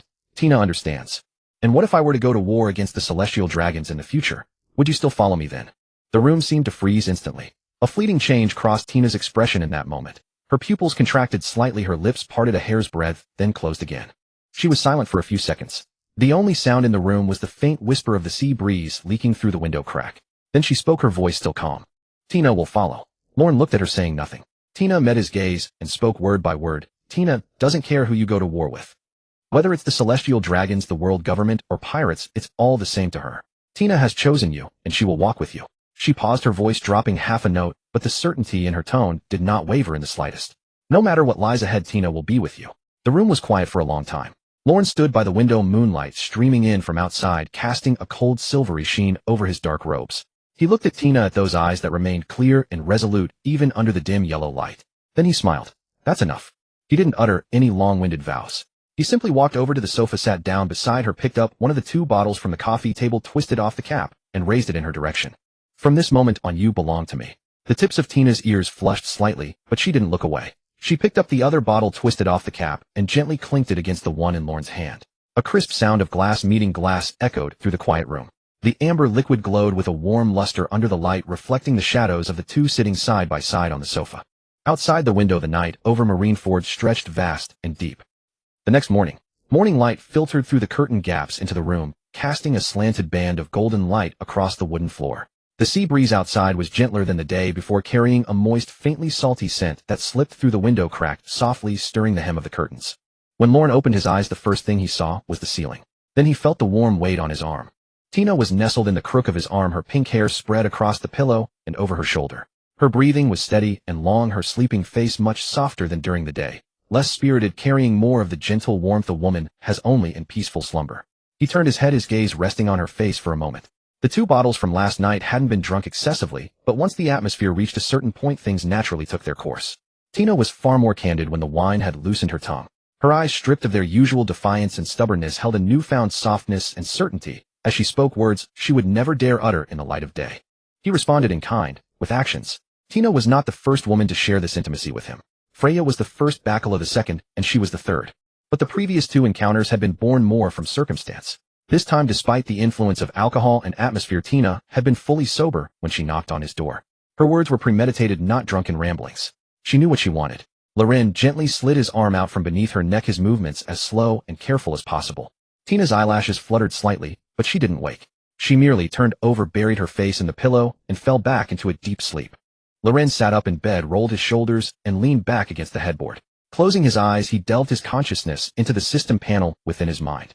A pale blue light screen unfurled in the depths of his consciousness. He went straight to the card slot section. Card slot 1. At that instant, a faint smile curled at the corners of his mouth. Just as he suspected, the pattern was perfectly consistent with the previous 2 times. Every time he established a certain level of intimacy with a new woman, the card slot increased by 1, accompanied by a free draw opportunity. From Freya's draw, he had obtained the Night Demon, from Bacala's the 1,000-mile bird fruit.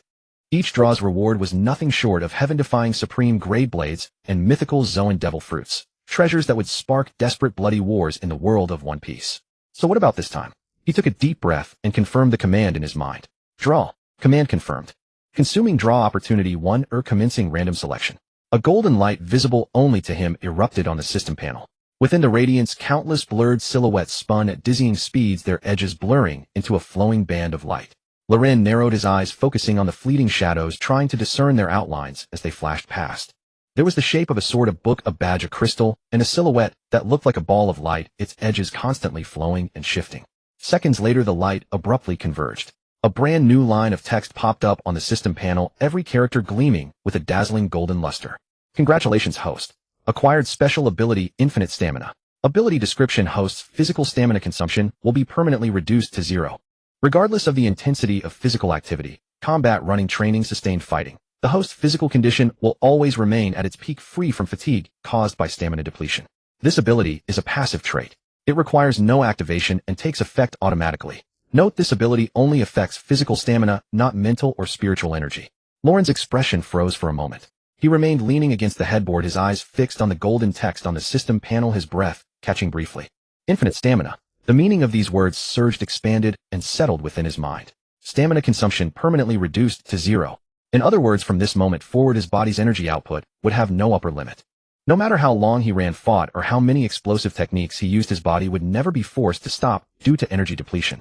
He could remain at his absolute peak in full power combat until the end of the world. He could continuously use high-consumption techniques like Soru and Rankyaku without ever worrying about running out of stamina. Infinite sword swings, infinite attacks, infinite defenses, always maintaining the most robust physical state. This meant his combat ceiling had been completely shattered and elevated. Stamina was always a critical limiting factor for powerhouses. Even the most exceptional experts would inevitably succumb to fatigue during prolonged high-intensity battles. But now that ceiling had been smashed to pieces by the system, Loren slowly let out a long, deep breath. He looked down at his hands, clenching and unclenching them, feeling the power within his palms. It was still the strength and defense granted by his Azura-level physique, but now this power could be used infinitely. So this is possible, he murmured, his voice filled with astonishment. Isn't this system a bit too absurd, eh? He rapidly simulated the significance of infinite stamina in real combat within his mind. In a duel, the stamina advantage is paramount. Someone with infinite stamina would naturally have the upper hand against any opponent. They would tire, he would not. In a group battle, it was an overwhelming advantage. He could maintain maximum output throughout a large-scale melee lasting hours, slaughtering until the enemy forces routed, all while his own expression remained unchanged. Combined with the defensive prowess of his Azura physique and the regenerative power of his unlimited recovery, he was now virtually a perpetual motion machine, a war machine that would never decelerate. As long as he wasn't instantly killed, and with his current defenses there likely wasn't anyone who could, he could keep fighting indefinitely until his opponent could take no more. As he was simulating various battle scenarios in his mind, he heard a slight rustle behind him. The blanket stirred, and a hand reached out, groping until it rested on his waist. Tina's muffled voice came from the pillow. "What time is it? It's still early. Go back to sleep." An arm wrapped around her waist, gentle yet firm, with undeniable certainty. She groggily opened her eyes, meeting a pair of eyes that were especially bright in the morning light. "You." Before she could finish, she was silenced. Loren's actions carried a sense of curiosity and exploration, like a child with a new toy. He had just felt that inexhaustible surge of energy within him, like a bottomless spring in the depths of his body. All fatigue had been washed away, replaced by vitality, so abundant it threatened to overflow. Mornings shouldn't be wasted. Let me give you some more guidance. Tina's eyes widened. "No way, you last night, you today, aren't you tired?" Loren didn't answer. He simply lowered his head, responding with his actions. The curtains swayed gently in the morning breeze. The cries of seabirds and the rhythm of waves lapping against the breakwater outside intermingled along with the faint sounds from within the room, composing the prelude to an entire morning. After what felt like an eternity, everything settled down. Tina lay prone on the pillow, her pink hair scattered messily across her shoulders and the pillowcase. Her face bore an exceedingly complex expression, part embarrassment, part helplessness, and a subtle trace of tenderness she herself had yet to recognize. She turned her head to look at Loren, who lounged beside the headboard with the easygoing air of someone sunbathing by the sea. His breathing showed no hint of exertion, and his expression was as calm as if nothing strenuous had just occurred. "Humph." She buried her face into the pillow, letting out a muffled grumble. "Today's training will fall behind, all because of you, you wicked fiend. You can take half a day off." Loren's tone was utterly casual as he reached over to brush a stray lock of hair from the pillow, his fingertips grazing her slightly flushed cheek. "Just say you're feeling unwell. Zifa won't ask questions." Tina lifted her face from the pillow and shot him a glare, but there was not a trace of genuine anger left in her eyes. "It's all your fault. Tina, a vice admiral of the Marines, having to call in sick. No one would believe it." "Then don't." "No, Tina can't move right now." Loren let out a chuckle, rose from the bed, and began to dress. His motions were swift and precise. In no time he had slipped into his dark robes, reattached the night demon to his waist, and turned back to glance at her from the bedside. "Rest well. This saint is stepping out for a while. I'll be back by afternoon." Tina remained prone on the pillow, her pink hair fanned out around her, watching him from the corner of her eye. Her voice carried a hazy weariness and lingering languor. Where are you going? Just a stroll. I'll be back in the afternoon to train with you. Tina didn't press further. She gave a slight nod, buried her face back into the pillow, and murmured a vague before her breathing grew deep and even once more. Lauren pushed open the door and stepped into the corridor. The morning sunlight was far brighter than at dawn, pouring in through the window at the end of the hall and casting a warm band of light across the dark gray floor. He rolled his shoulders, feeling the boundless vitality surging within him, so potent it nearly overflowed. A smile tugged at his lips, impossible to suppress. The infinite stamina ability was far more useful than he had ever imagined. At the highest floor of the Marineford headquarters building, the corridor housing the Admiral's offices was far quieter than the floors below. The deep gray carpet absorbed most footsteps. On both walls, portraits of legendary Marines from bygone eras hung at intervals, their aged surfaces gleaming with a dim, time-worn luster beneath the cold white ceiling lights. Lauren walked down the corridor at a leisurely pace. As he passed Akiji's office, the door was shut tight with no sound coming from within.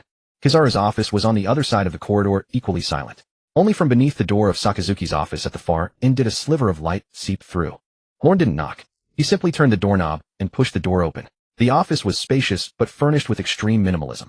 A large dark-toned desk sat at the center, its surface neatly arranged with stacks of documents and an unfolded map beside which stood a cold-toned desk lamp.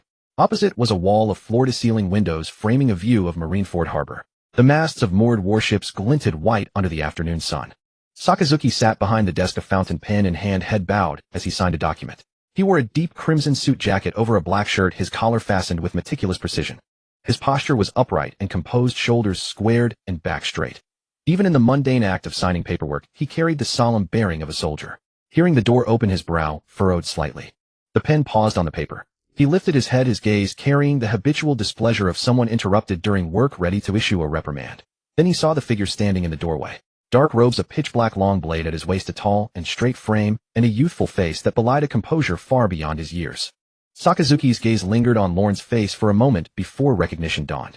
The celestial dragon who had been the talk of Marineford lately. The genius who had mastered all 6 techniques in 2 days, single-handedly eliminated over 70 pirates in the Sabaody archipelago, and earned the simultaneous recognition of both Garp and Zifa. Sakazuki's brow remained slightly furrowed, but the reprimand that had been on the tip of his tongue was suppressed. He set down his pen, leaned back in his chair, folded his hands on the desk, and met Lauren's gaze directly. Lauren, Saint One should knock before entering. That is basic etiquette. This saint is accustomed to not knocking. Lauren walked to the desk, pulled out the chair opposite, and sat down with a relaxed, natural ease, as if he were in his own living room. Quite impolite. Sakazuki's tone carried no overt anger, but neither was there any warmth. He was not a man skilled at masking his emotions, and his chiseled features plainly conveyed his lack of fondness for celestial dragons. However, Sakazuki's gaze lingered on Lauren for a moment, as if re-evaluating the young man before him. I've heard about recent events. Mastering all 6 techniques in just 2 days. Those pirates in Sabaody, you took care of them single-handedly. He paused, his voice still steady, yet the usual cold hardness in his tone seemed to soften by a fraction. To accomplish all that, you're indeed different from those glass dome-wearing wastes. Your strength befits your status. That I acknowledge. As he spoke, Sakazuki's face remained stern. But Lauren understood. He smiled, slightly unconcerned by the Admiral's demeanor. His purpose in coming was never to receive a warm welcome from a Kainu, but to ensure that this Admiral, who harbored no goodwill towards celestial dragons, would at least not become an obstacle at a critical moment. What he needed was a tacit approval, not Akainu's support, only that he wouldn't oppose him or hold him back. Lauren leaned back in his chair, hands clasped behind his head, gazing at Sakazuki's angular face with a casual, natural tone. This saint didn't come here today for a chat.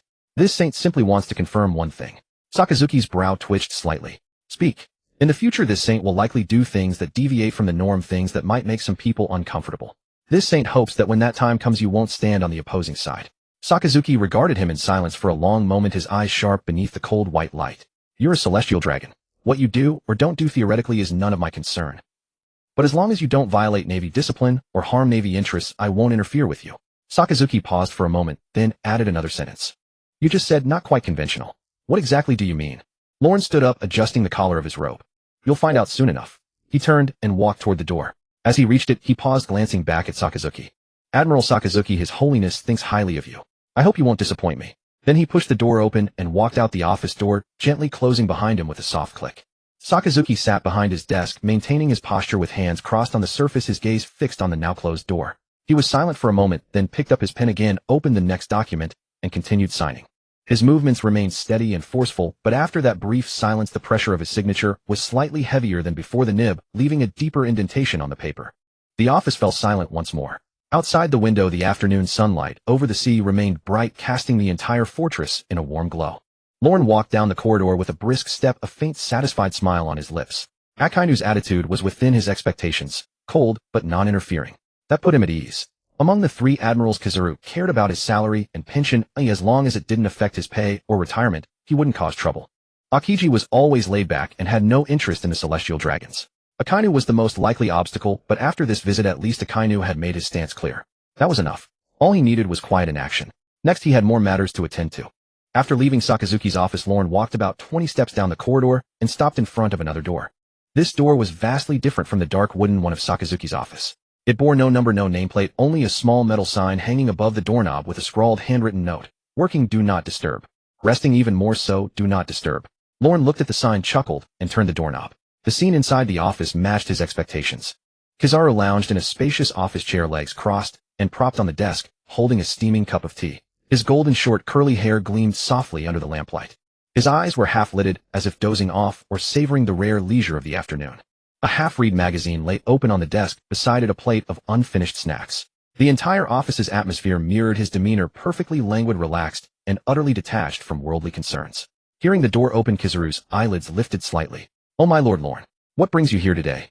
His voice was unhurried, his tone perfectly measured, but a subtle glint flickered in those half-lidded eyes. "His Holiness has come to have a chat with you." Lorne walked over and sat in the chair opposite the desk, crossing his legs naturally, his posture far more relaxed than in Sakazuki's office. Kizaru lowered his feet from the desk, sat up straight, placed his teacup on the surface, and folded his hands over his stomach. A chat? What would Lord Lorne like to discuss? Lorne didn't beat around the bush. His Holiness knows you have connections with Vegapunk. I also know you've been keeping tabs on his progress. Kizaru's expression froze for an instant.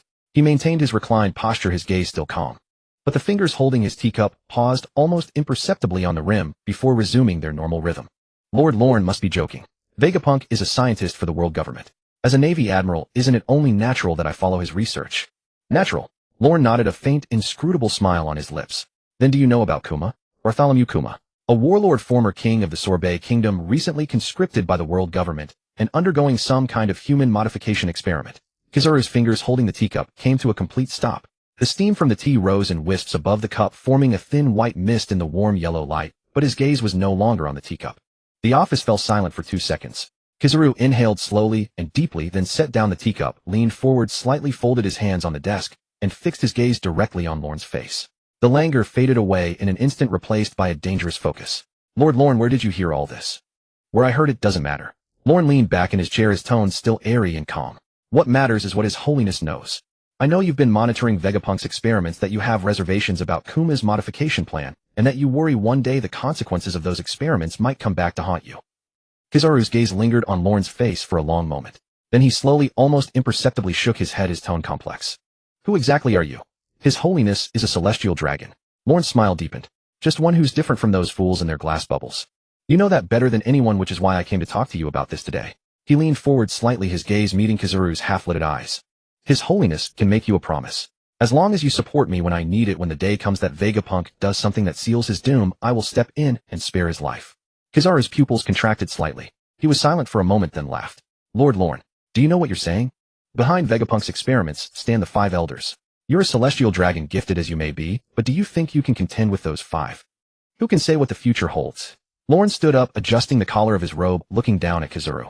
"I came today to give you this promise. You don't need to decide right now. Just remember what I've said.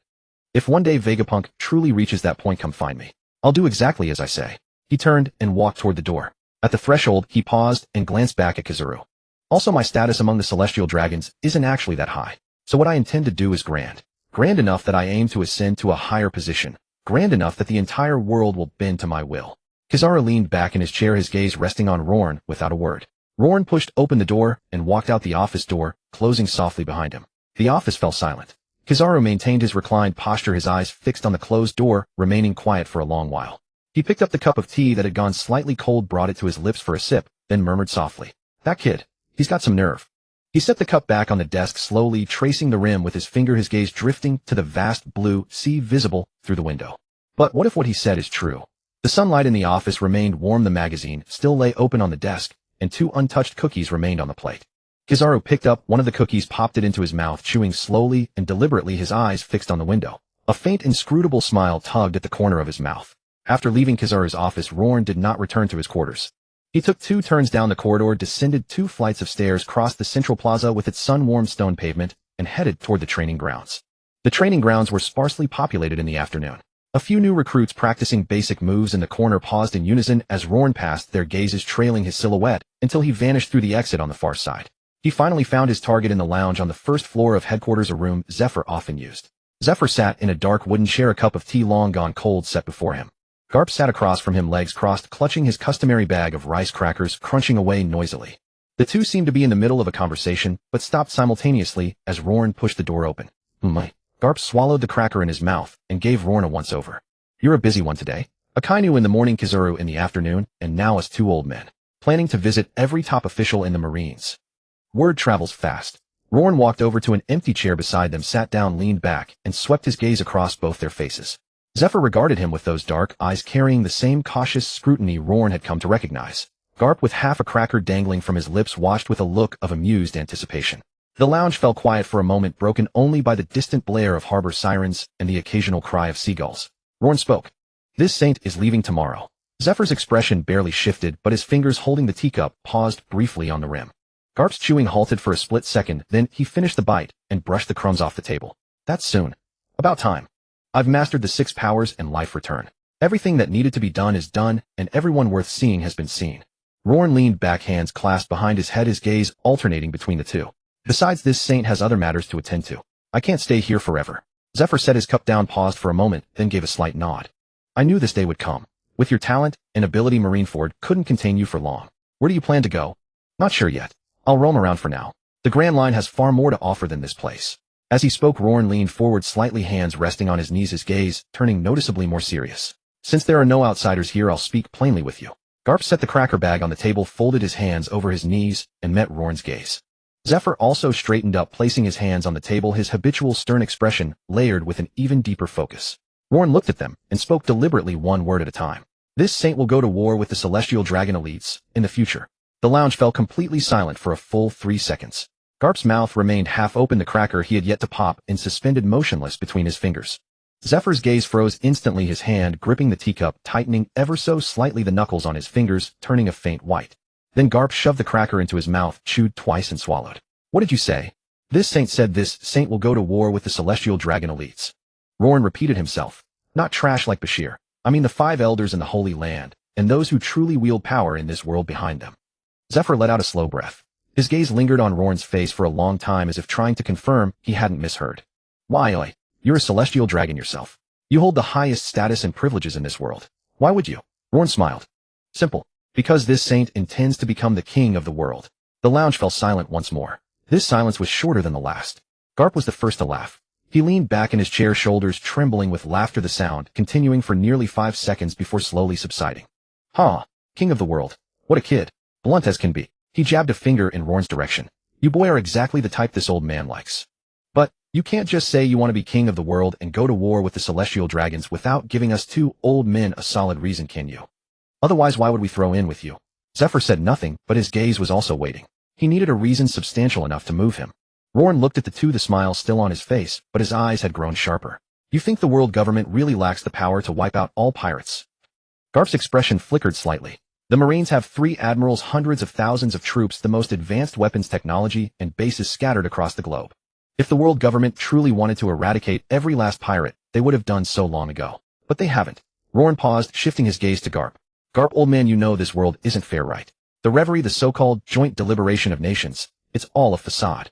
There's only ever been one person whose word truly matters. Garp's expression slowly, almost visibly darkened. A profoundly complex glint flickered in those eyes that had weathered countless storms. He said nothing. Zifa glanced at Garp, then at Lorne, his brow furrowing slightly. Garp was silent for a moment. Then he slowly nodded. He's right. Those world meetings, the votes, the so-called consultations between nations, they're all a show for the masses. The real decisions are always made by those in the Holy Land. He lifted his head, his gaze settling back on Lorne. Kid, you know far more than I expected. Lorne met his gaze, saying nothing. Garp watched him silent for a few seconds. Then a wide grin spread across his face, revealing a mouthful of white teeth. He rose from his chair, walked over to Lorne, and gave his shoulder a heavy resounding clap. The force was considerable, making Lauren's shoulder sway slightly. All right, this old man supports you. Zifa, still seated, watched the scene of Garp clapping Lauren's shoulder and was silent for a moment. Then he too slowly rose and walked before Lauren. He didn't clap his shoulder like Garp, but extended his right hand, opening his palm in front of Lauren. If you can truly accomplish what you've claimed, then you have my support. Lauren looked at the open palm, a slow smile curving at the corners of his mouth. He reached out and clasped Zifa's hand firmly. That's enough. He released Zifa's hand, took a step back, and swept his gaze across both their faces. With the word of you two, this trip to the Marines has not been in vain for me. He turned and walked towards the door. Pausing at the threshold, he glanced back at them. I'll leave at dawn. No need to see me off. Then he pushed open the door and walked out. Garp and Zifa remained in the lounge. The afternoon sun slanted through the window, casting a warm band of light across the dark wooden floor. Dust motes drifted slowly in the golden beam. Garp picked up the bag of rice crackers from the table, fished one out, and tossed it into his mouth, crunching loudly. The king of the world. Quite the appetite. Zifa sat back down, picked up his now completely cold tea, and took a sip. A man with small ambitions wouldn't be worth the support of two old men like us. Garp grinned, shoved the last cracker into his mouth, and said something unintelligible. Outside the window, the afternoon sun over Marineford shone brilliantly. The entire fortress was bathed in a warm glow, the sea surface shimmering and the masts of warships swaying gently in the breeze. The next morning, the mist over Marineford was lighter than usual. Lauren stood at the end of the pier at berth 3, the hem of his dark robe swaying in the sea breeze. Night Demon hung at his waist, its jet-black scabbard reflecting a cold, dull sheen in the morning light. He took one last look around. The harbor, the main fortress, the training grounds. Places he'd known for less than 2 weeks, yet had become deeply familiar. The sound of hurried footsteps came from behind. Tina. Her pink hair streamed in the morning wind. She wore civilian clothes, not her Marine uniform. She stopped before him, slightly out of breath. Her gaze lingered on his face for a moment, then darted away, as if unused to such farewells. You're really leaving? Will you come back? Yes. Tina was silent for a few seconds. Then she stepped forward, reached out, and gently clutched the front of his robe. Then remember what you promised, Tina. When you return, you'll teach Tina the advanced Rokushiki techniques. No backing out. Lauren looked down at her fingers, gripping his robe, a slight smile touching his lips. He reached out and patted the back of her hand. I never go back on my word.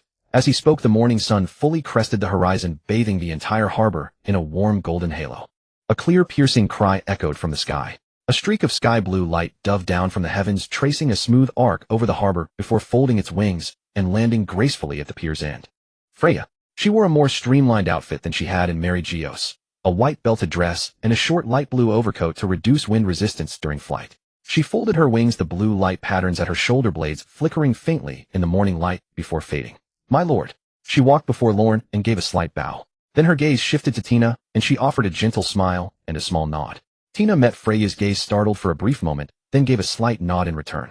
The two women's eyes met in the morning light. No hostility, no resentment, only a silent mutual understanding. Lauren glanced at Tina, then at Freya, and smiled.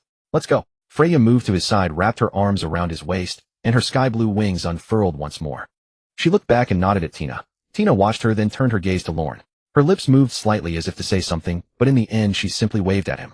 In the morning light, her azure eyes held a trace of reluctance, but more than that, trust. Freya beat her wings. A stream of sky blue light rose from the pier, traced a smooth arc over the harbor, and then sped off at high velocity towards the Grand Line. The Marines on harbor duty looked up, watching the dwindling blue point vanish into the depths of the morning light, pausing in their tasks, almost in unison. Zifa stood at the window on the 3rd floor of the headquarters building, hands clasped behind his back, his gaze fixed on the receding streak of blue light. Garp appeared beside him, holding a cup of barley tea and crunching on a rice cracker he'd seemingly conjured from nowhere. Gone. Garp chewed, speaking indistinctly. You think when that kid comes back he'll stir up a big fuss? Zifa didn't answer, but a faint, almost imperceptible smile tugged at the corner of his mouth. Down at the harbor, Tina still stood at the piers, in the sea breeze rustling her pink hair. She watched the sky blue light disappear beyond the horizon. Tina will wait for you. Seagulls circled and cried over the harbor in the morning light. A new day at Marineford was just beginning. Deep within Mary Geos' Pangea Castle, in that windowless chamber, only the dim lamplight and cold stone walls remained. Embedded in the wall was a massive projection screen currently playing footage in silence. The morning at Marineford Harbor, the figure in dark robes on the pier, and a streak of sky blue light soaring into the sky, disappearing into the morning's depths. The image froze on the final frame of the light vanishing. All 6 styles mastered. Life return was successfully applied upon first contact. A voice emerged from the shadows of the chamber, low and steady, carrying the composure that only meticulous calculation could produce. Sabaody Archipelago single-handedly eliminated over 70 pirates. From arrival at Marineford to departure a total of 12 days. Another voice came from across the room, equally low. Garp, Zephyr, and Akainu held a private discussion. Kizuru spoke with him privately for nearly half an hour. Contents unknown, but surveillance indicates Kizuru remained silent for a considerable time after he left. Also Tashiji. A third voice interjected, carrying a subtle nuance. A young Marine Vice Admiral. She has developed a relationship with him beyond the typical superior-subordinate dynamic. And the maid at his side is an exceptionally loyal personal attendant. Dim lamplight cast flickering silhouettes upon the chamber walls. Those figures were draped in white cloaks, their faces obscured within the shadows of their hoods, only the silver shield-shaped emblems on their chests reflecting a cold metallic gleam in the light. The Holy Knights. Silence persisted for several seconds. Then the first voice spoke again, its weight heavier than before. That talent, if it is real. 6 styles in 2 days' life return mastered on the first try. This is not talent. This is monstrous. Where will he go after leaving the Marines? Currently unconfirmed. His flying ability makes tracking him difficult. The entire Grand Line is a mobile range for him. But judging by his behavior patterns at Marineford, he won't stay idle. He likely has his own goals and plans. No matter where he goes, the eldest voice in the chamber spoke. He must be one of ours. He previously declined the invitation to join. Felix spoke with him. He explicitly stated he has no current intention of joining the Knights. That is because he has yet to realize he needs our power. A genius, no matter how strong, is but a genius. But if he stands with the Holy Knights behind him, that is a different matter. Silence descended once more. The dim light swayed upon the walls as the white-cloaked figures stood in mute stillness. Dispatch someone to follow him. Finally, that voice rendered its decision. Do not interfere with his actions. Do not reveal your identity. Merely ascertain what he does, where he goes, and who he contacts. Gather all information and report periodically. What if he detects our surveillance? He won't. Even if he did, given his character, he would likely just say, I see, and continue with his own affairs. Should we make contact? Not for now. Let him fly. When he tires of flying, he will naturally realize that Mary Geos is where he belongs. The chamber fell silent once more. The image on the projection screen shifted to another scene. At the elevator plaza of Mary Geos, the moment Basil knelt upon the ground. The young man in dark robes stood before him, gazing down with a faint, indifferent smile at the corner of his lips. The frame froze on Lorne's face. That youthful visage was strikingly clear in the projection. Calm yet profound eyes, a serene smile that concealed blades. A figure in a white cloak stepped forth from the shadows, halting before the screen. Deep blue eyes rested upon the face displayed, observing in silent contemplation for a moment. Do you truly believe you can change this world alone? Then let us see just how far you can go. He turned the hem of his white cloak, sweeping a slight arc across the floor, and receded into the depths of the shadow. The dim light flickered briefly, then steadied. Silence reclaimed the chamber. The afternoon sunlight of Mary Geos was as bright and dazzling as ever. At the gates of the Slodvark residence, the butler was already waiting. He wore an immaculate black tailcoat, his gold-rimmed spectacles catching the sunlight in fine glints. His posture was ramrod, straight hands folded before him, bearing an air of meticulous composure. The moment he saw that azure streak of light dive from the sky and land gracefully upon the stone pavement before the gates, the butler bowed deeply, the angle of his bow even more profound than usual. My lord, welcome home. Lorne stepped out of Freya's arms, rolled his shoulders, and nodded to the butler. How are things at home? All is well. The butler straightened up, a steady and contented glint shining behind his gold-rimmed spectacles. The estate has been thoroughly managed. During your absence, no one with ill intentions dared to cause trouble. The celestial dragons of the other families in Mary Geos all maintain a considerable degree of respect for you. A slight curve touched the corner of his mouth as he uttered the word respect. Lorne understood the implication behind that term. As he walked back into the residence, Baccarat had already emerged from within to greet him. Her fiery red hair was strikingly vivid under the afternoon sun. She wore a sharp, dark, casual outfit with a slim belt at her waist. Her entire demeanor was completely different from when she was the reception queen at Gran Tesoro. More capable, more composed, devoid of that calculating professional smile, replaced by a natural ease born of genuine relaxation. My lord, you've returned. She approached him, gave him a thorough once-over, her gaze lingering briefly, and then a satisfied smile spread across her lips. It seems you fared well at Marine headquarters. You've acquired a bit more killing intent. I like it. How have you been adjusting? Better than expected. Baccarat shrugged, her tone carrying a rare lightness. The sunlight here is far more real than the artificial lights of Gran Tesoro. Besides, without all of Tesoro's absurd rules, no need to fake smiles at those pigs with glass bubbles every day. Much more comfortable. She paused, then added, the butler has arranged everything perfectly. The entire estate is in order. Even my room is cleaned and flowers replaced daily. I'm almost reluctant to leave. Lorne smiled slightly and nodded to her. Freya had already entered through the main gate. As she passed by Baccarat, the two women naturally exchanged a glance, then Freya offered a small smile, and Baccarat returned one in kind. The scene unfolded much as Lorne had anticipated. They got along well. The butler followed behind, reporting steadily, "My lord, the training room you requested has been fully constructed in the underground space on the west side of the estate. Soundproofing, ventilation, and shock absorption structures, all completed to your specified standards, ready for use at any time." Lorne nodded and walked toward the western side of the estate. The steward led him through a short corridor and pushed open a heavy metal door, revealing the space beyond. The training room was larger than he had imagined. The space was roughly the size of half a basketball court, with a ceiling about 4 meters high. The walls were lined with special sound-absorbing material, and the floor was covered with a layer of supple dark gray cushioning. In the corner stood several rows of wooden posts and targets of varying heights. On the other side was a massive metal reflection plate embedded into the wall. The entire space was quiet, sealed off, and free of distractions. Lorne stepped inside, surveyed his surroundings, and nodded with satisfaction. "Good work. I will be training here for a while. Let no one disturb me." The steward withdrew, and the metal door closed behind him with a dull, airtight thud. The room fell silent. Lorne walked to the center, sat down cross-legged, and closed his eyes. Observation hockey. It was the one of the 3 types of hockey he had yet to master. Armament hockey could be copied through taking hits, and conqueror's hockey could be awakened through sheer willpower, but observation hockey was different. Observation hockey was at its core the ultimate extension of perception, sensing the emotions of others, predicting an opponent's movements, and perceiving the subtlest changes in the surrounding environment. This was not something he could acquire directly through the system's stat allocation because he lacked the initial spark to trigger it. The system could enhance it with points after he comprehended it on his own, but the first step of awakening had to be accomplished by himself. Lorne took a deep breath and spread his spiritual perception outward. His transcendent-level spiritual power granted him a perception far beyond that of ordinary people. He could clearly perceive every detail within the training room. The flow of air, the faint vibrations within the walls, the elasticity coefficient of the cushioning beneath his feet, and the steady breathing rhythm of the steward waiting in the corridor outside. But these were all perceptions on a physical level. What observation hockey truly sought to capture were things far more subtle and intangible. He closed his eyes, focusing his attention on the very act of perceiving, attempting to delve one layer deeper than mere physical sensation. His spiritual power expanded, spreading silently. He began to try to sense the rhythm of Bakera's footsteps as she paced the corridor outside, along with her emotional state.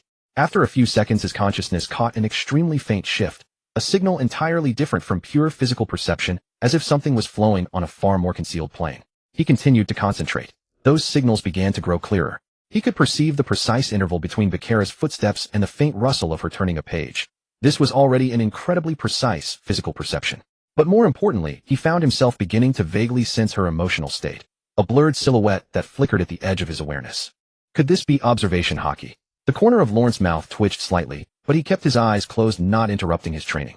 He needed more time to hone this sensation, to transform it from a blurred outline into a clear signal, until he could naturally perceive everything around him without any deliberate effort from his mind. Time flowed slowly in the quiet training room. Outside the window, the afternoon sunlight of Mary Geos began to tilt westward, casting a long slanted shadow across the floor. The air was filled only with the sound of his own breathing and heartbeat, along with the occasional distant breeze from the streets, utterly unrelated to this place. The training room was as silent as an isolated island cut off from the world. Lorne sat cross-legged at the very center, eyes closed, breathing steady and long. His spiritual power had fully expanded, blanketing every corner of the room, with everything clearly presented within his perception. But this wasn't enough. "I need a different approach." He slowly retracted his spiritual power, drawing back the actively dispersed perception thread by thread into his body. The view within the training room gradually blurred and dimmed as he withdrew, eventually becoming a blank void. No more actively looking.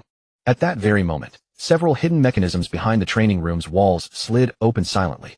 Lorne heard the extremely faint sound of gears turning, so subtle that an ordinary ear would never notice it. He did not move. Then the first arrow shot out. It was incredibly fast, with a tricky angle aimed at a blind spot behind his left shoulder, a spot that would be nearly impossible for a normal person to react to without preparation.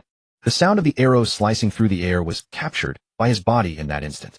His skin, his hairs, and his muscle fibers simultaneously felt the faint disturbance of airflow created by the air being cut apart. His body reacted automatically. His shoulder shifted slightly, and the arrow grazed past the outside of his shoulder by 2 finger widths, embedding itself into the soft cushioning on the floor beside him with a dull thud. He did not open his eyes. Immediately after, a second, third, and fourth arrow shot out in succession, from different directions, different angles, and at different intervals. Some were as fast as lightning, some carried subtle curved trajectories, and some were fired simultaneously from opposite directions, attempting to seal off all his space to dodge. Lorne's body drifted among the arrows. His movements were minimal. A shift of the shoulder, a tilt of the head, a tuck of the abdomen, a lift of the knee. Each moved precisely enough to let the arrows graze past him without wasting a single extra motion. His eyes remained closed. What he relied on was no longer the vision actively scanned by his spiritual power, but a more primal instinctive perception. The sensitivity of his skin to airflow, the intuition of his muscles in anticipating potential threats, and the body's automatic response when it detected danger signals. This was the prototype of observation haki. When he actively withdrew his spiritual power and stopped relying on it to perceive the world, his body began to listen. The arrows continued to fire, their frequency gradually increasing and their angles growing even more treacherous. Lorne's body drifted through the dense rain of arrows like a leaf blown by the wind, each movement just barely brushing past the incoming projectiles. The expression on his face remained calm, and his breathing stayed as steady as ever. After about 10 more minutes, the sound of the mechanisms came to a halt. The training room returned to silence, leaving only the dozens of arrows scattered across the floor and the faint lingering tremor in the air from the repeatedly sliced currents. Lorne slowly opened his eyes. His gaze fell upon the floor in front of him, but his way of perceiving had already changed completely. Lorne could sense the precise positions of the arrows scattered on the ground, perceiving them with his very body. The existence of each arrow left an extremely faint imprint within his perception. He slowly rose to his feet, rolling his shoulders. Then he called up the system panel in his mind. A pale blue light screen unfolded in the depths of his consciousness with data arrayed clearly line by line. His gaze went directly to the Haki column. Conquerors Haki 0-100 Armament, Haki Supreme Armament 1001-0 Observation, Haki Novice 0-1000. A slow smile crept across Lone's lips, carrying a silent satisfaction. Observation Haki had finally awakened. Although it was only at the novice level, the first step was always the hardest. Once through the door, all that remained was allocating points. He confirmed with the system in his mind. Observation Haki, what is the cost per point? Observation Haki Enhancement, Current Realm Novice. Each attribute point consumes 1 million berries with a cap of 1,000 points. To max out to 1,000 points, a total of 1 billion berries is required. 1 million per point, the same price as the 6 powers. Lone chuckled and murmured in his mind, max it out. Command confirmed. Observation Haki 11,000, consuming approximately 1 billion berries in total. Proceed. Proceed. The deduction notification flashed by with extreme speed. The next second, a brand new wave of perception erupted from the depths of his consciousness, like countless invisible tendrils extending outward from the surface of his body, simultaneously enveloping the entire training room, the entire estate, the entire district. The feeling was hard to describe. It was as if he had grown countless eyes, each one positioned at a different location, observing everything around him from various angles all at once. He could perceive the butler's footsteps within the estate, the motion of Baccarat turning the pages of a book, and the rhythm of Freya's scissors opening and closing as she trimmed branches in the courtyard. He sensed the relaxed tone in the bakery owner's voice at the end of the street as she chatted with a customer. Further away on the main road of Mary Geos, a squad of guards escorting a celestial dragon's palanquin passed by, and he perceived the subtle feedback of the captain's left foot striking the ground slightly heavier than his right. That information flowed into his perception automatically, like an inexhaustible river of data. Crucially, he didn't need to deliberately focus to capture it. They existed as naturally as his own sight and hearing, requiring no mental effort. Lone slowly exhaled, the curve of his smile deepening. He had finally mastered observation Haki. All 3 forms of Haki were now complete: conquerors for suppression, armament for offense and defense, and observation for perception. His foundational ability framework was finally whole. The training room fell silent once more. Lone stood in the center, feeling the freshly maxed observation Haki slowly settle within him. But after maxing out to 1,000 points, the line on the system panel displayed observation Haki 1000-1000 Novice. A prompt followed behind it: detection observation Haki has reached the current realm's limit. Proceed with realm breakthrough. Lone didn't hesitate. Breakthrough. Straight to the top, save the hassle. Command confirmed. Breaking through observation Haki realm. The text on the panel flickered, and then the tag next to observation Haki updated, changing from novice to supreme. Current observation Haki realm, supreme observation Haki 0-1000 note. Each point for supreme observation Haki costs 1 billion berries, with a cap of 10,000 points. Just like armament Haki, the cost per point skyrocketed from 1 million to 1 billion, a 1,000-fold increase. Although the price surge was staggering, Lone was mentally prepared. Supreme armament cost 1 billion per point, so supreme observation naturally followed the same price. Moreover, his current balance was still over 300 billion. Not enough to max it out completely, but certainly sufficient to add 100 points to experience the effects of supreme observation Haki. Enhance, add 100 points to observation Haki. Command confirmed. Observation Haki 0-100 consuming 100 billion berries. The next second, a wave of perception far surpassing the previous one, surging like a tidal wave, erupted from the depths of his consciousness. If novice observation Haki's perception was like a thin film covering the body's surface, then supreme observation Haki's perception was like a boundless ocean submerging his entire being. The trajectory of every speck of dust floating in the air within the training room was vividly presented in his mind. He could feel the minute shift of the dust as it encountered his breathing airflow, the subtle change in temperature as sunlight struck the wall outside the window, and further away in the courtyard the precise feedback between the arc of water spraying from the watering can as Freya watered the flowers and the temperature of her palm. But this wasn't the most astonishing part. The most astonishing part was that he could feel the flow of time capturing those incredibly minute differences in time. He saw Freya watering the plants in the courtyard. The image of her action appeared in his mind as two overlapping layers. One was the real action currently in progress, and the other was a preview of the action that would occur approximately a fraction of a second later. That preview almost perfectly overlapped with the action he truly saw just slightly ahead, as if Freya's movements were being played in advance in his perception by about half a second. Seeing the future. A brief, extremely brief future, only fractions of a second ahead. But even so, it meant that in battle, every move, every attack, every change of direction by an opponent would be perceived by him before it happened. He could predict the direction of an opponent's punch sense their attacking intent in advance, and know where a blade would strike before the wrist even began to exert force. This was the effect of supreme observation haki. Lone stood still, slowly and deeply exhaling. He closed his eyes once more, simultaneously unfolding his spiritual perception and observation haki perception, activating both distinct modes of sensing at the same time. Spiritual perception provided an extremely precise scan of the surrounding environment, distance, position, shape, material, energy flow. Observation haki perception provided deeper foresight, emotions, intentions, impending actions, the immediate future. When combined, the world he perceived became incredibly rich, incredibly three-dimensional. He could see the butler organizing documents in the study dozens of meters away. Spiritual perception gave the precise spatial location and the positions of the ink marks on the paper. Observation haki perception captured the subtle adjustments the butler's fingers made a fraction of a second before turning a page, as if anticipating the content of the page before the flip.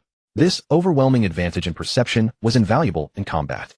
Loren slowly opened his eyes, sensing the invisible domain that his perception now covered around his body. He could now perceive everything within 100 meters at any moment. Not just physical positions and movements, but also impending actions and underlying emotional shifts. He spread his palm, watching his 5 fingers curl inward. Within his observation haki perception, he didn't just see the live act of his fingers closing, he also saw a pre-enactment of the about-to-close motion that had appeared in his mind a fraction of a second earlier. What did this ability mean in combat? It meant an opponent's attack would always be a step behind him. He could anticipate their movements in advance and execute the most precise counter, knowing exactly where a blade would land before it was even swung. Loren slowly clenched his fist, feeling the perfect fusion of the 2 layers of perception within his consciousness. Top-tier observation haki combined with transcendent mental fortitude. This combination far exceeded the scope of ordinary haki. The former provided perception of time and intent, while the latter provided a scan of the environment and details. The precision of their combined perception was nearly omniscient.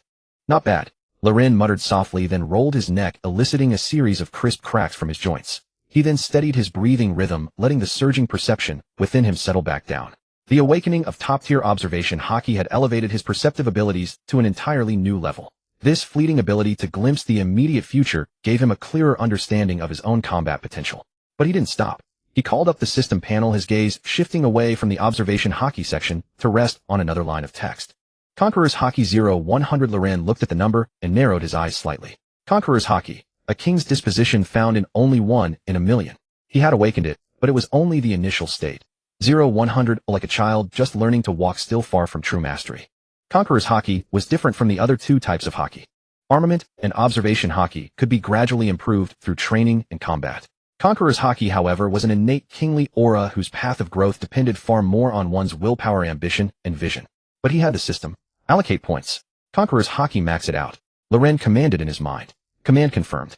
Conqueror's Haki 0100, total cost 100 berries. 10 million berries was less than pocket change for him now. The next second, an unprecedented force erupted from the depths of his soul. It was a sensation completely different from enhancing his physique, boosting his mental energy, or breaking through in armament or observation haki. His body didn't change, his spiritual perception didn't strengthen, but he felt as though something had ignited him from within. In that instant, he felt taller. This wasn't a physical change, but a shift in his very presence. He sat there motionless, yet his existence itself seemed to expand outward like a beast that had been coiled up for too long, finally stretching its limbs. The air in the room seemed compressed by some invisible force, heavy and stagnant. He opened his eyes slightly, his gaze falling on the wall opposite him. The wall was unharmed, but he could feel his will spreading outward silently, like ink dripping into clear water, expanding slowly and inexorably. He sensed the boundary of his will. It had already enveloped the entire training room, and was now slowly extending into the corridors, the courtyard, and even the streets beyond. The creatures within the range of this will felt something. The steward in the study paused his work, looked up towards the training room, a flicker of alertness passing through his eyes behind his gold-rimmed glasses. Baccarat's hands, which were pruning flower branches in the courtyard, came to a halt.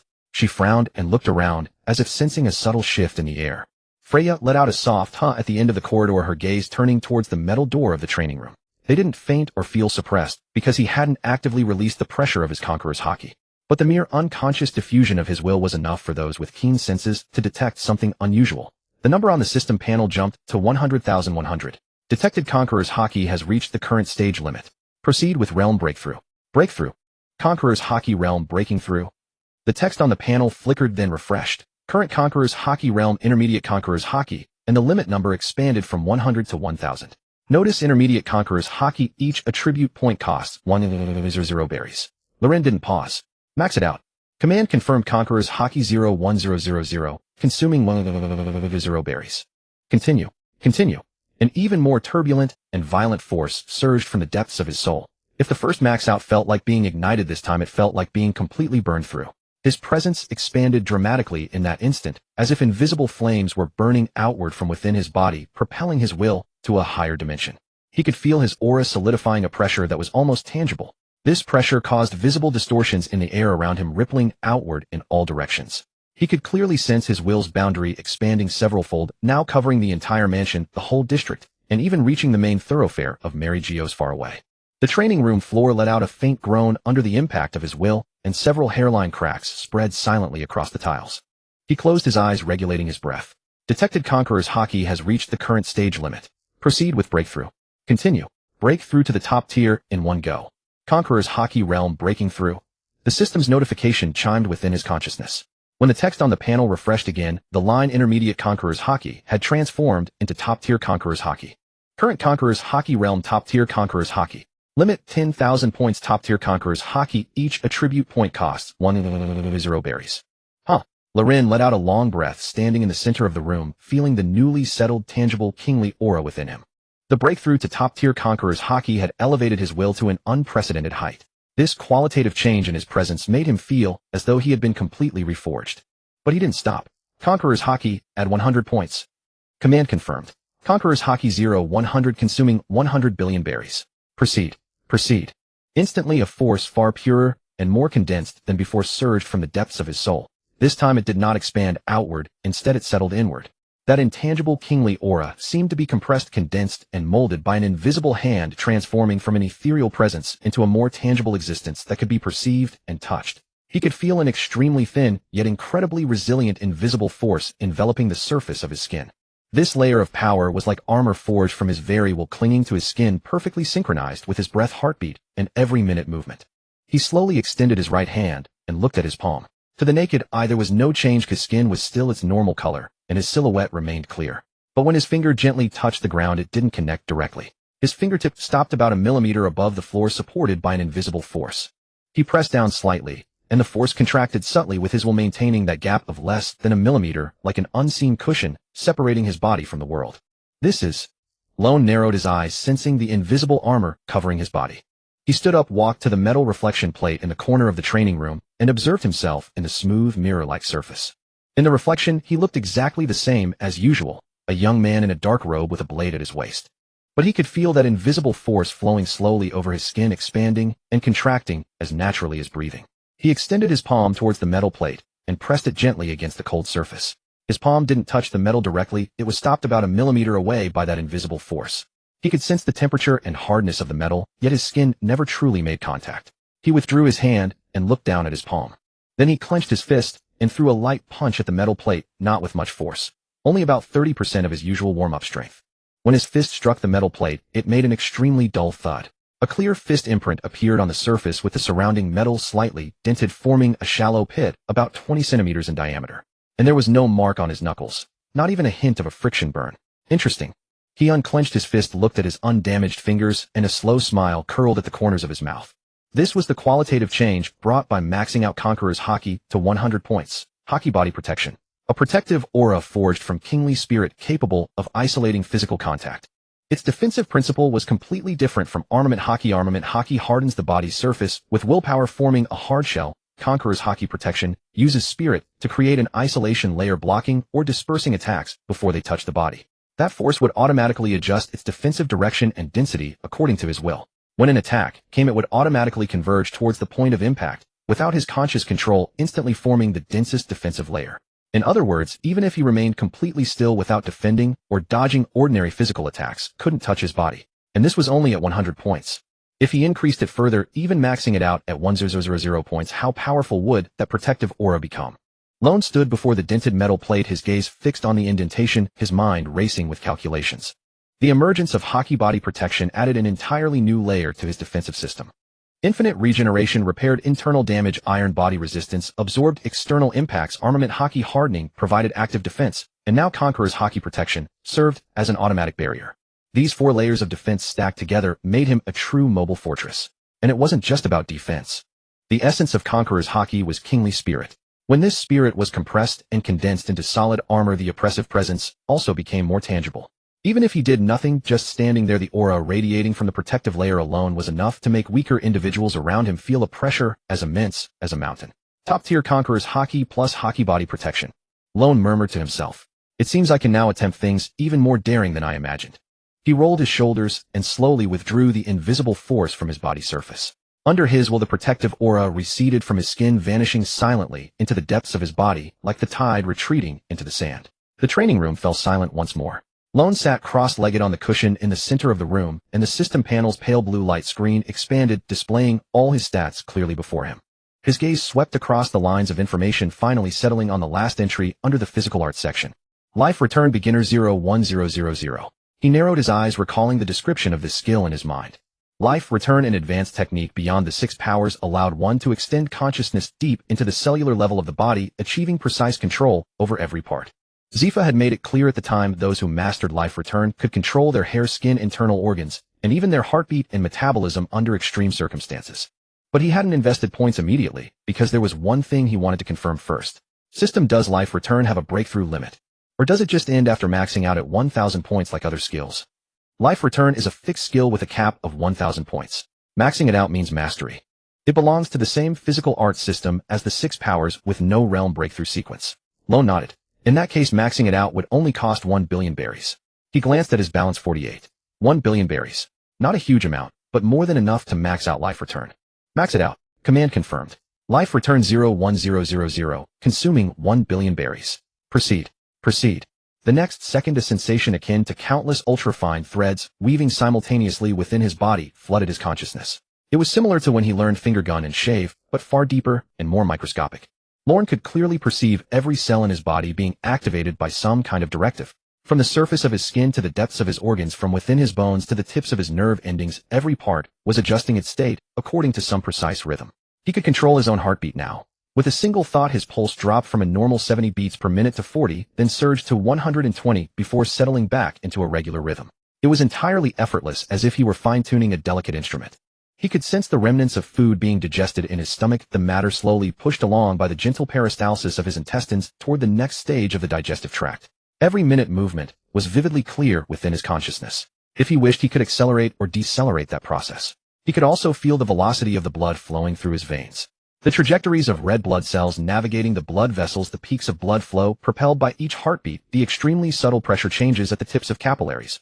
All of it unfolded in his mind like a precise three-dimensional map. He also discovered he could subtly alter the shape of his bones and muscles. He stood up, walked over to the metal reflective panel embedded in the wall, and applied an extremely minute adjustment to his appearance. His bones stretched, slightly elongating his frame from the ground up. In that instant, his body grew about 5 centimeters taller, and the width of his shoulders broadened slightly as well. The hem of his robe, which had reached his ankles, now hung at mid-calf. His overall silhouette shifted from lean to slightly more imposing. Yet apart from that, he still looked like himself. His features were unchanged, his face was the same, only the outline of his height and build had been subtly adjusted. He tried again, this time adjusting the bones of his face. His cheekbones were lifted a few millimeters, his jawline narrowed slightly, and the arch of his eyebrows was tweaked. The face in the mirror was now distinctly different from his original. It was still handsome and well-defined, but it looked entirely like another person. Unless someone knew him intimately and looked closely, it would be difficult to recognize him. Lorne tilted his head slightly at the mirror and attempted a third adjustment. This time he retracted all the changes, reverting to his original appearance. Then he tried once more, stretching his height to nearly 1 meter, 90, broadening his shoulders by almost a full size and deepening his facial contours. He looked like an older, more mature and steady version of himself. He shifted back and forth, repeating the process several times, each transformation completed within seconds. Standing before the mirror, he looked at the face now fully restored to its original state, and a slow smile deepened at the corners of his mouth. Truly practical. His gaze then fell upon the spirit column. Spirit Realm, Transcendent Sage, Spirit 100, 001, 0000, the Transcendent Sage Realm. This was the result of him pouring 100 billion berry into it at Mary Geos, maxing it out in one go. It was also the foundation that allowed his conqueror's haki to awaken and his perception to reach extraordinary levels. Since then, he had repeatedly relied on his Transcendent Sage level mental strength to quickly analyze and replicate his opponent's techniques, from finger gun to Soru to life return. Without this mental strength as a bedrock, mastering all 6 Rokushiki techniques in just a few days would have been impossible. But now he could feel a bottleneck. The 1-0 cap of Transcendent Sage could no longer offer any further room for growth to his mental strength. And as his physical realm broke through to Azura with both armament and observation haki, reaching the peak stages, the feeling of mental strength being insufficient was becoming increasingly pronounced. System break through the spirit realm. Command confirmed. Breaking through spirit realm. The text on the panel began to flicker. The Transcendent Sage label silently faded, replaced by a brand new line of text glowing with a profound light. Spirit realm breakthrough complete. Current spirit realm, awaken 1 spirit 010,0000,100,000. Exactly matching the 1-0 cap of the Azura physique. Note, each point of spirit attribute at the Awaken 1 realm consumes 100 million berry. Lorne's gaze lingered on that note for a moment as he made a rough calculation in his mind. Going from 0 to max would require 10 trillion berry, but his balance was only a little over 40 billion, not even a fraction of that. However, he could choose to add a portion first and experience the changes of the Awaken 1 realm. Add points, add 100 points to spirit. Command confirmed. Spirit attribute 0-100, current realm, Awaken 1, each point consumes 100 million berry, total cost 10 billion berry. Continue. In the next instant, a sensation he had never experienced before surged up from the depths of his consciousness. Every previous spirit point addition had been like adding water to a cup. More water, a higher level, but no change in its fundamental nature. This time was different. This time it felt more like a drop of concentrated ink falling into clear water. The ink slowly spread through the water, and in that moment, the very nature of the entire cup changed. His consciousness became unprecedentedly clear in an instant. He could perceive the electrical conduction pathways of every nerve in his body, from the cerebral cortex to the spinal cord to every terminal nerve ending. All signal transmissions formed a complete dynamic network map within his perception. He could see the activity of his own brain, the neurons firing electrical signals at specific frequencies, with different regions exchanging information at incredible speed. He could identify which regions were processing sensory input, which were making decisions, and which were retrieving memories. But the most striking change was in the flow of haki. Lorne could now sense his armament haki within his body. That power he had only vaguely felt before was now as distinct as a physical entity in his perception. He could see its path as it flowed through his blood vessels, feel the entire process of it being drawn from the depths of his bone marrow and channeled through his meridians to the surface of his skin. He could precisely control its distribution ratio across different parts of his body and even fine-tune its density and hardness in specific areas. It was as if he could see all internal bodily functions with his eyes closed. The contraction state of every muscle, the blood flow rate of every vessel, the energy level of every cell, all clearly displayed in his consciousness. He slowly clenched his right fist, watching the dark armament haki emerge from the surface of his knuckles. Then he released it, the haki receding, and clenched again, watching it reappear. There was no lag between the 3 cycles, each one executed with absolute precision. Lone drew a deep breath, exhaled slowly, and rose to his feet. The spiritual power of the awakened realm seemed to extend far beyond this, still actively working, penetrating deeper into his consciousness like a profound awakening. The protective aura of his conqueror's haki grew denser, the predictive range of his observation haki expanded and sharpened, and the hardening speed of his armament haki became swifter and more precise. So that's it. Spiritual power is the foundation of haki. The stronger the spirit, the more masterful the haki becomes.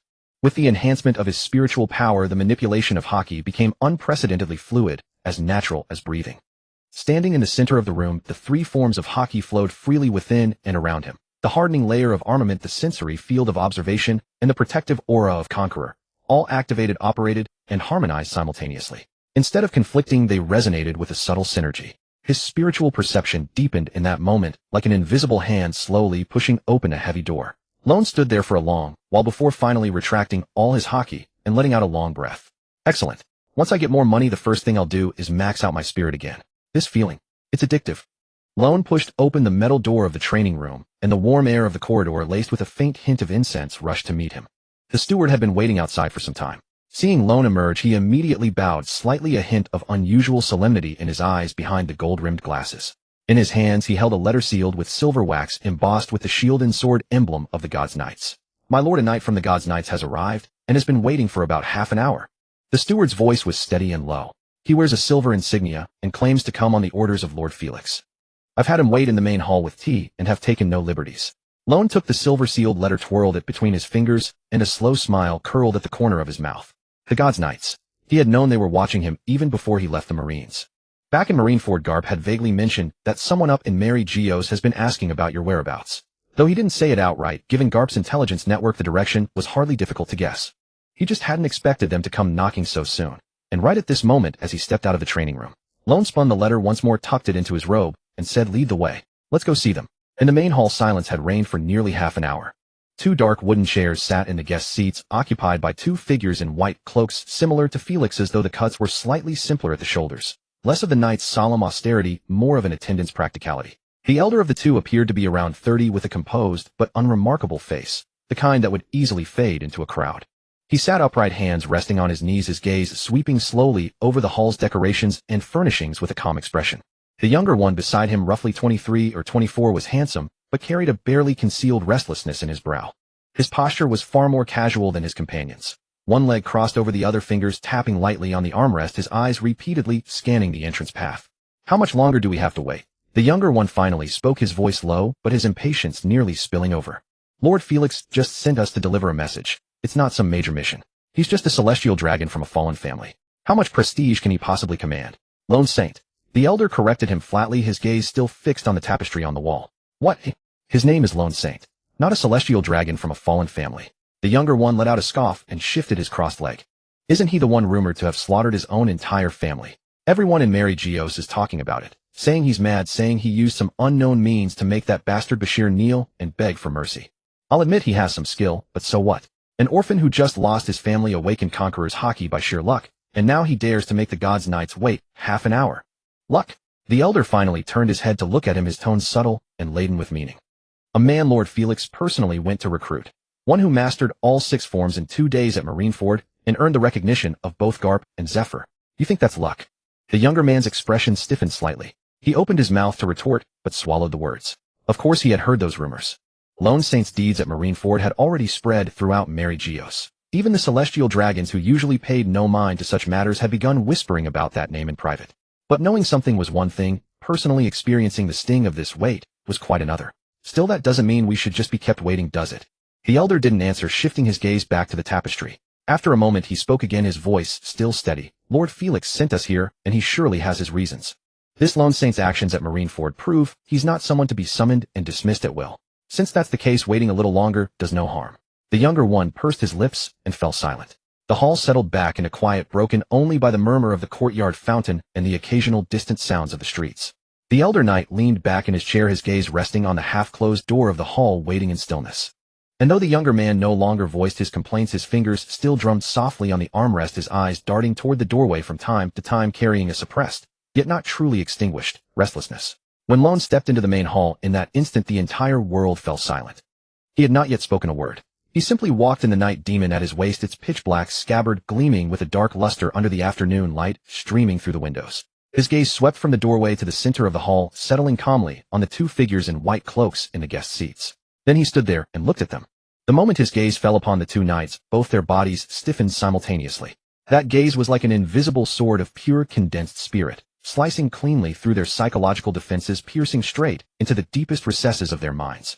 The aged knight's pupils contracted sharply, his fingers unconsciously tightening on his knee, fingertips pressing into the fabric, his spine straightening half an inch in that instant.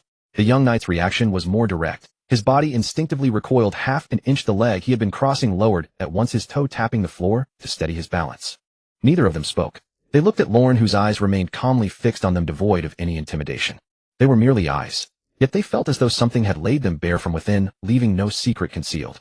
They opened their mouths to speak, but no sound escaped. That invisible sword of the mind still hung above their consciousness, freezing all their dissatisfaction and arrogance in that moment. Their arrogance vanished without a trace. The young knight's face paled further. He lowered his head, avoiding Lorne's gaze as if seared by that single look. The aged knight kept his back straight, yet the calm in his eyes was gone, replaced by a more measured wariness, a reassessment of the opponent's weight. Lorne walked to the seat of honor and sat down, leaning back against the chair, arms resting naturally on the armrest, his posture composed and relaxed. Speak. What is it? His tone was flat, as if nothing had happened at all. The aged knight drew a deep breath, suppressing the turmoil within, and produced a letter sealed with silver wax from his chest, presenting it with both hands, his movements noticeably more deferential than when he had entered. Lord Lorne, we have been sent by Sir Felix, third seat of the Divine Knights. The order will soon hold a new selection trial, and there happens to be a vacancy. Sir Felix has already petitioned the higher-ups. You need not take the test. You may be directly admitted as a full member of the Divine Knights. He paused.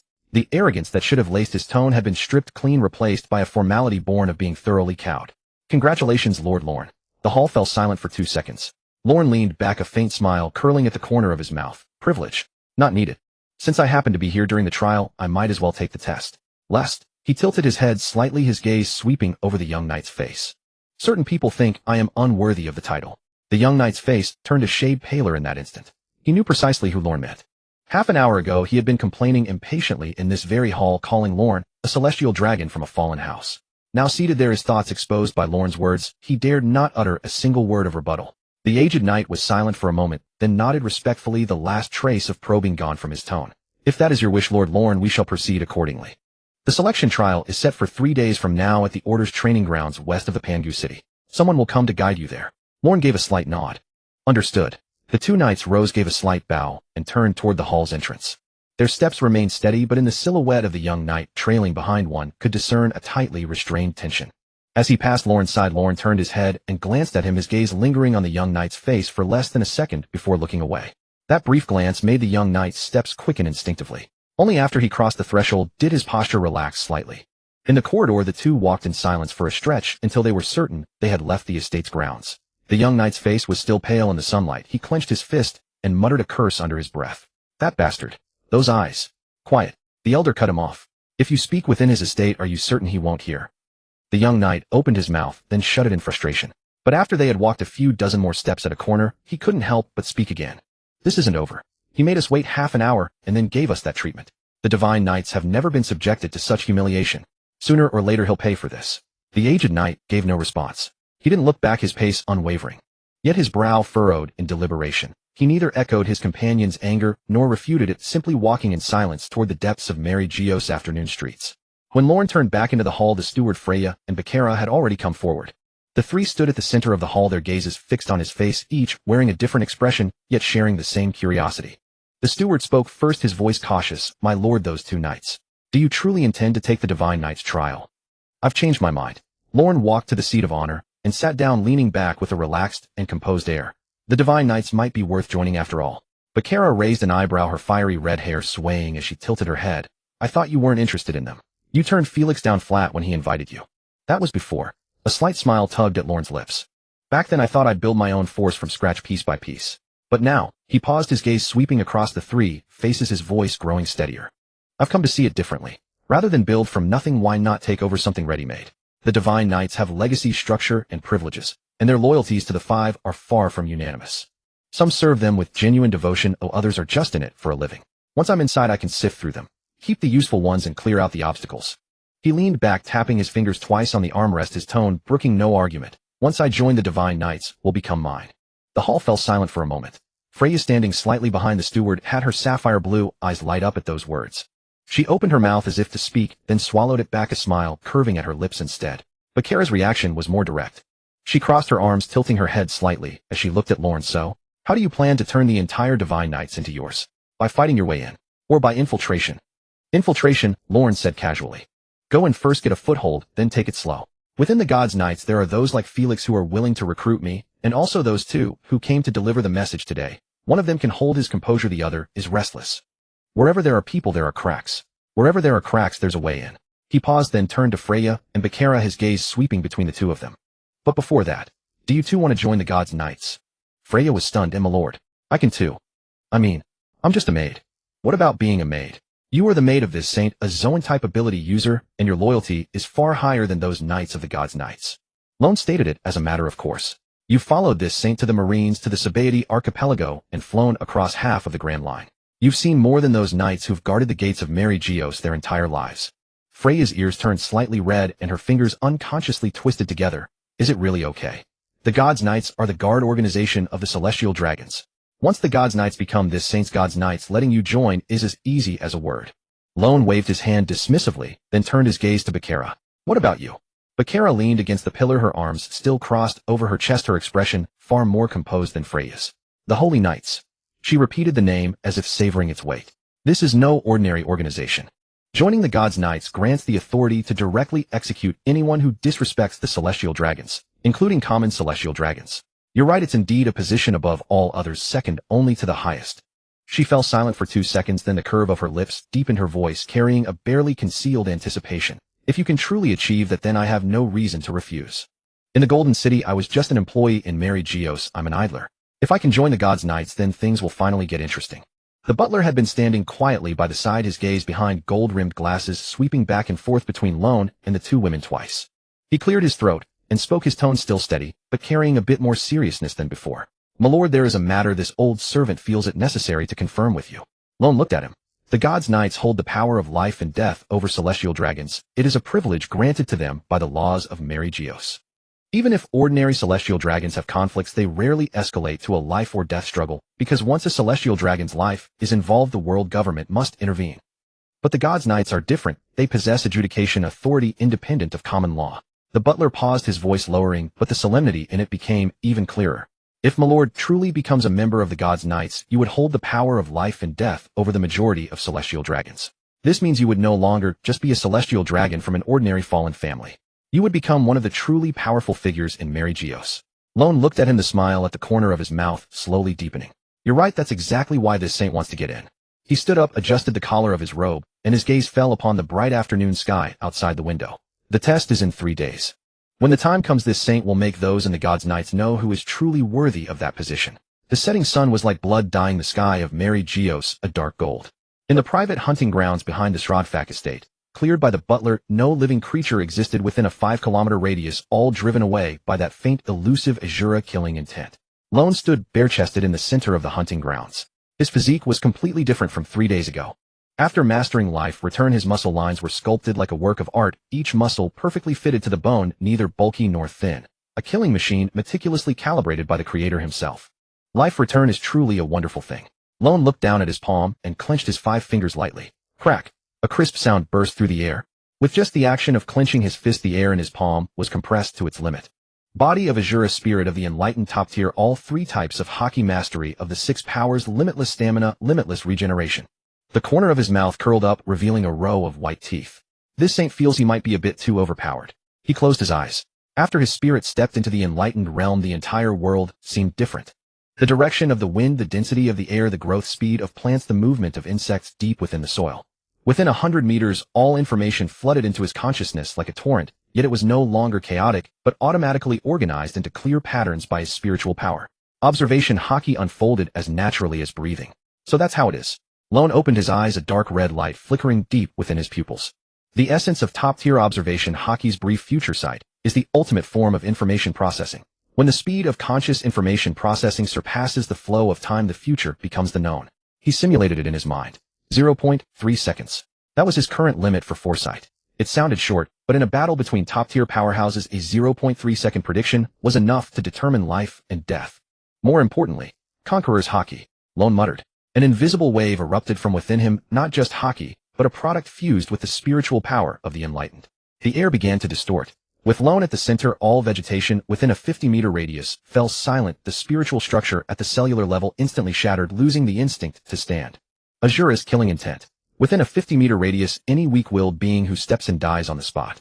Lone retracted his Conqueror's hockey with satisfaction, then, as if remembering something, drew a blade from his waist. Supreme Grade Blade Night Demon. The blade was pitch black like ink with an eerie purple glow shimmering along its edge.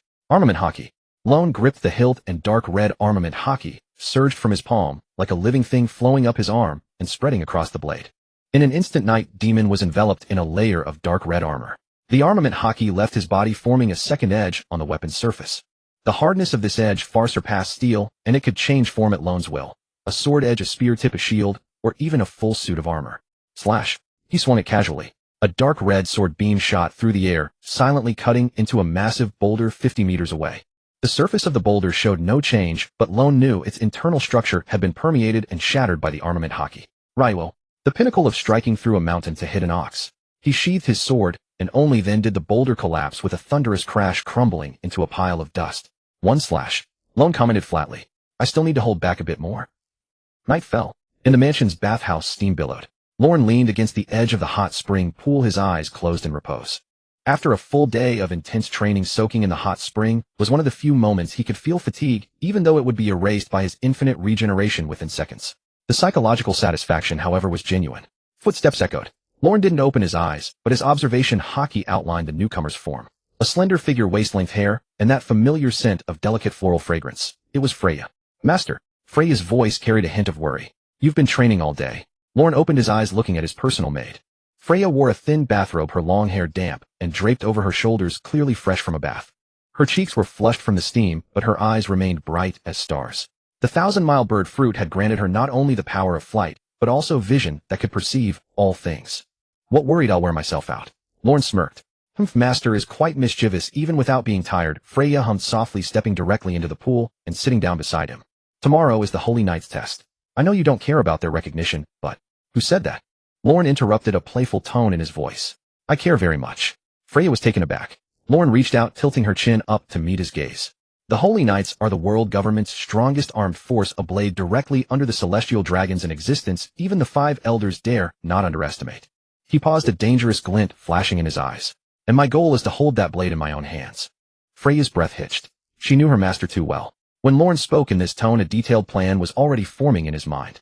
Freya whispered, so, you're not going for the test. You're going hunting. Lorne smiled. Clever. He released her, leaning back against the pool's edge, his tone growing languid. Felix Alder, the 3rd seat of the Holy Knights, personally extended an invitation. This is an opportunity. The seat system within the Holy Knights dictates ranking by strength. The 3rd seat's position isn't low, but in my eyes. A sharp light flashed in his eyes. It's not enough. The water in the pool gradually stilled. Moonlight streamed through the stained glass dome, casting a dappled, colorful pattern across the surface. Freya rested her head on Lorne's shoulder, her slender fingers tracing idle circles on his chest, her cheeks still flushed. Baccarat spent today adapting to life in Mary Geos, she reported softly. The steward assigned 3 maids to her. She's already browsed the entire shopping district. How much did she spend? Lorne asked casually. Around 20 million berries on some jewelry and clothes. Too little. Lorne grunted. Tell her my money is her money. No need to be so frugal. Freya let out a soft laugh. Master, you'll spoil Baccarat. You're all my people. You deserve to be spoiled. Lorne's tone was matter of fact. He knew well what Freya was worried about. Baccarat, the user of the Luck fruit, had only recently pledged her loyalty. Trust needed time to solidify. But Lorne was never one for cautious, calculated moves. His method of leadership was simple. If you dare to entrust me with your life, I'll give you everything I have. On that night in the Golden City, when Baccarat betrayed Tesoro and chose to stand by his side, she had already become one of Lorne's people. By the way, Lorne suddenly remembered something, looking down at Freya in his arms. Before the test tomorrow, there's something I need to do. What is it? Freya looked up, curiosity in her eyes. Lorne smiled, flashing a row of white teeth. Ask Felix for detailed intel on the Holy Knights. Know your enemy. No. Lorne shook his head. It's to see who can be recruited and who needs to be eliminated. Freya was silent for a moment, then gave a soft nod. She didn't utter platitudes like be careful, because she knew Lorne didn't need to be. The ones who needed to be careful were those who didn't yet know what was coming for them. Late into the night, Mary Geos was utterly silent. Lorne stood alone on the mansion's rooftop, holding the Yami no Yaiba before him, its blade reflecting the moonlight. He took a deep breath. Spirit enlightened, one fully unleashed. Supreme King Haki Top, tier fully unleashed. Armament Haki Top, tier external manifestation. Observation Haki Top, tier foreseeing the future. Physical arts Rokushiki mastered. 1 slash. Lorne's sword draw was effortless, like brushing dust from his sleeve. But what happened next would make anyone who witnessed it question their own eyes. Along the arc of the Yami no Yaiba's swing, space itself visibly warped.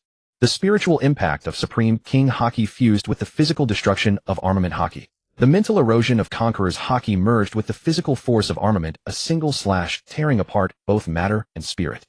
This was the sovereign slash, and art Lorne had comprehended himself upon reaching the Enlightened One realm and mastering all 3 forms of Haki at their peak. The essence of this slash was infusing Supreme King Haki into an armament-coated strike, cutting not just flesh, but will itself. Even if an opponent blocked the blade with Armament Haki, the spiritual shockwave of Conqueror's Haki would pierce through their defenses, shattering their will to fight.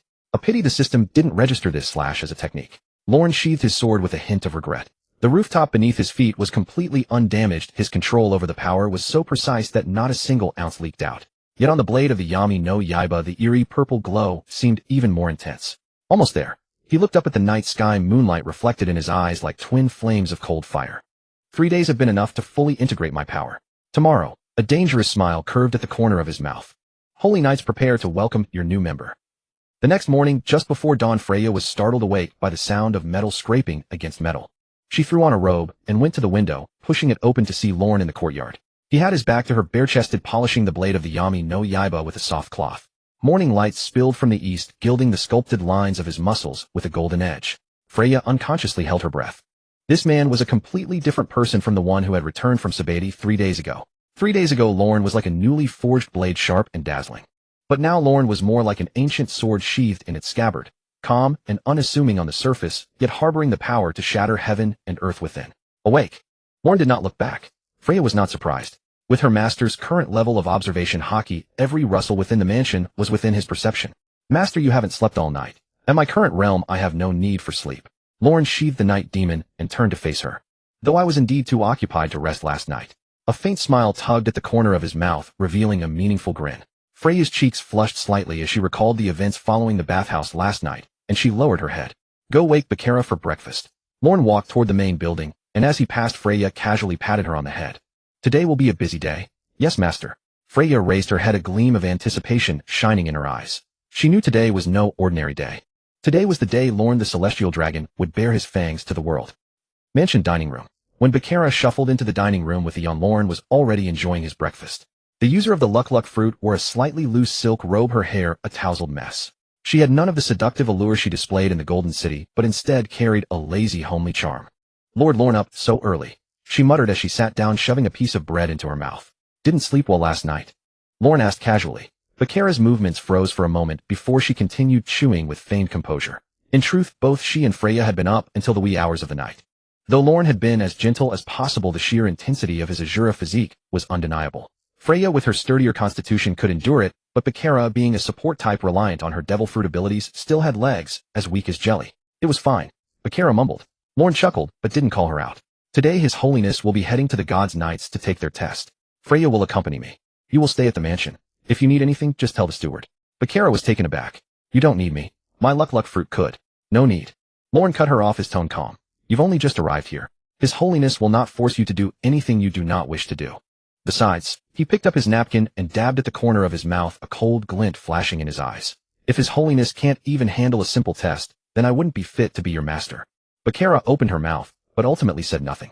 In the Golden City, she had grown accustomed to Tesoro's greed and scheming. He would use every means to exploit her value, treating her as nothing more than a luck amplifier. But Lorne, from beginning to end, had never demanded anything from her. Lord Lorne. Bakara suddenly spoke, her voice more serious than usual. You really are different from Tesoro. Lorne glanced at her. Of course I am different. He stood up and picked up the night demon from the table. He was a failure. As for me, I will claim this world as my own. With that, he turned and strode toward the entrance. Freya was already waiting at the door, clad in a sleek battle outfit.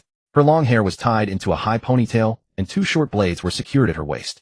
Let's go. Lorne's tone was as casual as if he were suggesting a stroll. Let's see just how impressive the God's Knights really are. The 2 figures leaped onto the back of the thousand-league bird, Freya's transformed form, and soared toward the God's Knights headquarters in the heart of Mary Geos, bathed in the morning sun.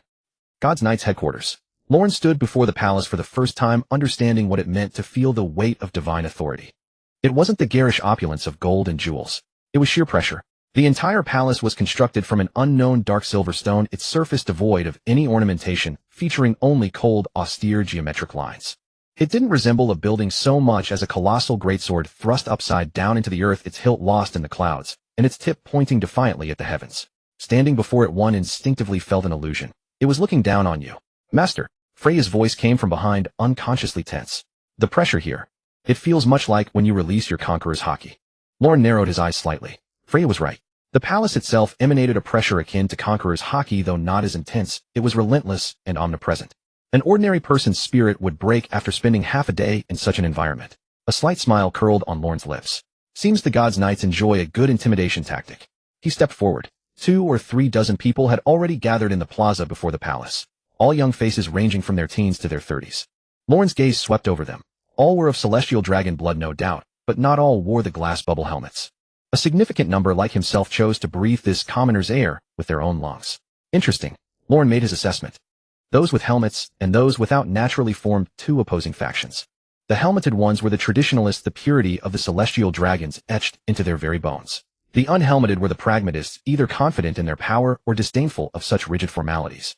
And the gods' knights clearly favored the latter. Lord Lorne. A familiar voice called out. Lorne turned his head and saw a young man in a white knight's casual attire striding towards him. Felix Ald, vice commander of the gods' knights, third seat. You really came? Felix's face lit up with genuine delight. He stopped 3 steps from Lorne and executed a flawless knight's salute.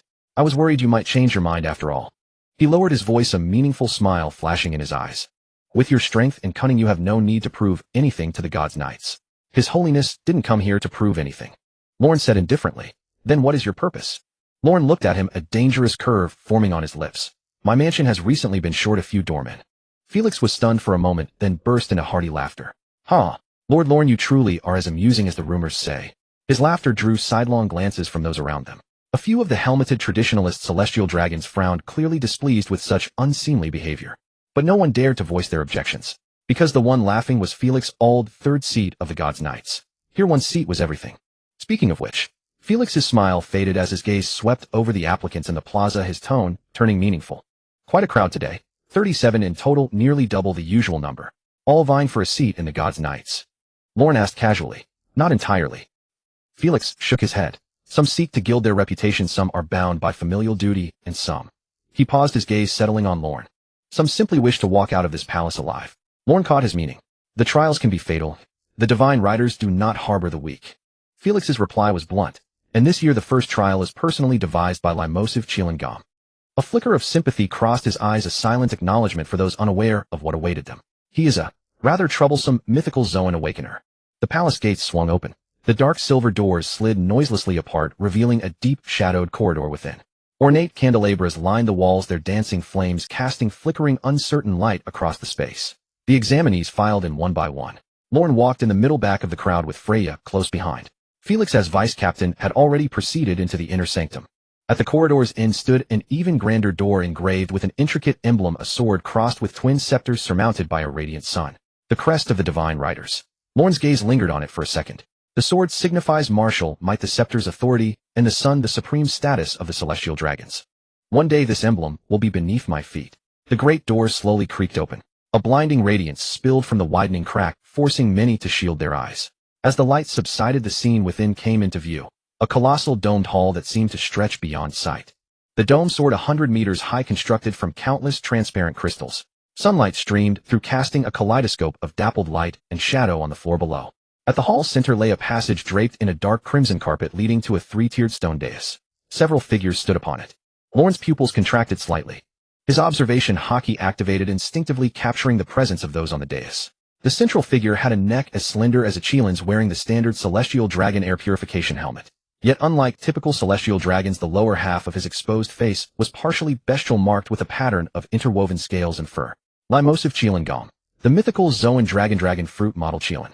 Lorne's observation hockey attempted to probe deeper, but Chilingam, as if sensing the intrusion, suddenly turned his head and glanced in his direction.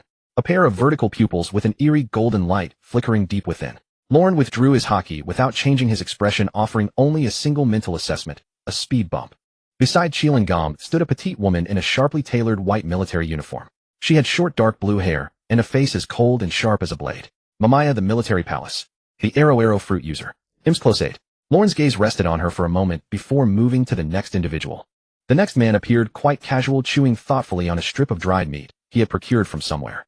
His build wasn't imposing, but his exposed arms were covered in fine thorn-like protrusions. Shepherd Somaz Gom, the thorn fruit user, a man of 2 faces, the gourmand and the cold-blooded killer. Further along stood an unusually tall, elderly man. He bore 2 horns upon his head, with hair and beard stark white, and a face etched with the lines of age. Yet his eyes remained sharp as an eagle's. Thatcher's Mafi Palace, a veteran of the God Valley incident 38 years ago, an elder-level combatant capable of spewing lasers from his mouth.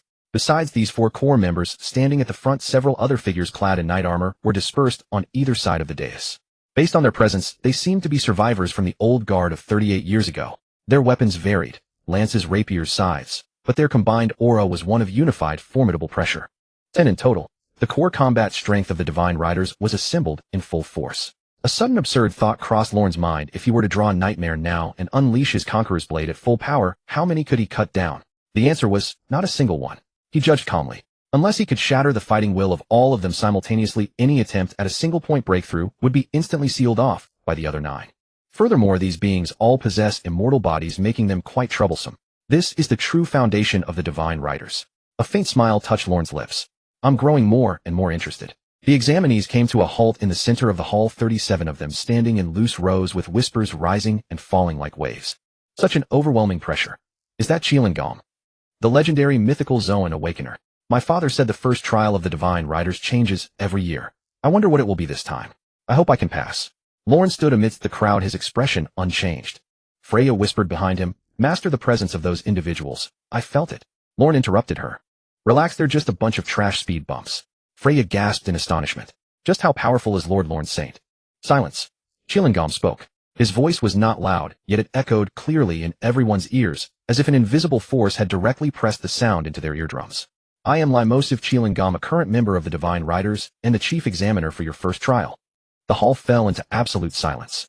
Chilingam's vertical pupils slowly swept across the examinees below, his golden gaze resting briefly on each face before moving to the next. The rules this year are simple. He raised his right hand palm, facing upward. A cloud of dark crimson mist surged from his palm, coalescing in midair into a churning, roiling sphere. Countless distorted faces emerged on the sphere's surface, human, beast, and all manner of monstrous forms, each with mouths agape and silent screams. The examinees instinctively stepped back. Lorne did not move. His observation haki had already perceived the essence of that mist, fear. He murmured, it's the manifestation of fear. Freya's face paled slightly. Master, do you mean the Chilin fruit's ability, dream manifestation? Lorne's gaze locked onto the churning mist of fear. He can pull the objects of one's deepest fears from their dreams and make them real. As he finished speaking, Chilingam's voice rang out again. The content of the first trial is, a meaningful smile curved at the corner of his mouth. To defeat the deepest fear within your own hearts. If you can, that is. He flipped his palm over. The sphere of fear abruptly expanded, instantly engulfing the entire hall. Luowen's vision went black. All sounds vanished in an instant. He stood in a boundless expanse of darkness, unable to see his own hand before his face. Then he saw it. The deepest fear within his heart. In the hall, all 37 examinees had fallen into a coma, their bodies rigid and motionless, eyes wide open, pupils reflecting the terrifying visions only they could behold. On the stone platform, Somaz chewed on dried meat, scanning the crowd below with keen interest. Chilingamo, your fruit ability grows more nauseating every year. Every year, the first trial scares a few children into wetting their pants. Ha ha ha, nonsense. Chilingamo said calmly, his golden vertical pupils fixed on the crowd below. It's merely a screening. Fear is a mirror. It reveals a person's truest self, their weaknesses, obsessions, and insurmountable obstacles. Those who cannot conquer their own fear. His tone was flat, yet carried an undeniable chill. Do not deserve to join the Divine Knights. The military lord had remained silent throughout, standing quietly at the edge of the stone platform. Her gaze swept slowly across the examinees below, finally settling on the young man in the long black trench coat. Luowen. Her brow furrowed slightly. For some reason, this young Tianlong gave her an indescribable feeling, like looking at a sword concealed within its sheath. The blade had not yet been drawn, yet it already stirred a sense of dread. You noticed him? Chilingemo's voice suddenly sounded in her ear. The military lord did not turn her head, merely nodded slightly. His fear. She paused, a rare note of uncertainty in her voice. I cannot see through it. Chilingemo was silent for a few seconds, then smiled. Interesting. A glint of anticipation flickered in his golden vertical pupils. This saint is also curious. What would the deepest fear of someone who dared to slaughter his own family look like? A single point of darkness. Luo opened his eyes. What he saw was neither a monster nor an abyss. It was a mirror. A full-length mirror stood in the endless darkness, its frame entwined with thorn-like black patterns. The mirror reflected his figure, but it was not his current self. The Luo in the mirror wore an ordinary office worker's suit, his face haggard, eyes hollow, a work badge hanging around his neck, and a convenience store plastic bag in his hand. That was the him before the transmigration. Mediocre, accomplished, nothing, wasting his life day after day in some cubicle on Earth. The office worker Luo in the mirror looked up at him. Then he smiled. You think that by transmigrating, becoming stronger, becoming a Tianlong. His voice was hoarse and dry, yet every word pierced into Luowen's consciousness like a needle. You can escape me, yet. I am you. You will always be that worthless piece of trash. Luowen said nothing. He merely gazed quietly at the version of himself in the mirror, the one who had once accomplished nothing on Earth. Fear. No, this was not fear. Fear is the trembling before the unknown, the despair before an invincible opponent, the unwillingness before death. But this, the worthless one in the mirror, was a part of him. He had once been like that, but he was no longer. Are you finished? Luo-en said calmly. The office worker Luo-en in the mirror was startled. You call this saint worthless? Luo-en stepped forward, his right hand gripping the hilt of the night demon. Then let this saint show you how a worthless piece of trash becomes the king of the world. 1/ Overlord strike. Without any hesitation, the trajectory of the night demon tore through the darkness, shattered the mirror, and utterly annihilated the former self within, along with the last remnants of self-doubt and confusion deep in his heart. Crack. The mirror shattered into countless fragments. Each fragment reflected Luo-en's current face. Qianlong Luo-en, the one destined to become the king of the world. The darkness receded like a tide. Luo-en opened his eyes. The hall's lights re-entered his vision, and on the stone platform Qianlong was watching him with keen interest. 5 seconds. Qianlong raised 5 fingers, his tone carrying undisguised appreciation. You are the first to awaken. Luo-en looked around. The other 36 examinees were still struggling in the illusion of fear, some with contorted faces, some trembling, and a few had already begun to scream. And Luo-en, 5 seconds to break the trial. What did you see? Qianlong asked curiously. Luo-en brushed the non-existent dust off his trench coat, his tone as calm as still water. Nothing much. He looked up, a smile of pure arrogance curling at the corners of his mouth. Just killed a version of myself that shouldn't exist. The mist of fear dissipated. The hall floor was strewn with bodies. Some had already fainted, others were still twitching and muttering, their pupils dilated as if their souls had been drained. 37 people. After the first trial, only 4 remained standing. Qianlong Saint watched the scene, his expression utterly indifferent, merely waving his hand. Several attendants in black uniforms filed in from a side door, dragging away the defeated ones one by one. Whether Tianlong or noble blood on the test grounds of the Divine Knight's failure made them no different from garbage. 4. Qianlong swept his gaze over the remaining examinees, a slight smirk on his lips. The pass rate this year is higher than last year. Last year only 2 remained after the first trial. He paused and added, one of them went mad. Among the remaining 4, 3 had pale faces. Though they had survived the fear trial, it was clearly by the skin of their teeth. Their breathing had not yet steadied, and traces of lingering terror remained in the depths of their pupils. Only Luo-en. He stood there, hands in his trench coat pockets, as relaxed as if waiting for a bus. Luo-en Saint. Felix muttered on the stone platform, his tone smug. Next, the second trial. Qianlong Saint stepped back half a pace, yielding the center of the stone platform. A tall woman stepped forward. Mamaya, the military lord. Her pace was unhurried, her military boots clicking sharply on the stone platform. Her tailored white uniform sculpted her like a drawn saber, cold, hard, sharp. Her face was beautiful, but her heterochromatic eyes held no warmth, like a frozen lake sealed for millennia. The second trial's examiner is this lord. The military lord spoke, her voice not loud, but every word drove into the ground like a nail. The rules are simple. She raised her right hand, and a light arrow coalesced from thin air at her fingertip. The arrowhead glinted with a dangerous coldness in the candlelight. Survive 10 moves under this lord's attacks. If you are still standing after 10 moves, you pass.